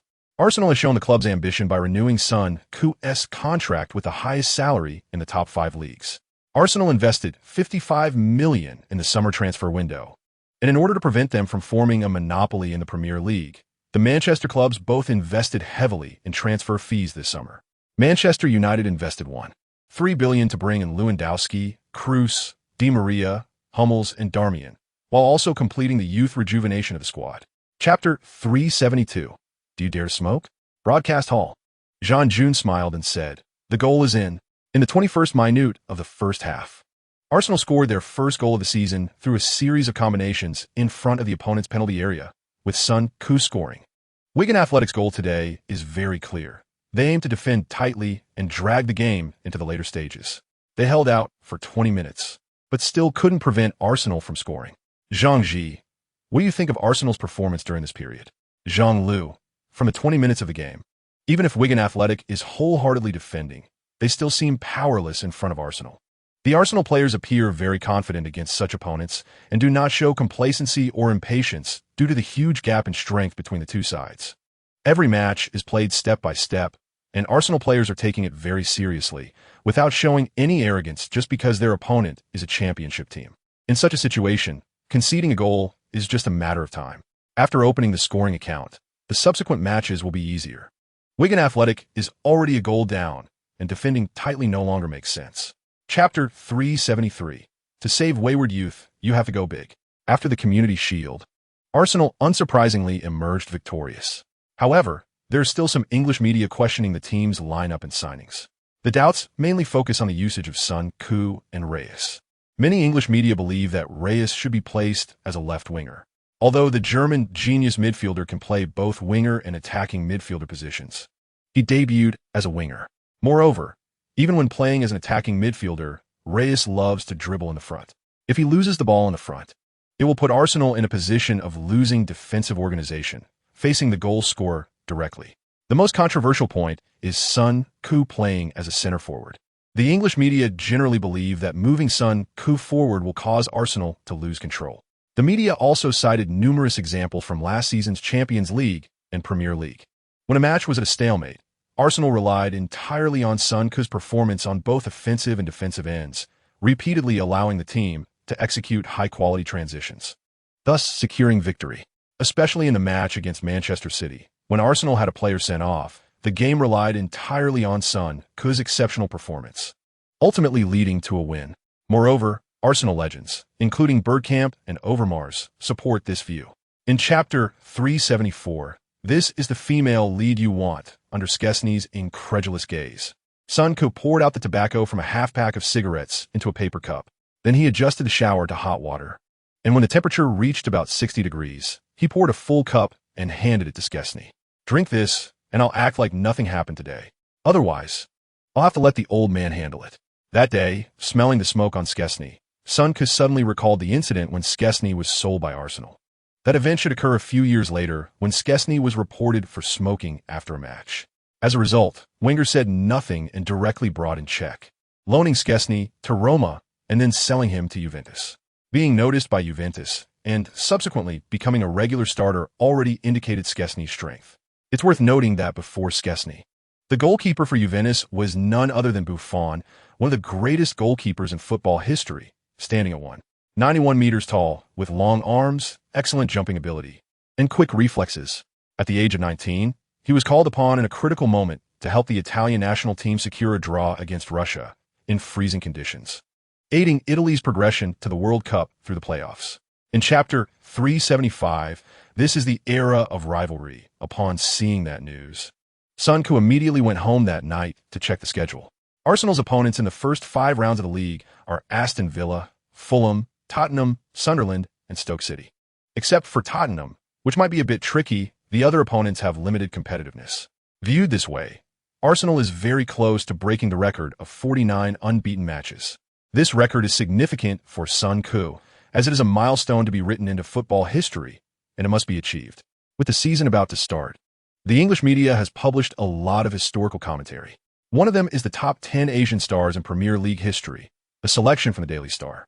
The English media is vast, with countless outlets dedicated to football, many of which have their own audience due to unique sections. The Daily Star always likes to evaluate the historical status of clubs or players from various angles. In this selection, Asian star Park Ji-sung undoubtedly took first place. He was the most successful Asian player in the Premier League and even in European football history before the emergence of Son Heung-min. During his 7 seasons at Manchester United, Park Ji-sung won numerous trophies, including the Club World Cup, Champions League, Premier League, League Cup, and Community Shield. In Chapter 376, the 2 old men are at war again. There's a saying that before the troops move, the supplies must be prepared. This principle applies to everything, including the Premier League. However, in the Premier League, the supplies are not logistical support, but rather spiritual nourishment. As we know, football is the most enigmatic of all sports. This sport is filled with unpredictability and possesses the randomness that no other sport has, almost encompassing all possible outcomes. If a certain possibility has not occurred in football, no one dares to completely deny the potential for it to happen. It simply has not happened yet. Under the right conditions, it will occur. No other sport can deliver astonishing comebacks within 3 minutes. When Bayern, a team widely favored, led by 1 goal in the 90th minute of the Champions League final, no one expected Manchester United, who had been at a disadvantage and had not created any waves before, could stage a comeback. Yet in the last 3 minutes, Manchester United suddenly transformed into a different team, repeatedly breaking through the Bundesliga champions with corner kicks. In no highly developed professional league can the team ranked 3rd from the bottom defeat a title-contending team in a decisive match. During the Bulls era, the Indiana Pacers, ranked 3rd in the East, could never lose to the Milwaukee Bucks, ranked 3rd from the bottom, in a single elimination game. In Chapter 377, 2 goals in 20 minutes. A bit of a poacher's feel. On August 17th, at the Emirates Stadium, the Premier League opened with Arsenal hosting Aston Villa. In the broadcasting hall, Jean June said, Arsenal's starting lineup is out, and the team basically maintains the starting lineup from the Community Shield. With just 1 personnel adjustment, Wenger has put Chamberlain in the right winger position. It seems that Wenger is not too satisfied with Walcott's performance in the Community Shield, so he is using Chamberlain as a kind of wake-up call for him. Additionally, Arsenal has loaned Viviano from Palermo before the season started to enhance competition for the goalkeeper position. Zhang Ji, what do you think about this match? Zhang Lu replied, Arsenal naturally has a greater chance of winning, but Villa also has the ability to cause them some trouble. Their main striker is the tall forward Bentik, while Wyman and Agbonlahor are speedsters on the wings with some breakthrough ability. With Son, Kunat in the midfield, if Arsenal loses the ball in the front, Royce's ability to regain possession on the spot is not on the same level as Son Koo. If Villa goes straight down the wings, it will also pose a certain threat to Arsenal's defense. But personally, I think Villa's chances of winning away are very slim. In Chapter 378, hat-trick in the first round, scoring as a center forward is really not difficult. Accompanied by a slow-motion replay, Jean-Loup smiled and said, if everyone has been following Arsenal's matches, they would have noticed a problem. This young man's son, Koo, can quickly switch to the playing style appropriate for wherever he is positioned. In his first season as a defensive midfielder, his work mainly consisted of intercepting, organizing the back line, and long-range shooting. As a result, everyone thought he was a defensive midfielder. In his second season as an attacking midfielder, people expected him to play like Xavi, mainly focusing on passing. Unexpectedly, this kid turned into a little tyrant in the front, often performing solo runs. This season playing as a center forward, I thought he would continue the aggressive style from last season. To my surprise, he showcased another style in the box. To be honest, I think those two moves just now were not inferior to Van Persie's, full of creativity. During the goal, he consistently positioned himself on the weak side of the attack, forcing Vlaar to divert his attention to monitor his position. When Suarez broke in the box, Vlaar had to cover, and Son Koo followed him. Chapter 379 Wenger. He always surprises people after the match.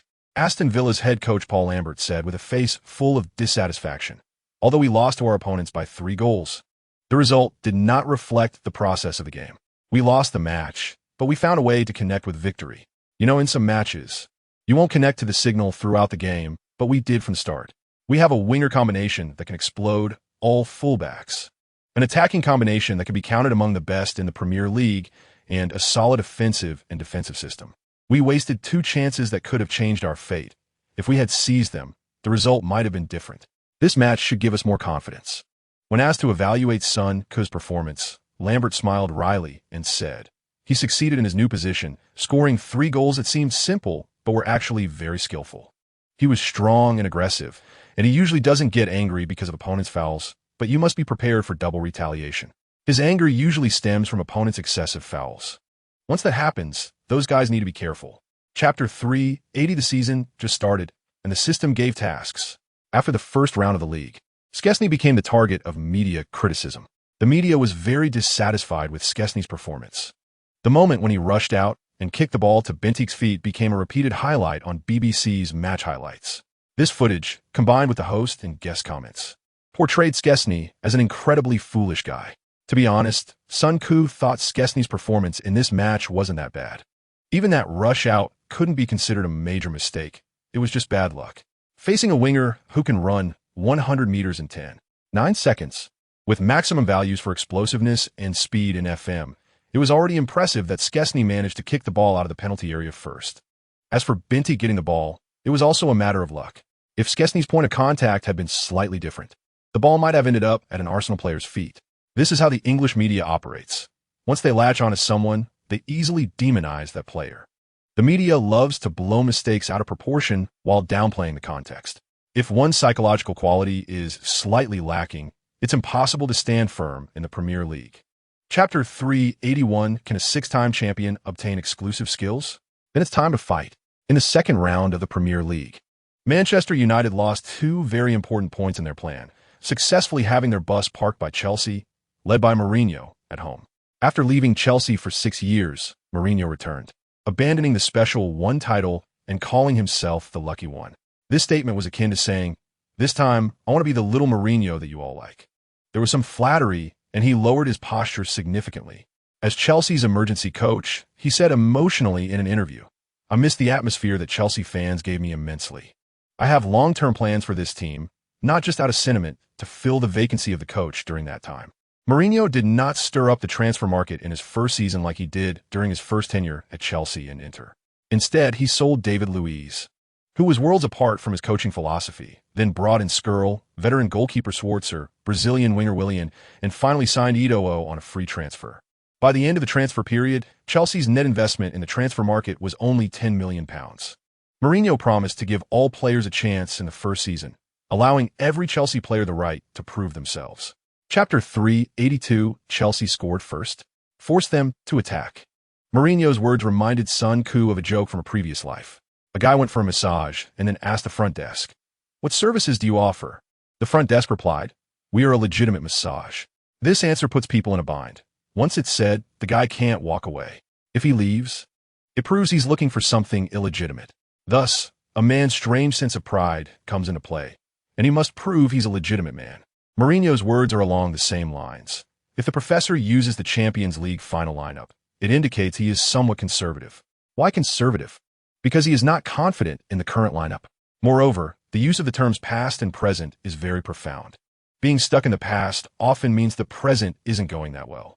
Arsenal's use of the current lineup, which hasn't been fully integrated, will certainly benefit Chelsea in pulling off an upset. Mourinho's calculations are ringing loud and clear. However, Wenger is not an ordinary person. When asked about Mourinho's comments at the press conference, he smiled and said, "I saw Jose's statements after his return in the media. He said that by the end of the season, Chelsea would qualify for the Champions League and have competitiveness in the Champions League, succeeding in the first season." Chapter 383, Repeated suppression. The advantage changes hands in an instant. Chelsea scored under pressure, with Torres finding the net. On the sidelines, Wenger shook his head helplessly. Arsenal's defense was completely overwhelmed by Hazard alone, leaving Torres wide open. Torres' shot was practically a shooting practice. Not far away, Mourinho accelerated along the sideline, vigorously swinging his fists in the air, landing with left and right hooks, then shouting loudly. Amid the enthusiastic cheers of Chelsea fans, Wenger wore a dismissive smile. "This is just the beginning, right? You can't possibly think the match is only 10 minutes in. Jean-June, the goal is in." Torres' goal breaks the deadlock for Chelsea. 2 seasons ago, the Spanish forward secured victory for Chelsea in the dying moments of the second leg of the semifinals and created the corner kick that led to Drogba's equalizer in the final stoppage time.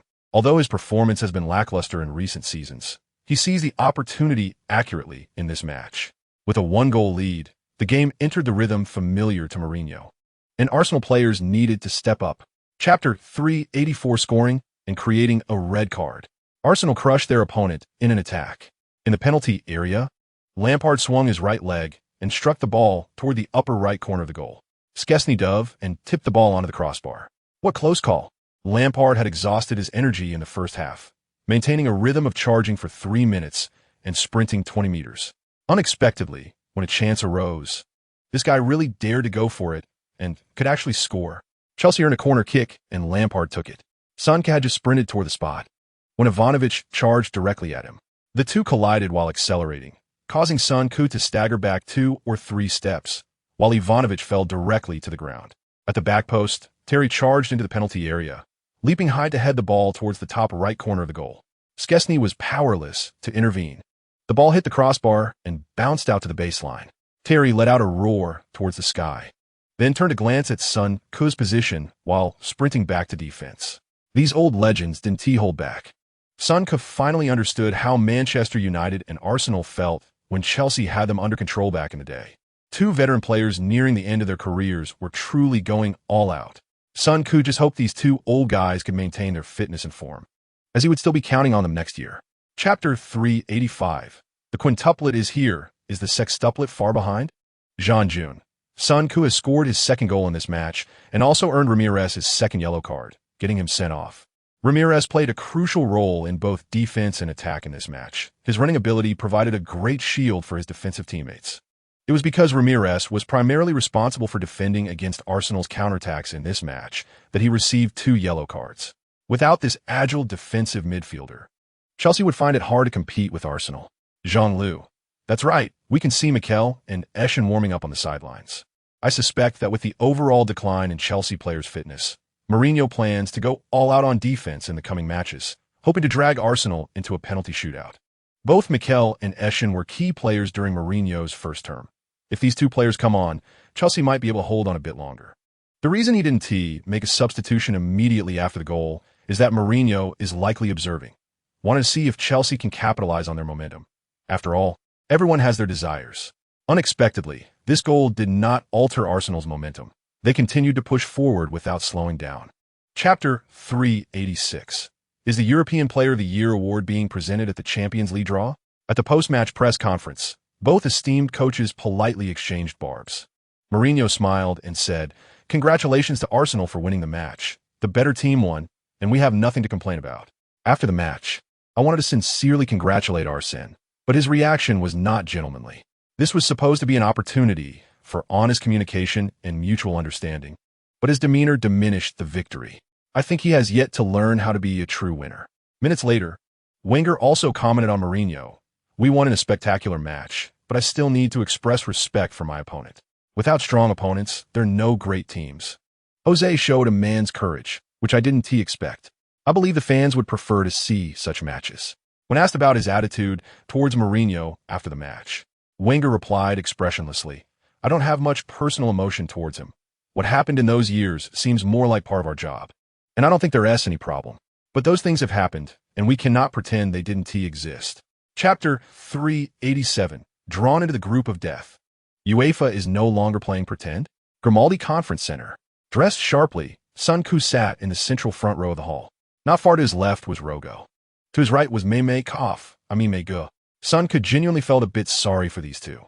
They clearly already knew the outcome, but still came to provide companionship. There's no helping it. Some people in UEFA have such narrow minds and love to wield power to prove their existence. If someone doesn't align with their wishes, they will find ways to trip you up. For instance, Arsenal and the Professor became UEFA's thorn in the side for baseless reasons. Logically, before Platini became UEFA's president, he and Wenger must have had a good relationship. When Wenger started his career, the opportunity to coach Nancy came from a recommendation by Platini's father.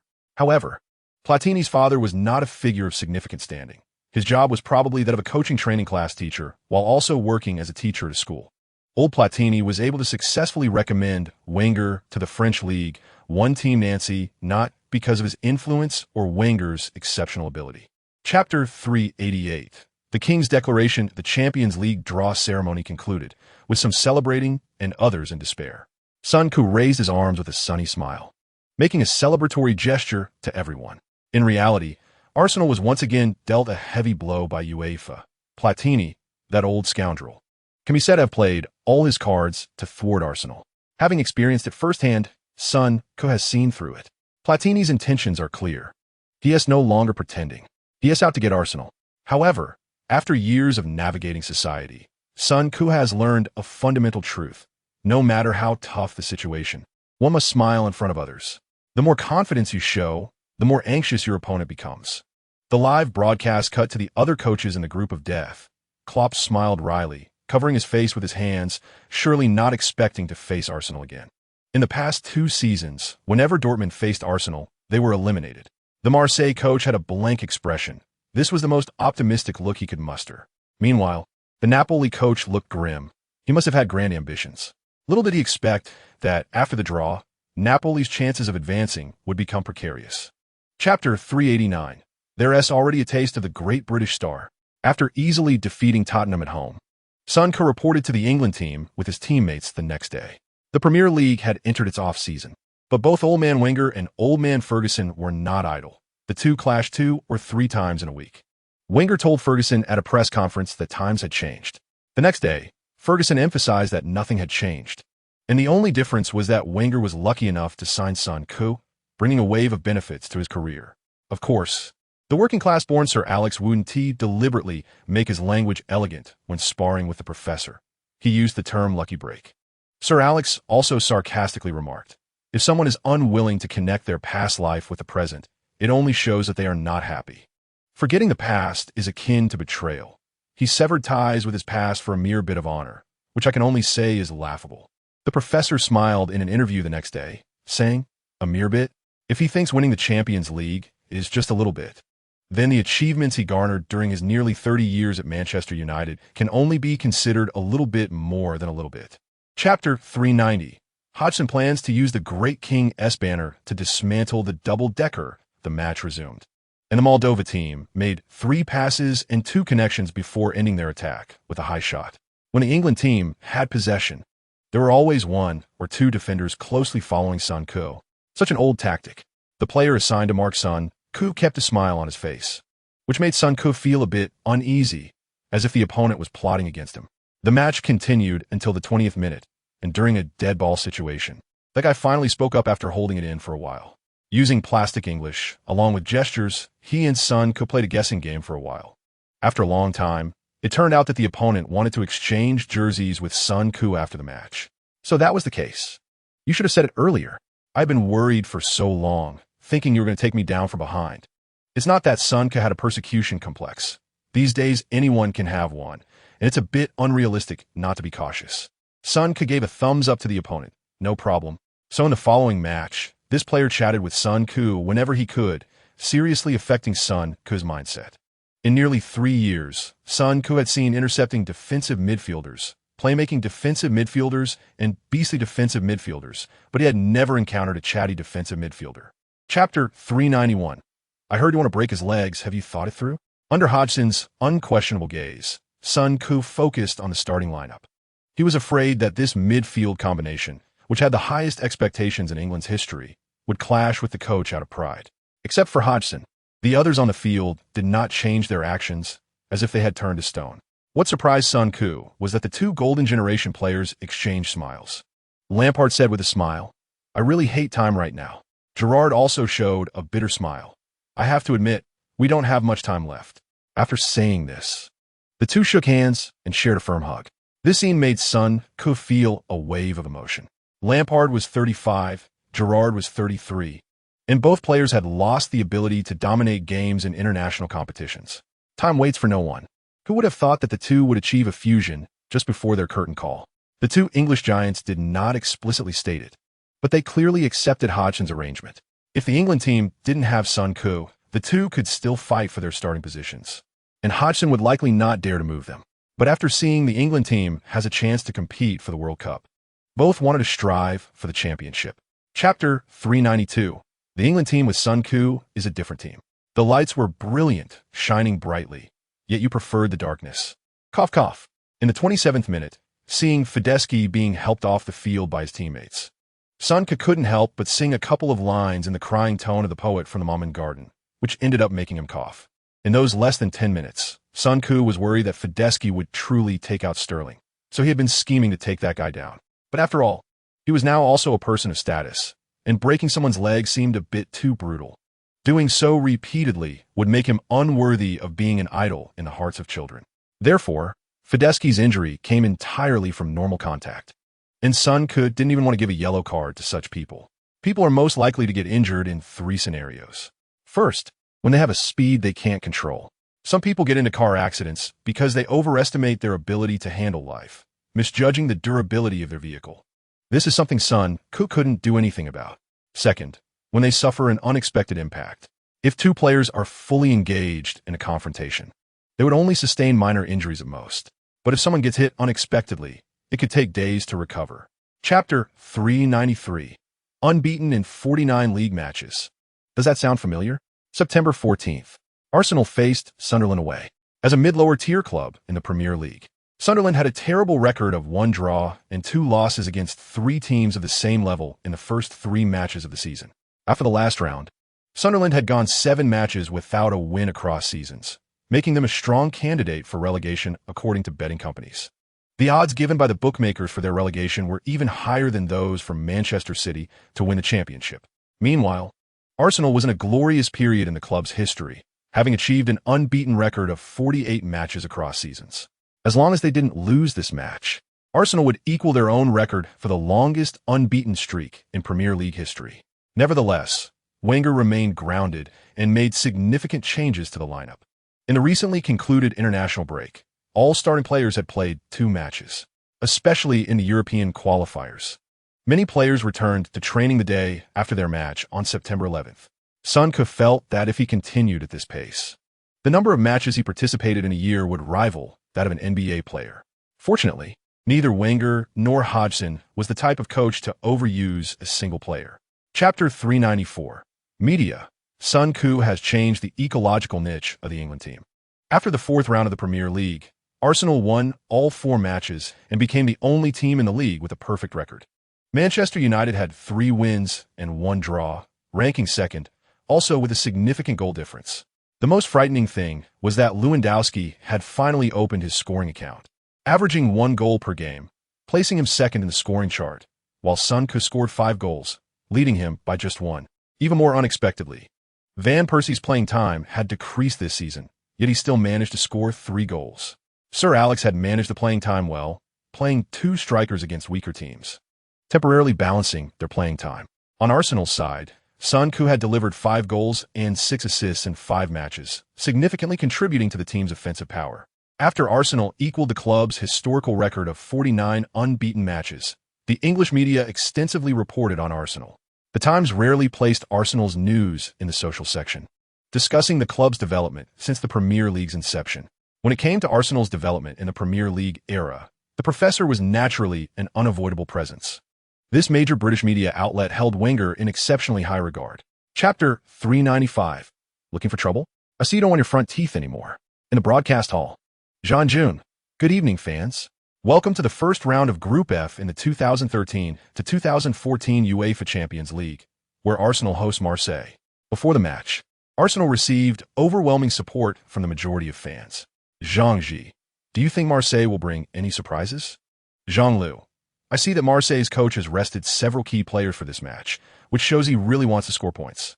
However, based on the hard strength of both teams, Arsenal is still significantly stronger than Marseille. I feel that Marseille's loss in this match can be considered a win in disguise, and the mood of their head coach is understandable. In fact, I think they should let go of this match and focus on preparing for the league and the matches against other opponents in the group. If they push too hard in this match and end up losing, it feels like an effort in vain. I believe they should concentrate on the league during this period. Otherwise, they might end up with nothing in both the Champions League and the league, leaving a mess behind. There have been countless examples of this in recent years, and we should see what Marseille is capable of to allow their coach to have the determination to fight hard against Arsenal away. Chapter 396. The days of 50 unbeaten matches must be embraced. At halftime, Arsenal leads by 1 goal. The entire first half was characterized by rapid transitions between attack and defense. After the second half began, the away team Marseille still maintained a high tempo in the game. To be fair, this Marseille team is indeed stronger compared to 2 seasons ago. Many young players on the field have improved significantly after 2 seasons of experience. In the 65th minute, Marseille took advantage of a transition opportunity and passed the ball to Valbuena on the right. The French winger, facing Monreal, who was significantly taller than him, cut inside while dribbling along the wing. Monreal desperately tried to accelerate to block his breakthrough route, but Valbuena turned around him and, after entering the penalty area, curled the ball into the top right corner of the net with the outside of his foot. Szczesny made a desperate save, but striker Gignac blocked Silva, and Ayew followed up with a header to equalize the score. 11. Marseille equalized despite having less ball possession, showing that the Ligue 1 runner-up still has some strength. They did not suffer against Paris Saint-Germain in the league last season. The reason they couldn't compete with Paris in the league is due to their squad depth being inferior to that of an oil-rich club. Chapter 397. In critical moments. We still rely on the little overlord in reality. The match was not as easy as everyone imagined. Stoke City has assembled the strongest lineup in the club's Premier League era this season. Although they lost the best throw-in right-back in Premier League history, they have built a lineup over several seasons that can give all opponents headaches. The Premier League is like this. Mid to lower-tier teams can only form a competitive lineup after spending enough time in the league, relying on the accumulation of time. This season, Stoke City brought in centre-back Peters from PSV, signed Arnautovic from Werder Bremen, and acquired former Manchester City starter Ireland from Aston Villa. After all these moves, Stoke City is a bit stronger than they were yesterday. In the first 4 rounds of the league, Stoke City narrowly lost 0-1 to Liverpool and Manchester City, then went on to defeat Crystal Palace and West Ham. Winning the games they should win and not easily losing to stronger opponents is the only way for mid to lower tier teams to survive in the Premier League. And Stoke City has achieved this. Another reason is that Arsenal players showed a series of emotions including excitement, anxiety, and caution when historic moments arrived. Chapter 398. 50 matches unbeaten, a new era begins. After playing nearly 3 seasons with an advantage and winning the club's highest honor, Son finally received the respect he deserved from the referee. It was clear that the referee's performance shifted from equal punishment to protective officiating. Once a star emerged in English football, it really did receive some preferential treatment. The English must be going crazy thinking about the World Cup championship. Just think about those teams that have won the World Cup. Only the England team has been left in despair, while even Uruguay has recently reached the semifinals. As the match was about to restart, Son pulled back his scattered thoughts and refocused on the game. After all, Walters was shouting about needing to look good, so he had to be fully alert. However, after the match resumed, Stoke City players continued to act fiercely but with restraint. Instead, Son knocked an opponent down on the pitch during a header contest. In the remaining 10 minutes of the first half, Arsenal had 3 scoring opportunities, all of which were thwarted by Son and Suarez. After wasting 2 chances, Son's anger towards his teammates finally subsided. Chapter 399. On someone else's happy day. You blow the horn in the recently concluded Manchester Derby. Sir Alex Ferguson proved to the world with his actions that the sky in Manchester is still red. Playing at home, Manchester United, after initially going down a goal, saw Lewandowski, Rooney, Di Maria, and Kroos each score a goal, ultimately sweeping Manchester City 4-1. Since strengthening the squad during the summer transfer window, Manchester United has shown an incredibly strong form since the start of the season. Up to now, they have achieved a record of 5 wins and 1 draw in 6 matches, with the only draw coming against Mourinho's solid defense.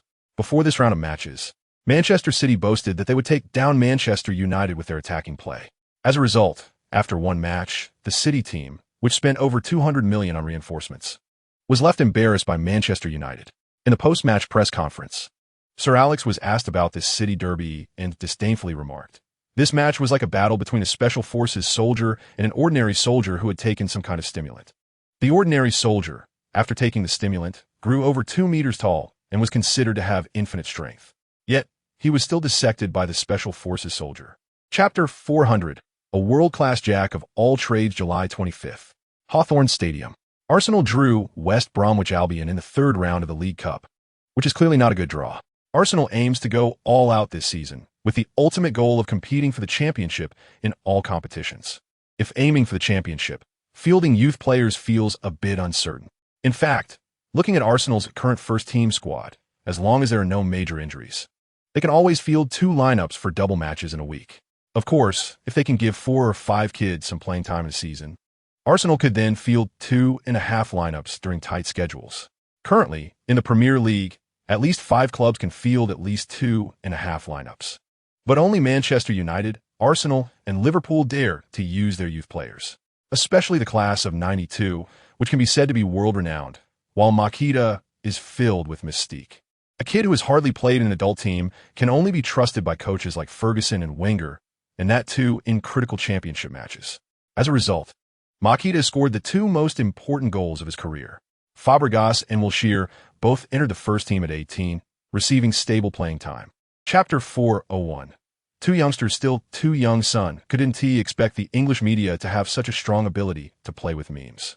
For several days, the English media kept using the 21-year-old centre-back's League Cup debut as a meme.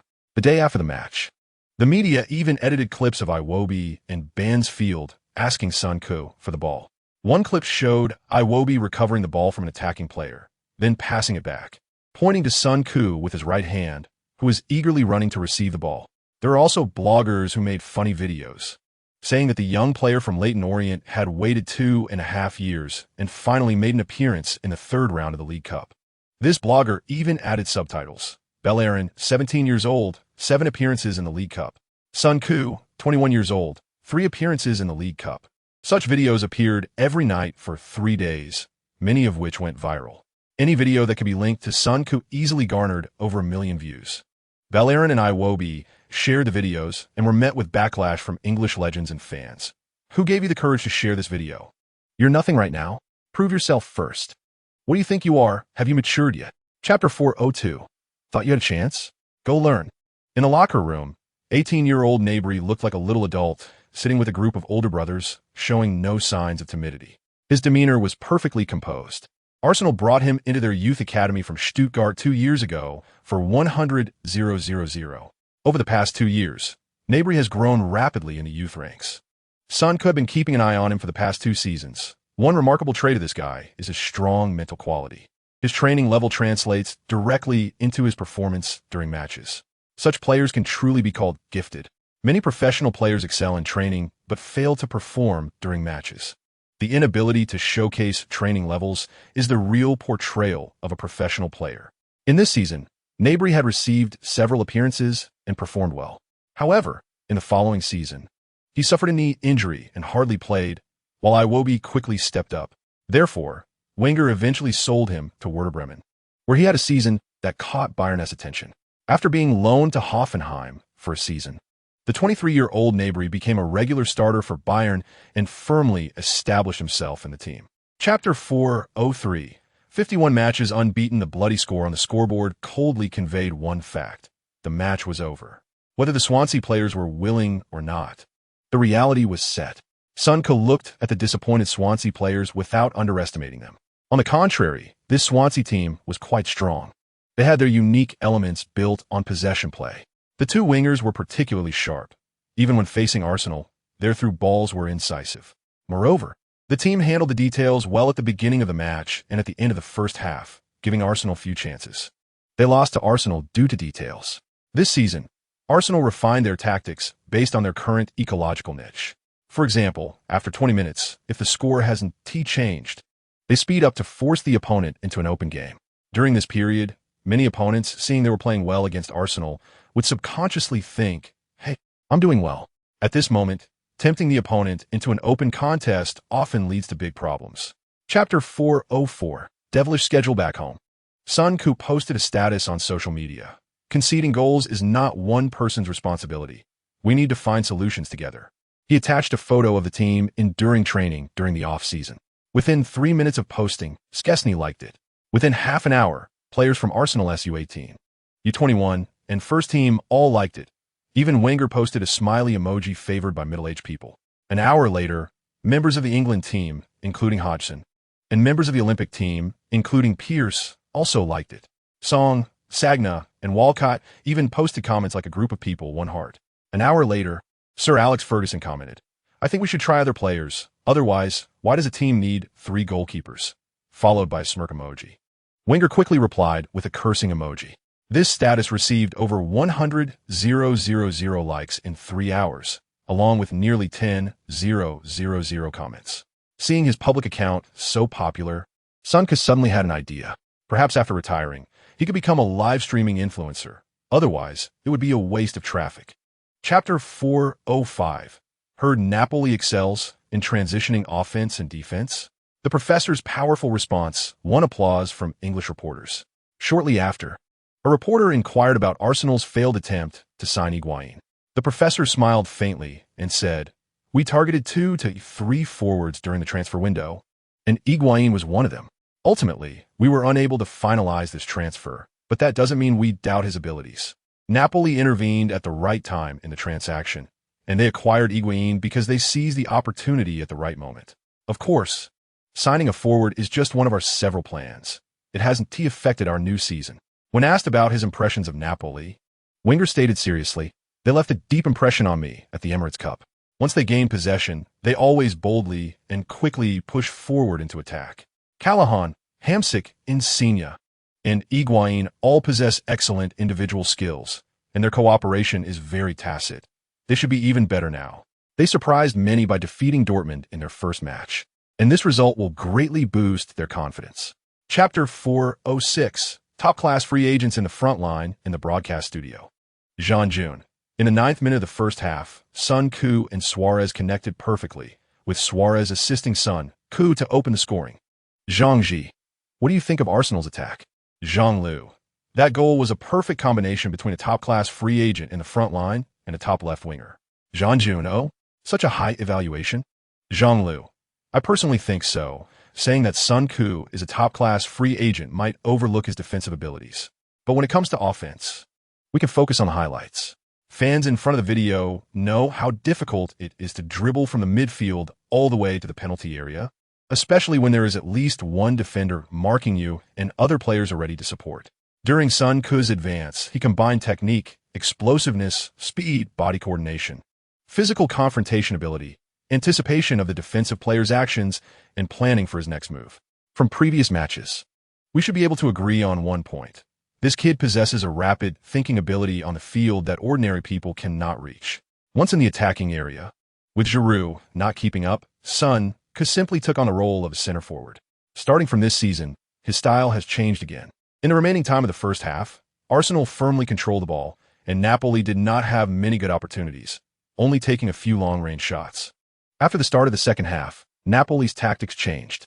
Tactical master Benitez made adjustments during the halftime break, and Napoli began to heavily attack the flanks, looking for opportunities closer to Arsenal's goal. Regardless of the quality of the chances, they forced shots whenever they got the opportunity. The midfield and forward players of Napoli executed this well and were able to find shooting opportunities. However, the quality of the shots was genuinely poor. They couldn't even earn the title of master of the outline, with shots either going over or missing the target. This left the ball boy behind the goal panting. By the 60th minute, several Napoli players were clearly running out of stamina, but Benitez still couldn't make the decision to substitute. Unfortunately, Napoli's squad depth was limited. Restricted by the club's financial capabilities, they only had a dozen players available for the first team. After two key injuries, they basically showed patches every time they lifted a leg. With Higuain unable to play, Napoli could only let Pandev play as a center forward. The income of professional football players is indeed impressive. When Son Ku's father learned about his income, he exclaimed that he didn't want to work hard anymore. But the next day, he still quietly went to check on the progress of the clothing production line in East London. After Son Ku obtained his image rights, the sportswear brand established under his personal brand quickly became a priority. The first task was to set up a production line. In theory, this could have been done by a Chinese factory. However, after some comparisons, Son Ku's father felt that establishing a production line in East London was more cost-effective. After the London Olympics, East London experienced significant development compared to before. However, this area still remained a gathering place for the lower class and unemployed in all of London. To encourage businesses to invest here, the London city government formulated tax incentive policies. Although the costs and labor fees for the assembly line in London are more expensive. With substantial tax reductions, the cost-effectiveness of building a factory in East London has become comparable to Southeast Asian outsourcing. Son Ku's father ultimately chose to build the factory in London, firstly because the price was not at a significant disadvantage, and secondly to increase his influence. Over these 3 years, Son Ku has expanded his business territory from solely real estate and hotel management to include Leyton Orient Club and a ticket distribution company. In the first half of the match, West Bromwich successfully neutralized the Arsenal midfield led by Royce. Compared to the team in the third round of the League Cup, West Bromwich changed 5 or 6 players. This team almost managed to draw against Manchester United in the last round and was leading Arsenal in the first half of this match. This summer, West Bromwich signed Sunderland's attacking midfielder Sessegnon for $6 million, Everton's striker Anichebe, and also signed former Arsenal star Anelka on a free transfer. They also signed the Uruguayan veteran centre-back Logano, whose contract had expired with Paris Saint-Germain, borrowed midfielder Popov from Dynamo Kiev, borrowed midfielder Amalfitano from Marseille, and borrowed left-winger Sinclair from Manchester City. These transfers almost updated half of West Bromwich's starting lineup, but they faced injuries at the start of the season. With Anichebe and Sinclair both entering the injury list, they were still in a period of adjustment at the beginning of the season, losing 2 matches they shouldn't have lost against equally ranked opponents and drawing 2 matches they should have won. By the 5th round, the team showed signs of improvement, winning 3-0 against Sunderland. After Son Ku scored, Wenger immediately called him to the sidelines. Switch positions with Royce, just control the ball for the rest of the match. Of course, if you see an opportunity, you can attack. After the match restarted, West Bromwich players found that Son Ku's position had changed again. How can this kid play 3 positions in one match? Can he be a bit more reliable? He kept changing positions, disrupting the team's defensive strategy. And eventually everyone's defensive responsibilities fell apart. They either defended together or didn't defend at all. This allowed Son Ku to seize the opportunity and lead his teammates to secure the match. In the following time, Arsenal began to play with an aircraft carrier strategy. Wenger finally substituted Ramsey for Gnabry, surrounding Son Ku in the midfield and playing the aircraft carrier tactic. In the final minutes of the match, West Bromwich players were like ants on a hot pan. They wanted to attack, feeling anxious. Meanwhile, Arsenal players played casually, yet they couldn't regain possession. This situation was extremely humiliating. Arsenal completely controlled the game, and in the 90th minute, West Bromwich suffered another heavy blow. Son Ku and Arteta exchanged passes in the 35-meter area before suddenly sending a mid-range pass into the penalty area. Although the inertia of history is very strong, it is not immutable. Once someone capable of changing the course of history appears, the characters in history may undergo unpredictable changes. Among these changes, the most emotional person is Sun Ku. In his impression, Hodgson is a capable and experienced person, but a cautious good guy in the England team. In his previous life, he worked hard to maintain stability in the England team's locker room, achieving no remarkable results, but also avoiding major blunders as a transitional figure. Sun Ku could feel that after his appearance, Hodgson was also undergoing changes. This old man became ambitious. He also wanted to make a big impact in next year's World Cup. After securing qualification for the World Cup 2 rounds in advance, Hodgson immediately showed his determination for reform. If it had been a year ago, Hodgson would never have dared to discuss the future captain of the England team in front of the media. After all, the current captain, Gerrard, still holds significant influence in the England team. However, a landmark figure in English football has emerged, and everything must change accordingly. Without the pressure of qualification, Hodgson not only established Sun Ku's position in the England team, the media, but also made tactical adjustments. Chapter 4:12. Skesny, bro, spare me. At halftime, Sun Ku returned to the locker room wearing a soaked shirt. After conceding a goal, the Montenegro players suddenly turned into fast-moving, rampaging zombies like in the movies. They did everything except bite. Sun Ku felt like he had spent the entire first half performing Three Heroes Fight Lubu. The Peach Garden oath was thrilling. But who considered Lubu's feelings? In order to win a chance to enter the playoffs, the Montenegro players played like they had gone mad.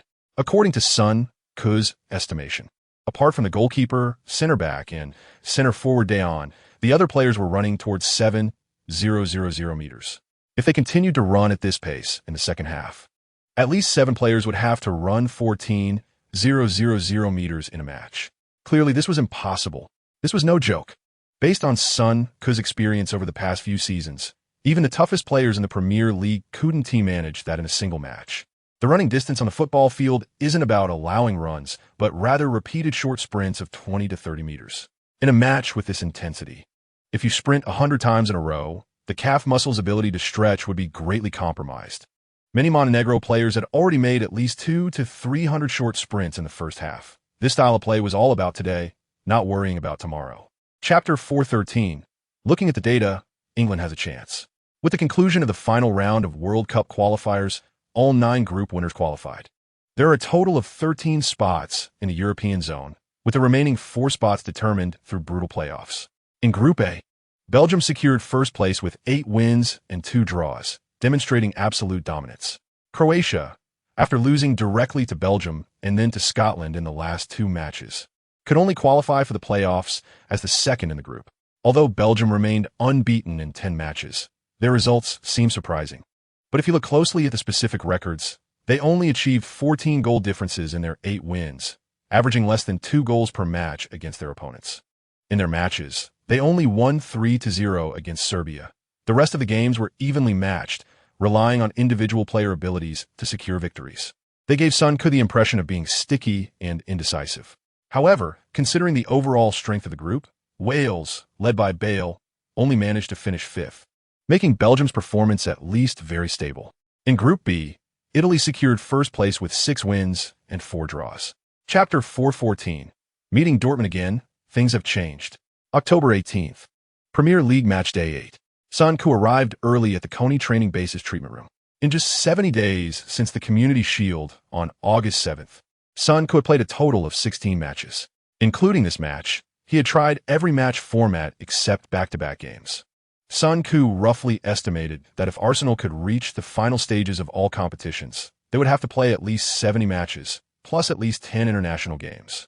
The number of matches Sun Ku played this season was equivalent to a full NBA regular season. Just thinking about it was a bit terrifying. The Emirates Stadium, which can hold 60,000 people, was once again packed. This season, both the Emirates Stadium and Old Trafford have become the most popular venues among fans. According to ticket sales statistics, both home games were sold out. Facing Norwich, who had fallen into the relegation zone at the start of the season, the manager made significant rotations to the starting lineup. Aside from Sun Ku, Suarez, Silva, Vertonghen, and Szczesny, the other 6 positions were filled with rotated players. According to the consensus reached, once a team rotates more than 3 players in a match, the team's chemistry would take a hit. Chapter 4:15. Dortmund now feels a bit green. After Dortmund scored, Arsenal immediately raised the intensity, fighting for every ball in midfield against the Dortmund players. This season, whenever facing tough opponents, the manager would place Son Koo at the forefront, using Reyes as an attacking midfielder. Son Koo could see that this was a way to train the combat effectiveness of this lineup. If Son Koo were placed in the attacking midfielder position and the speed was ramped up, Arsenal would likely handle this Dortmund team within an hour. But if they kept using last season's classic lineup, it would only indicate that this season's recruitment efforts had failed. Of course, when facing key battles, they would play however necessary to win the championship. After the game resumed, Arsenal contested in midfield with Dortmund and found that their tactical approach seemed to match Dortmund's expertise. Arsenal players quickly assessed the situation. Since the midfield battle was not yielding results, they decided to push the formation directly into Dortmund's half. In the 25th minute, Gundogan immediately looked for Son Koo after receiving the ball. Son Koo leaned against Papadopoulos to gain possession and quickly passed the ball to Gnabry on the right before turning to rush into the penalty area. Papadopoulos attempted to use his body to block Son Koo, but was forcibly pushed aside, causing Dortmund's new signing to become nervous and instinctively try to use his arm to stop the opponent. Chapter 4:16. The professor laid it all out. I want it all. Under media questioning, the professor smiled and said, Son Koo is our absolute core. That's beyond doubt. However, considering the packed schedule, we need to ensure that our best players get sufficient rest. The season has just begun, and I don't want him to overexert himself.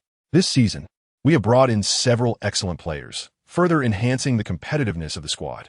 We hope to improve our competitiveness in all competitions, and the first-team lineup determines that we can compete for all titles.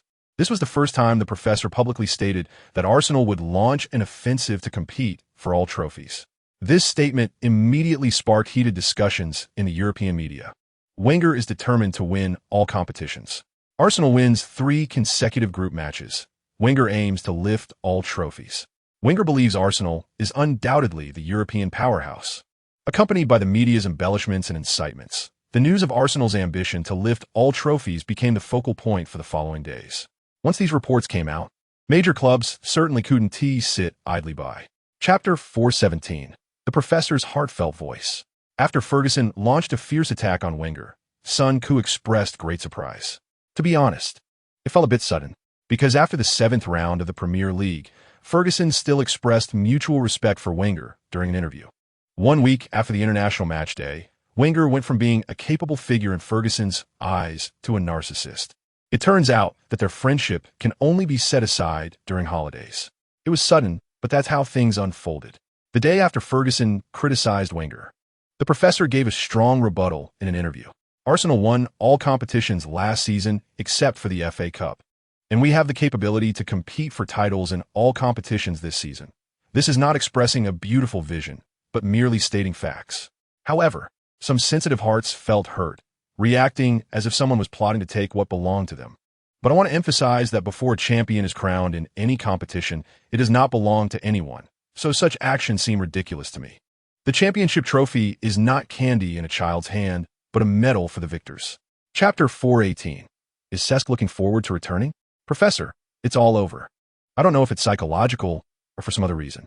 Just 2 months into the season, Son Koo felt a suffocating sense from a schedule.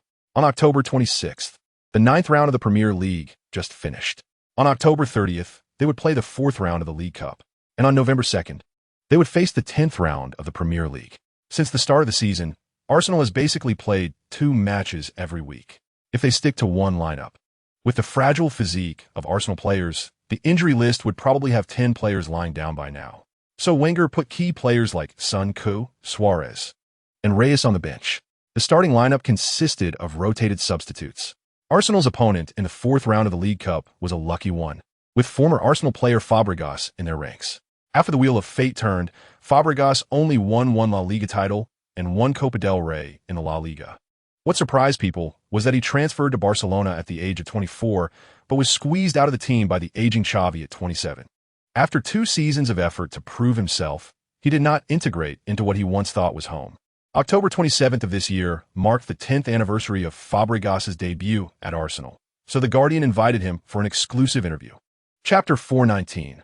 Love is more precious than hate. Unfortunately, Fabregas's story with Arsenal has come to a close. In a previous life, Son Koo thought he would serve Arsenal for a long time, but he returned to what he thought was home without a promise of being valued or adequate psychological preparation. But the fact proved that Barcelona was not his home.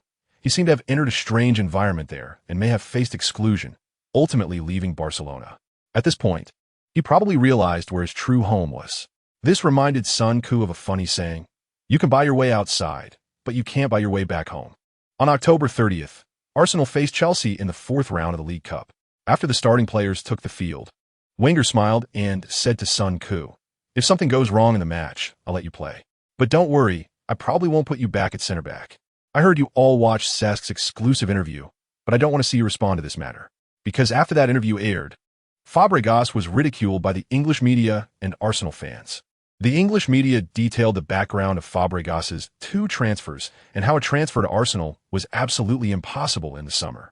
And thus the clauses regarding his second transfer were made public. Chapter 420. Can't break the deadlock? Dunk on Touré. In the blink of an eye, November arrived. Wenger was named Manager of the Month for October, while Son Koo edged out Rooney to win Player of the Month for October.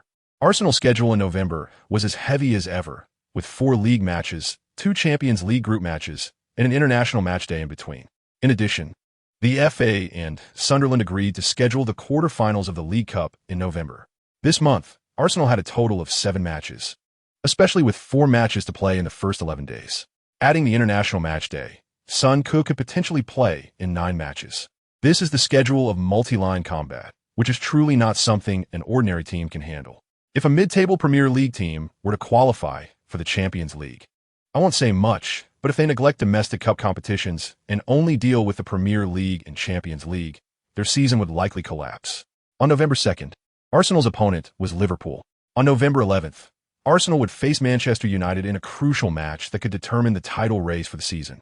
Although Suarez was absent, Liverpool played well in October, rising to 4th in the league after Manchester City lost to Chelsea. Chapter 421. No matter how big the scam, there's always a part that's true. After Son Koo scored, he saw that most of his teammates were grinning, with only Suarez covering his mouth to suppress a laugh. Suarez was very satisfied with his current life. Seeing Son Koo score from his cross made him almost rush over to celebrate together. But he knew well that it was best not to celebrate too much after scoring against his old club. Although he didn't score the goal, such behavior would be undignified and could harm his reputation.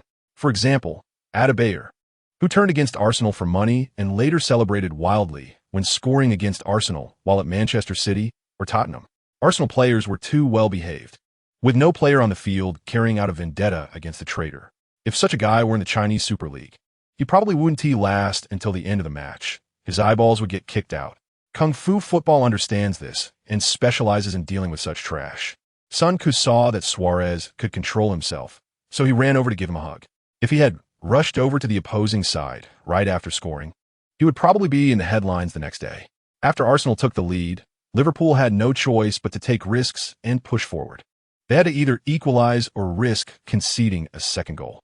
Chapter 422. The active ones haven't started yet, but the retired ones are already at it. After defeating Liverpool, Arsenal faced a grueling schedule. They had 3 matches in 6 days. The first match was an away League Cup match against Sunderland. The second match was a Champions League group stage match against Dortmund. The third match was the season's key showdown. In such a schedule, the role of Arsenal's youth academy players was highlighted. Wenger mixed key players, rotated players, and youth players to compete in the League Cup and Champions League group matches. On November 5th, Son Koo, Suarez, Reyes, Song, and Silva were in the lineup, joined by young players as Field, Gyoji Rio, Hayden, Bellerin, and Gnabry. Against a fully equipped Sunderland team, Son Koo contributed 2 assists and 1 goal, leading Arsenal to a 3-2 victory over Sunderland, advancing to the League Cup semi-finals. On November 7th, during the 4th round of the Champions League group stage, Son Koo, Suarez, and Reyes, among other key players, sat on the bench. However, Arsenal still fielded a starting lineup featuring Giroud, Ramsey, Arteta, Chamberlain, Monreal, Koscielny, Vertonghen, Debuchy, and Rosicky. Chapter 423. Top strikers need to sacrifice for Manchester United as expected. The 2 legendary managers began their duel from afar. This time, the professor made the first move. In the pre-match press conference, he raised the issue of referees again. When a reporter asked if Wenger would shake hands with Ferguson after the match, the professor replied that due to FA regulations, our hands at least have to touch. The second reporter inquired about Wenger's relationship with Ferguson, to which Wenger smiled and said, "We were never enemies, but in this relationship, we can't be friends either." The third question brought a highlight to the press conference, as a reporter asked the professor how he viewed Sir Alex's value to Manchester United. Wenger's response was unexpected. If every year there is a company that calculates what the Premier League table would look like without refereeing errors, I don't know if the referees are really influenced by Alex, but that is definitely part of the value. I think referees always find it easy and enjoyable to officiate at Old Trafford. But tomorrow's match is at the Emirates Stadium, and I hope the referees can officiate fairly. I've always believed this shouldn't be a wish, but I always hold on a hope. Chapter 424. Do Manchester United players panic during sideline passes? On November 11th, at the Emirates Stadium, Arsenal players were meticulously preparing for the match in the locker room. During the warm-up phase, players from both sides did not greet each other. When their eyes met, it was as if they were looking at strangers. Son and Rooney didn't even look at each other at this moment. There was no friendship to speak of. Once the match started, everyone would surely be focused and determined. At this point, talking was better left unsaid. The more one speaks, the more hypocritical it seems. During the warm-up, Manchester United players were practicing shooting. Son and Suarez stood on opposite sidelines, and, after a slight adjustment, Son kicked the ball toward the other sideline. The football traced an arc across the 70-meter width of the Emirates Stadium. Amid the cheers of Arsenal fans, the ball landed firmly at Suarez's feet. After stopping the ball, Suarez made a slight adjustment and executed an equally precise pass, with the ball landing beside Son. Since the beginning of the season, the two had been practicing together for several months, aiming to apply pressure on the opposing players in crucial matches. Sure enough, after a few consecutive passes between them, they immediately attracted the attention of the entire stadium. Chapter 425. Is this guy a gymnast? Arsenal lined up in a 4-2-3-1 formation today. Goalkeeper, Szczesny. Defenders, Sagna, Silva, Vertonghen, Vermaelen. Defensive midfielders, Son Gundogan. Attacking midfielder, Reus. Left winger, Suarez. Right winger, Chamberlain. Striker, Son. In this match, Vermaelen and Chamberlain returned to the starting lineup after recovering from injuries. The professor placed Son in the starting position, while Walcott, who had just returned to training for a week, appeared on the bench. Next, let's take a look at Manchester United's starting lineup. Sir Ferguson also deployed a 4-2-3-1 formation. Goalkeeper, De Gea. Defenders, Raphael, Vidic, Hummels, Darmian. Defensive midfielders, Kroos, Phil Jones. Attacking midfielder, Cazorla. Left winger, Di Maria. Right winger, Rooney. Striker, Lewandowski. Zhang. Having seen both teams' lineups, what are your thoughts on today's match? Zhang Lu. Considering I need to provide commentary, I can only sit and watch. Just kidding, let's get back to the point. Chapter 426. Stuntman Rooney in the broadcast studio, Jean June said, with a quick attack-defense transition. Captain Son scored the goal with just 3 passes. Starting from Silva's interception, Arsenal completed this full-field attack in less than 7 seconds, which is their signature move. Just 11 minutes into the match, Manchester United, playing away, fell behind by 1 goal. From the development of the game, Arsenal continued to play at their usual pace. Zhang, how do you see the development of this match? Zhang Lu, from the first 10 minutes of the match, Manchester United controlled the pace very well and did not allow Arsenal to gain too much advantage. In fact, they only had 1 passing error, which Arsenal capitalized on, which is somewhat regrettable. There is still plenty of time left in the match. We don't need to rush to conclusions. However, if Arsenal scores again, Manchester United will be in a bit of trouble today. As the match continued, after conceding the goal, Manchester United players maintained a calm mindset. The midfield trio of Cazorla, Phil Jones, and Kroos had clear roles and performed just as well as Arsenal's trio. Chapter 427. Manchester United's comeback? Exploit your wings. After Rooney scored, the broadcast immediately cut to Wenger, who looked serious watching the field. Not far away, Sir Alex wore a big smile, clapping enthusiastically.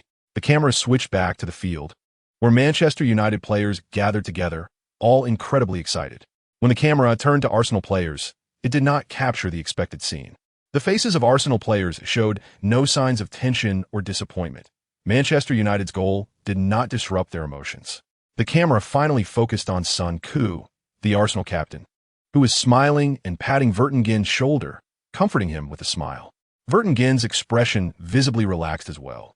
In the broadcast studio, Jean-June smiled and said, "In less than 3 seasons, Son Koo has grown into a true team leader." After Manchester United equalized, the Arsenal captain remained composed, unaffected by the situation. This indicates that he has made significant progress over the years. Jean-Lu, that's right, Son Koo is not very old, but he has already experienced the rigors of the Champions League final. These experiences have developed his strong psychological quality. A controversial decision does not affect him at all. Chapter 428. A striker turns into a midfield master. Manchester United can't handle it in the helpless gaze of Manchester United players. The ball flew into the top corner of the goal, almost brushing against the near post, and with the net flying for nearly a meter, it reluctantly landed on the grass inside the goal line. At that moment, the entire Emirates Stadium erupted. Arsenal fans jumped up from their seats, cheering excitedly. Amid the cheers of over 50,000 Arsenal fans, Son Koo rushed to the sidelines, leaped high, and swung his right arm vigorously. This action ignited a second wave of cheers from the home fans. At this moment, Manchester United players stood still. Vidic spread his arms, looking helplessly at his teammates. How much confidence did these teammates have in letting this guy go one-on-one on the left? The other Manchester United players were also helpless. This guy could dribble, pass, and shoot. Who the hell knew what he would do next? Son Koo received the ball outside the penalty area, and everyone naturally had to focus on the 3 players in the box. It wasn't that they weren't defending Son Koo. It was just that this guy was too fast to catch up with once he started. This guy didn't play by the rules. What could they do? 22. Arsenal equalized just as the first half entered stoppage time. This time, it was Wenger who was happy and Ferguson who was angry. Chapter 429. Manchester United goes all in. Everything is under control. De Gea moved 2 meters along the sideline using both hands and feet, then made a desperate dive. But even he knew it was all in vain. Amid the hoarse cheers of the home fans, Suarez easily tapped the ball into the net. Didn't he push the football into the corner, but rather made De Gea feel hopeful, although it was just a little short. With street football experience, Suarez always managed to accurately exploit the opponent's weaknesses, pulling them back and forth between hope and despair. After scoring, Suarez laughed and pointed at Son Koo, then ran towards the opposing side. Son Koo put his arm around Suarez's shoulder, and Suarez wanted to do the same to Son Koo, but after trying, he found he could only wrap his arms around Son Koo's waist. The two ran side by side towards the sideline, pointing at the stands and laughing loudly. At this moment, the Emirates Stadium had turned into a sea of joy. 32. Arsenal scored first. Manchester United scored twice to take the lead. Arsenal scored twice to complete the comeback. The progression of the game excited Arsenal fans to the point of forgetting themselves. On the field, Arsenal players gathered together laughing loudly. However, Manchester United players did not give up. They clapped and encouraged each other loudly. Chapter 430. Offside goals and magical goals. Amidst the deafening cheers of Arsenal fans, Walcott quickly broke into the penalty area and pushed the ball into the lower left corner of the goal. Beautiful. Seeing this, Son Koo vigorously waved his fist. But the next moment, the referee blew his whistle and pointed to Arsenal's half. What happened? Offside? Son Koo turned to look at the sidelines, and the assistant referee raised his flag. Indeed, it was offside. Just now, everyone's attention was on Walcott, and no one noticed the assistant referee had already raised the flag. Seeing this, Suarez and Giroud raised their hands to appeal to the referee. In a matter of seconds, Manchester United players had kicked the ball to Walcott's offside position, preparing to take the free kick. Quickly fall back, Son Koo shouted loudly, turning and sprinting towards his own penalty area. At the moment he turned, Darmian kicked the ball towards Arsenal's penalty area. Vidic leaned on Vertonghen, forcefully flicking the ball towards a small box. The Arsenal penalty area was in chaos, and Lewandowski headed the ball towards the goal under Silva's close pressure. Szczesny made a desperate save to block the ball. Rooney followed up with a shot, and Vermaelen used his body to block the ball out of the penalty area. Chapter 431. Friendly match against the Italian team. The day after the showdown between Arsenal and Manchester United, the whole world was reporting on this thrilling, suspenseful, and dramatic title race. Arsenal took the lead, Manchester United came from behind, Arsenal regained the lead, and Manchester United equalized. Son Koo single-handedly overturned the Manchester United defense. Rooney actively created a penalty. Ferguson time. Silva fouled Rooney without a penalty. Walcott's goal was wrongly ruled offside. Van Persie's magical goal. Plus the post-match argument between the two coaches. This match encompassed almost all the elements of a football game, making it a grand spectacle. Fans who watched the match exclaimed in excitement. Arsenal's fluid passing and control contrasted with Manchester United's decisive counterattacks. The media regarded this match as the most exciting in Premier League history. In comparison, the El Clasico in La Liga, the Rivalry in the Bundesliga, and other derbies paled in comparison. In other matches of the Premier League's 11th round, Manchester City lost 0-1 to Sunderland, and Chelsea drew 2-2 with West Bromwich Albion. The title race in the Premier League had completely turned into a duel between Arsenal and Manchester United. After the match, there were various opinions about the title race in the Premier League. Chapter 432, Hat Trick. Scoring for the national team is too easy. The Nigeria team won the championship at the 2013 Africa Cup of Nations, ranking among the top 3 teams in Africa in recent years. This country had a glorious moment in the history of world football during the 1990s. They defeated Argentina and Brazil at the Atlanta Olympics, ultimately winning the Olympic gold medal. In Sun Ku's view, if that Nigerian team had been at the London Olympics, they would have caused far more trouble for the British team than Brazil and Mexico. That Nigerian team was known as the Super Eagles, featuring many technically skilled players with extraordinary agility and bold physicality. For example, their main striker Kanu later joined Arsenal. Their midfield core, Okocha, was a key player for Paris Saint-Germain, and their right back, Olise, became a nemesis for the Spanish team in the World Cup. The Nigerian team, built on the foundation of Olympic champions, participated in the French World Cup 2 years later, winning against Spain and Bulgaria in the group of death, advancing to the knockout stage as group leaders. Spain had been incredibly strong in World Cup qualifying during those years, effortlessly defeating all opponents regardless of the group they encountered. Chapter 433, Media. The England team is riding on Sun Ku's coattails. Seeing that the England team was already 3 goals ahead, Hodgson immediately made personnel adjustments. He substituted Sun Ku, Walcott, Terry, Ashley Cole, and Wilshere. However, the Nigerian team's coach did not intend to give up. Instead, he sent in key players to challenge the England team head-on. In the 72nd minute, Moses forced his way past Baines on the right and then passed the ball to the center. Their striker's attempt was saved by Joe Hart, and Musa followed up to score a goal. 31. In the 82nd minute, Musa broke through on the left flank, attracting the England team's defense, and delivered a pass to the far post. The strong Moses out-jumped Baines to head the ball into the net. 32. Seeing this, Hodgson began to pace nervously on the sidelines, directing the game. In the 89th minute, England launched a counterattack, and Sterling was fouled in the penalty area by a defender. The referee awarded a penalty, and Gerrard converted it, sealing the score at 4-2. After the match, Hodgson faced sharp questions from the critical English media at the press conference. The reporters focused on the personnel adjustments made by the England coach during the game, believing that Hodgson's decisions had put the England team in a passive position. Chapter 434. The Battle of the Dual Gods is exciting. After a while, the broadcast signal switched to the match venue. The train of time slowly rolled into the Estadio José Alvalade in Lisbon, Portugal. As the curtain was lifted, the first scene that caught Sun Ku's eye was at the entrance of the players' tunnel.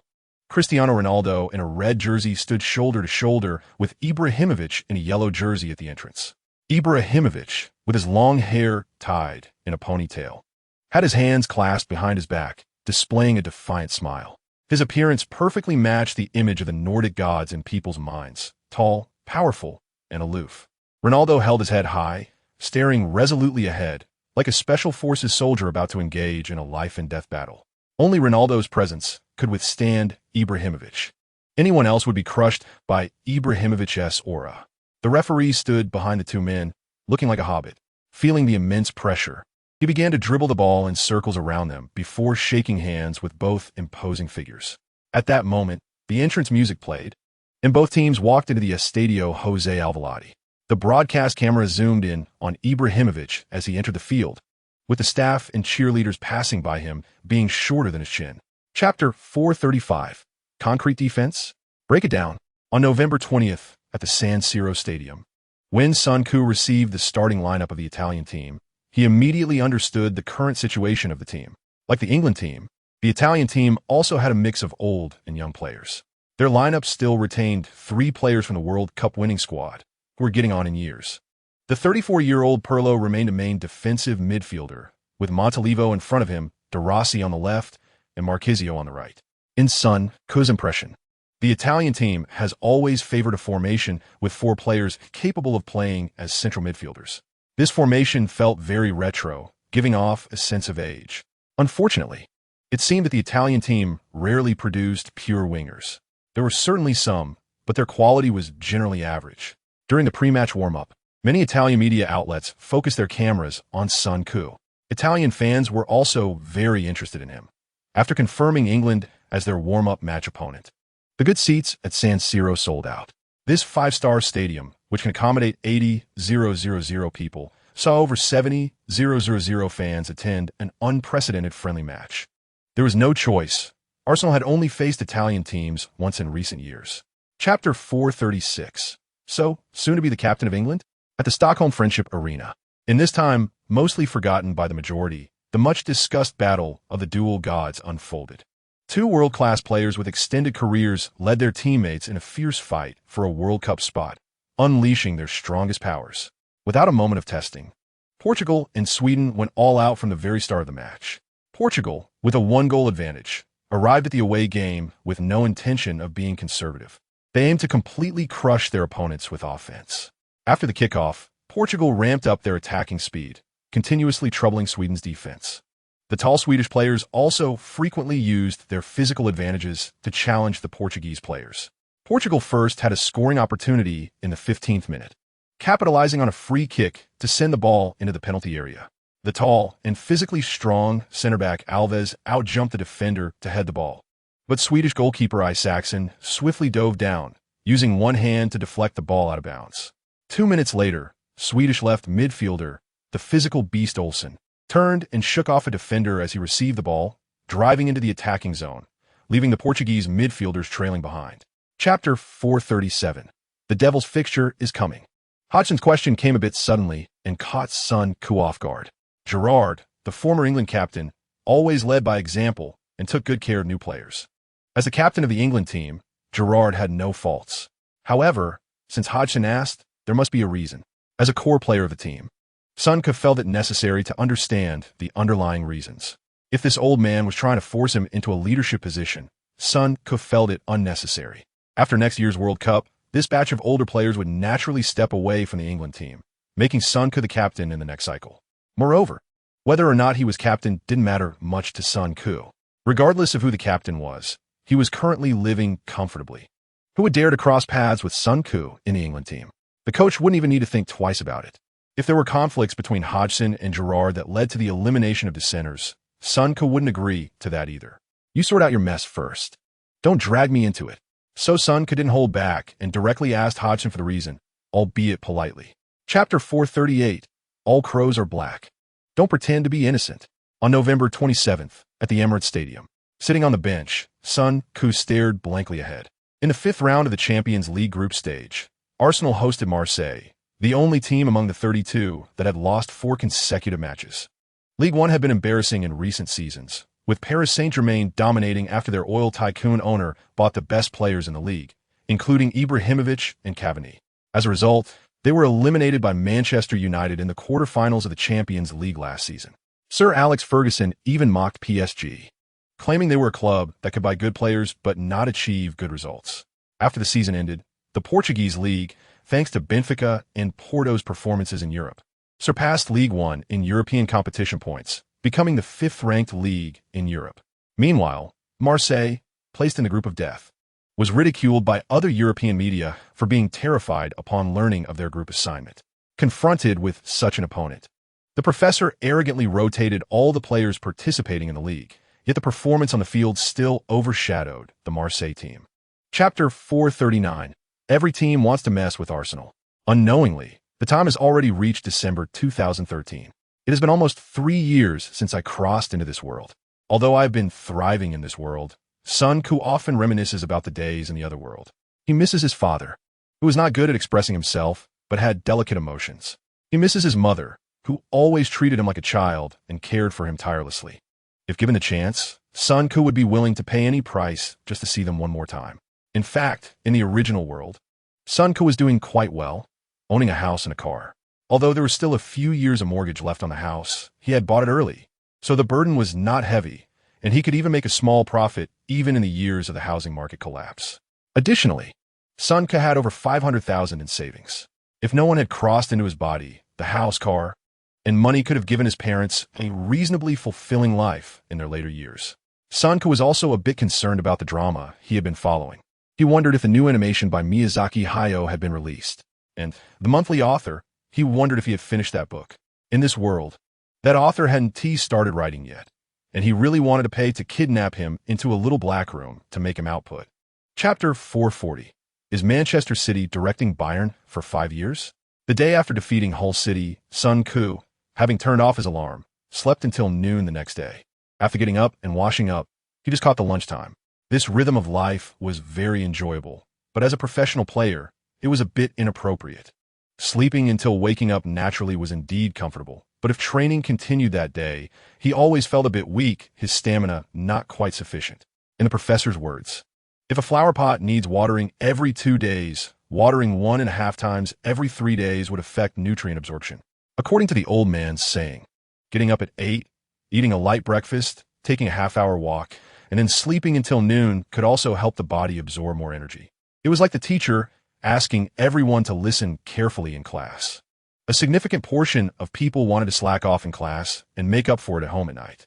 But from Sun Ke's experience, after getting home at night, he would still continue to slack off. At lunchtime, Sun Ke's father was already sitting in the dining room, introducing Sun Ke to the situation at Leyton Orient over the past 2 months. In the past month, Sun Ke had only watched 2 of the team's matches due to games, training, and dates, and he hadn't been in contact with Leyton Orient's players for several weeks. Leyton Orient's performance this season was not bad, currently ranking 3rd in the championship. Chapter 441. Showing off in front of Lord Guan. When he returned home in the evening, Sun Ke specifically watched the match between Manchester City and Bayern Munich. As a seasoned fan, Sun Ke remembered that Manchester City had once been in the same group as Bayern in a season. The 2 teams each won 1 match against each other and then won all their remaining matches. In the end, Bayern topped the group by virtue of their goal difference in matches between the 2 teams, while Manchester City lost to Barcelona in the first round of the knockout stage. But this season, Manchester City unexpectedly topped the group. Before the match, Sun Ke speculated that it was likely due to Kroos's early departure, which led to Bayern's decline in passing and controlling ability, resulting in their loss. However, it was proven that even without Kroos, Guardiola's Bayern still possessed strong control. The player who influenced the game's outcome was Pogba. One must admit that genius can change history. Pogba fully deserved the title of genius. His feel for the ball in midfield was simply like juggling. In the final moments of the match, Pogba, under heavy defensive pressure from Bayern players, seemingly casually swung his right leg and launched a lightning-fast low drive. This goal also allowed Manchester City to advance to the knockout stage as group leaders, thereby avoiding strong opponents like Real Madrid and Barcelona. Chapter 442. It's so easy to exploit Pogba.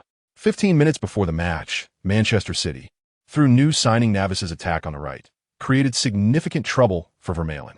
Negredo, using his strong physique, caused chaos in the Arsenal penalty area, making it difficult for Silva and Vertonghen. Pellegrini's arrival opened a recruitment channel for Manchester City in La Liga, and this season they brought in Negredo, Navas, Ogbonna, and Demichelis. They also waived money to bring in Fernandinho and powerful center-back Mangala from Porto, further enhancing the strength of the squad. After going through the early season adjustments, this Manchester City team outperformed Bayern in the Champions League group stage, advancing as group leaders. In the 18th minute, Navas received the ball on the right, suddenly accelerated, shook off Vermaelen, and swept the ball into the penalty area. The strong Negredo blocked Vertonghen and made a near-angle shot. At a critical moment, Szczesny saved the ball with one hand and immediately ran to the edge of the penalty area to receive Vermaelen's pass. Receiving the pass from Vermaelen, Szczesny took a step forward and immediately kicked the ball to Sagna on the right. Sagna, upon receiving the ball, took it 5 meters ahead, shaking off David Silva. Chapter 443. Sir Alex teaches everyone how to limit Arsenal. When the final whistle blew, all Arsenal players raised their hands in celebration of this thrilling victory. The broadcast switched to the electronic timer at the Etihad Stadium. Arsenal 6, Manchester City 3. The scene then shifted to the Arsenal bench. where Sun Ku was joking with Coach Ta, while Maicon beside them listened to their conversation, laughing uncontrollably. Sun Ku contributed 2 goals and 2 assists today and was only substituted by Wenger in the 78th minute. The scene immediately switched to Manchester City's bench, where Pogba stared blankly ahead like a defeated beast. Pogba was completely at a disadvantage in his confrontation with Sun Ku, utterly overwhelmed. In the 62nd minute, Pellegrini substituted him with Milner, and he maintained that posture for almost half an hour. At the post-match press conference, Manchester City coach Pellegrini lamented Sun Ku's uniqueness. Football is a team sport, but it also requires someone to solve problems at critical moments. We worked hard. We scored 3 goals in the match, which shows our attack is not an issue. The players worked very hard on defense. It's just that the opponent had a player we couldn't handle. Chapter 444. Meeting Hongda again at the Club World Cup. On December 18th, at the Emirates Stadium, Arsenal hosted Everton, the Toffees. With Everton as the representation, Sun Ku subconsciously thought of it as a type of super sticky candy. He later asked Stephanie if toffee was sticky, and she said it was a type of soft candy. Unfortunately, since crossing over, Sun Ku had been adhering to an ascetic schedule. These sweets he has never tasted, all for the sake of becoming the king of football. Before the match, Sun Ku chatted a bit with Jagielka and Baines. If nothing goes wrong, these 2 guys will be in the England national team roster next year. Under Moyes' leadership, Everton has become part of the Premier League's Big Six over the past 2 seasons. No matter how the points table changes, they can hold steady at 6th place. This is a miracle for a club that spends no more than $5 million on the transfer market each season. Moyes has managed to create a stir with limited resources, either picking players from those whose contracts are expiring, borrowing youngsters from big clubs, or picking up players with relegation clauses from teams facing demotion. Chapter 445. A one-stop opportunity has arrived. December 20th. Aladi Stadium. Sun Ku sat in the locker room, watching assistant coach Bolton seriously lay out tactics for everyone. Although the opponents were weaker than us, we must not let our guard down. When facing Arsenal, opponents often perform above their usual level. This team boasts nearly all of China's best players. Their individual skills may not be exceptional, but their physical attributes are solid.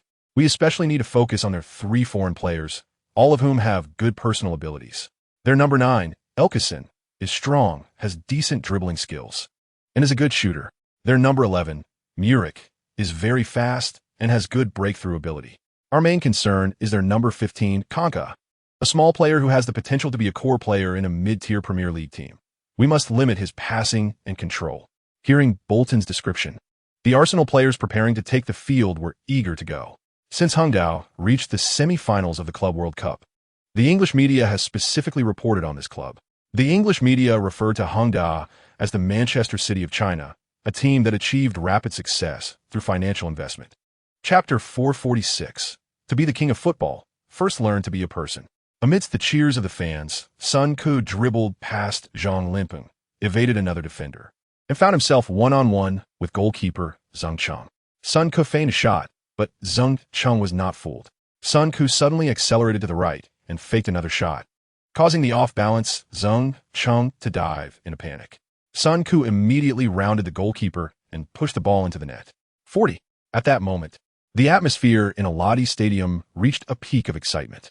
Sun Ku smiled and embraced his teammates one by one, then applauded the fans in the stands. One should not think of oneself as exceptional just because of some achievements. After all, fans are the foundation of football. Without their support, football becomes a niche sport. No matter how much money is earned or how high the honors achieved, as long as one is still a player, respect for fans is essential. Otherwise, it is akin to spitting in the bowl one eats from. Some people, under the banner of being talented despite physical challenges and working hard with humility and kindness, achieve some success and start to think of themselves as chosen ones. They begin to act pretentious about money. This kind of behavior, being humble before fame and arrogant after gaining it, despising ordinary people, has a unified term: petty. Chapter 447. 6 championships in half an hour. December 23rd. Stade. The moment both teams walked out of the players' tunnel, Moroccan fans erupted into wild cheers. In the previous third-place playoff, Mineiro achieved a comeback victory over Hongda with a score of 3-2, even after Ronaldinho was sent off. Sun Ku watched the match between Casablanca Raja and Mineiro a couple of days ago and gained new insights about today's opponent. Casablanca Raja was not as weak as he had imagined, and the referee was not as poor as he had thought. Of course, as the host, Casablanca Raja would receive some favorable treatment from the referee, but there were still limits. The referee was merely lenient towards the home team, leaning towards them in debatable calls, but would also make it right for Mineiro at some point. In a tied situation, Mineiro was awarded a penalty. Ronaldinho kicked it against the post, and Mineiro's players appealed to the referee, claiming the goalkeeper moved early, only to be countered by the hosts who snatched a goal. In the ensuing match, the emotions of Mineiro's players gradually spiraled out of control, and their performance suffered, leading to another goal conceded, resulting in the loss. Chapter 448, King of the Penalty Area. After taking a 2-goal lead, Arsenal began to pin the hosts back in their half and press hard. Facing the European champions, the hosts were restless and always looked for a chance to counter. Their belief was a bit insane. Even if Arsenal could score 3 goals against them, they still wanted to score 1 against Arsenal. After trading a few blows with the opponent, Son kept signaling with both hands to slow down the pace. The home players felt like they were insane, willing to exhaust their stamina just to have a go at Arsenal. This style of play seemed irrational.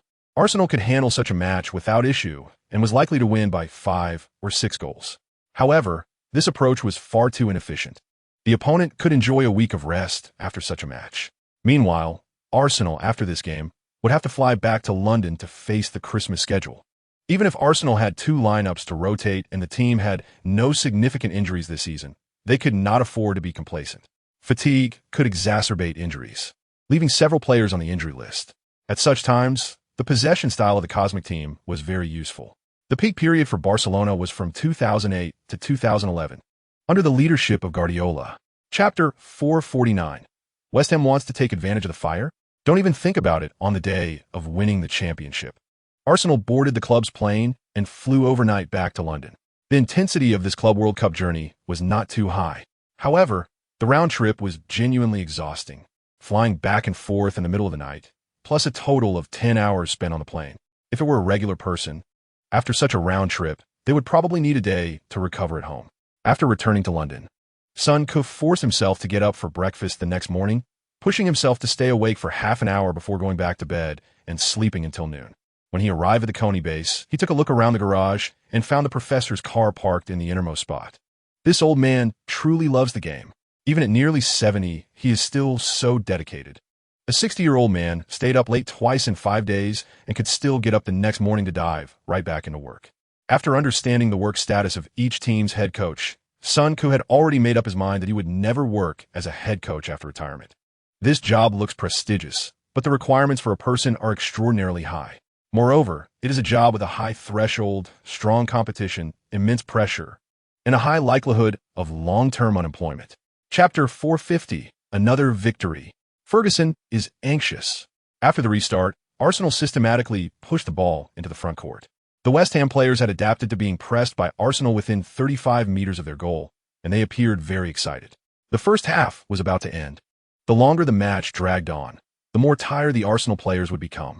They would just consume their energy and see who could not hold on first. When the ball reached Arteta's feet, Son suddenly sprinted toward the edge of the penalty area. Seeing Son retreating to receive the ball, his teammate Tompkins immediately followed him, making small fouls from the side. You little brat have become bold. The moment Son ran toward the edge of the penalty area, he suddenly turned and dashed towards the right side of the penalty area, also bumping into Tompkins hard. As Son charged towards the right side of the penalty area, another West Ham center back, Collins, and the defensive midfielder, Diam, simultaneously blocked him. The next moment, Arteta passed the ball to Rosicky in front of the penalty area. To prevent his long shot, Tompkins could only push forward. Rosicky immediately passed the ball to the left side to Suarez, and at the moment he passed, Son instantly rushed toward the left side of the small penalty area. The moment he started, West Ham's defensive midfielder Diam also rushed toward the near post. Chapter 451.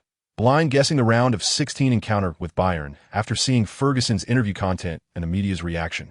Son instantly associated this old man with the one in The Godfather. This guy manages the club with an iron fist, absolutely not allowing any dissenting voices to arise.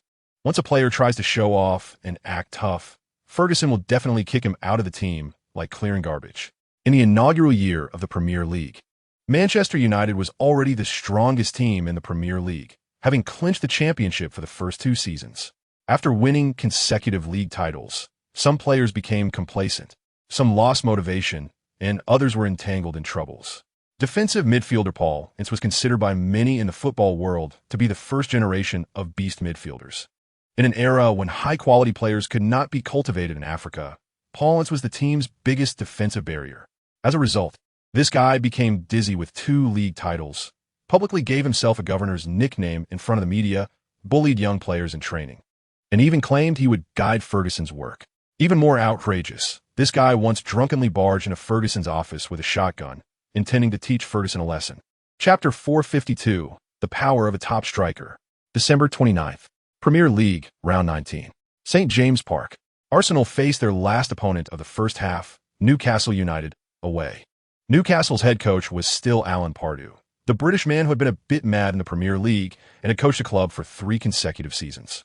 In the years without an oil-rich benefactor, Newcastle was a club that had reached a new level of frugality. 2 seasons ago, Alan Pardew led Newcastle to a 5th-place finish in the league, almost qualifying for the Champions League. In other clubs, the new season would definitely see increased investment. Not to mention making further progress. At least they would enhance the depth of the squad. After all, they were already a European competition team. Unexpectedly, Newcastle's net investment last season was only £9 million, and the club owner did not intend to let Newcastle advance further, only hoping for their survival. As a result, Newcastle, fighting hard in the Europa League, lingered in the relegation zone for a long time and barely managed to stay up. Under such circumstances, Newcastle's net investment for the new season was a pitiful £5 million. Unexpectedly, without the constraints of European competition, Newcastle performed well in the first half, ranking 7th in the Premier League. Chapter 453. To stop Arsenal, Ferguson personally teaches after the match. Arsenal, thanks to Son Ku's goal, took 3 points away from St. James Park. Amidst the cheers, Son Ku and his teammates went to the away stand where Arsenal's fans were. Seeing the joyous Arsenal fans, Son Ku vigorously pumped his fists 3 times. Each time he raised his fists, the Arsenal fans on the stands cheered in response. This victory was crucial for Arsenal, extending their unbeaten record to 64 matches and maintaining their lead in the standings, securing the first half championship. At the post-match press conference, the professor answered reporters' questions with a smile. When asked about Arsenal's tactics, Wenger smiled and said, "In such a difficult schedule, the result is more important than the process. The players have been working hard this season. We have overcome many difficulties just to achieve our goals by the end of the season. Today's opponent was very impactful. If we continued to push forward to attack while not in good physical condition, our defense could have suffered counterattacks from the opponent. But if you look at the post-match statistics, you'll find that we still had an advantage in possession." Chapter 454. Drawing Bayern. Was the draw ceremony too obvious? Just as Son Ku held a cautiously optimistic view of the draw ceremony, the next draw felt a bit like a ghost story. Figo drew Manchester United, and the UEFA official responsible for drawing the second team drew Olympiacos. In Son Ku's view, Olympiacos was not the strongest among all second-place teams. But this Greek powerhouse was very tricky and could cause some trouble for Manchester United. Next, Figo drew Paris Saint-Germain, and the UEFA official drew Bayer Leverkusen. As expected, UEFA found a decent opponent for Paris Saint-Germain. The 3rd place in the Bundesliga is not strong, but it can't be said to be weak either. Against such a team, even if Paris Saint-Germain underperformed, they would still have an advantage. Platini has been pushing Paris Saint-Germain into the quarterfinals in recent years, but unfortunately, Paris Saint-Germain hasn't been reliable. Whenever they face a real opponent, they fall apart. Next, Figo drew Chelsea, and the UEFA official drew Galatasaray. At this point, Son Ku felt a bit pessimistic himself. The rhythm of the draw was quick. Figo drew Arsenal, and that short UEFA official, like a magician, drew a round ball, took a look, and immediately opened it to the audience. Chapter 455. This honest man isn't so honest after all. January 4th. Zurich Opera House. Half an hour before the award ceremony, guests were entering one after another. The first to walk the red carpet was the extraordinary Ibrahimovic, with a ponytail and a carefree smile. Next was Matic, followed by Neymar, who stirred excitement among the fans. These 3 players will compete for the Puskas Award. Ronaldo, who is almost a ball shape, has grown a beard, and his attendance at the award ceremony is purely as a guest. Then came legends like Pelé, Beckenbauer, and Cruyff, who entered one after another. Next was Messi, dressed in a red suit that fully exposed his short stature. Following him was Cristiano Ronaldo, with his girlfriend Irina, continuously posed for photos amid the cheers of fans. Amid the cheers of countless fans, Sun Ku easily opened the car door. He smiled and greeted the fans, then quickly circled around the car and opened the door from the other side. The fans were initially surprised, then broke into friendly laughter and cheered again as the professor stepped out of the car. Before Sun Ku could react, the old man looked around at Sun Ku's suit, adjusted his bow tie, leaned back to observe, and then quickly tidied up his own suit.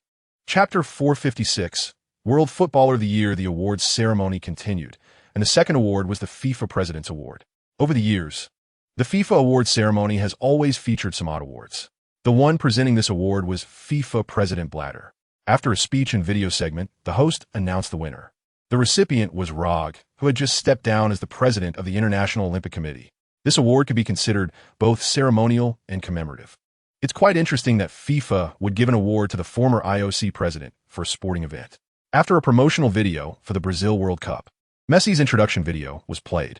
The World Footballer of the Year is the most important part of the award ceremony, so the introductions of the three candidates will be interspersed throughout the ceremony. Then came the award for the Best Women's Football Coach of the Year, presented by England's head coach Hodgson. The large screen at the venue showed a split screen of the three candidates, and Hodgson promptly announced the winner, Germany's women's football coach, Nate. Soon, it was time for the Best Men's Football Coach Award, with the three candidates being Wenger, Hanks, and Klopp. Hodgson quickly announced the winner, Arsène Wenger. Chapter 457, breaking the single-year goal record. The awards ceremony ended, and the next day, the world was reporting on the fun anecdotes from the ceremony. Messi's black suit with a hint of red was overshadowed by the towering presence of a female football player, and during the trophy presentation, he cleverly maneuvered to avoid being outshone. Many media outlets joked that the female player had more masculinity, while Messi was half a man.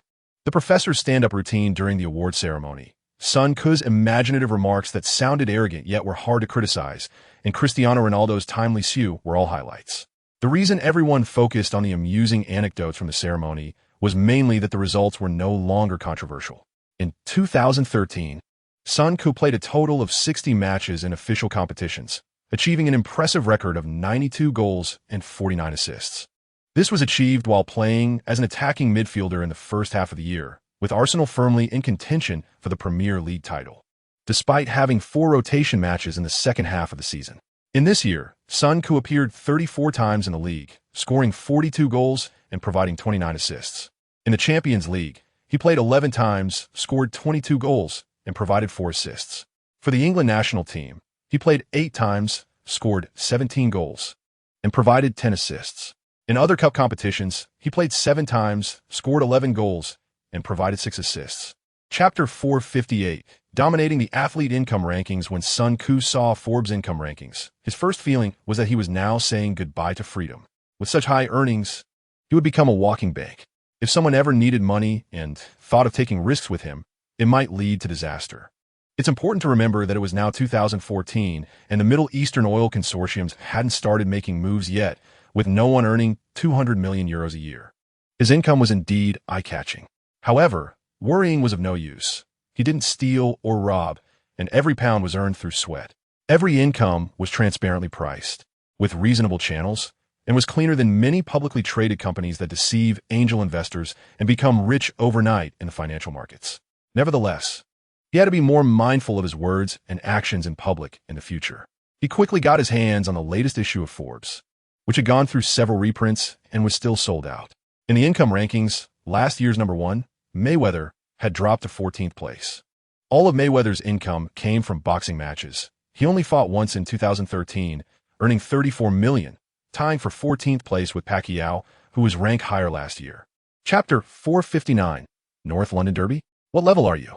After cautiously testing the waters for a few days, Sun Ku's life returned to normal. Aside from having a few bodyguards to drive him around, not much changed in his life. After the Christmas schedule, Arsenal had 4 days off. Besides the league match on January 1st, Arsenal would play 3 league matches, 2 League Cup semi-finals, and 2 FA Cup matches in January. Even without a month of Champions League matches, Arsenal had to play 8 matches in a month, maintaining a busy schedule of 2 matches a week. On January 5th, Arsenal faced Tottenham in the third round of the FA Cup, which was clearly not a good draw. There were a total of 64 teams in the third round of the FA Cup, including 20 Premier League teams starting from this round, as well as many championship teams. A significant number of League One teams, some League Two teams, and even many teams from the National League and the North-South leagues that many English fans couldn't name. Unfortunately, Arsenal drew their old rival Tottenham, who is currently ranked 6th in the Premier League. This was quite absurd, with 63 other options available. Why did they have to draw their local enemy? Sanka remembered seeing a quote somewhere that most humans live in a life designed by a very few humans without realizing it, and are quite content. Chapter 460. The honor roll has my name. Arsenal easily dispatched Tottenham, which delighted Arsenal fans while leaving Tottenham fans feeling helpless. It was reminiscent of the Manchester Derby in later years, where Manchester United players fought hard, but that effort translated into running around the pitch chasing the ball. Meanwhile, the opponent's relaxed state made the disparity in strength dull the Derby feel of the match. Tottenham players were giving their all, while Arsenal players appeared very relaxed.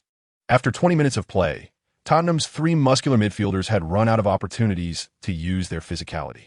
Arsenal's continuous ground combinations left Sandro and Paulinho with nothing to say. Since the start of this season, Tottenham have been unable to pose any real threat to Arsenal. The process of this match turned Tottenham's summer signings into a joke. In the Championship, Tottenham sold Harry Kane to Leyton Orient for $7 million in the summer. He has scored 12 goals in 22 Championship matches.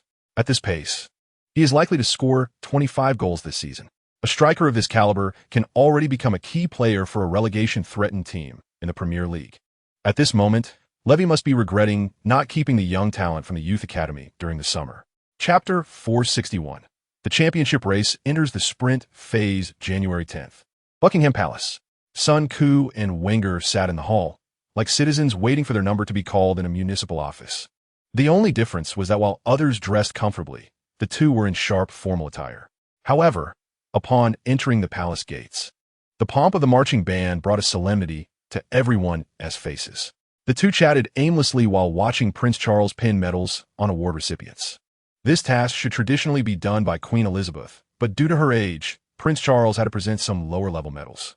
The annual January honors ceremony recognizes outstanding contributors from various fields, not limited to the UK.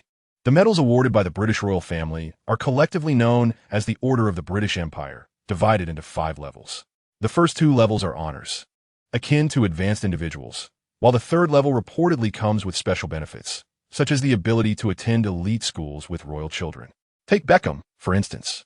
He received his second-level medal in 2003 and has been involved in charitable activities since retiring, hoping to receive a third-level medal. But he has yet to make it onto the honors list. Chapter 462.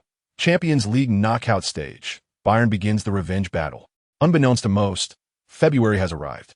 In previous seasons, the Premier League would enter a frantic sprint for points in March. However, in the eyes of the English media, Arsenal and Manchester United entered the sprint phase on the very first day of the season.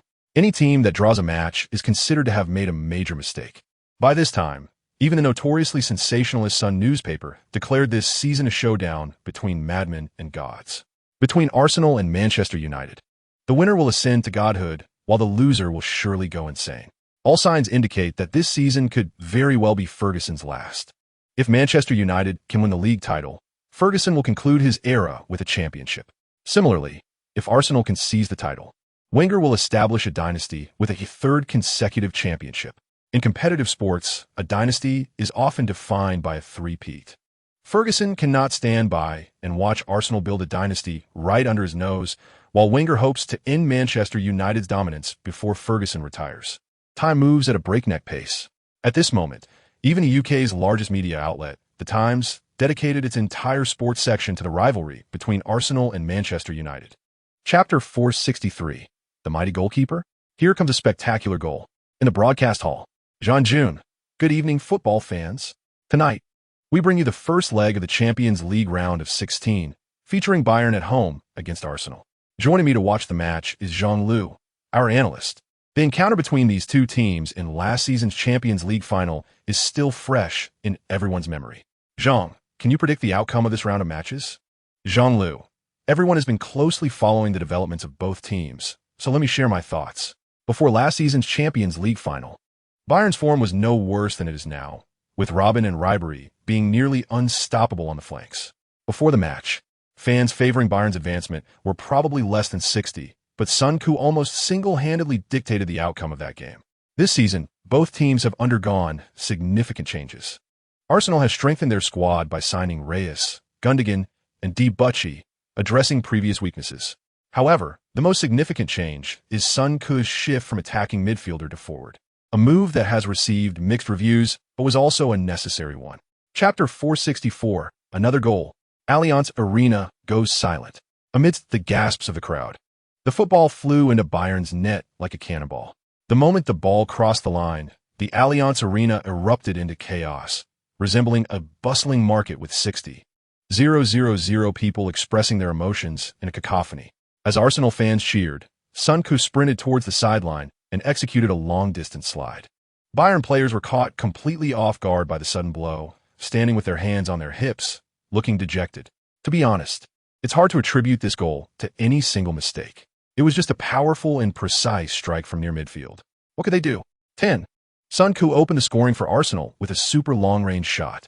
On the sidelines, Guardiola first leaned back dramatically, then spread his hands, continuously speaking to Schweinsteiger. From the process of Sun Ku's goal, it was clear that Schweinsteiger had some responsibility for not committing a tactical foul when he lost control of the ball after Neuer kicked it to the center circle. However, this is a hindsight analysis. If we were to assign blame, Schweinsteiger's touch was not a major error. Chapter 465, Victory on the Road. Bayern only has its pride left. After Arsenal scored their second goal, Allianz Arena fell almost silent, with only the visiting fans' wild cheers echoing. On the sidelines, Guardiola anxiously circled his bald head with his right hand. This action lasted nearly 10 seconds before he called over Robben and Lahm to assign tactical roles. Not far away, the professor smiled, raised his fist, and applauded the players. It proved that Arsenal's tactics were successful today. In the broadcast hall, Jean-June, beautiful. Sun Ku's goal has doubled Arsenal's lead. In the second half, Arsenal consciously took control of possession, increasing their possession rate from 33 in the first half to 42. Zhang, do you think Bayern has any hope if the game continues at this pace? Zhang Lu, it looks pretty bleak. Bayern had completed nearly 70% of possession as per Guardiola's pre-match plan in the first half, which would be the first time this season that Arsenal's possession rate was lower than their opponents. But who would have thought that Arsenal seized the opportunity when Neuer advanced, with Sun Ku scoring the opener in the 10th minute. Chapter 466. The man who can play all 11 positions has arrived. The first round of the Champions League knockout stage has ended, and Sun Ku's status in the football world has skyrocketed once again thanks to this match. Not to mention anything else, just the astonishing long-range lob shot in the first half left everyone in awe. During that goal, Sun Ku first made an explosive jump, stealing the football that was originally headed for Schweinsteiger. If it were someone else, just the jump alone would have caused enough impact upon landing that they would need a few seconds to recover. Most people, after landing, would stagger to chase the ball, managing to control it at their feet before the defending player arrives, which would be considered a very effective interception. However, after landing, Sun Ku not only did not slow down, but also use his knee to pop the ball up after it fell, which is already an extremely advanced handling technique. Seeing Sun Ku use his knee to juggle the ball, the advancing Javi Martinez immediately halted in his tracks. There was no way to directly make a tackle. If he dared to rush in, Sun Ku could change the direction of the ball while moving at high speed, and the midfield defense would be breached. In this situation, Sun Ku not only did not adjust, but resolutely took a high-quality long-range shot. Chapter 467, Goalkeeper of the Week. When Sun Ku was about to play as a goalkeeper, the professor hesitated for a moment. Sun Ku is the core of the team. With him on the field, Arsenal would definitely have more control. However, Sun Ku and Giroud are not even second-rate goalkeepers. They're merely filling in. At such times, the head coach would definitely prefer a more willing player. The moment Wenger asked, Sun Ku immediately expressed his willingness to take on the goalkeeper role, which surely pleased the head coach more. A stronger willingness means more excitement on the field, and more excitement means quicker reactions. Considering Sun Ku's mental toughness and excellent anticipation skills, Wenger quickly agreed to let Sun Ku temporarily play as goalkeeper and substituted Royce for Fabianski. When Sun Ku ran onto the field in goalkeeper attire, the entire Britannia Stadium erupted. The fans almost simultaneously shouted, "Shoot him," followed by a burst of laughter. Sun Ku smiled and glanced at the stadium's electronic timer. It was already the 78th minute. He chuckled. "These guys underestimate me too much. Don't forget, I started out with experience cards. Early in his career, to secure relegation bonuses at Leyton Orient and establish himself at Arsenal, Sun Ku drew many experience cards." Chapter 468. Don't put a high hat on me. Just hope Manchester United collapses first. After the match against Stoke City, the video of Sun Ku desperately saving a shot in front of the goal became a hit on various video platforms worldwide. Many media outlets again made jokes about Sun Ku, saying he is the only man who can cover 11 positions. At the post-match press conference, Stoke City's coach Mark Hughes jokingly said, "This positional change became the turning point of the match. If our first two goalkeepers hadn't been injured, we might have narrowed the score gap." Wenger praised Sun Ku's spirit of dedication. This was a very difficult decision, as such a choice wouldn't benefit him. But he immediately expressed his willingness to take on this responsibility. He has always worked hard to make the team better. Perhaps there is no perfect thing in this world, but he is very close to perfection. The old man spoke quite tactfully, but everyone understood. As a player who has just been awarded the World Footballer of the Year, Sun Ku's status in the football world has reached the peak of a professional player.